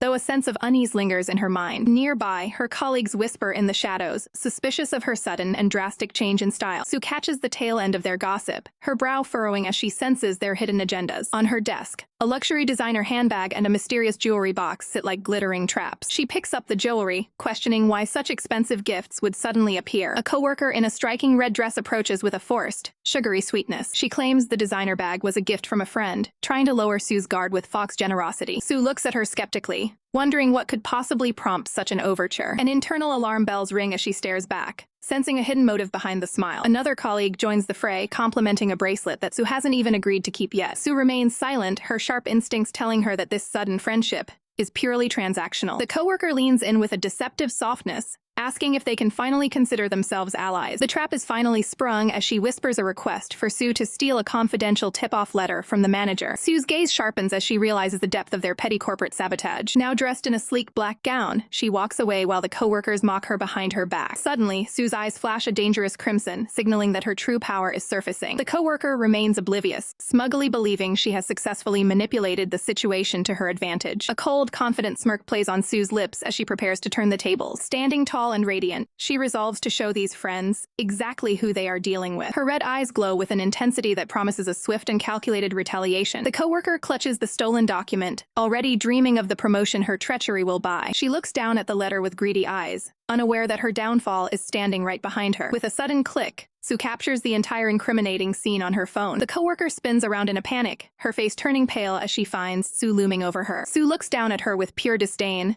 lamenting the fact that the company is plagued by such dishonest people. She declares that with employees like this, the entire organization is teetering on the edge of ruin. Stunned and defensive, the coworker stammers, unable to find a retort for the truth. Sue stands her ground, her presence commanding the entire room as she exposes the fraud. She calls out the woman for stealing the hard work of others to secure unearned rewards. The coworker tries to play the victim, accusing Sue of slander despite the evidence. Sue points to her phone, noting that a digital photograph is far more honest than any words. She confronts the woman's history of deceit, suggesting this isn't the first time she's played this dirty game. With a final, icy glare, Sue decides it's time to permanently discredit the menace for the good of the company. Su Manhwa confronts her stunned coworker, refusing to let the corporate betrayal slide. Paralyzed by fear, the coworker realizes her scheme has completely backfired and she's now at Sue's mercy. As the tension peaks, the elegant King Cheng steps into the fray to witness the fallout. Sue firmly grips the evidence, a small recording device that holds the power to ruin her rival. With a sharp movement, Sue brandishes the device, forcing the coworker to gasp in pure desperation. Sue makes it clear that she has no intention of staying silent about the fraud she's uncovered. Her eyes burn with integrity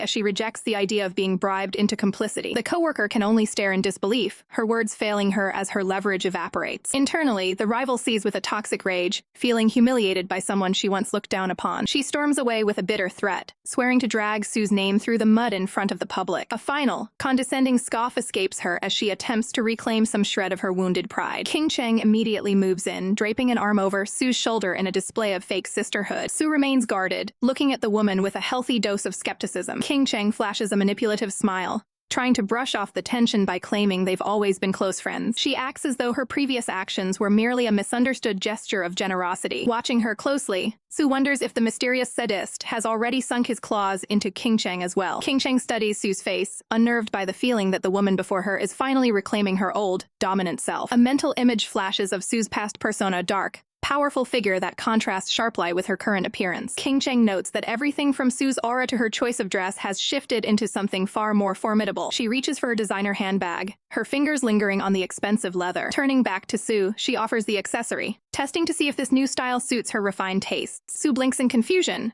caught off guard by the sudden and unnecessary peace offering. King Cheng's voice is honey-sweet as she insists on giving Sue a complete makeover, regardless of her input. Suddenly, a dark, spectral version of Sue appears behind her, whispering the word hypocrite directly into her mind. Sue's eyes widen in shock as she hears a voice that shouldn't exist echoing through her thoughts. The shadow self exposes the truth, revealing that King Cheng is only acting nice to manipulate Sue into returning her belongings. Panic sets in as Sue feels her grip on reality slipping, her mind reeling from the internal intrusion. The dark entity smiles with a chilling familiarity, claiming to be Sue's own suppressed identity. Sue's heart races as she questions if the Devil King's lingering influence is still haunting her physical form. The shadow clarifies that it was actually his power that finally broke the seals on her true self. She leans in close, declaring with absolute certainty that she is the original, unfiltered Su Manhwa. While Sue stands frozen in this internal dialogue, King Cheng remains blissfully unaware of the transformation happening within. Suddenly, Sue hears King Cheng's secret thoughts, mocking her as a hick who doesn't deserve such high-end luxury. The realization hits Sue like a physical blow. She is actually reading King Cheng's mind in real time. Her shadow self watches with amusement, asking Sue if she's satisfied with this powerful new psychic ability. Terrified by the implications, Sue demands to know what this entity truly wants from her life. The dark persona explains that Sue's amnesia was far more extensive than she ever realized. She looms over Sue, revealing that her forgotten past also contained a level of power she can barely comprehend. Sue's mouth hangs open as the gravity of her true nature begins to sink in. With a piercing gaze, the shadow self prepares to reveal the ultimate secret, the real reason Sue entered this world in the first place. Sue struggles to recall why she first entered the demon world as a child, her memories shrouded in a thick fog. She only remembers a vague meeting with a mysterious figure that changed her life forever. Her shadow self mocks her, claiming she has intentionally filtered out the most agonizing moments of her past. The shadow sneers at Sue's human weakness, accusing her of running away from pain toward a false sense of happiness. The dark persona demands that Sue confront the horrific truth of what she witnessed before crossing into the demon realm. Images begin to flicker in Sue's mind, a chaotic blur of disappearing and reappearing shapes. Her eyes widen in realization as the barrier between her and her past starts to crumble. Reflected in her pupil is a terrifying vision of a dark, clawed hand reaching out for a defenseless victim. She relives the choking sensation as the shadowy limb grips her neck tightly, cutting off her breath. A muffled cry for her to run echoes through the traumatic memory. As a small child, she stands frozen in terror,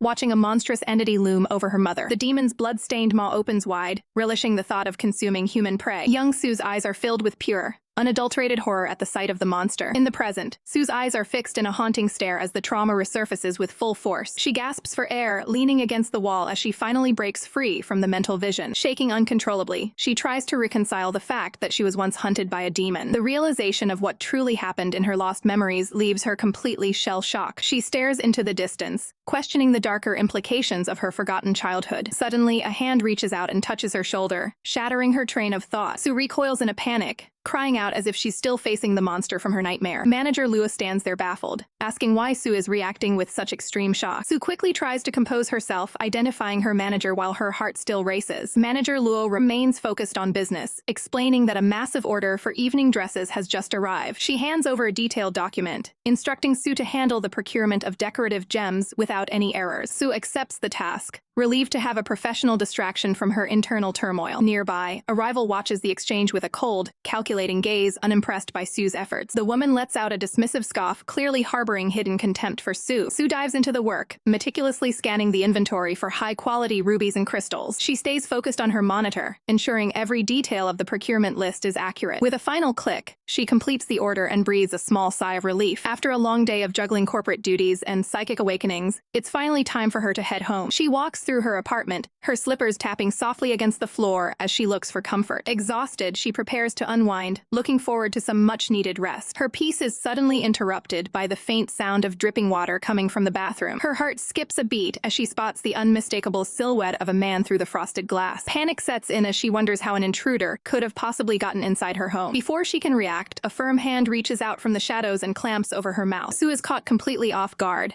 her mind racing as she's pulled back by the mysterious figure. The tension breaks when she realizes the man holding her is none other than her unexpected guest. He looks down at her with a knowing gaze, teasing her for leaving him behind and coming home alone. Sue settles into a moment of quiet rest, seeking comfort after a long day of corporate stress. Her heavy eyelids finally give in, drifting into a deep sleep while she attempts to put her trauma aside. Suddenly, a chilling memory from her childhood resurfaces, showing a young, terrified version of herself witnessing a nightmare. The young girl screams out in desperation, demanding that the creature let go of her mother. A monstrous, blood-stained grin reveals the true face of the demon that has haunted her subconscious for years. Sue's eyes snap open as she jolts awake, the phantom screams of her past still echoing in her ears. In a state of pure panic, she instinctively strikes out at the man beside her, leaving him completely bewildered by the sudden, sharp impact. The man breaks the silence by calling her name. Sue looks up, startled by the sudden shift in atmosphere. He proposes a permanent change in their living arrangements. The shock of the offer leaves Sue completely stunned. She stammers, her face turning crimson from the unexpected proposal. A sharp sound echoes through the room as she reacts impulsively. She huffs, expressing her deep distrust of his intentions. He reaches out, sensing her underlying fear of being left alone. Her eyes reflect a quiet, painful realization. Shadow Sue suddenly appears, demanding she confront her tragic past. The weight of old scars begins to overwhelm her senses. Visions of her younger, terrified self flood back into her mind. The man tries to pull her back to reality with a firm grip. He fixes her with a stern and intense gaze. A sinister threat escapes his lips, chilling her to the bone. The terrifying words echo repeatedly through her consciousness. The shadow continues her psychological assault on Sue's heart. She questions how Sue can tolerate someone so dangerous. Sue desperately argues that he is not like the others. The shadow reminds her of the undeniable tragedy of her parents. She is urged to stop lying and seek out the real killer. The memory of her childhood weakness haunts her current thoughts. The voice points out that she finally has the power to act. Anger surges as she is pushed to exact her revenge. Sue remains silent, her mind a whirlwind of inner conflict. The shadow suggests using the man for her own goals. She looks at him with a cold, shifting perspective. The dark persona demands she grow stronger immediately. Sue commands the haunting voice to leave her alone. The darkness dissipates, leaving a lingering tension in the air. The guest watches her closely, puzzled by her erratic behavior. The voices in Sue's head reach a fever pitch, relentlessly commanding her to exploit the man standing right behind her. She looks down in a daze, her own mind questioning if she truly has the heart to use him as a tool for revenge. Seeking a way forward, Sue confronts the winged demon in the garden, questioning him about the devastating plague in his realm. She offers a risky bargain, promising to help him recover Yi Yushi from the demon world. There is a heavy catch to her proposal, and she pauses to let the weight of her demand sink in. Intrigued by her sudden boldness, the demon demands to know exactly what she wants in return. Sue meets his gaze with unwavering intensity, demanding that he grant her safe passage into the demon world. The demon lets out a mocking scoff, finding the desperate nature of humans to be utterly pathetic. His eyes glow with a menacing red light as he calls her a hypocrite for seeking such a dangerous path. Sue remains cold and focused, reminding him that he is the one who kills without a second thought. The demon looks at her with a mix of confusion and curiosity, wondering what triggered this dark transformation. He admits that while he originally planned to trick her, her newfound ruthlessness makes his job much easier. He anticipates the shock on Yi Yuchi's face when he realizes he has been betrayed by the one he trusts most. Despite the deal, he remains suspicious of why Sue's attitude shifted so violently and without warning. Sue cuts him off, stating that a creature like him could never comprehend the depth of human feelings. She makes it clear that she has no intention of explaining her personal motives to him. Her tone is strictly business as she sets the ground rules for their uneasy partnership. She warns him that their alliance is only temporary, and he is never to pester her again once the task is complete. The demon watches her walk away, his golden eyepiece shimmering as he calculates his next move. Sue strides off into the distance, her heels clicking against the stone with a new, firm resolve. Shadow Sue manifests beside her, offering a chilling compliment on her decision to stop acting like a weak victim. The shadow then forces Sue to confront her deepest trauma, the horrific moment her mother was brutally attacked. A painful memory flashes by, showing the life slowly draining out of her mother's body. Sue watches helplessly in her mind as the vigor disappears from her mother's eyes for good. As a young child, she is paralyzed by the sight of the tragedy unfolding before her. The young girl is left shattered, unable to comprehend how her mother could turn into such a monster. In the present, Sue gasps for air, wondering why she's being forced to relive these suppressed nightmares. Shadow Sue tells her that these memories are the key to finally awakening her true, hidden potential. The past and present collide as the adult. Sue stands beside her childhood self in a dark mental void. The young Sue reaches out toward a swirling abyss, crying out for her mother to return. She begs the darkness not to take her mother away, reaching into the void with desperate hands. Adult Sue shouts for her to stop, realizing the danger of falling too deep into the memory. Suddenly, the mental floor vanishes, and Sue is pulled down into the pitch-black depths. She screams as she loses all control, plummeting through the darkness of her own subconscious. In the real world, Sue's body goes limp as she loses consciousness and begins to fall. Before she can hit the ground, a hand reaches out with lightning speed to catch her clothing. A masked figure intervenes, catching her securely in his arms to prevent any injury. The mysterious man looks down at the unconscious Sue, keeping a close watch over her as she remains trapped in her nightmare. A mysterious woman gazes out, noting that despite the ordeal, the girl's heart remains untainted. Her companion, elegant and poised with a fan in hand, reminds her that it is finally time to honor their side of the bargain. The dark-haired figure looks back, her long hair drifting like silk in the ethereal mist. She scoffs at the notion of rushing, her lips curling into a subtle, knowing smirk. With a confident glint in her eyes, she insists that this is only the beginning of their long game. She acknowledges their success in the trial, but warns that the true challenge is yet to come. Her expression sharpens as she points out that the girl's internal purity is already starting to fracture. The silver-haired woman listens intently, intrigued by the unfolding corruption of their target. Within the depths of Sue's subconscious, she cries out in denial, refusing to believe the inherent cruelty of demons. Sue desperately clings to the memory of his kindness, unable to reconcile it with the monster described to her. Her dark reflection stares back with piercing red eyes, warning her that gentleness is nothing more than a demon's mask. Shadow Sue paces forward, reminding her of the tragedy that claimed her parents. A vision of a seemingly kind neighbor appears, a ghost from Sue's traumatic past. The shadow explains how demons infiltrate the lives of the innocent by mimicking warmth and safety. The neighbor's face remains a blank, terrifyingly calm facade meant to deceive. Suddenly, the disguise slips, revealing the predatory hunger lurking behind the human skin. Shadow Sue looms over her, emphasizing that a demon was the architect of her greatest losses. She demands to know why Sue has betrayed her own family by falling for the very thing that destroyed them. Sue stands paralyzed by doubt, wondering if every sweet word was just a trap for his next meal. The shadow whispers a poisonous suggestion, urging Sue to put his loyalty to the ultimate test. She challenges Sue to see if he truly remembers the details of their very first meeting. Sue begins to stir from her nightmare, her mind heavy with newfound suspicion. She notices a strange, lingering mark on her arm that triggers a flicker of memory. Opening her eyes, she finds herself in a daze, struggling to ground herself in reality. Her gaze wanders across the room as she questions how she ended up back in this familiar environment. She sits up slowly, the weight of her journey into the demon world still heavy on her soul. Standing alone by the window, Sue wonders if the man she loves is just another master of disguise. She watches the staff through the glass, questioning if the devotion she sees is a calculated lie. The man himself appears, his silver hair catching the light as he looks toward her. Sue catches his eye and immediately flinches, the shadow's words echoing in her mind. She turns away, unable to face him while her heart is clouded by such dark uncertainty. Her eyes drop to the floor, paralyzed by a sudden, inexplicable fear of his gaze. Nearby, a colleague answers a phone call, her voice cutting through the tension of the room. The woman's face pales as she receives news of a major disaster involving their latest shipment of decorative gems. Sue snaps out of her trance, sensing the panic radiating from her coworker. Hidden in the shadows, a rival watches with a malicious grin, satisfied that her trap has been sprung. The saboteur vows to drag Sue through the mud, relishing the public disgrace that is about to unfold. The colleague shouts Sue's name in desperation, signaling the start of a new crisis for the professional photographer. Manager Luo's temper flares as she storms in, demanding why such a massive mistake was made with the work. She screams that the orders are crucial and demands a solution to the crisis immediately. Su Manhwa stands her ground, questioning how the decorative gems could have possibly become faulty. Her gaze sharpens as she analyzes the situation with cold precision. Suddenly, a flicker of movement catches her eye, alerting her to a presence nearby. She spots the culprit lurking in the shadows. Realizing her rival is watching the chaos unfold. Hidden behind the door, Mu sneers to herself, convinced that Sue finally got what she deserved. Sue feels a strange sensation, realizing she can read the malicious intent radiating from her enemy. Her internal shadow persona whispers that this is only the beginning of her awakening power. The voice promises that soon, no secret will be safe from her heightened perception. Sue shifts her focus back to the room, openly accusing the saboteur of plagiarizing designs and swapping the gems. She narrows her eyes at the door, calling out the pathetic trick used to frame her. Manager Luo is caught completely off guard, struggling to understand the sudden turn of events. Sue firmly explains that she followed every single requirement for the orders to the letter. She tells the manager to look no further than the Avenger, currently hiding in the hallway. Luo's expression shifts to shock as she turns her attention toward the doorway. Anticipating a betrayal, Sue reveals she meticulously recorded every step of her work process. She holds up her smartphone, the device now containing the proof of her innocence. This digital trail was meant for self-checking, but it has now become the ultimate evidence against her rival. A furious manager Luo demands to know exactly who is responsible for sabotaging the company. Sue strides toward the door, stating that the culprit will soon lose her job because of the tip-off letter. She catches Mu red-handed, forcing the rival out into the open for all to see. Mu tries to bluff her way out, snapping that Sue shouldn't make accusations without proof. Sue calmly counters that they only need to verify who was the last person to leave the office. She points out the security monitors lining the halls, making it impossible for the culprit to escape. Desperate, Mu lashes out with a finger pointed at Sue, but her defense is crumbling. Sue walks away with a cold reminder that Mu is simply reaping the consequences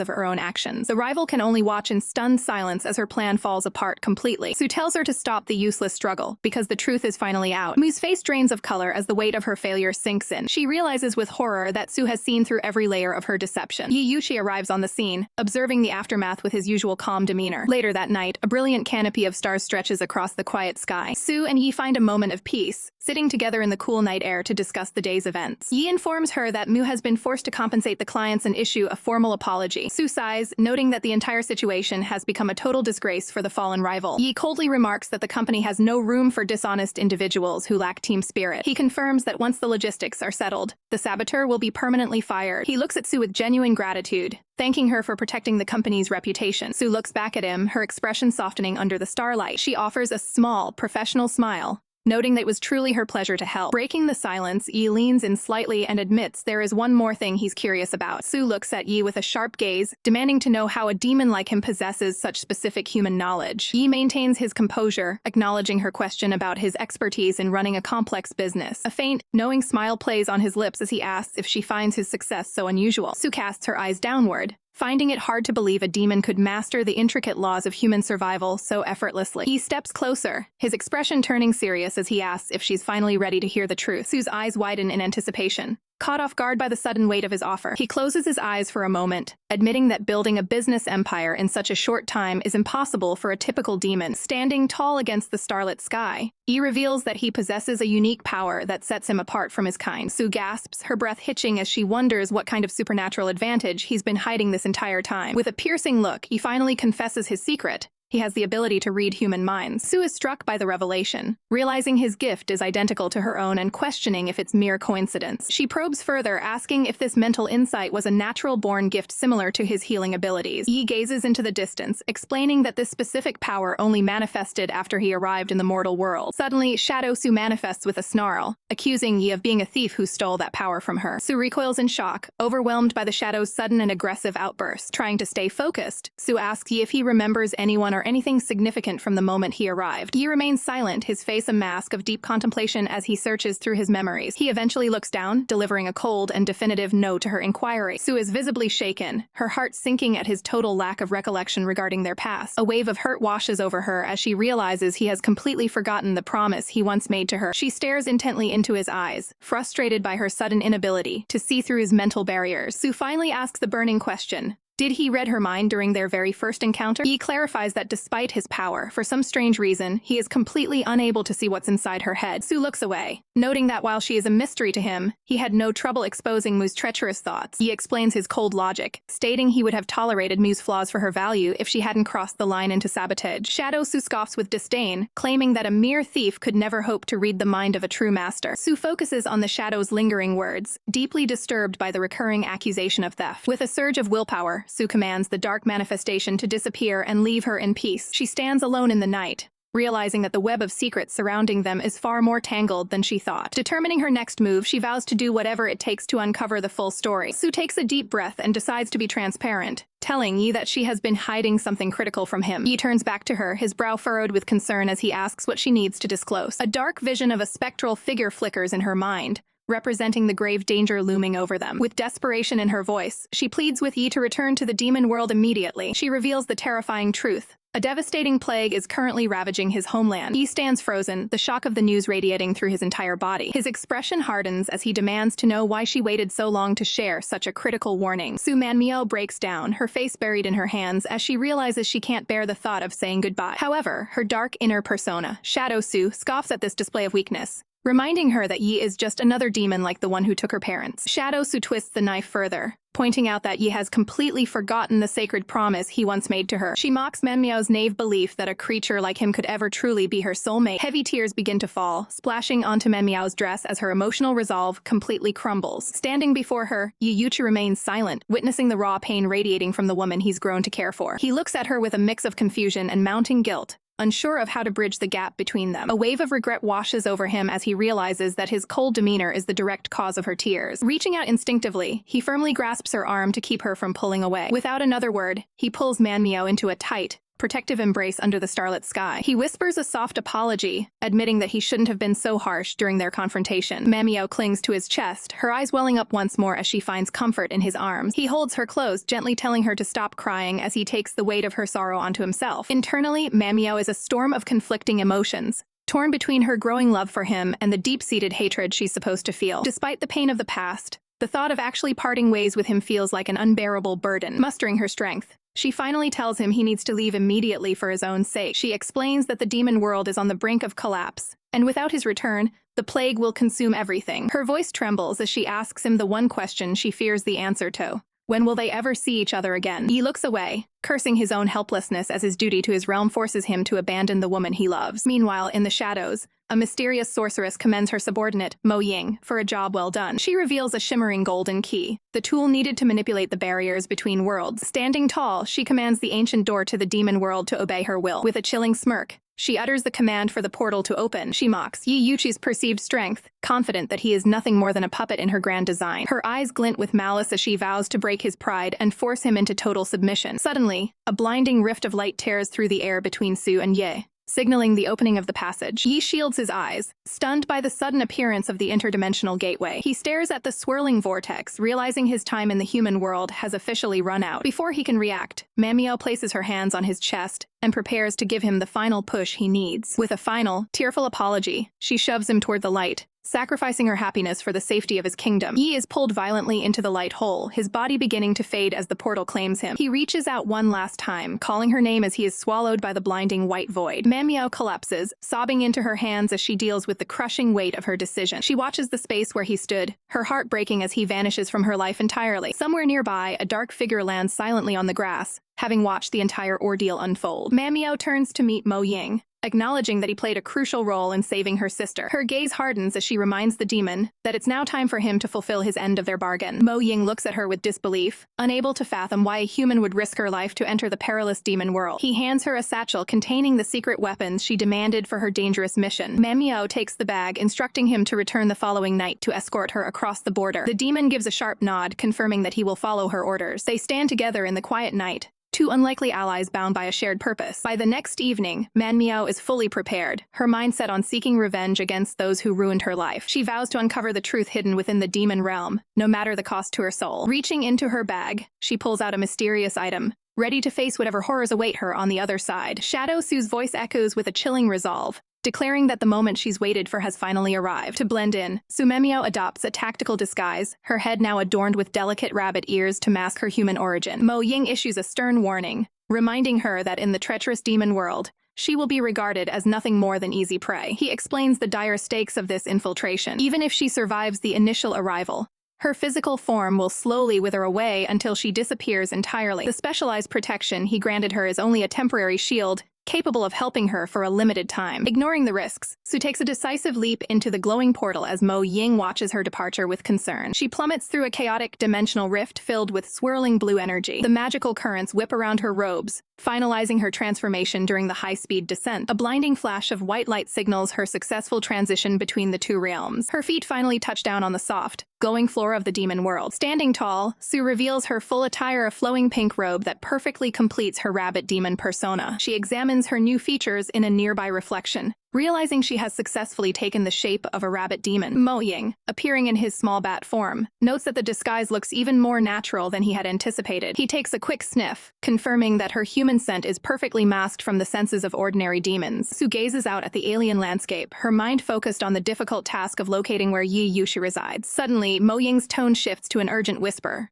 warning her that a powerful and evil aura is rapidly approaching. Hostile green vines surge from the shadows, attempting to ensnare her before she can react. The supernatural plants coil tightly behind her, cutting off any immediate path of retreat. Su's gaze sharpens as her eyes ignite with a piercing crimson glow, channeling her inner strength. With a violent surge of mental energy, the constricting vines shatter into pieces under her command. Mo Ying is left speechless, unable to believe she just pulverized the threat using raw psychokinesis. Exhaling a sigh of relief, Su admits she acted purely on survival instinct to neutralize the danger. The bat demon realizes he vastly underestimated her latent power and vows not to look down on her again. She continues her journey through the woods, her steps light and cautious as she traverses the forest floor. They soon arrive at the Demon Inn, a traditional structure where they plan to secure a room for the night. Inside, Su keeps a low profile at a table while various monstrous patrons pass by her. She remains vigilant, confident that she will recognize her true target the moment they cross paths. As the night deepens, she prepares to rest her weary body for the challenges ahead. Su settles into the bed, hoping for a brief moment of peace before her mission resumes in earnest. Her rest is short-lived as hushed, suspicious whispers drift through the ornate wooden doors. The intruders outside are ecstatic, claiming they can smell the unmistakable scent of the Demon King within the room. Su sits up instantly, her expression hardening as she realizes her privacy has been compromised. The figures outside are confused, sensing a royal aura, but seeing only a lowly rabbit demon through the gap. The heavy door creaks open, revealing the trespassers who dared to enter without permission. Two small, pale-faced attendants stare into the room with wide, shocked eyes at the sight of her. Su stands her ground, demanding to know what business they have disturbing her rest. Her red eyes bore into them, radiating an intimidating pressure that freezes the intruders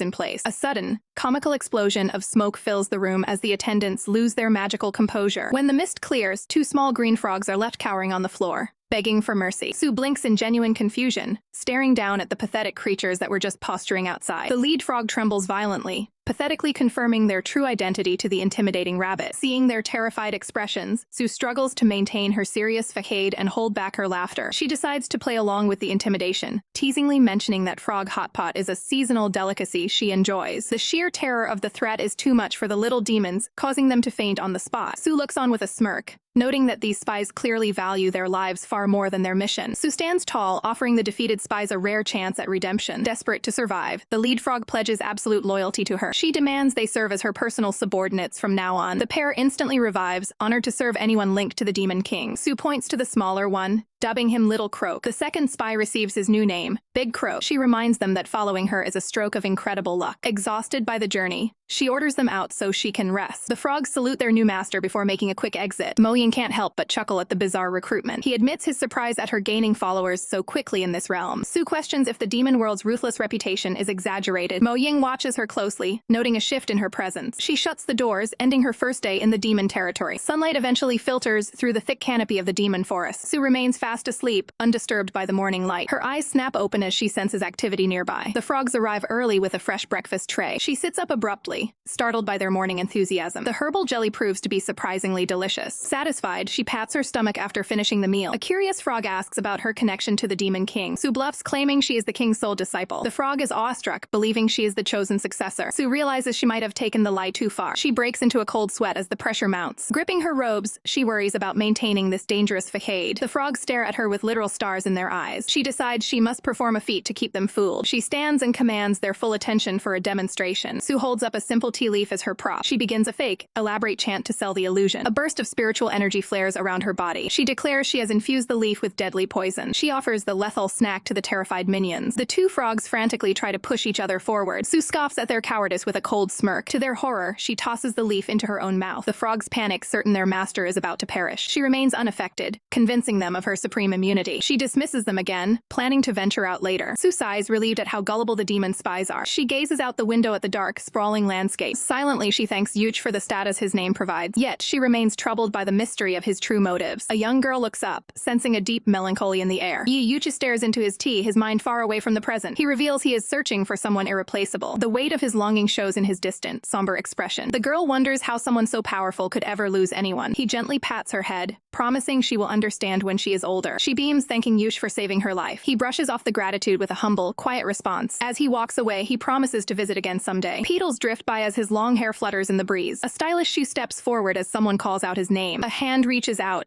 desperate to make contact with the elusive lord. Yuchi glances back, his eyes sharp and questioning. Qin Lily clings to his arm, claiming she has missed him terribly. As a leader's daughter, she expects his full attention. He remains professional, asking how he can assist her. She feigns a dizzy spell, hoping for a touch of sympathy. She offers her wrist, begging him to check her pulse. He dismisses her drama, suggesting she simply drink more water. He prepares to leave, completely unfazed by her antics. Lily watches him go, her frustration beginning to boil over. She pretends to stumble, aiming to fall right into his arms. Yuchi dodges with expert precision, letting her hit the floor. Embarrassed and angry, she clutches her chest in mock pain. He coolly warns her to watch her step next time. She fumes, unable to believe he would ignore her beauty. Her obsession grows, vowing to conquer his cold heart. She grabs his sleeve again, refusing to let him escape. She demands he accompany her for a walk by the lake. Footsteps approach as another rival enters the scene. The two women trade barbs about who Yuch prefers. Yuch remains stoic, ignoring the petty jealousy. Kong Xiao arrives, offering him a bowl of specially prepared porridge. He declines, citing his duty to investigate a spreading plague. He closes his eyes, focused entirely on his mission. He walks away, leaving both women standing in the garden. Kong Xiao stares in disbelief at his continued indifference. Lily mocks her rival's failure with a sharp, cruel laugh. She warns the fish not to overstep her bounds. Her glare promises a harsh lesson for anyone her way. Elsewhere, Sue adjusts her rabbit mask with a confident smirk. She stands tall, ready to execute her next move. Her frog minion chirps, finding the mask quite amusing. Silver hair catches the light as a familiar figure nears. Sue laughs, greeting the man who everyone else fears. Sue and the silver-haired man pass each other in a flurry of cherry blossoms. He freezes instantly, his sharp eyes narrowing as he detects a familiar presence. He whips around, certain that a specific aura just brushed past him. His long hair flows in the wind as he searches the empty space behind him. He dismisses the sensation as a mere trick of the mind, haunted by those he left behind. Deep in the emerald forest, a mysterious energy clings to the jagged rocks. Sumanmyo stands alert, sensing the lingering trace of a powerful demon nearby. Her loyal companion, Big Croak, nervously checks to see if she is unharmed. Sue looks toward the horizon, realizing they have wandered into dangerous territory. Little Croak warns that this forest is the personal domain of the formidable mage. She, intrigued by the name, Sue asks for more information about this mysterious ruler. Little Croak explains that Maisie is the ruthless gatekeeper of this realm. He describes how her subordinates prey on the weak without mercy. Sue wonders aloud how a single woman could amass such terrifying authority. The spirit explains that her bloodline secured power through ancient pacts with demon lords. Sue ponders the weight of such a legacy as she stares into the dense foliage. Little Croak spills the tea on how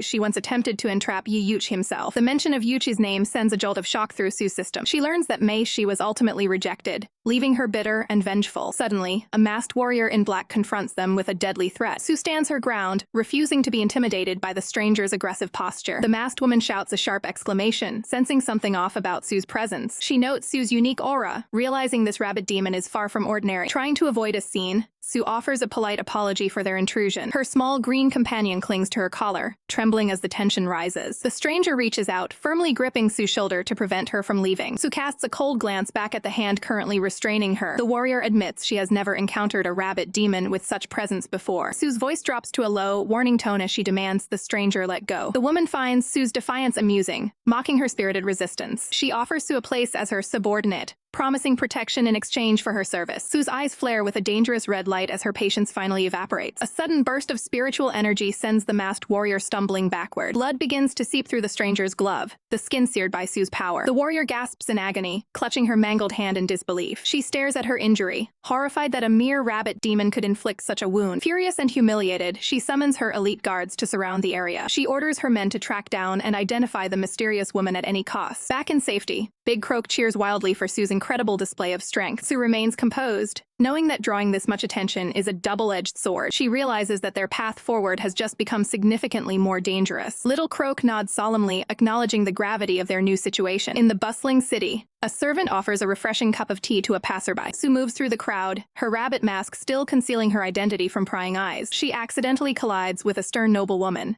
immediately sparking a fresh confrontation. Su reflects on her mounting troubles as she navigates the city. She accidentally bumps into a haughty noblewoman and her entourage. Maid Huan immediately barks a demand for respect for her mistress. Big Croak attempts a polite apology to de-escalate the tension. The maid responds with a brutal kick, sending the small frog flying. Su rushes to the ground to check on the injured Little Croak. The maid sneers at the humble creature with pure disdain. She arrogantly threatens to kill Su for the minor infraction. The mistress watches the scene with cold, silent indifference. The maid snatches Big Croak to further taunt the traveler. Big Croak struggles desperately against the maid's tight grip. Su delivers a sharp, corrective slap across the maid's face. The maid reels back, stunned by the sudden retaliation. Su stands her ground, radiating an intimidating, cold aura. The mistress is visibly shocked by Su's aggressive defense. Su justifies the strike as fair payment for hurting her friends. The noblewoman glares, preparing to punish the perceived rube. Su warns them to clear the path or face worse. The mistress is taken aback by Su's unwavering audacity. She wonders what kind of power this stranger possesses. The maid questions why her lady allowed the girl to leave. The noblewoman admits she felt Su's overwhelming spiritual strength. She vows to make Su pay for the public humiliation. Su removes her mask, finally catching her breath. She walks through a tranquil, petal-filled field to recover. The frogs pledge their eternal loyalty to their savior. Su dismisses the praise, focused only on their safety. She notices a strange, sudden surge in her internal power. Spiritual energy flows through her fingertips with ease. Petals swirl as her aura expands in the clearing. Her thoughts drift toward the missing Yi Yushi. She struggles with how to face him in her state. A violent coughing fit suddenly racks Su's body. She fumbles for her medicine as her strength fades. She retrieves the specialized pills provided by Mo Ying. She recalls the warning about the demon world's toxicity. Her resolve for revenge burns despite her physical toll. Su asks for confirmation on Mei Shi's hunt for Yushi. Big Croak confirms the gatekeeper is indeed pursuing him. Su prepares to move, determined to reach him first. She sets off toward the horizon with renewed focus. The frogs follow closely, ready for the next move. Su decides that finding a job is her first step. The mission officially begins as Su arrives at the gates of the prestigious Yi Mansion. She successfully infiltrates the estate, standing before the lead attendant to begin her new role as a domestic worker. The head of staff, Miss Guan, lays down the law with a strict order to be ready for service by 6 sharp every morning. She warns that this is a high-stakes probationary period, and any failure will result in immediate dismissal. Su bows her head in a show of compliance, accepting the rigorous terms of her employment. While navigating the halls, Little Croak questions her true intentions for sneaking into such a dangerous place. The cheeky frog spy teases her, suggesting her real motivation is a hidden crush on the master of the house. Su instantly turns bright red, frantically trying to hush her loud-mouthed companion before they are caught. Her heart skips a beat when a sudden, stern voice commands her to stop right where she is. She freezes in the corridor, turning slowly to face the high-ranking Yen Scorpion demon. Panic sets in as Su wonders if her secret identity has been compromised before she even started. Instead of an accusation, the supervisor simply confirms her identity as the new recruit named Miao. To Su's shock, she is immediately assigned the prestigious task of serving dinner to the master himself. The young infiltrator stands dazed, processing this massive stroke of luck for her mission. Yen watches her with a suspicious glare, baffled that a mere newcomer would be granted such proximity to the master. The senior maid storms off, clearly irritated by what she perceives as unfair favoritism toward the rookie. Little Croak notes that the competition for Mr. Yi's attention is fierce, and the jealousy in the air is thick. Su's mood shifts to pure annoyance as she realizes just how many admirers this love rat has attracted. Fueled by a sudden surge of competitive energy, She declares she will deliver the meal immediately. She carefully balances the tray, ensuring the presentation of the evening meal is absolutely flawless. Under the starlit sky, Sue feels her pulse racing as she approaches the master's private quarters. Her excitement vanishes when she hears the unmistakable sound of a woman's voice coming from inside. Sue goes on high alert, her eyes widening as she realizes the master is not alone in his room. She listens intently as the guest inside complains about feeling sore after their recent activities. Inside the lavish room, the Persian cat demon Qiao Linlang sits comfortably beside the legendary Yi Yuch. Fuming with rage, Sue imagines this dinner as the final meal for the man she's hunting. Sensing a strange presence at the threshold, Yi Yuchi looks toward the door with an analytical gaze. Sue takes a deep breath and delivers 3 firm knocks to announce her arrival. From the other side, Linlang dismissively tells the maid to leave the food on the floor and go away. Frustration boils over for Sue as she finds herself blocked from entering her target's inner sanctum. She wonders bitterly how many other women this man has hidden away behind these closed doors. However, Yi Yuchi is intrigued by the unfamiliar voice and grants her permission to enter. Sue steps into the room, maintaining a professional distance as she announces her first day on the job. The master fixes his eyes on her, calmly inquiring about the name of his newest attendant. She keeps her head low, offering only the single-syllable alias, Meow. The name clearly strikes a chord with Yush, reminding him of someone from his past. He steps closer, demanding to know why she refuses to look him in the eye. Sue feigns humility, claiming that a lowly servant is unworthy of gazing upon such a distinguished figure. Linlang clings possessively to Yuchi's arm, ordering the new maid to finish her task and leave at once. Sue's temper flares as she watches the woman's display of affection, struggling to keep her cover intact. Sue suddenly erupts into a fit of violent, hacking coughs. Panicked by the sudden outburst, Qiao Linlang recoils in shock as Sue collapses against the master for support. Hidden from view, Sue's expression shifts into a smug, theatrical smirk as she fully commits to her drama queen performance. She looks up at Yuch with a pained expression, claiming she has been feeling terribly unwell for several days. With a heavy sigh, she expresses her deep fear that she may have contracted the dreaded plague. The word plague hits Linlang like a lightning bolt, sending her into an immediate state of high-alert panic. Terrified of catching a deadly infection, Linlang stares at Sue with wide, frantic eyes. Sue doubles down on the act, letting out another series of raspy coughs to ensure her audience is convinced. Desperate to escape the potential biohazard, Linlang pulls away and announces she must leave immediately. Yuch remains calm, politely offering to have an escort see her home safely. Linlang practically sprints out of the room, while Sue watches her departure with a triumphant, playful grin. Once they are alone, Yuch's tone shifts as he leans in closer to his new servant. He stares down at her, commenting that she is far more clever than she lets on. Sue's eyes widen as the realization hits that her master might have seen right through her little performance. Despite her nerves, she can't help but notice how his gentle presence feels strangely familiar. Quickly regaining her composure, she feigns confusion and asks what the master could possibly mean. Yuch reaches out, his hand moving through the drifting flower petals as he contemplates the girl before him. He notes the striking similarities, the same name and the exact same shade of hair. Turning back to her, he asks a pointed question about where she originally came from. Sue's mind races as she wonders he's beginning to unravel the truth of her identity. She weaves a tragic tale, explaining that she was born into poverty and has been a wanderer since her parents passed away. Yucha seems to accept the story, promising to keep her safe within the mansion as long as she remains obedient. Sue offers a respectful nod, thanking him for his apparent generosity, while keeping her true intentions hidden. Internally, she celebrates her victory, proud of the flawless acting that secured her position. High above on the rooftops, a dark, masked figure watches Sue's every move with cold, glowing eyes. Sue's sharp instincts flare up as she senses a hostile gaze piercing through the night air. She spins around instantly, demanding the hidden observer reveal themselves. The courtyard remains eerily silent, showing nothing but the empty night sky. Sue frowns, convinced that some dangerous stalker is lurking in the shadows. Hidden in the foliage, the spy is impressed by her heightened awareness,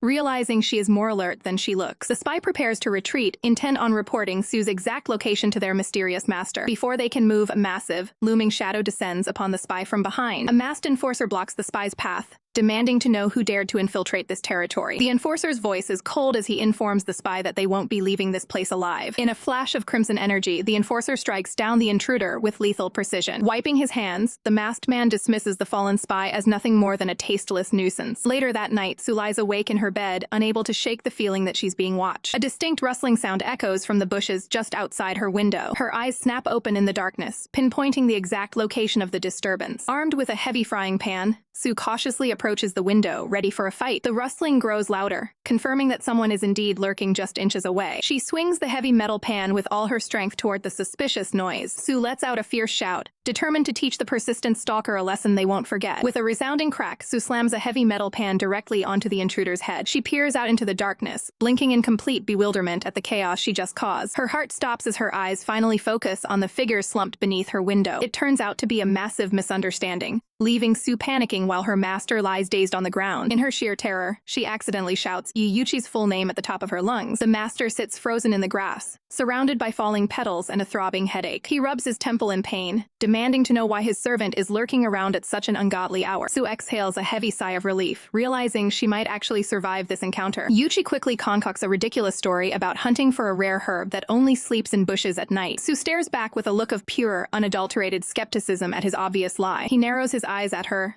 noting that she had the audacity to drop his titles and use his full name after assaulting him. He wonders where this lowly girl gets the nerve to be so bold. Realizing her mistake, Sue immediately drops into a frantic apology, begging for his mercy. Yushi reflects that no commoner has ever dared to address him so familiarly, except for that woman from his past. Sue tilts her head, wondering exactly who is occupying the master's thoughts. She feels a sting of annoyance at being dismissed as just another commoner in his eyes. The atmosphere shifts as Yuch stands up and closes the distance between them. He searches her face intensely, admitting that she feels hauntingly familiar to him. Sue stands paralyzed, worried that her carefully constructed cover is about to crumble. He leans in close, convinced that the resemblance between Sue and his lost love is far too strong to ignore. Yuchi questions if the blow to the head has scrambled his brain, while Sue's soul practically exits her body from the stress. Hidden within the dark foliage, the masked enforcer silently monitors their every move. The next day, a sophisticated guest named Miss Kin arrives at the mansion looking for the master. A servant politely informs her that Yi Yuch is currently away on business. Undeterred, the sharp-eyed Miss Kin insists that she will wait right there until he returns. Sue watches the visitor from the shadows, annoyed by the arrival of this demanding, snow-peer demon. Miss Kin offers a subtle, knowing smile, clearly comfortable in her high-status position. Sue fumes with jealousy, tallying up all the potential rivals that seem to surround Yushi. Deciding she won't be outdone, Sue resolves to give the guest a special welcome. She sneakily dumps an excessive amount of salt into the tea tray she's preparing. With her sabotage complete, she puts on a fake smile and heads out to serve the guest. Miss Kin remains focused on her goal, determined to keep her place by Mr. Yi's side. Later that evening, Yuch returns to find Miss Kin waiting for him in the courtyard. Sue approaches the pair with small, calculated steps, tray in hand. Miss Kin immediately moves to his side, doting on him and feigning concern for his long day. She reaches out to take the tea, ready to play the part of the perfect hostess. Their shadows loom against the paper doors as the meeting continues in the garden. Sue quickly interjects, claiming the tea has gone cold and insisting she must brew a fresh pot. Miss Kin shoots her a piercing glare, wondering why this servant is being so obstructive. The two women engage in a silent, high-stakes tug-of-war over the porcelain cup. Neither side is willing to budge, their hands locked firmly around the vessel. With a sudden burst of energy, Sue manages to snatch the cup away from her rival. Miss Kin's patience snaps as she demands that the servant hand over the drink immediately. Sue holds her ground with a defiant look, wondering if she's finally pushed the snow pier too far. Miss Kin glares with murderous intent, demanding Sue choose between cooperation or pain. Sue suddenly downs the sabotage tea, catching her rival completely off guard. Sue wipes her mouth with a smirk while Kin reels from the shock. Sue taunts her opponent, suggesting the kneeling position is unnecessary for a guest. Kin cedes, humiliated that a mermaid outplayed her scheme. Suspicion strikes Kin as she notes Sue's familiar aura and appearance. A sharp realization of Sue's true identity flashes across Kin's face. Memories of a powerful masked figure surface in Kin's mind as she makes the connection. Kin sends a mental threat, vowing to make the stubborn girl suffer. Sue catches the telepathic message, unfazed by the psychological hostility. Sue leans in, whispering a bold invitation for Kin to try her best. Kin scoffs and retreats, hiding her growing frustration. Yuchi approaches, noting the intense heat radiating from Sue's face. Panic sets in as Sue realizes the tea was indeed spiked with a toxin. Desperate, she begs her master for medical assistance to save her life. Sue collapses forward as her strength fails, and Yusha catches her. Yusha narrows his eyes, questioning if this is a calculated ploy to get close. Sue groans, the toxin causing a sharp rise in her core temperature. A vision of his past love flickers in Yuchi's mind as he watches her. The dazed Sue clings to Yushi, seeking stability in her feverish state. Yuchi warns that the toxin will become fatal without immediate technical intervention. Sue realizes that any medical examination will reveal her hidden identity. Yushi reaches out to assist her despite her vocal protest. He demands she cooperate to avoid permanent physical damage. Sue pushes him away, determined to protect her cover at any cost. She remains steadfast, refusing to let her mission fail now. A sudden scream from a nearby maid alerts the household to a thief. Yuch snaps his attention toward the sudden security breach. He vanishes in a blur of speed to intercept the intruder. Yuch scans the courtyard, searching for the elusive trespasser under the stars. The frightened maid cringes, overwhelmed by the chaos. Back in the room, Sue's physical condition rapidly deteriorates. She falls onto the bed, struggling to maintain consciousness. The fever peaks, leaving her gasping for air in the dim light. A heavy boot steps into the room, signaling a new arrival. The masked enforcer looms over the incapacitated Sue. He begins a cold, technical inspection of her uniform for clues. Sue lies helpless as the enforcer carries out his grim search. The enforcer stares through his mask, his motives completely unreadable. Sue's eyes open slightly, though she remains in a deep daze. She mutters weakly about the overwhelming heat in her system. The scene concludes as the investigation into the intruder deepens. The masked enforcer looms over Sue, his presence heavy with a silent, intimidating judgment. Sue collapses to the floor, her lungs burning as the poison begins to tear through her disguise. She desperately clutches her chest,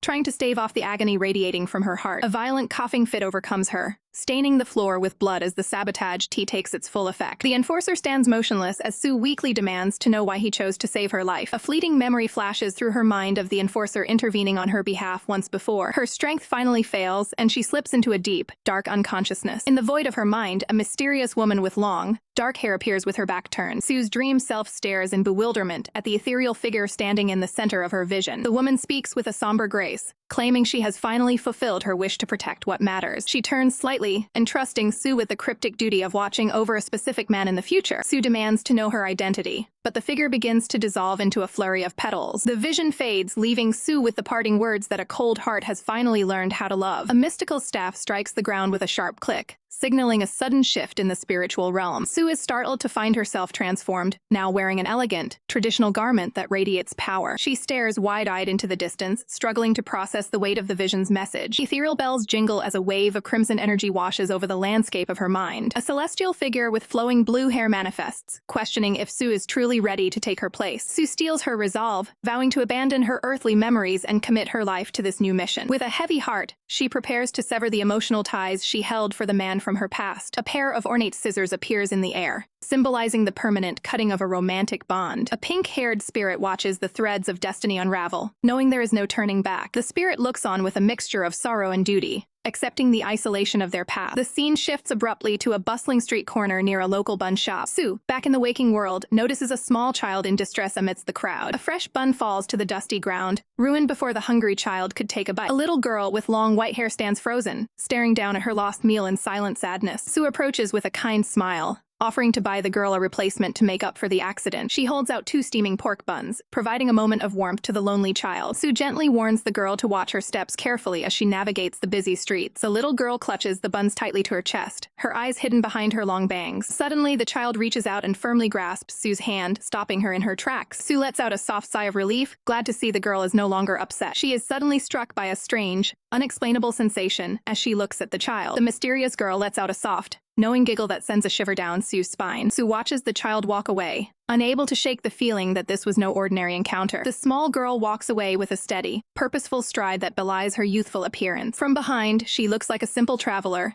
yet she carries an aura of ancient destiny. She eventually disappears into a cloud of cherry blossoms, leaving Sue alone with her questions. Back at the mansion, the enforcer is joined by a guard searching for a rabbit demon intruder. The guard confirms the sighting, reporting that the target was seen lurking nearby earlier. He adds a chilling detail, noting that their scout never returned after following the mysterious girl. The lead guard curses under his breath, ordering his men to expand the search for the elusive threat. Hidden just out of sight, Sue listens to their frantic reports with a look of pure, wide-eyed shock. Sue hides behind the wall, contemplating if she should unleash her demon force to clear the way. She quickly realizes that exerting that much power might be impossible in her current state. Her cover is blown instantly as the guards spot her, shouting for the others to converge on her position. With no other options, she breaks into a desperate sprint to evade her pursuers. The heavy boots of the enforcers pound against the ground as they close the gap with frightening speed. One masked guard seethes with rage, vowing to make the rabbit pay for their fallen comrade. Sue's heart skips a beat as hands reach out from the shadows, nearly seizing her. She braces for the worst, wondering who could possibly be intercepting her at this critical moment. Suddenly, she is pulled into a firm, protective embrace amidst a flurry of falling petals. A silver-haired man looks down with a calm, piercing gaze that seems to stop time itself. He carries her through the air with effortless grace, distancing them from the immediate danger. Sue gazes at her savior in disbelief, noticing a striking resemblance to someone from her past. Realizing she's found a powerful ally,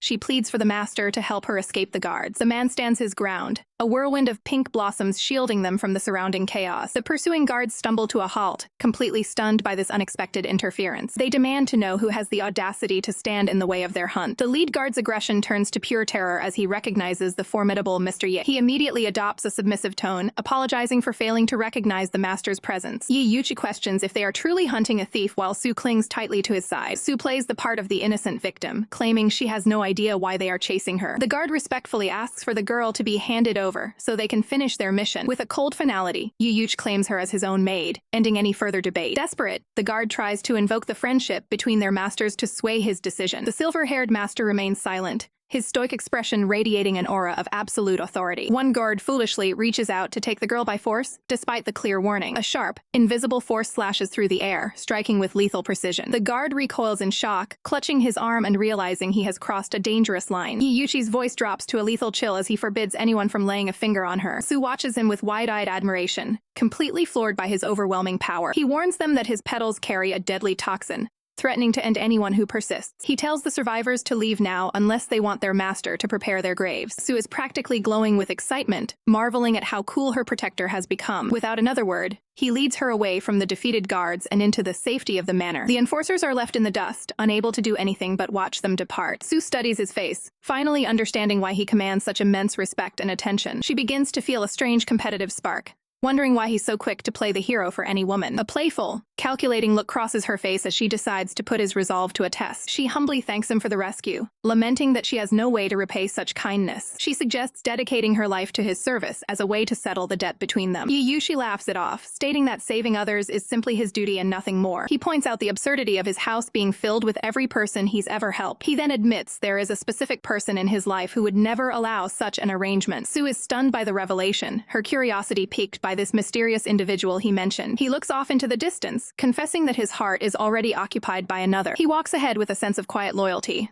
leaving Su to ponder the depth of his devotion. A hand slams down with a heavy thud, signaling the start of a brewing storm. Meixi stands tall, her face twisted in a mask of pure, unadulterated rage. She can't believe you would go as far as harming her own men just for a lowly maid. On the ground, a guard grovels in agony, desperately pleading for a cure to the poison ravaging his body. Meixi scoffs, dismissing Su as nothing more than a pathetic, insignificant demon. Her eyes narrow as she decides to put the maid's supposed importance to a lethal test. Under the cold glow of a full moon, the stage is set for a dangerous midnight hunt. A pair of hands trembles while holding a dark vessel filled with something sinister. Qiao Linlang cringes in the darkness, terrified of the task she's been forced to perform. Inside the jar, a venomous scorpion skitters, ready to be unleashed upon its target. A bitter memory flashes back to Mei Eshi looking down on Qiao with absolute contempt for her low status. The noblewoman's temper flares as she recalls Qiao's persistent attempts to get close to Mr. Yi. Qiao had fallen to her knees, begging for a mercy that was never going to come. Meixi had coldly brushed aside the girl's pleas, showing no room for negotiation. She made it crystal clear that Yi belonged to her and her alone, and any interference would carry a heavy price. Back in the present, Qiao seethes with resentment over being used as a pawn in this deadly game. She whispers to the scorpion, hoping the creature won't turn its stinger on her first. An eerie green light emanates from the insect as it begins tracking the scent of the rabbit demon. Suddenly, Su Mamiao's eyes snap open as she senses a familiar, dark presence approaching. Her blood boils as she catches the unmistakable scent of the killer she's been searching for. Tracking the source, Su finally corners the figure lurking in the shadows of the estate. With lightning speed, she reaches out to seize the intruder before they can escape. Su's grip is firm as she catches Qiao Linlang red-handed in the middle of her mission. The girl breaks down instantly, tears streaming as she begs for her life to be spared. Su's expression shifts to confusion as she realizes the person she caught is actually Qiao Linlang. A wave of frustration hits her as she confirms this girl isn't the demon she was looking for. However, Su realizes the true murderous aura is actually heading straight for her own bedroom. A sudden bang echoes through the night as Su intercepts the real threat. She holds the venomous scorpion by its tail, her gaze cold and analytical. The scent on the creature confirms it was sent with one goal: to track and kill. Su demands to know exactly who gave Qiao such a dangerous and specialized tool. Qiao tries to play dumb, stammering that she has no idea where the scorpion came from. Su's patience wears thin, her face contorting into a terrifyingly playful mask of malice. She reveals a jagged demonic grin, threatening to force-feed the girl her own venomous pet. Terrified by the rabbit demon's sudden shift, Qiao immediately confesses that Meixi is the mastermind. Su considers the gravity of the situation, knowing Meixi has the power to bridge worlds. The scorpion serves as the ultimate piece of evidence linking the noble woman to the assassination attempt. Su looks down at the trembling girl, noting the tragic contrast between her beauty and her current situation. Qiao frantically insists that she was a victim of circumstance, forced into this by a higher power. Su raises an eyebrow, skeptical of how much choice Qiao really had in the matter. She offers a simple deal. If Qiao tells Meixi the job is done, then her life will be spared. The air grows heavy as Su warns that failure to comply means Qiao won't be leaving the grounds tonight. Left with no choice, The girl collapses in despair, lamenting her constant state of being threatened by everyone. Sue moves back toward her quarters, her mind already spinning with a counter-strategy. But as she steps inside, she stops dead in her tracks, shocked by what she finds waiting for her. Sue coughs violently, realizing the harsh environment of the demon world is finally taking its toll. She clutches a small bottle, desperately relying on these pills to maintain her strength. The sheer amount of medicine she's taking makes her feel like a total addict, but she has no choice but to push through. The next morning, a bright sun rises over the horizon, marking the start of a new day and a new phase of her plan. Behind closed doors, Sue feigns a weak voice, telling her master she's been feeling unwell since dawn. She insists on staying isolated, claiming she doesn't want to risk infecting anyone else in the household. Mei agrees to have medicine prepared, unaware that she's being played by the clever rabbit demon. Nearby, Qiao Linlang watches with a hidden smirk, reporting that everything is proceeding exactly as they intended.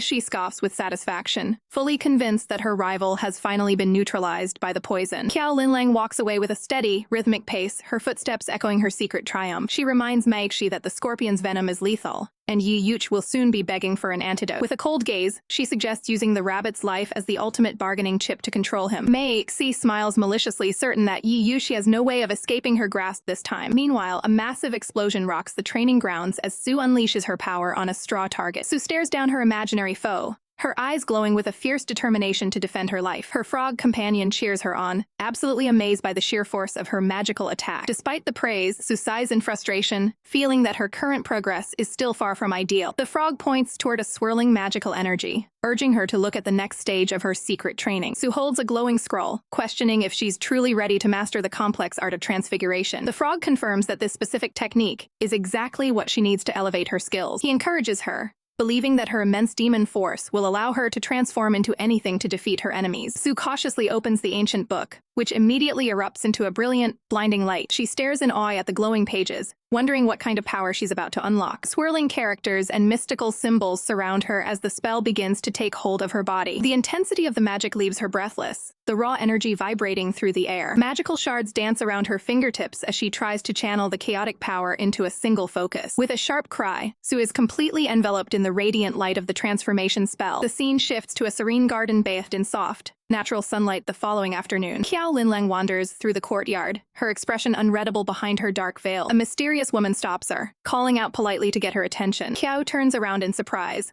wondering who could be addressing her in such a private area. The elegant stranger approaches with grace, holding herself with a sense of quiet authority. Qiao looks at her curiously, trying to figure out the woman's identity and purpose. The woman reveals a green jade pendant, asking if Qiao was the one who accidentally lost it. Relieved to see her treasure, Qiao confirms that the precious item does indeed belong to her. The woman smiles gently, expressing her sincere happiness at being able to return the heirloom. Qiao bows her head in gratitude, deeply thankful for the stranger's honesty and kindness. As Qiao turns to continue on her way, she takes a clumsy step and suddenly loses her balance. She gasps in shock, feeling herself start to fall toward the hard stone path. Quick as a flash, the stranger catches her, preventing a nasty accident from occurring. Locked in a steady hold, Qiao stares up at her savior with wide, startled eyes. She offers a soft word of thanks, still shaken by the sudden near miss in the garden. The stranger notes that Qiao has bright eyes and smooth skin, making a polite and technical observation of her features. Her gaze turns inquisitive as she asks why someone with such features would hide behind a black veil. Caught off guard by the personal question, Qiao hesitates,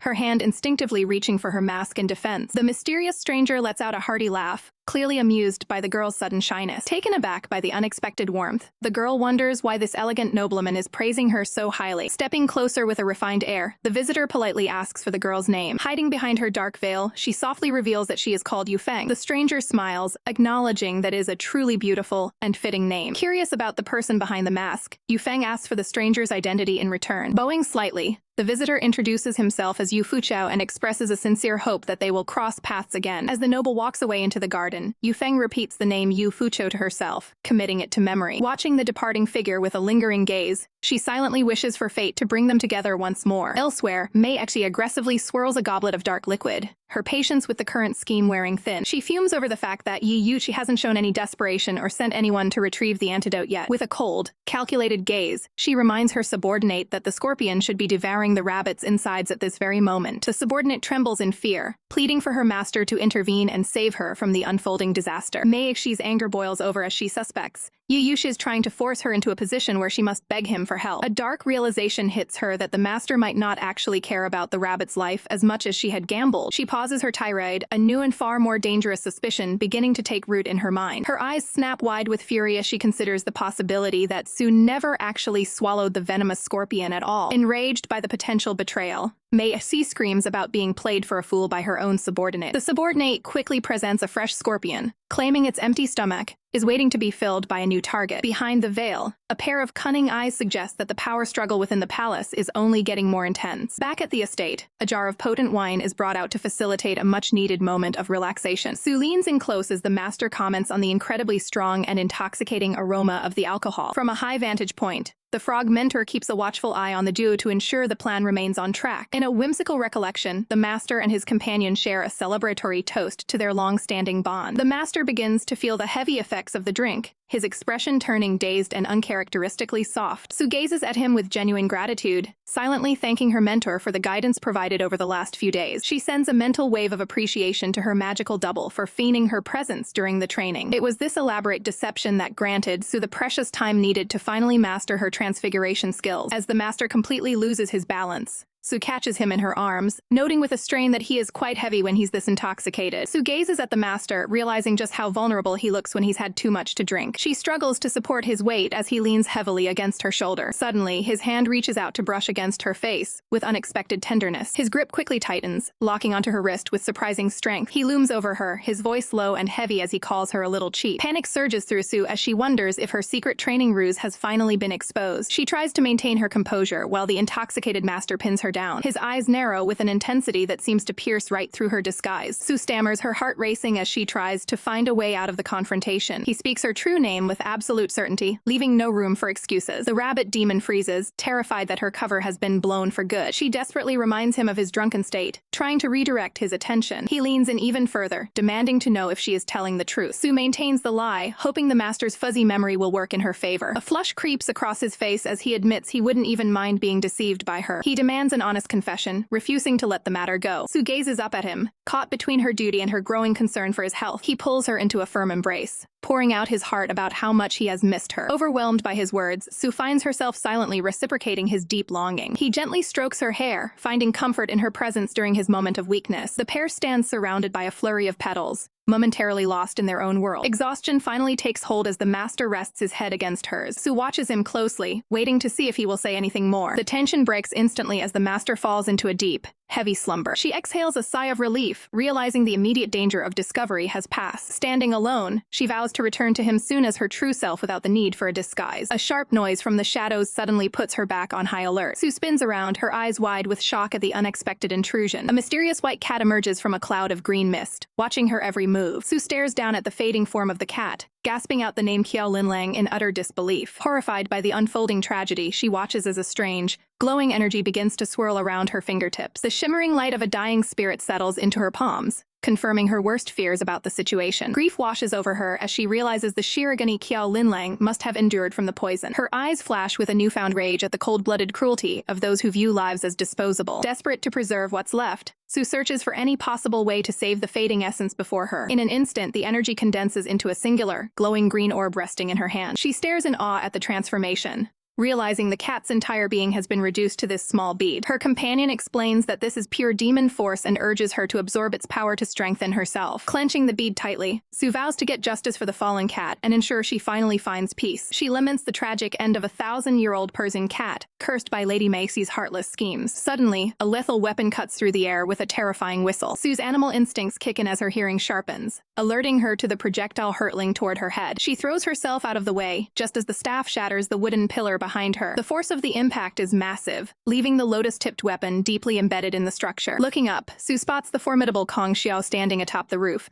watching her with a piercing gaze. The intruder leaps down to the garden floor, noting with cold indifference how much Su resembles her predecessor. Kong Xiao issues a chilling warning, telling the little rabbit to stay away if she knows what's good for her. Su isn't intimidated in the slightest, snapping back that the woman should mind her own business. Claiming to be a close confidant of the master, Kong Xiao accuses Su of crossing a line that shouldn't be touched. Refusing to be bullied, Su stands her ground and tells the intruder that her actions are none of her concern. Infuriated by the defiance, Kong Xiao lunges forward for a final, decisive strike. The weapon swings with blinding speed, once again splintering the nearby architecture. This time, Su isn't fast enough to dodge, and the sharp edge tears through her robes and into her side. A gasp of pure shock escapes her as she feels the cold sting of the metal. She staggers back, clutching her wound as she realizes the gravity of the ambush. Kong Xiao watches her struggle with a look of utter disdain, showing no remorse for the blood spilled. A cruel smirk plays on the attacker's lips, savoring the moment of her apparent victory. Despite the pain, Su glares up at her assailant, cursing the woman's despicable and underhanded tactics. The masked assailant clicks his tongue in sheer frustration as the battle shifts. With a violent swish,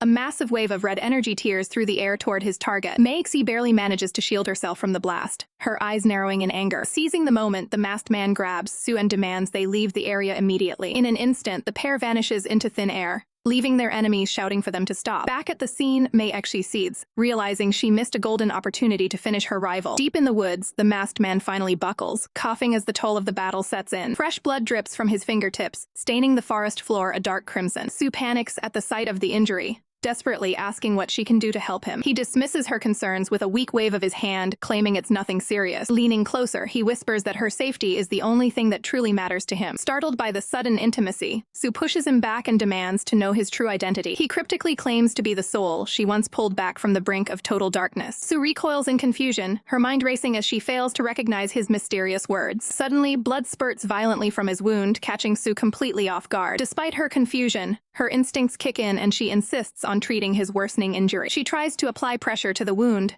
but her clumsy efforts only seem to agitate it. Su shrieks in terror as the bleeding intensifies, her face turning pale with worry. She presses down harder, but the physical strain causes him more pain than relief. The masked warrior looks on with a mix of exhaustion and disbelief at her chaotic healing attempt. Thinking fast, Su decides the only way to fix this is to pull the remaining blade out. She grips the hilt of the weapon with a determined, yet trembling hand. He gasps in pain, warning her that her help might actually be the death of him. Panicked, Su decides she needs to leave immediately to find a professional doctor. Before she can move, he grabs her sleeve, begging her not to leave his side. He stares at her intently, claiming that her mere presence is the most effective medicine he could ask for. Su is left speechless, her eyes wide as she tries to process his bizarre declaration. He suggests they abandon their quest for revenge and flee to the mortal world together. He vows to stay by her side and protect her for the rest of eternity. Su's suspicion peaks as she asks how he could possibly know her deepest secrets. Reaching up, he discards his mask to reveal the face of the supposedly dead Devil King. Su is frozen in shock, unable to believe that he actually survived the fall. He looks down with a somber expression, remembering the moment she saved his life. He explains that after jumping off the cliff, he didn't die, but instead began a life in the shadows. He admits to following her in secret, watching as she slowly opened her heart to others. A fleeting memory of a final goodbye flashes through his mind,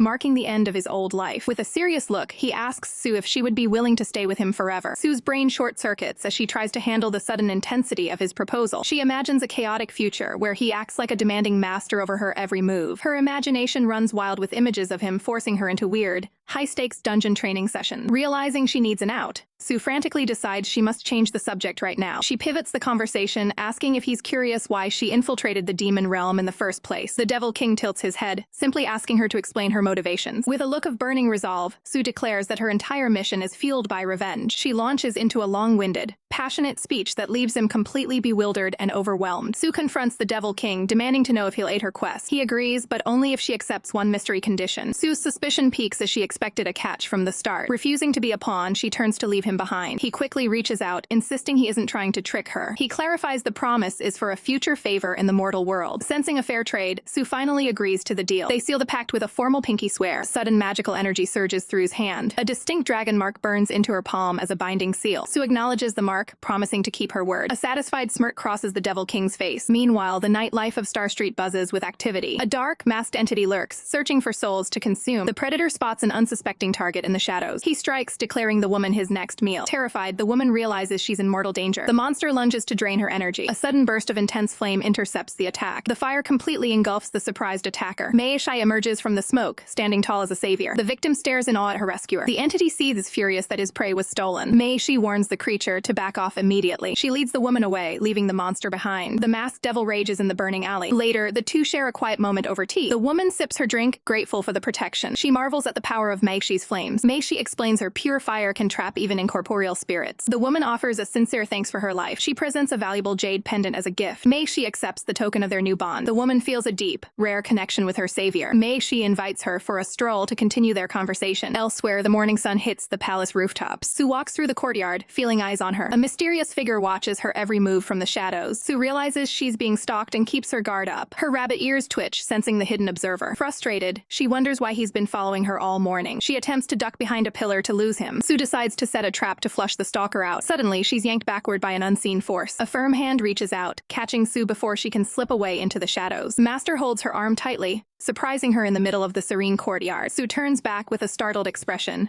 asking how he managed to appear so suddenly. He looks away bashfully, claiming he was simply taking a stroll through the area. Su attempts to excuse herself to get back to her duties, but Master quickly calls for her to wait. He stops her in her tracks, admitting there is something important he needs to ask her. With a serious gaze, he brings up the mysterious events of the previous night. A fleeting memory of a tender, professional touch flashes through their minds. Su panics internally, worried that he remembers their secret encounter. She plays it cool, tilting her head and asking him exactly what he is talking about. Master vows to be honorable and take full responsibility for whatever happened between them. Su continues her act of confusion, staring back at him with wide, innocent eyes. She playfully teases him, asking if he's just been having some overly vivid daydreams lately. He looks genuinely flustered, insisting that the memory felt far too real to be a mere dream. Feeling the heat of the conversation, Su makes a quick exit, claiming she has urgent work to attend to. Once she's alone, her inner thoughts flare up with a protective, fiery determination. She imagines herself as a fierce butcher, ready to slice through any obstacles that dare to cross her path. Elsewhere, a divine aura surrounds a pink-haired maiden as she is chosen for a grand, heavenly destiny. Clad in a majestic gown, she stands tall as the officially crowned new god of love. Despite her new status, a deep sadness lingers in her eyes as she looks upon the threads of destiny. Small celestial spirits gather around her to witness the solemn start of her reign. She realizes that the moment she has been dreading has finally arrived. A mysterious guide advises her that cutting the thread is the only way to find tranquility. She whispers a final goodbye as the connection to her past is severed forever. The broken threads fall away, symbolizing a bond that can never be mended. Tears begin to stream down her face, and she wonders why she feels such profound grief. Deep in the forest, the falling thread drifts silently through the ancient trees. A dark-haired man senses a sudden, chilling disturbance in the air. He clutches his chest, feeling as though a vital part of his soul has just vanished into thin air. The distance between the mortal man and the divine goddess becomes an unbridgeable void. Brilliant, glowing crystals begin to rain down from the heavens like falling stars. Su reaches out to catch the falling gems, mesmerized by the beautiful celestial display. A tiny sprite appears to announce the arrival of the new deity to the world below. Master watches the sky, recognizing the signs of a divine coronation taking place. He reflects on the cruel nature of fate that accompanies such immense power. He knows that the new goddess has sacrificed her own heart for the sake of her divine duty. Su looks up at him with concern, sensing the heavy atmosphere shifting between them. Master points out that even in a moment of celebration, there is a hidden tragedy in the stars. He ponders the identity of the person who suffered such a tragic and permanent separation. Meanwhile, a high-ranking demon woman complains loudly about the quality of her new recruits. She storms through the halls, demanding to find more capable demons to serve her cause. She commands her masked guard to follow her into the city for a new investigation. In the heart of the downtown district, a mysterious man in traditional robes stands, waiting among the lanterns. A mysterious woman watches from the shadows of her tent,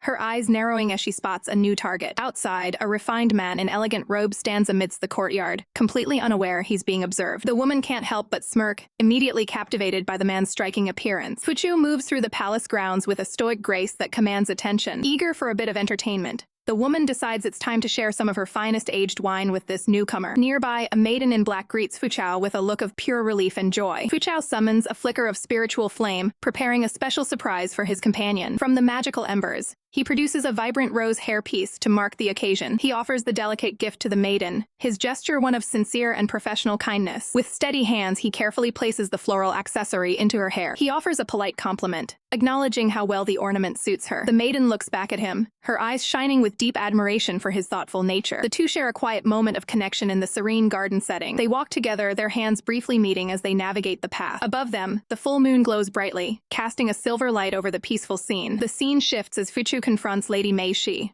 revealing he is well aware of her reputation. He questions her aggressive methods, noting that this is a very peculiar way to extend an invitation. Mei closes the distance, making it clear that she isn't interested in requests-only results. She insists that he should feel honored to have been chosen as her drinking companion for the evening. Despite her pressure, Fuchao remains unmoved and firmly declines the offer. His defiance only seems to entertain her more, as she finds his strong will quite intriguing. Back in the courtyard, the maiden in black stops in her tracks, sensing a familiar energy in the air. She focuses her senses, certain that Fuchu's aura is emanating from the nearby chambers. Her expression turns to one of concern as she realizes he might be in a difficult situation. Inside, she attempts to tempt Fuchu with promises of a life filled with opulence and comfort. She gestures toward the wine, hoping to entice him into joining her ranks. Outside the door, the maiden prays that Fuchu will stay true to the promises they shared. Fuchu doesn't hesitate, stating clearly that his heart is already committed elsewhere. Hearing his loyalty, the maiden is overwhelmed with emotion, her faith in him restored. She scoffs at the idea of love, refusing to let a simple romance get in the way of her recruitment. Fuchu keeps his composure, standing his ground against her persistent demands. The demoness leans in once more,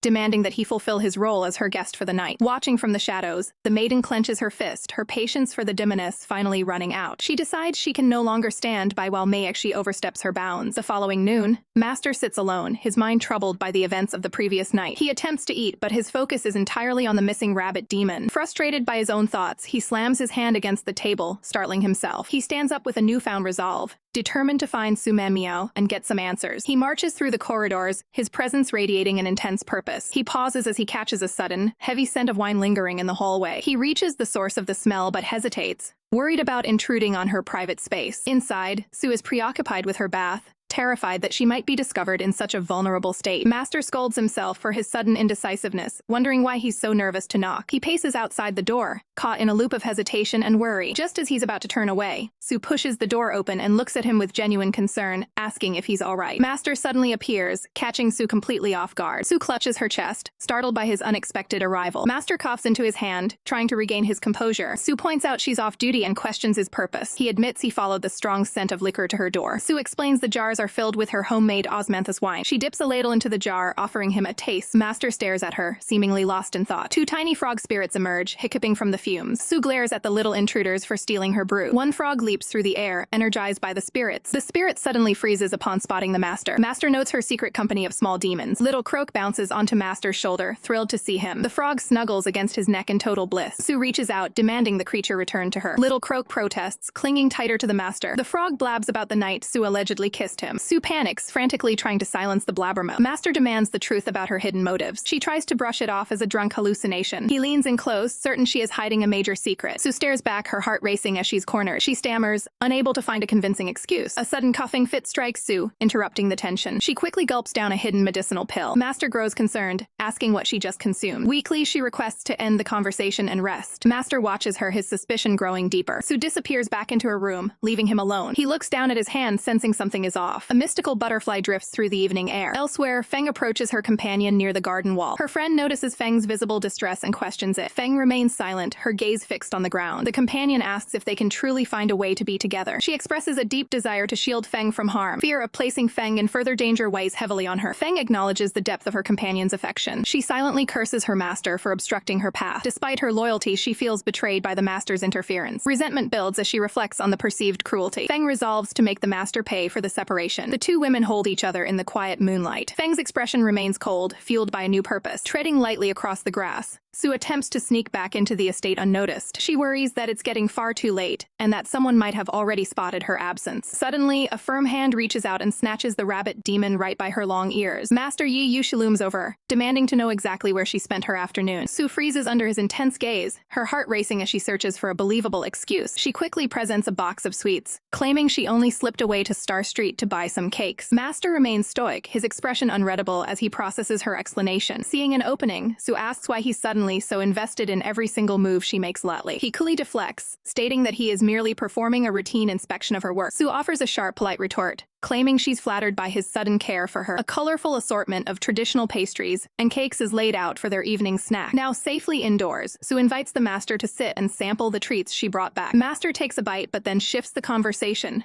asking if she knows anything about the mortal world. Sue immediately tenses up, wondering if this is a calculated test to expose her secrets. She maintains her cover, insisting that she has never stepped foot outside their current domain. He explains that the upcoming coronation of a new god will be a time of great celebration for all demons. Master details a sacred custom where any demon couple getting married during this time receives a divine blessing. He describes how the god will bind the lovers together with a red thread that can never be broken. With a serious look, he reveals his intention to marry the person he loves and fulfill his wish immediately. The news hits Sue like a physical blow, and she looks away in stunned silence. Forcing a strained smile, she offers her hollow congratulations on his upcoming nuptials. Sue stands to leave, formally wishing him a lifetime of happiness with his chosen bride. Master stops her, asking if she truly has no curiosity about the identity of the woman he loves. She plays the part of the humble servant, claiming it isn't her place to guess his private affairs. Bitter memories resurface as she recalls his past promise to only marry her, which she now views as a lie. Master bids her a peaceful night as he prepares to retire to his own quarters. As he turns away, a knowing smirk crosses his face while he muses that she won't be sleeping alone in the future. The morning light catches the intricate golden details of a luxurious hair ornament. Sue's eyes snap open as she is jolted awake by an unexpected presence in her room. She springs into a defensive posture, demanding to know who has dared to intrude on her. A young maid enters the chamber, carrying a ceremonial tray and asking Sue to try on her wedding dress. Sue is left completely speechless, her mind reeling at the mention of a bridal garment meant for her. She demands a full explanation, unable to comprehend the sudden turn of events. The maid clarifies that Master has officially declared that Sue will be his wife in just a few days. The reality of the situation sends Sue into a state of pure, wide-eyed shock. She flashes back to their conversation, realizing that Master was talking about her all along. Despite the grand gesture, Sue looks deeply conflicted as she contemplates her hidden identity. She stares at the vibrant red silk, reminded that her quest for revenge is still unfulfilled. A sense of dread washes over her as she realizes this marriage could jeopardize her true mission. She reaches out to touch the fabric, knowing her life is about to change forever on her wedding day. Sumamio stands in her magnificent wedding robes, a vision of elegance and tradition. Her expression shifts to one of sudden,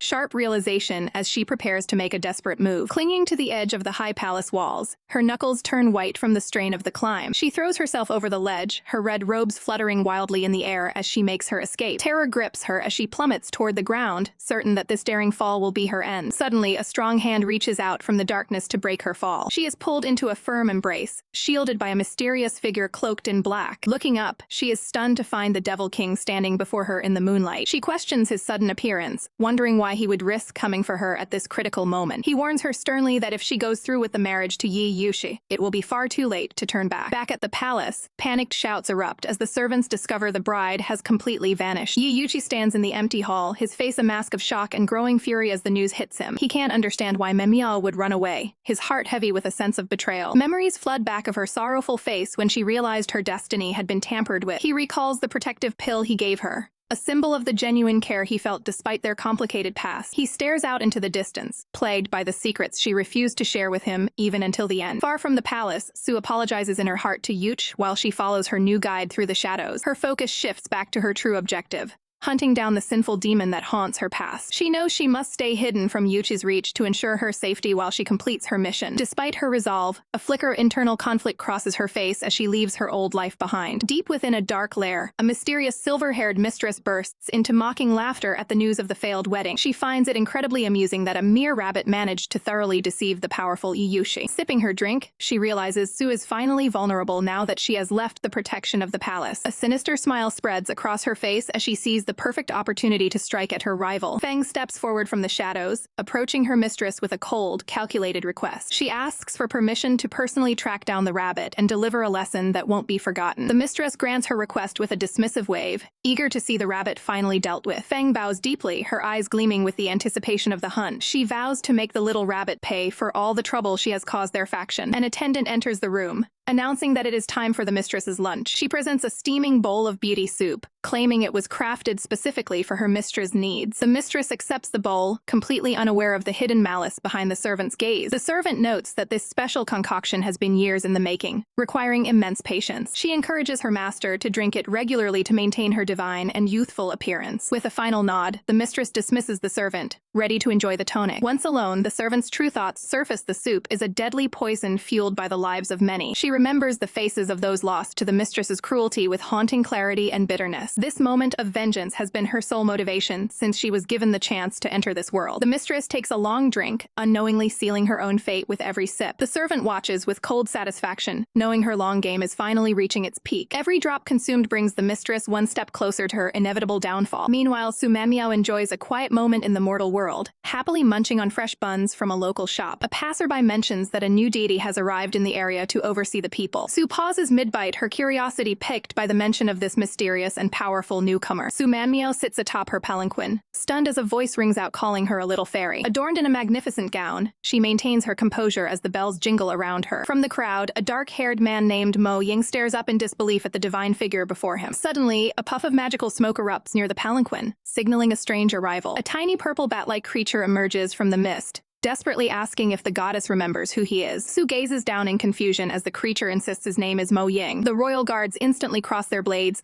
cutting off the creature's path with a sharp metallic clang. A diminutive fairy guard glares at the intruder, demanding to know how he dares offend their god. Heartbroken, the little creature realizes that Su has completely forgotten their past connection. A bystander clutches a sign and wonders if this strange visitor is just another obsessed fan. Su's eyes sharpen as she coldly commands the intruder to back off immediately. She demands to know his identity and how he could possibly claim to know her. The creature looks up with watery eyes, insisting that his knowledge of her runs deep. Su warns him that his persistent behavior is nothing short of an insult to her divine status. The little bat laments the fact that the fated red thread connecting them has truly been severed. Despite the tension, Su allows the creature to perch on her shoulder as she navigates the courtyard. Su looks back with a focused glare, telling her companions she has an ideal plan they must wait for. She dashes forward with a burst of speed, leaving her attendants shouting for her to wait. A rabbit-eared servant watches in shock as her mistress makes a sudden, impulsive move. Su turns her head slightly, her expression softening as she contemplates her next move. A delicate red paper crane rests in a palm, serving as a symbolic token of a new beginning. Mo Ying stands before the goddess in his human form, presenting the paper crane with a sense of solemn duty. Su smiles warmly, acknowledging that an important opportunity has finally presented itself. The paper crane is placed on a desk marked for new staff registration within the divine realm. Mo Ying stands before the registration fairy, ready to begin his professional service. The small fairy checks her records, confirming his identity as the applicant Mo Ying. She officially assigns him to the Red Thread Logistics department to handle administrative tasks. Overjoyed at the chance to stay close to Su, Mo Ying gratefully accepts his new uniform. Su recalls that every new deity must recruit a loyal group of subordinates upon taking power. She looks off into the distance, hoping those who seek a place in her court won't miss their chance. Mo Ying gazes at the palace architecture, vowing to cherish this professional opportunity to the fullest. Days later, the fairy administrator offers a respectful morning greeting to her superior. Su walks through the halls in her flowing gown, accompanied by her diligent fairy assistants. Watching from the shadows, Mo Ying's bat form blushes with admiration for the goddess's grace. Su stops to acknowledge him, noting that he is a fresh face among the workers. She mentions that his reputation for being careful and diligent has already reached her ears. Returning to his human form, Mo Ying offers a polite bow and thanks her for the compliment. He presents a specially crafted beverage, hoping it will be to the goddess's liking. Su takes a graceful sip of the drink, letting the unique flavors wash over her palate. She admits that the taste is quite pleasant and unlike anything she has had before. Mo Ying explains with a professional smile that he has named the concoction First Encounter. Su notes a subtle hint of vanilla as she continues to enjoy the refreshing beverage. She smiles to herself, finding the name of the drink to be quite fitting for their reunion. Elsewhere, a tiny fairy finds herself hopelessly tangled in a web of colorful fate thread. A stern official warns the fairy that any attempt to cheat destiny is a crime punishable by death. The little fairy clings desperately to the goddess's robe, begging to keep the one memory that defines her existence. Su looks down with a cold, divine gaze, explaining that the laws of coronation demand all mortal red threads be severed. Standing in her majestic gown, the deity insists that no matter how beautiful the past was, it must be cast aside for the sake of her new rank. The fairy's heart sinks as her eyes widen in sheer disbelief at the cruelty of the divine rules. Su warns her subordinate that clinging to these attachments will only lead to an eternity of agonizing pain. Refusing to yield, the fairy tearfully argues that she would rather live a lie than forget the person she loves. She sobs openly, unable to bear the thought of leaving her companion to suffer in loneliness. Su turns her back, coldly predicting that time will eventually erase his memories, and he will find someone else to love. Despite the harsh warning, the fairy remains steadfast, her face a mask of tragic determination. The goddess counters that their fates are fundamentally incompatible, and they can never truly be together. With a final vow, the fairy declares she will keep him in her heart, even if they are forced to remain worlds apart. Recognizing the depth of her resolve, Su finally concedes, acknowledging that the choice between suffering and peace is the fairies alone. She reaches out a hand, cautioning that this decision means living a lifetime haunted by a past that can never be reclaimed. Su paints a grim future where the fairy will have to watch him move on and forget her entirely. Unmoved by the threat of heartbreak, the small fairy stands her ground, ready to accept any consequence for her choice. Su agrees to replace the red thread on the day of the ceremony, granting one final, bittersweet mercy. The goddess closes her eyes in sullen resignation, knowing this is the last act of kindness she can offer. Shifting to the present, Su looks at Mo Ying and tells him that their journey together must end at this very spot. She offers a gentle, melancholy smile, satisfied with the brief connection they managed to forge. A fleeting vision of their first encounter flashes by,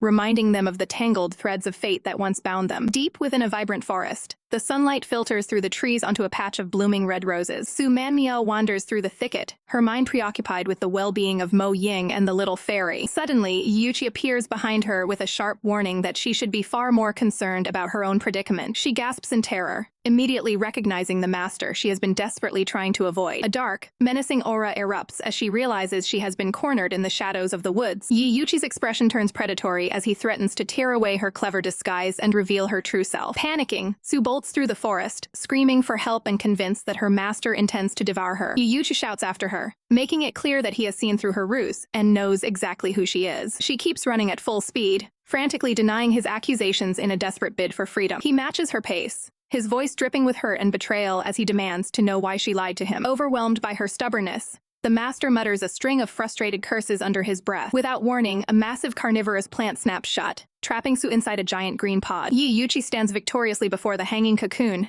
finally having his elusive target right where he wants her. Muffled sobs echo from within the leafy prison as she asks what he plans to do with her now. With a sudden, intense declaration, he commands her to marry him immediately. Su screams back in defiance, insisting that he has no right to force her into a marriage against her will. She wails about the injustice of the situation, lamenting the lack of legal protection in the demon realm. Yuchi simply smirks, completely unbothered by her vocal protests and tears. The girl hangs upside down in the pod, her eyes streaming with tears as she fears the worst is yet to come. He leans in close, stating his firm intention to properly punish his disobedient runaway. A sudden, lethal flash cuts through the air, interrupting the master's moment of triumph. A mysterious masked figure intervenes, catching the cocoon and reminding Yuchi that the lady has already said no. Yuchi recoils in absolute shock, recognizing the supposedly deceased Devil King standing before him. He quickly recovers his arrogance, mockingly calling the newcomer a stinky mummy as the tension hits an all-time high. The Devil King's chibi form explodes in a comical rage, clearly offended by the master's derogatory nickname. The pint-sized Devil King stakes his claim, clutching Su firmly while declaring her as his own. Enraged by the interference, Yuchi lashes out with a venomous insult toward the tiny interloper. The chibi savior isn't amused, his irritation mounting as he stares down the arrogant master. Fed up with the petty bickering, Su Manhwa unleashes a burst of divine energy to demand silence. Her gaze hardens with an intensity that brooks no further argument from either side. The sheer force of her aura sends Yuchi stumbling backward in total disbelief. He desperately cries out, accusing her of betrayal and clinging to his self-proclaimed title as her husband. Su remains unmoved by his pleas, her expression turning cold and detached. She turns her back on him, focused solely on the long-awaited vengeance that is finally within her grasp. A dark, looming shadow materializes behind her, signaling that it's time to depart. Yuchi reaches out into the empty air, his voice cracking as he begs her not to leave. Su offers one final, sorrowful look over her shoulder before severing the tie completely. Left alone amidst the trees, Yuchi can only whisper a desperate for her to stay. His eyes reflect a profound sense of loss as the reality of her departure sinks in. Standing solitary in the forest, he laments his inability to keep the one person he truly misses. Elsewhere, a steady footfall echoes against the stone tiles of a quiet courtyard. Feng arrives to find Fuchu waiting, the tension of their hidden lives hanging in the air. She turns to greet him, a brief moment of relief crossing her masked features. Feng steps closer, regretfully informing her that their time together must be cut short this afternoon. Fuchu's eyes betray her disappointment at the realization that they are still bound by their duties. Feng looks away, sharing the heavy weight of their shared circumstances. He pulls her into a firm embrace, promising that the day will come when no barriers can keep them apart. He holds her hand tightly, grounding himself in the warmth of her presence. They share a quiet, intimate moment in the garden, finding solace in each other's arms. Feng's jaw sets with determination as he vows to make their freedom a reality soon. Suddenly, the peace is shattered as a bowl of dark liquid is violently discarded. Inside the manor, the mistress writhes in her bed,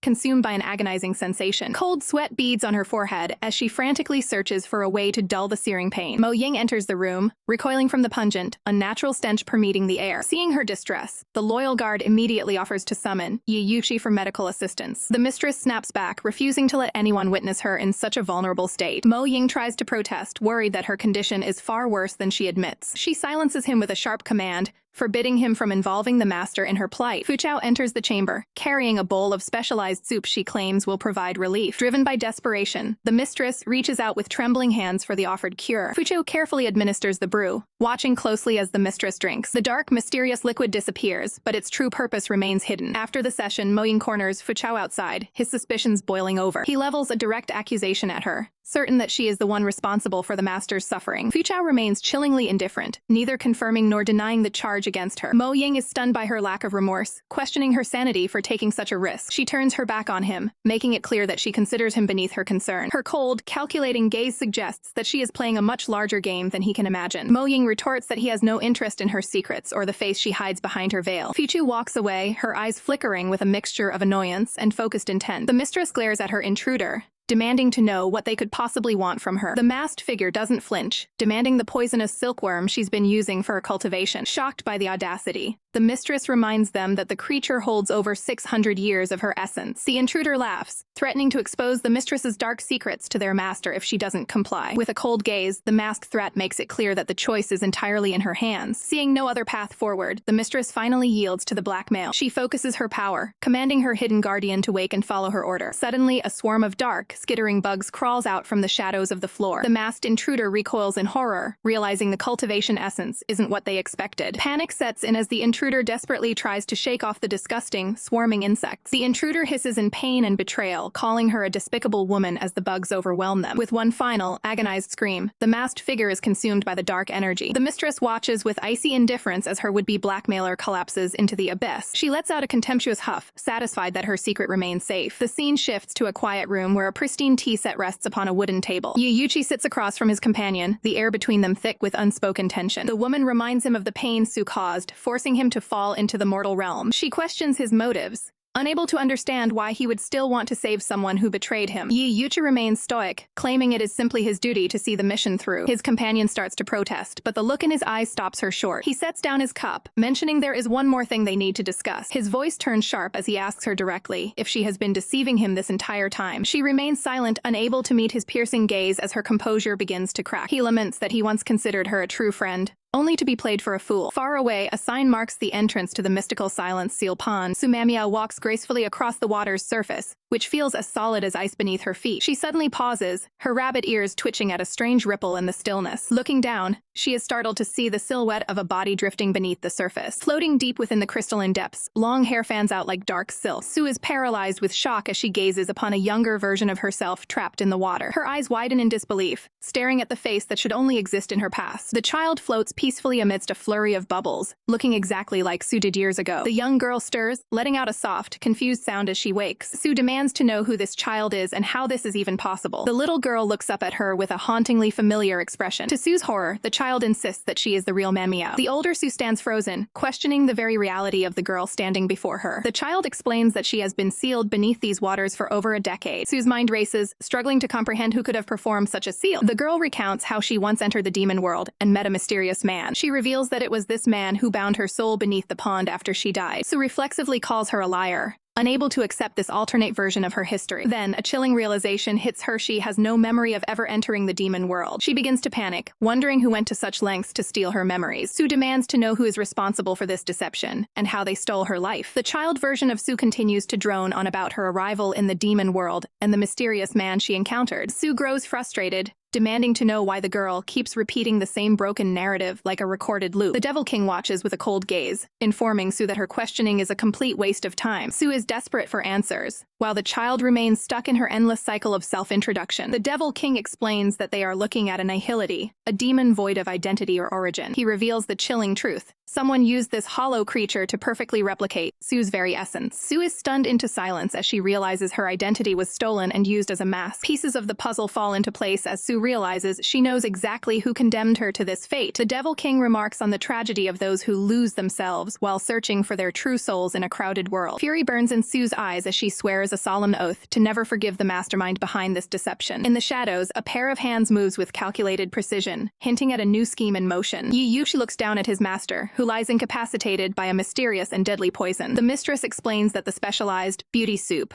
she prepared was far too potent for the master to absorb. Desperate to save her, Yuch demands that the mistress find an immediate way to neutralize the toxins. He observes the master's deteriorating state with growing dread, noting how quickly her life force is fading. The mistress warns him that her current antidote is only a temporary fix and won't fully purge the poison from her system. Yuchi reaches out to check the master's vital signs, maintaining a strictly professional focus on her medical condition. He uses his powers to seal her veins, buying a few precious moments for a permanent cure to be found. With an air of command, he orders the mistress to prioritize the creation of a full antidote as soon as possible. The mistress bows her head in compliance, though her eyes betray a hidden, darker agenda. Internally, she seethes with resentment, blaming the master for taking away the man she desired. She recalls the grueling task of traveling to the mortal world to harvest lives for her dark concoctions. The very poison she brewed eventually backfired, leaving her face permanently scarred and her heart filled with bitterness. In a hazy memory, she reflects on the one man who truly loved her, and her fear that the master would snatch him away. Every ounce of her current suffering is fueled by the deep-seated grudge she holds against her superior. Driven by madness, she prepares to deliver a final, lethal blow to defenseless woman. She sneers at her victim, convinced that this final act of betrayal will solve all her problems. Outside, the full moon hangs high in the sky, witnessing the silent treachery unfolding within the palace. The mistress later approaches the man she calls Fu Chao, triumphantly announcing that their common enemy is finally dead. A twisted smile plays on her lips as she imagines a future where they can finally be together. She reaches out to him, confused by his cold silence and lack of celebration for their victory. Her heart shatters as Fu Chao bluntly states that there is no possibility of them being together. The mistress reels back in shock,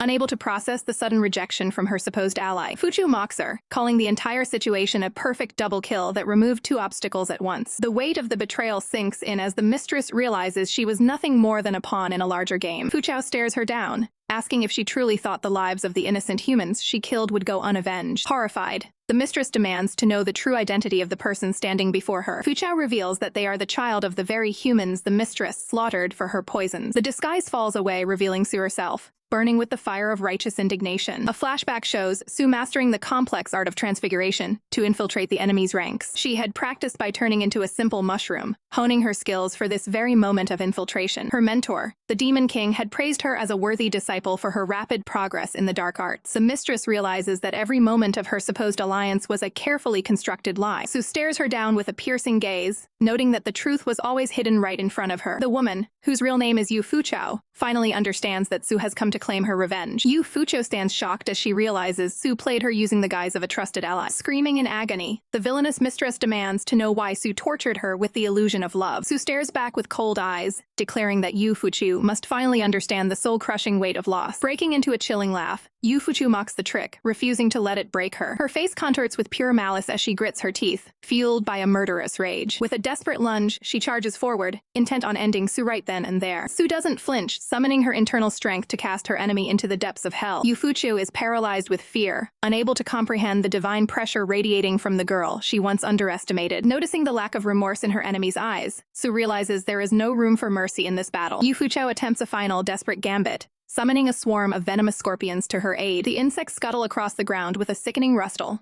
closing in on Su's floral robes. Su remains unbothered, daring the mistress to try and strike her down. Horror washes over Yu Fu Chao as she realizes her deadly scorpions are completely ineffective against her target. Su reveals that she anticipated every move, taking meticulous precautions long before the confrontation began. She seizes her opponent's arm in a vice-like grip, drawing blood as she asserts her dominance. Victory seems certain as Su looms over the defeated villain, her expression unwavering. Suddenly, a wave of dizziness hits Su, and her vision begins to blur at the most critical moment. Her strength fails as her hand slips from Yu Fu Chao's grasp, her body betraying her. Both women collapse to the courtyard floor, gasping for air as the battle comes to a sudden, jarring halt. Clinging to consciousness, Su searches frantically for her medicine, knowing her time is running out. A small vial falls from her sleeve, clattering loudly against the stone tiles. The bottle rolls away just out of reach, leaving Su vulnerable and desperate. With her eyes losing their luster, she whispers for the pill that could save her life. Before Yu Fu Chao can react, a dark figure sweeps in to catch the falling deity. Su's head lolls back, her complexion turning a ghostly pale as her energy completely evaporates. A shadow passes over her, marking the arrival of someone who will not let her perish so easily. The Devil King holds her steady, sternly reminding her that she nearly lost her life in this reckless pursuit. Tears of frustration sting Su's eyes as she laments her failure to eliminate her parents' killer. Her mentor commands her to retreat, insisting that she must return to safety to recover. Su clings to him, stubbornly refusing to leave until she has achieved the justice she craves. The Devil King's voice drops to a grave tone tone, warning her that her current vessel is reaching its absolute limit. He stresses the harsh reality that a dead warrior can never hope to see their revenge through to the end. He informs her that the window of opportunity is closing fast,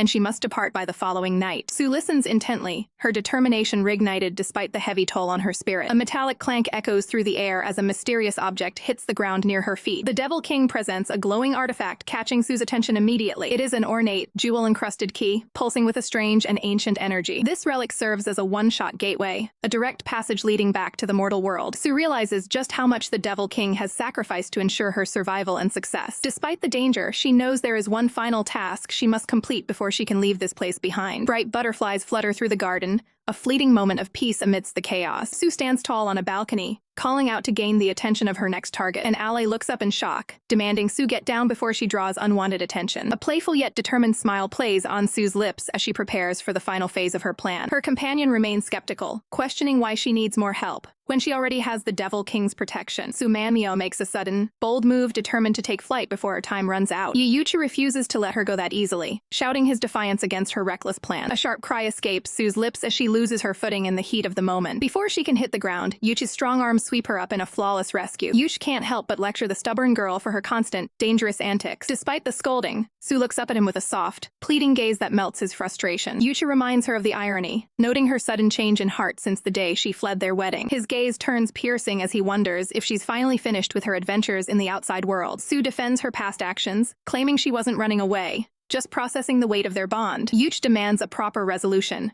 pointing out how his reputation has suffered since her disappearance. With a playful spark, Sue suggests a simple solution: she'll just have to marry him all over again. Yuchi scoffs at the idea, jokingly claiming his hand in marriage requires a king's ransom and dowry. Unimpressed by the price tag, Sue decides she'd rather just head home for a quiet dinner with the Devil King. Seeing her walk away, Yuchi immediately backtracks, offering a steep discount to keep her by his side. He pulls her back into a firm embrace, determined to uncover the real reason for her sudden return to the demon realm. Sue tries to play it cool, insisting she was simply out for a casual stroll through the territory. Yuchi isn't buying the act and demands she look him in the eye and tell him the absolute truth. The air between them grows heavy as he leans in, searching for any hint of a lie. Sue finds herself unable to turn away, the gravity of their shared history pulling her back in. In a rare moment of vulnerability, Yuchi leans his forehead against hers in a solemn, protective gesture. Standing by the glowing water, Sue quietly wishes she truly belonged in this world so she'd never have to leave. Yuchi's expression softens, reflecting the deep conflict of a man who fears losing what he just regained. Sue realizes that if things were different, they would never have to endure another painful parting. He reaches out to adjust her flower crown, a gentle gesture of devotion amidst the uncertainty. Despite the peace of the moment, the crushing reality of her duty weighs heavily on her heart. Yuchi suddenly reaches out, gripping her hand with a desperate need to keep her anchored. A confident smile returns to his face as he makes a solemn vow that they will stay together forever. Sue is momentarily stunned by the sheer intensity of his promise. A genuine smile finally breaks through her sadness, warmed by the sincerity in his voice. Yuchi then shifts back to protector mode, asking if the Devil King caused her any trouble while he was away. Sue knows her time is up and prepares to bid a bittersweet farewell. Yuchi stops her mid-step, mentioning he has a special parting gift for her. He holds out a delicate, glowing sachet filled with mysterious magical energy. Sue gazes at the gift in wonder, questioning what such a beautiful item could be. Yuchi looks away solemnly, insisting that the object is of vital importance for her journey. Suddenly, a mysterious rustle echoes through the surrounding foliage, signaling an arrival. The masked Devil King emerges from the shadows, declaring that it is finally time for them to depart. Sue casts one final, lingering look back at the world she is leaving behind. With a sharp movement, the Devil King tears open a shimmering blue rift in the fabric of reality. The portal surges with raw power, swirling with the energy needed to transport Sue across realms. In a flash of light, the gateway collapses and vanishes into the silent night sky. Yuchi remains behind, lying motionless on the forest floor as the magic fades. His eyes snap open as he returns to full consciousness, realizing the atmosphere has changed. He stands alone in the silence, staring at the empty space where Sue once stood. Meanwhile, sunlight filters through the soft curtains of a modern, quiet apartment. Sue collapses onto her familiar bed, relishing the long-awaited return to her mortal life. She stretches out her limbs, finally feeling the simple comfort of her own home again. The peace is shattered by a series of aggressive, rhythmic knocks on her bedroom door. Startled, Sue sits up and demands to know who is interrupting her rest so early. She steps onto the floor, cautiously heading toward the door to confront the unexpected visitor. A man dressed in a sharp, professional suit stands there, coldly telling her to stop being lazy and get up. Sue gasps in total disbelief, convinced for a moment that she is seeing Yuchi's face. She quickly squeezes her eyes shut, desperately hoping that this is all just a vivid dream. A familiar, mocking voice tells her to snap out of it and face reality. Her eyes fly open to find the Devil King standing in her living room, looking completely at home. Without waiting for an invitation, He points toward the sunniest room and claims it as his own. Sue stares at him, completely baffled by his sudden and uninvited presence in her private sanctuary. The Devil King gestures toward her hand, silently reminding her of their binding agreement. A dragon-shaped mark glows brightly on her skin, proving that her promise to him cannot be broken. He shrugs off her concerns, claiming that simple cohabitation is a very small price for her to pay. Sue Manhwa reflects on her current predicament, realizing she is finally reaping the consequences of her own actions. Despite the looming debt, she can't help but feel a wave of relief at being back in the safety of her own home. Her moment of peace is shattered by a sudden, insistent knocking at the front door. She cautiously pulls the door open, her eyes widening as she comes face to face with an unexpected visitor. Qiao Qingcheng immediately demands answers, questioning where Sue and Mr. Yi have been hiding all this time. Caught off guard, Sue's mind races as she struggles to fabricate a believable excuse for her disappearance. Qiao grows suspicious, pointing out that both of them have been missing for 3 consecutive days. Sue is floored by the revelation, shocked to learn that only 72 hours have passed in the mortal realm. Qiao continues her lecture, frustrated that they didn't even notify Manager Luo before vanishing. Trying to maintain her composure, Sue lies through her teeth, claiming Mr. Ye had to rush abroad for an urgent business matter. Qiao isn't buying it, narrowing her eyes at the suspicious timing of the supposed trip. Suddenly, a sharp, metallic sound echoes from the back of the apartment. Both women freeze as Qiao realizes there is someone else moving around inside the bedroom. Sensing a scandal, Qiao insists that something is wrong and prepares to investigate the private quarters. Sue desperately tries to block her path, pleading with her friend to stop before she sees too much. Panic sets in as Sue realizes that if the Devil King is discovered, her reputation at the company will be completely destroyed. Qiao ignores the protests and steps inside, the bedroom door creaking open to reveal the interior. Sue squeezes her eyes shut, bracing herself for the inevitable fallout of her secret cohabitation. To her surprise,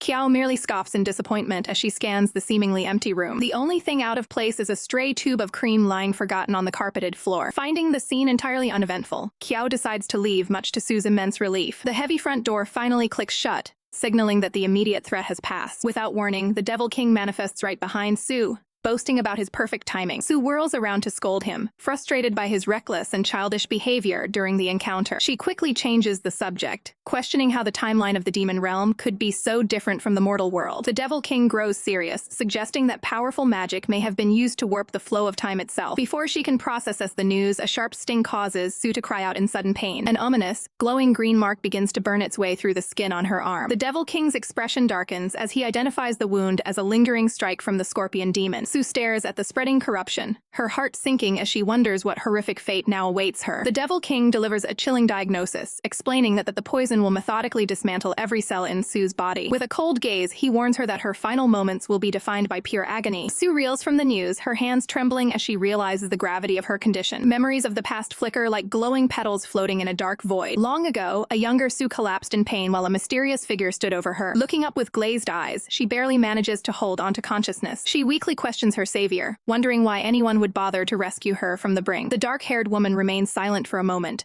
the purple flower in her hair glowing softly. A gentle smile touches the woman's lips as she explains she did it for the sake of a friend. She reveals that her motivation was none other than the rabbit demon. In another memory, a young student is tested on her knowledge of medicinal jars. Her master lectures her on the vital role medicine plays in eradicating disease. The young girl looks up curiously, asking why she must learn such an overwhelming amount of information. The master lets out a hearty laugh, amused that his pupil is already thinking about his eventual retirement. She admits that she heard the rumors of his departure from Moyang. He places his trust in her, encouraging his clever student to continue her diligent studies. The scene shifts to a mystical grove where light and petals dance through the air. A soft tap echoes through the clearing as a mysterious guest arrives. The master turns in surprise, sensing a powerful presence entering his secluded sanctuary. A woman of ethereal beauty emerges, standing as a rare visitor to this hidden realm. He instantly recognizes her as the legendary goddess of destiny. She raises a delicate finger to her lips, signaling for him to remain quiet. The goddess speaks in riddles, warning that every choice carries a heavy cost within the vortex of fate. Undeterred, the master stands firm, ready to pay any price required of him. She questions his resolve, asking why he would abandon his high status and riches in the demon world. His expression hardens with an unbreakable resolve that transcends material wealth. He declares his willingness to sacrifice his immortality, just to spend a single fleeting lifetime by her side. The goddess admires his courage, but warns that the stakes of this gamble are impossibly high. She reminds him that there is no guarantee they will ever find their way back to each other in the mortal realm. Master offers his very soul to the goddess to escape his empty immortality. His only wish is to be reborn as a human. The goddess of destiny considers the weight of his plea. With a smirk, work, she agrees to grant the bargain. She warns that altering destiny brings bitter consequences. Her brush begins rewriting the fabric of his existence. Winds of change tear through his celestial form. He is warned he will taste the fruit of his own choice. Orbs containing his precious memories drift into the void. He reaches out, but his past is already slipping away. He makes a final vow to meet his love again. A blinding flash signals the end of his demon life. The goddess completes the ritual with a final stroke. She muses on the endless cycle of reunion and oblivion. His blurred vision focuses on a strange woman. He awakens confused in a modern-day hospital. The woman introduces herself as Sakura. He realizes he has finally reached the mortal realm. He feels the strange fragility of a human body. A nagging sensation tells him he's forgotten something vital. Sakura ignores him to complain to her mother about bad blind dates. She rants about men who don't match their photos. He observes her eccentric behavior with quiet curiosity. She tells her mother she's found a new candidate. Later, they walk through a park as he recovers. She suggests the police might help restore his memory. A sudden sense of deja washes over him. He catches a falling petal, feeling a spark of recognition. The vibrant pink hue triggers a haunting, familiar feeling. A camera shutter clicks as Luki poses, his striking looks captured in an instant. He leans back with a professional air, his gaze drifting toward the city skyline. Sakura wastes no time, texting the photo to her mother to claim he's her new boyfriend. She lets out a relieved sigh, thrilled that her plan to avoid more blind dates is working perfectly. Eager to keep moving, she calls out for him to follow her to the next destination. Walking through the urban landscape, Luki curiously asks about her line of work. She beams with pride, revealing she's a writer before turning the question back on him. Luki hesitates, his back to the camera as he searches for an answer that isn't there. As a fashion broadcast plays on a nearby screen,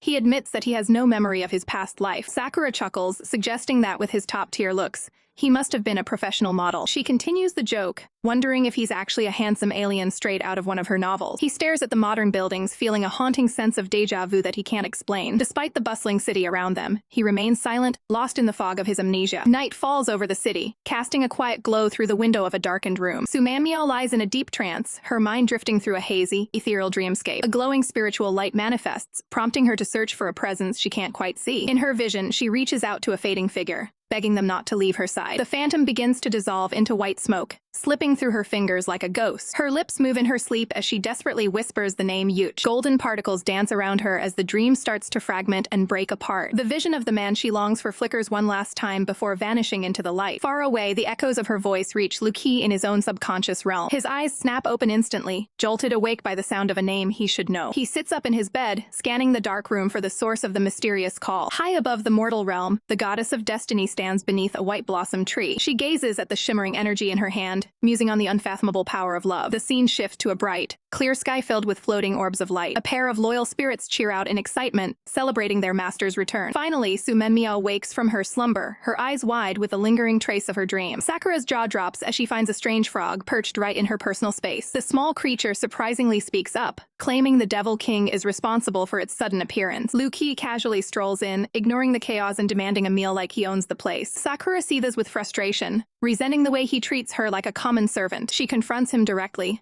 asking if he plans to live off her as a freeloader indefinitely. Luki looks back with indifference, questioning if she's simply asking him to go out and find some cash. He boasts with absolute confidence that he could have money handed to him with just a snap of his fingers. Sakura responds with a dismissive huff, tired of his seemingly delusional arrogance. He towers over her, declaring that mere human laws have no power to restrain his actions. Confused and overwhelmed, Sakura can only blink as she tries to process his bizarre logic. Luki doubles down on his demand, insisting that his hunger is the only priority. Despite her annoyance, Sakura finds herself at the market picking up ingredients for his spaghetti. She questions her own sanity, wondering why she's being so obedient to his every whim. A wicked idea crosses her mind as she imagines teaching him a lesson with a dose of laxatives. While walking, she notices a couple discussing a high-end restaurant located on the 20th floor. Sakura pauses, her expression shifting as she considers the activity around her. She watches the pair distance themselves, unaware of the lurking danger nearby. The man glances back over his shoulder, feeling a sudden, chilling sense of unease. Luki's piercing red eyes narrow as he observes the scene from the shadows with a mysterious intent. The elevator signal chimes sharply as it completes its ascent to the top floor. The couple steps out into the restaurant, eager to enjoy their evening meal together. The woman tells her companion to find a seat while she makes a quick trip to the restroom. Her path is suddenly blocked by a terrifying figure draped in a heavy black cloak. A masked monster whispers about the beauty of the scenery as blood begins to spray the air. The woman freezes in terror as a blood-stained hand reaches out to touch her face. Her eyes glaze over instantly as she falls under a hypnotic, lethal spell. Losing all sense of self-preservation, she steps toward the ledge of the high-rise building. She stands at the very edge of the balcony, completely disconnected from reality. With a hauntingly peaceful smile, she prepares to fly into the abyss below. High above the city, a woman stands precariously on the edge of a balcony, her mind clouded by a lethal urge to fly. A sharp,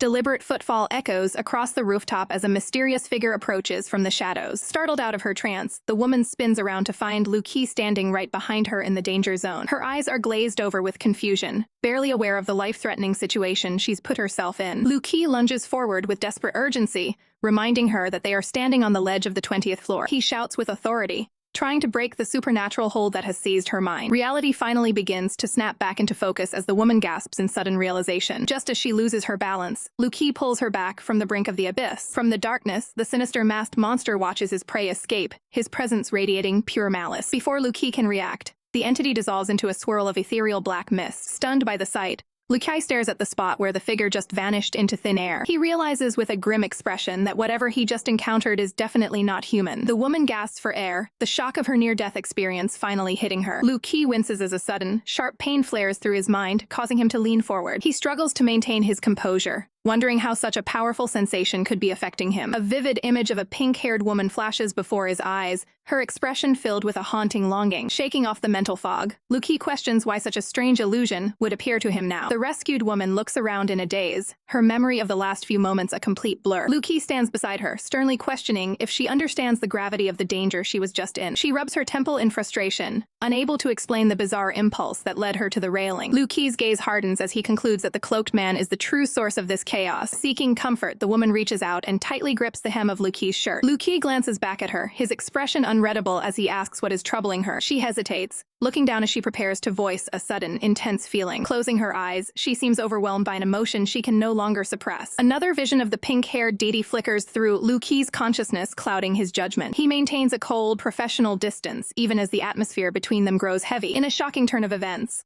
Luki bluntly states that he likes her, catching everyone off guard. The woman's eyes widen in sheer disbelief and joy, her heart racing at the unexpected confession. But the moment instantly shattered as a sudden blur streaks past them with a violent gust of wind. A confused, chibi-like figure stares in disbelief at the strange plant that has suddenly sprouted from her head. The woman reels in shock, frustrated by the bizarre green mark that has appeared on her. High above the city skyline, two mysterious women in traditional attire survey the world below with cold intent. The woman in red seethes with resentment, blaming a mortal for drawing Yushi away from the demon realm forever. Her companion watches with a detached expression, pondering the strange, trailblazing path Yushi has chosen to take. She finds it impossible to fathom why an immortal demon would trade his power for the life of a lowly human woman. Her knuckles turn white as she grips her sleeve, her rage boiling over at the perceived betrayal. Trembling with pure malice, she doubles down on her conviction that everything is the human woman's fault. The woman in black reveals a glowing green scorpion, her eyes narrowing as she prepares a deadly surprise for her target. She clenches her fist around the venomous creature, savoring the thought of the agony it will soon inflict. Elsewhere, a quiet room filled with memories and framed photos sets a starkly different, somber mood. A book lies open on a table, detailing the complex nature of happiness and the heavy price of sacrifice. A young man sits in the dim light, deeply absorbed in the philosophical text as he ponders its meaning. A woman gazes longingly at her phone, her heart heavy with the image of the person she misses most. She releases a shimmering spectral energy from her hands, a manifestation of her deep yearning for him. Sensing a sudden shift in the air,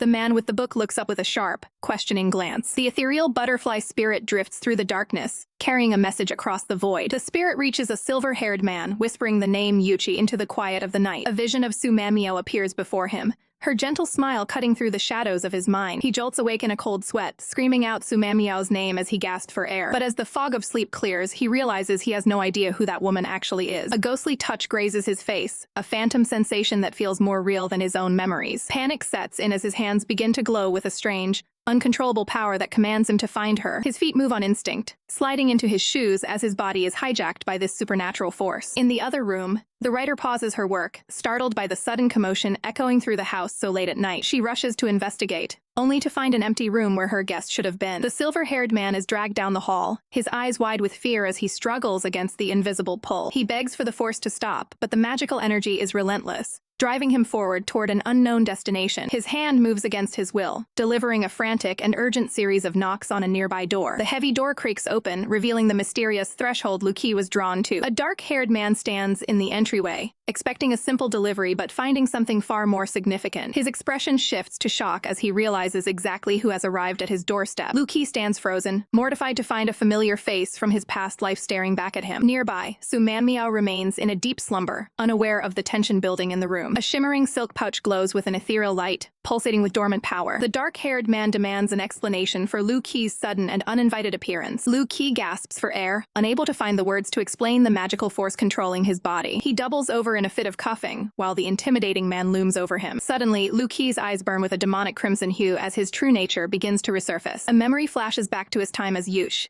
where he placed a powerful seal on his own essence. He recalls that the silk pouch would only open upon meeting his destined partner, restoring a fraction of his demon force. Snapping back to the present, Lu Qi demands to know what right this man has to be in the house. The man offers a cold, dismissive smirk, clearly unfazed by Lu Qi's sudden burst of aggression. He taunts Lu Qi, suggesting that he should have simply accepted his defeat and disappeared forever. Lu Qi bares his teeth in frustration, his hand trembling as he tries to maintain control of the situation. Su Manmiao finally stirs, questioning why the Devil King is making such a racket in the middle of the night. Her eyes widen in disbelief as she looks toward Lu Kai and whispers his true name. Lu Qi confirms his return, though he feels like a complete outsider in this domestic scene. She remains stunned, wondering if this long-awaited reunion is nothing more than a vivid dream. The dark-haired man watches the emotional display with a look of pure boredom, finding the sentimentality nauseating. The sound of rapid footsteps echoes through the hallway as a new intruder bursts onto the scene. Sakura rushes into the room in a panic, shouting for her darling and expressing her deep concern. An icy silence falls over the group as the girlfriend claim creates an incredibly awkward standoff. Su Manmiao eyes the newcomer with a mix of confusion and rising suspicion. Sakura points a finger and demands to know the identity of the woman standing near Lu Qi. Su Manmiao refuses to back down, firing back that she was the one who asked the question first. With total confidence, Sakura declares her official status as Lu Qi's girlfriend to the entire room. Sakura clutches her head in a frantic state of denial, screaming that everything she's heard is a lie. Su Manmiao isn't backing down, cornering Yi Yushi and demanding a full explanation for his recent actions. A chilling flashback reminds us of the Devil King's warning that every evil deed eventually meets its own dark reward. Frustrated by the lack of answers, Su Manmiao takes her anger out on a defenseless plushie. The Devil King remains cold and detached, telling her that his private business is none of her concern. The heavy door slams shut with a resounding bang,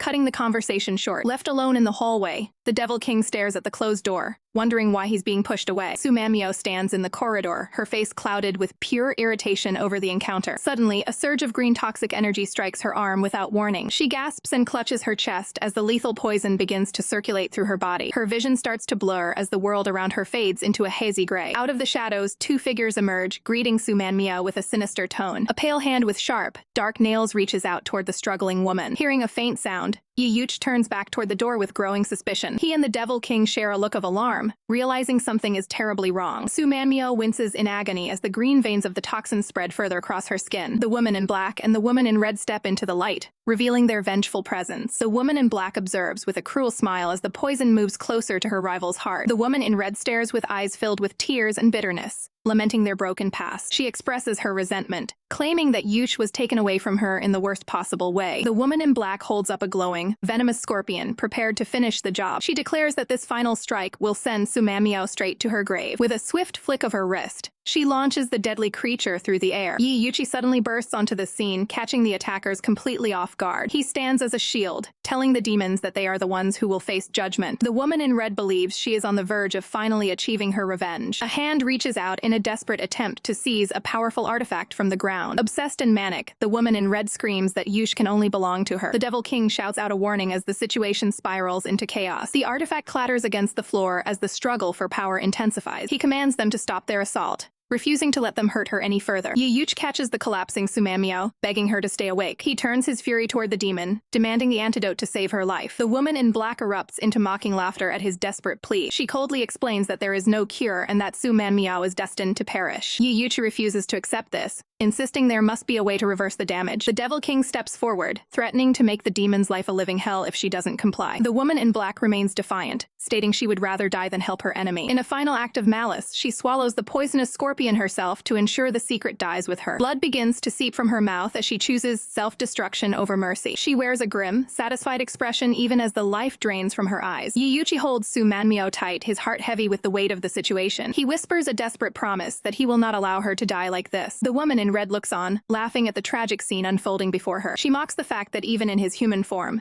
Yush is still powerless to save the one he loves. He snaps back at her to shut up, his voice trembling with rage. She asks him why he never considered her feelings or the loyalty she offered. He delivers a crushing blow, telling her that she was never worthy of his heart. Tears well up in her eyes as the harsh reality of his rejection sinks in. She stands broken and humiliated, her quest for revenge leaving her with nothing. The words "not worthy" repeat in her mind like a haunting mantra. Yi Yuch is at his wit's end, frantically searching for any way to save his beloved. The Devil King watches the scene in silence, deep in thought about the choices ahead. He reflects on the different forms of happiness and the true nature of love. He comes to the profound realization that real love requires the ultimate sacrifice. A look of somber determination takes over his features as he finds his resolve. He breaks the silence, announcing that there is indeed a way to save Su Manmiao. Yi Yuch's eyes widen as he demands to know what must be done. The Devil King points to his own chest, signaling that he is the key. Yi Yuch is stunned, questioning how such a thing is even possible. The king explains that as a devil, he has the power to absorb any poison in existence. He looks down at the dying woman, knowing the process will be irreversible. Yi Yuch presses for the details, sensing the gravity of the cost. The Devil King reveals that he must turn himself into the antidote, which will cause his consciousness to disperse. He accepts that this choice means he will enter an eternal slumber. Yi Yuch asks if he is truly prepared to trade his life for hers. The king admits that his past self would never have considered such a selfless act. He looks at the couple and realizes that Su Manmiao has changed him for the better. He prepares to say his final goodbye to the world he once sought to rule. He steps forward, ready to sacrifice everything for the person he truly loves. He laughs at himself one last time, finding the irony of his redemption quite ridiculous. Dark energy begins to swirl around his hand as he initiates the ritual. He transfers his very essence into Su Manmiao, entrusting her care to Yi Yuch. Yi Yuch watches the selfless transformation with a mixture of grief and respect. The Devil King tells her to be happy, promising to always be a part of her soul. Even in his final moments, a small chibi version of him maintains his signature cocky grin. He jokingly tells Yuch not to be jealous of his noble departure. Yuch offers a soft, sad smile acknowledging the king's ultimate gift. The last of the dark energy flows into Su Manmiao, neutralizing the poison completely. The Devil King's physical form begins to dissolve into a soft, ethereal light. With a final flicker of energy, he vanishes from the world forever. A small, dark charm is all that remains of the man who saved them both. 2 months later, Su Manmiao admires the intricate details of a beautiful wedding gown. She holds the charm close, thanking the Devil King for giving her a second chance at life. She promises to live every day to the fullest and find the happiness he wanted for her. The charm sparkles under a bright rainbow, a sign of peace and new beginnings. The scene shifts to the high-rise office of a major corporation. Yi Yuch sits at his desk, focused on the responsibilities of his role as CEO. His assistant enters the room to confirm that all preparations are on schedule. Meanwhile, a woman in a different part of the city is frustrated by unanswered phone calls. She paces back and forth, clearly stressed by her mounting problems. On the other end of the line, a man tells her he's done giving her money and to stop calling. She stares at her phone in shock as the call is abruptly disconnected. Gentle wind chimes tinkle in the breeze of a serene garden. A server presents a special drink to a young woman with pink hair. She is delighted by the thoughtful gesture and the beauty of the first encounter drink. The server smiles warmly, glad to see his lady is pleased. Elegant lotus flowers sway gently on the surface of a quiet pond. A mysterious woman looks up from the water as a visitor arrives. A deity holding a traditional fan announces that she has won their long-standing bet. The other woman bows her head, accepting her defeat and the consequences that follow. The deity gazes at her, reflecting on the complicated nature of their destinies. She offers a final warning that seeking to harm others only leads to one's own ruin. Back in the human world, the focus returns to the stunning white wedding dress. Yi Yuch joins Su Manmiao, praising her talent as a world-class designer. He pulls her close and vows to make her the happiest bride in the entire world. They share a passionate kiss as the colors of their love swirl around them. A celestial figure watches over the fated couple as their story reaches its beautiful conclusion.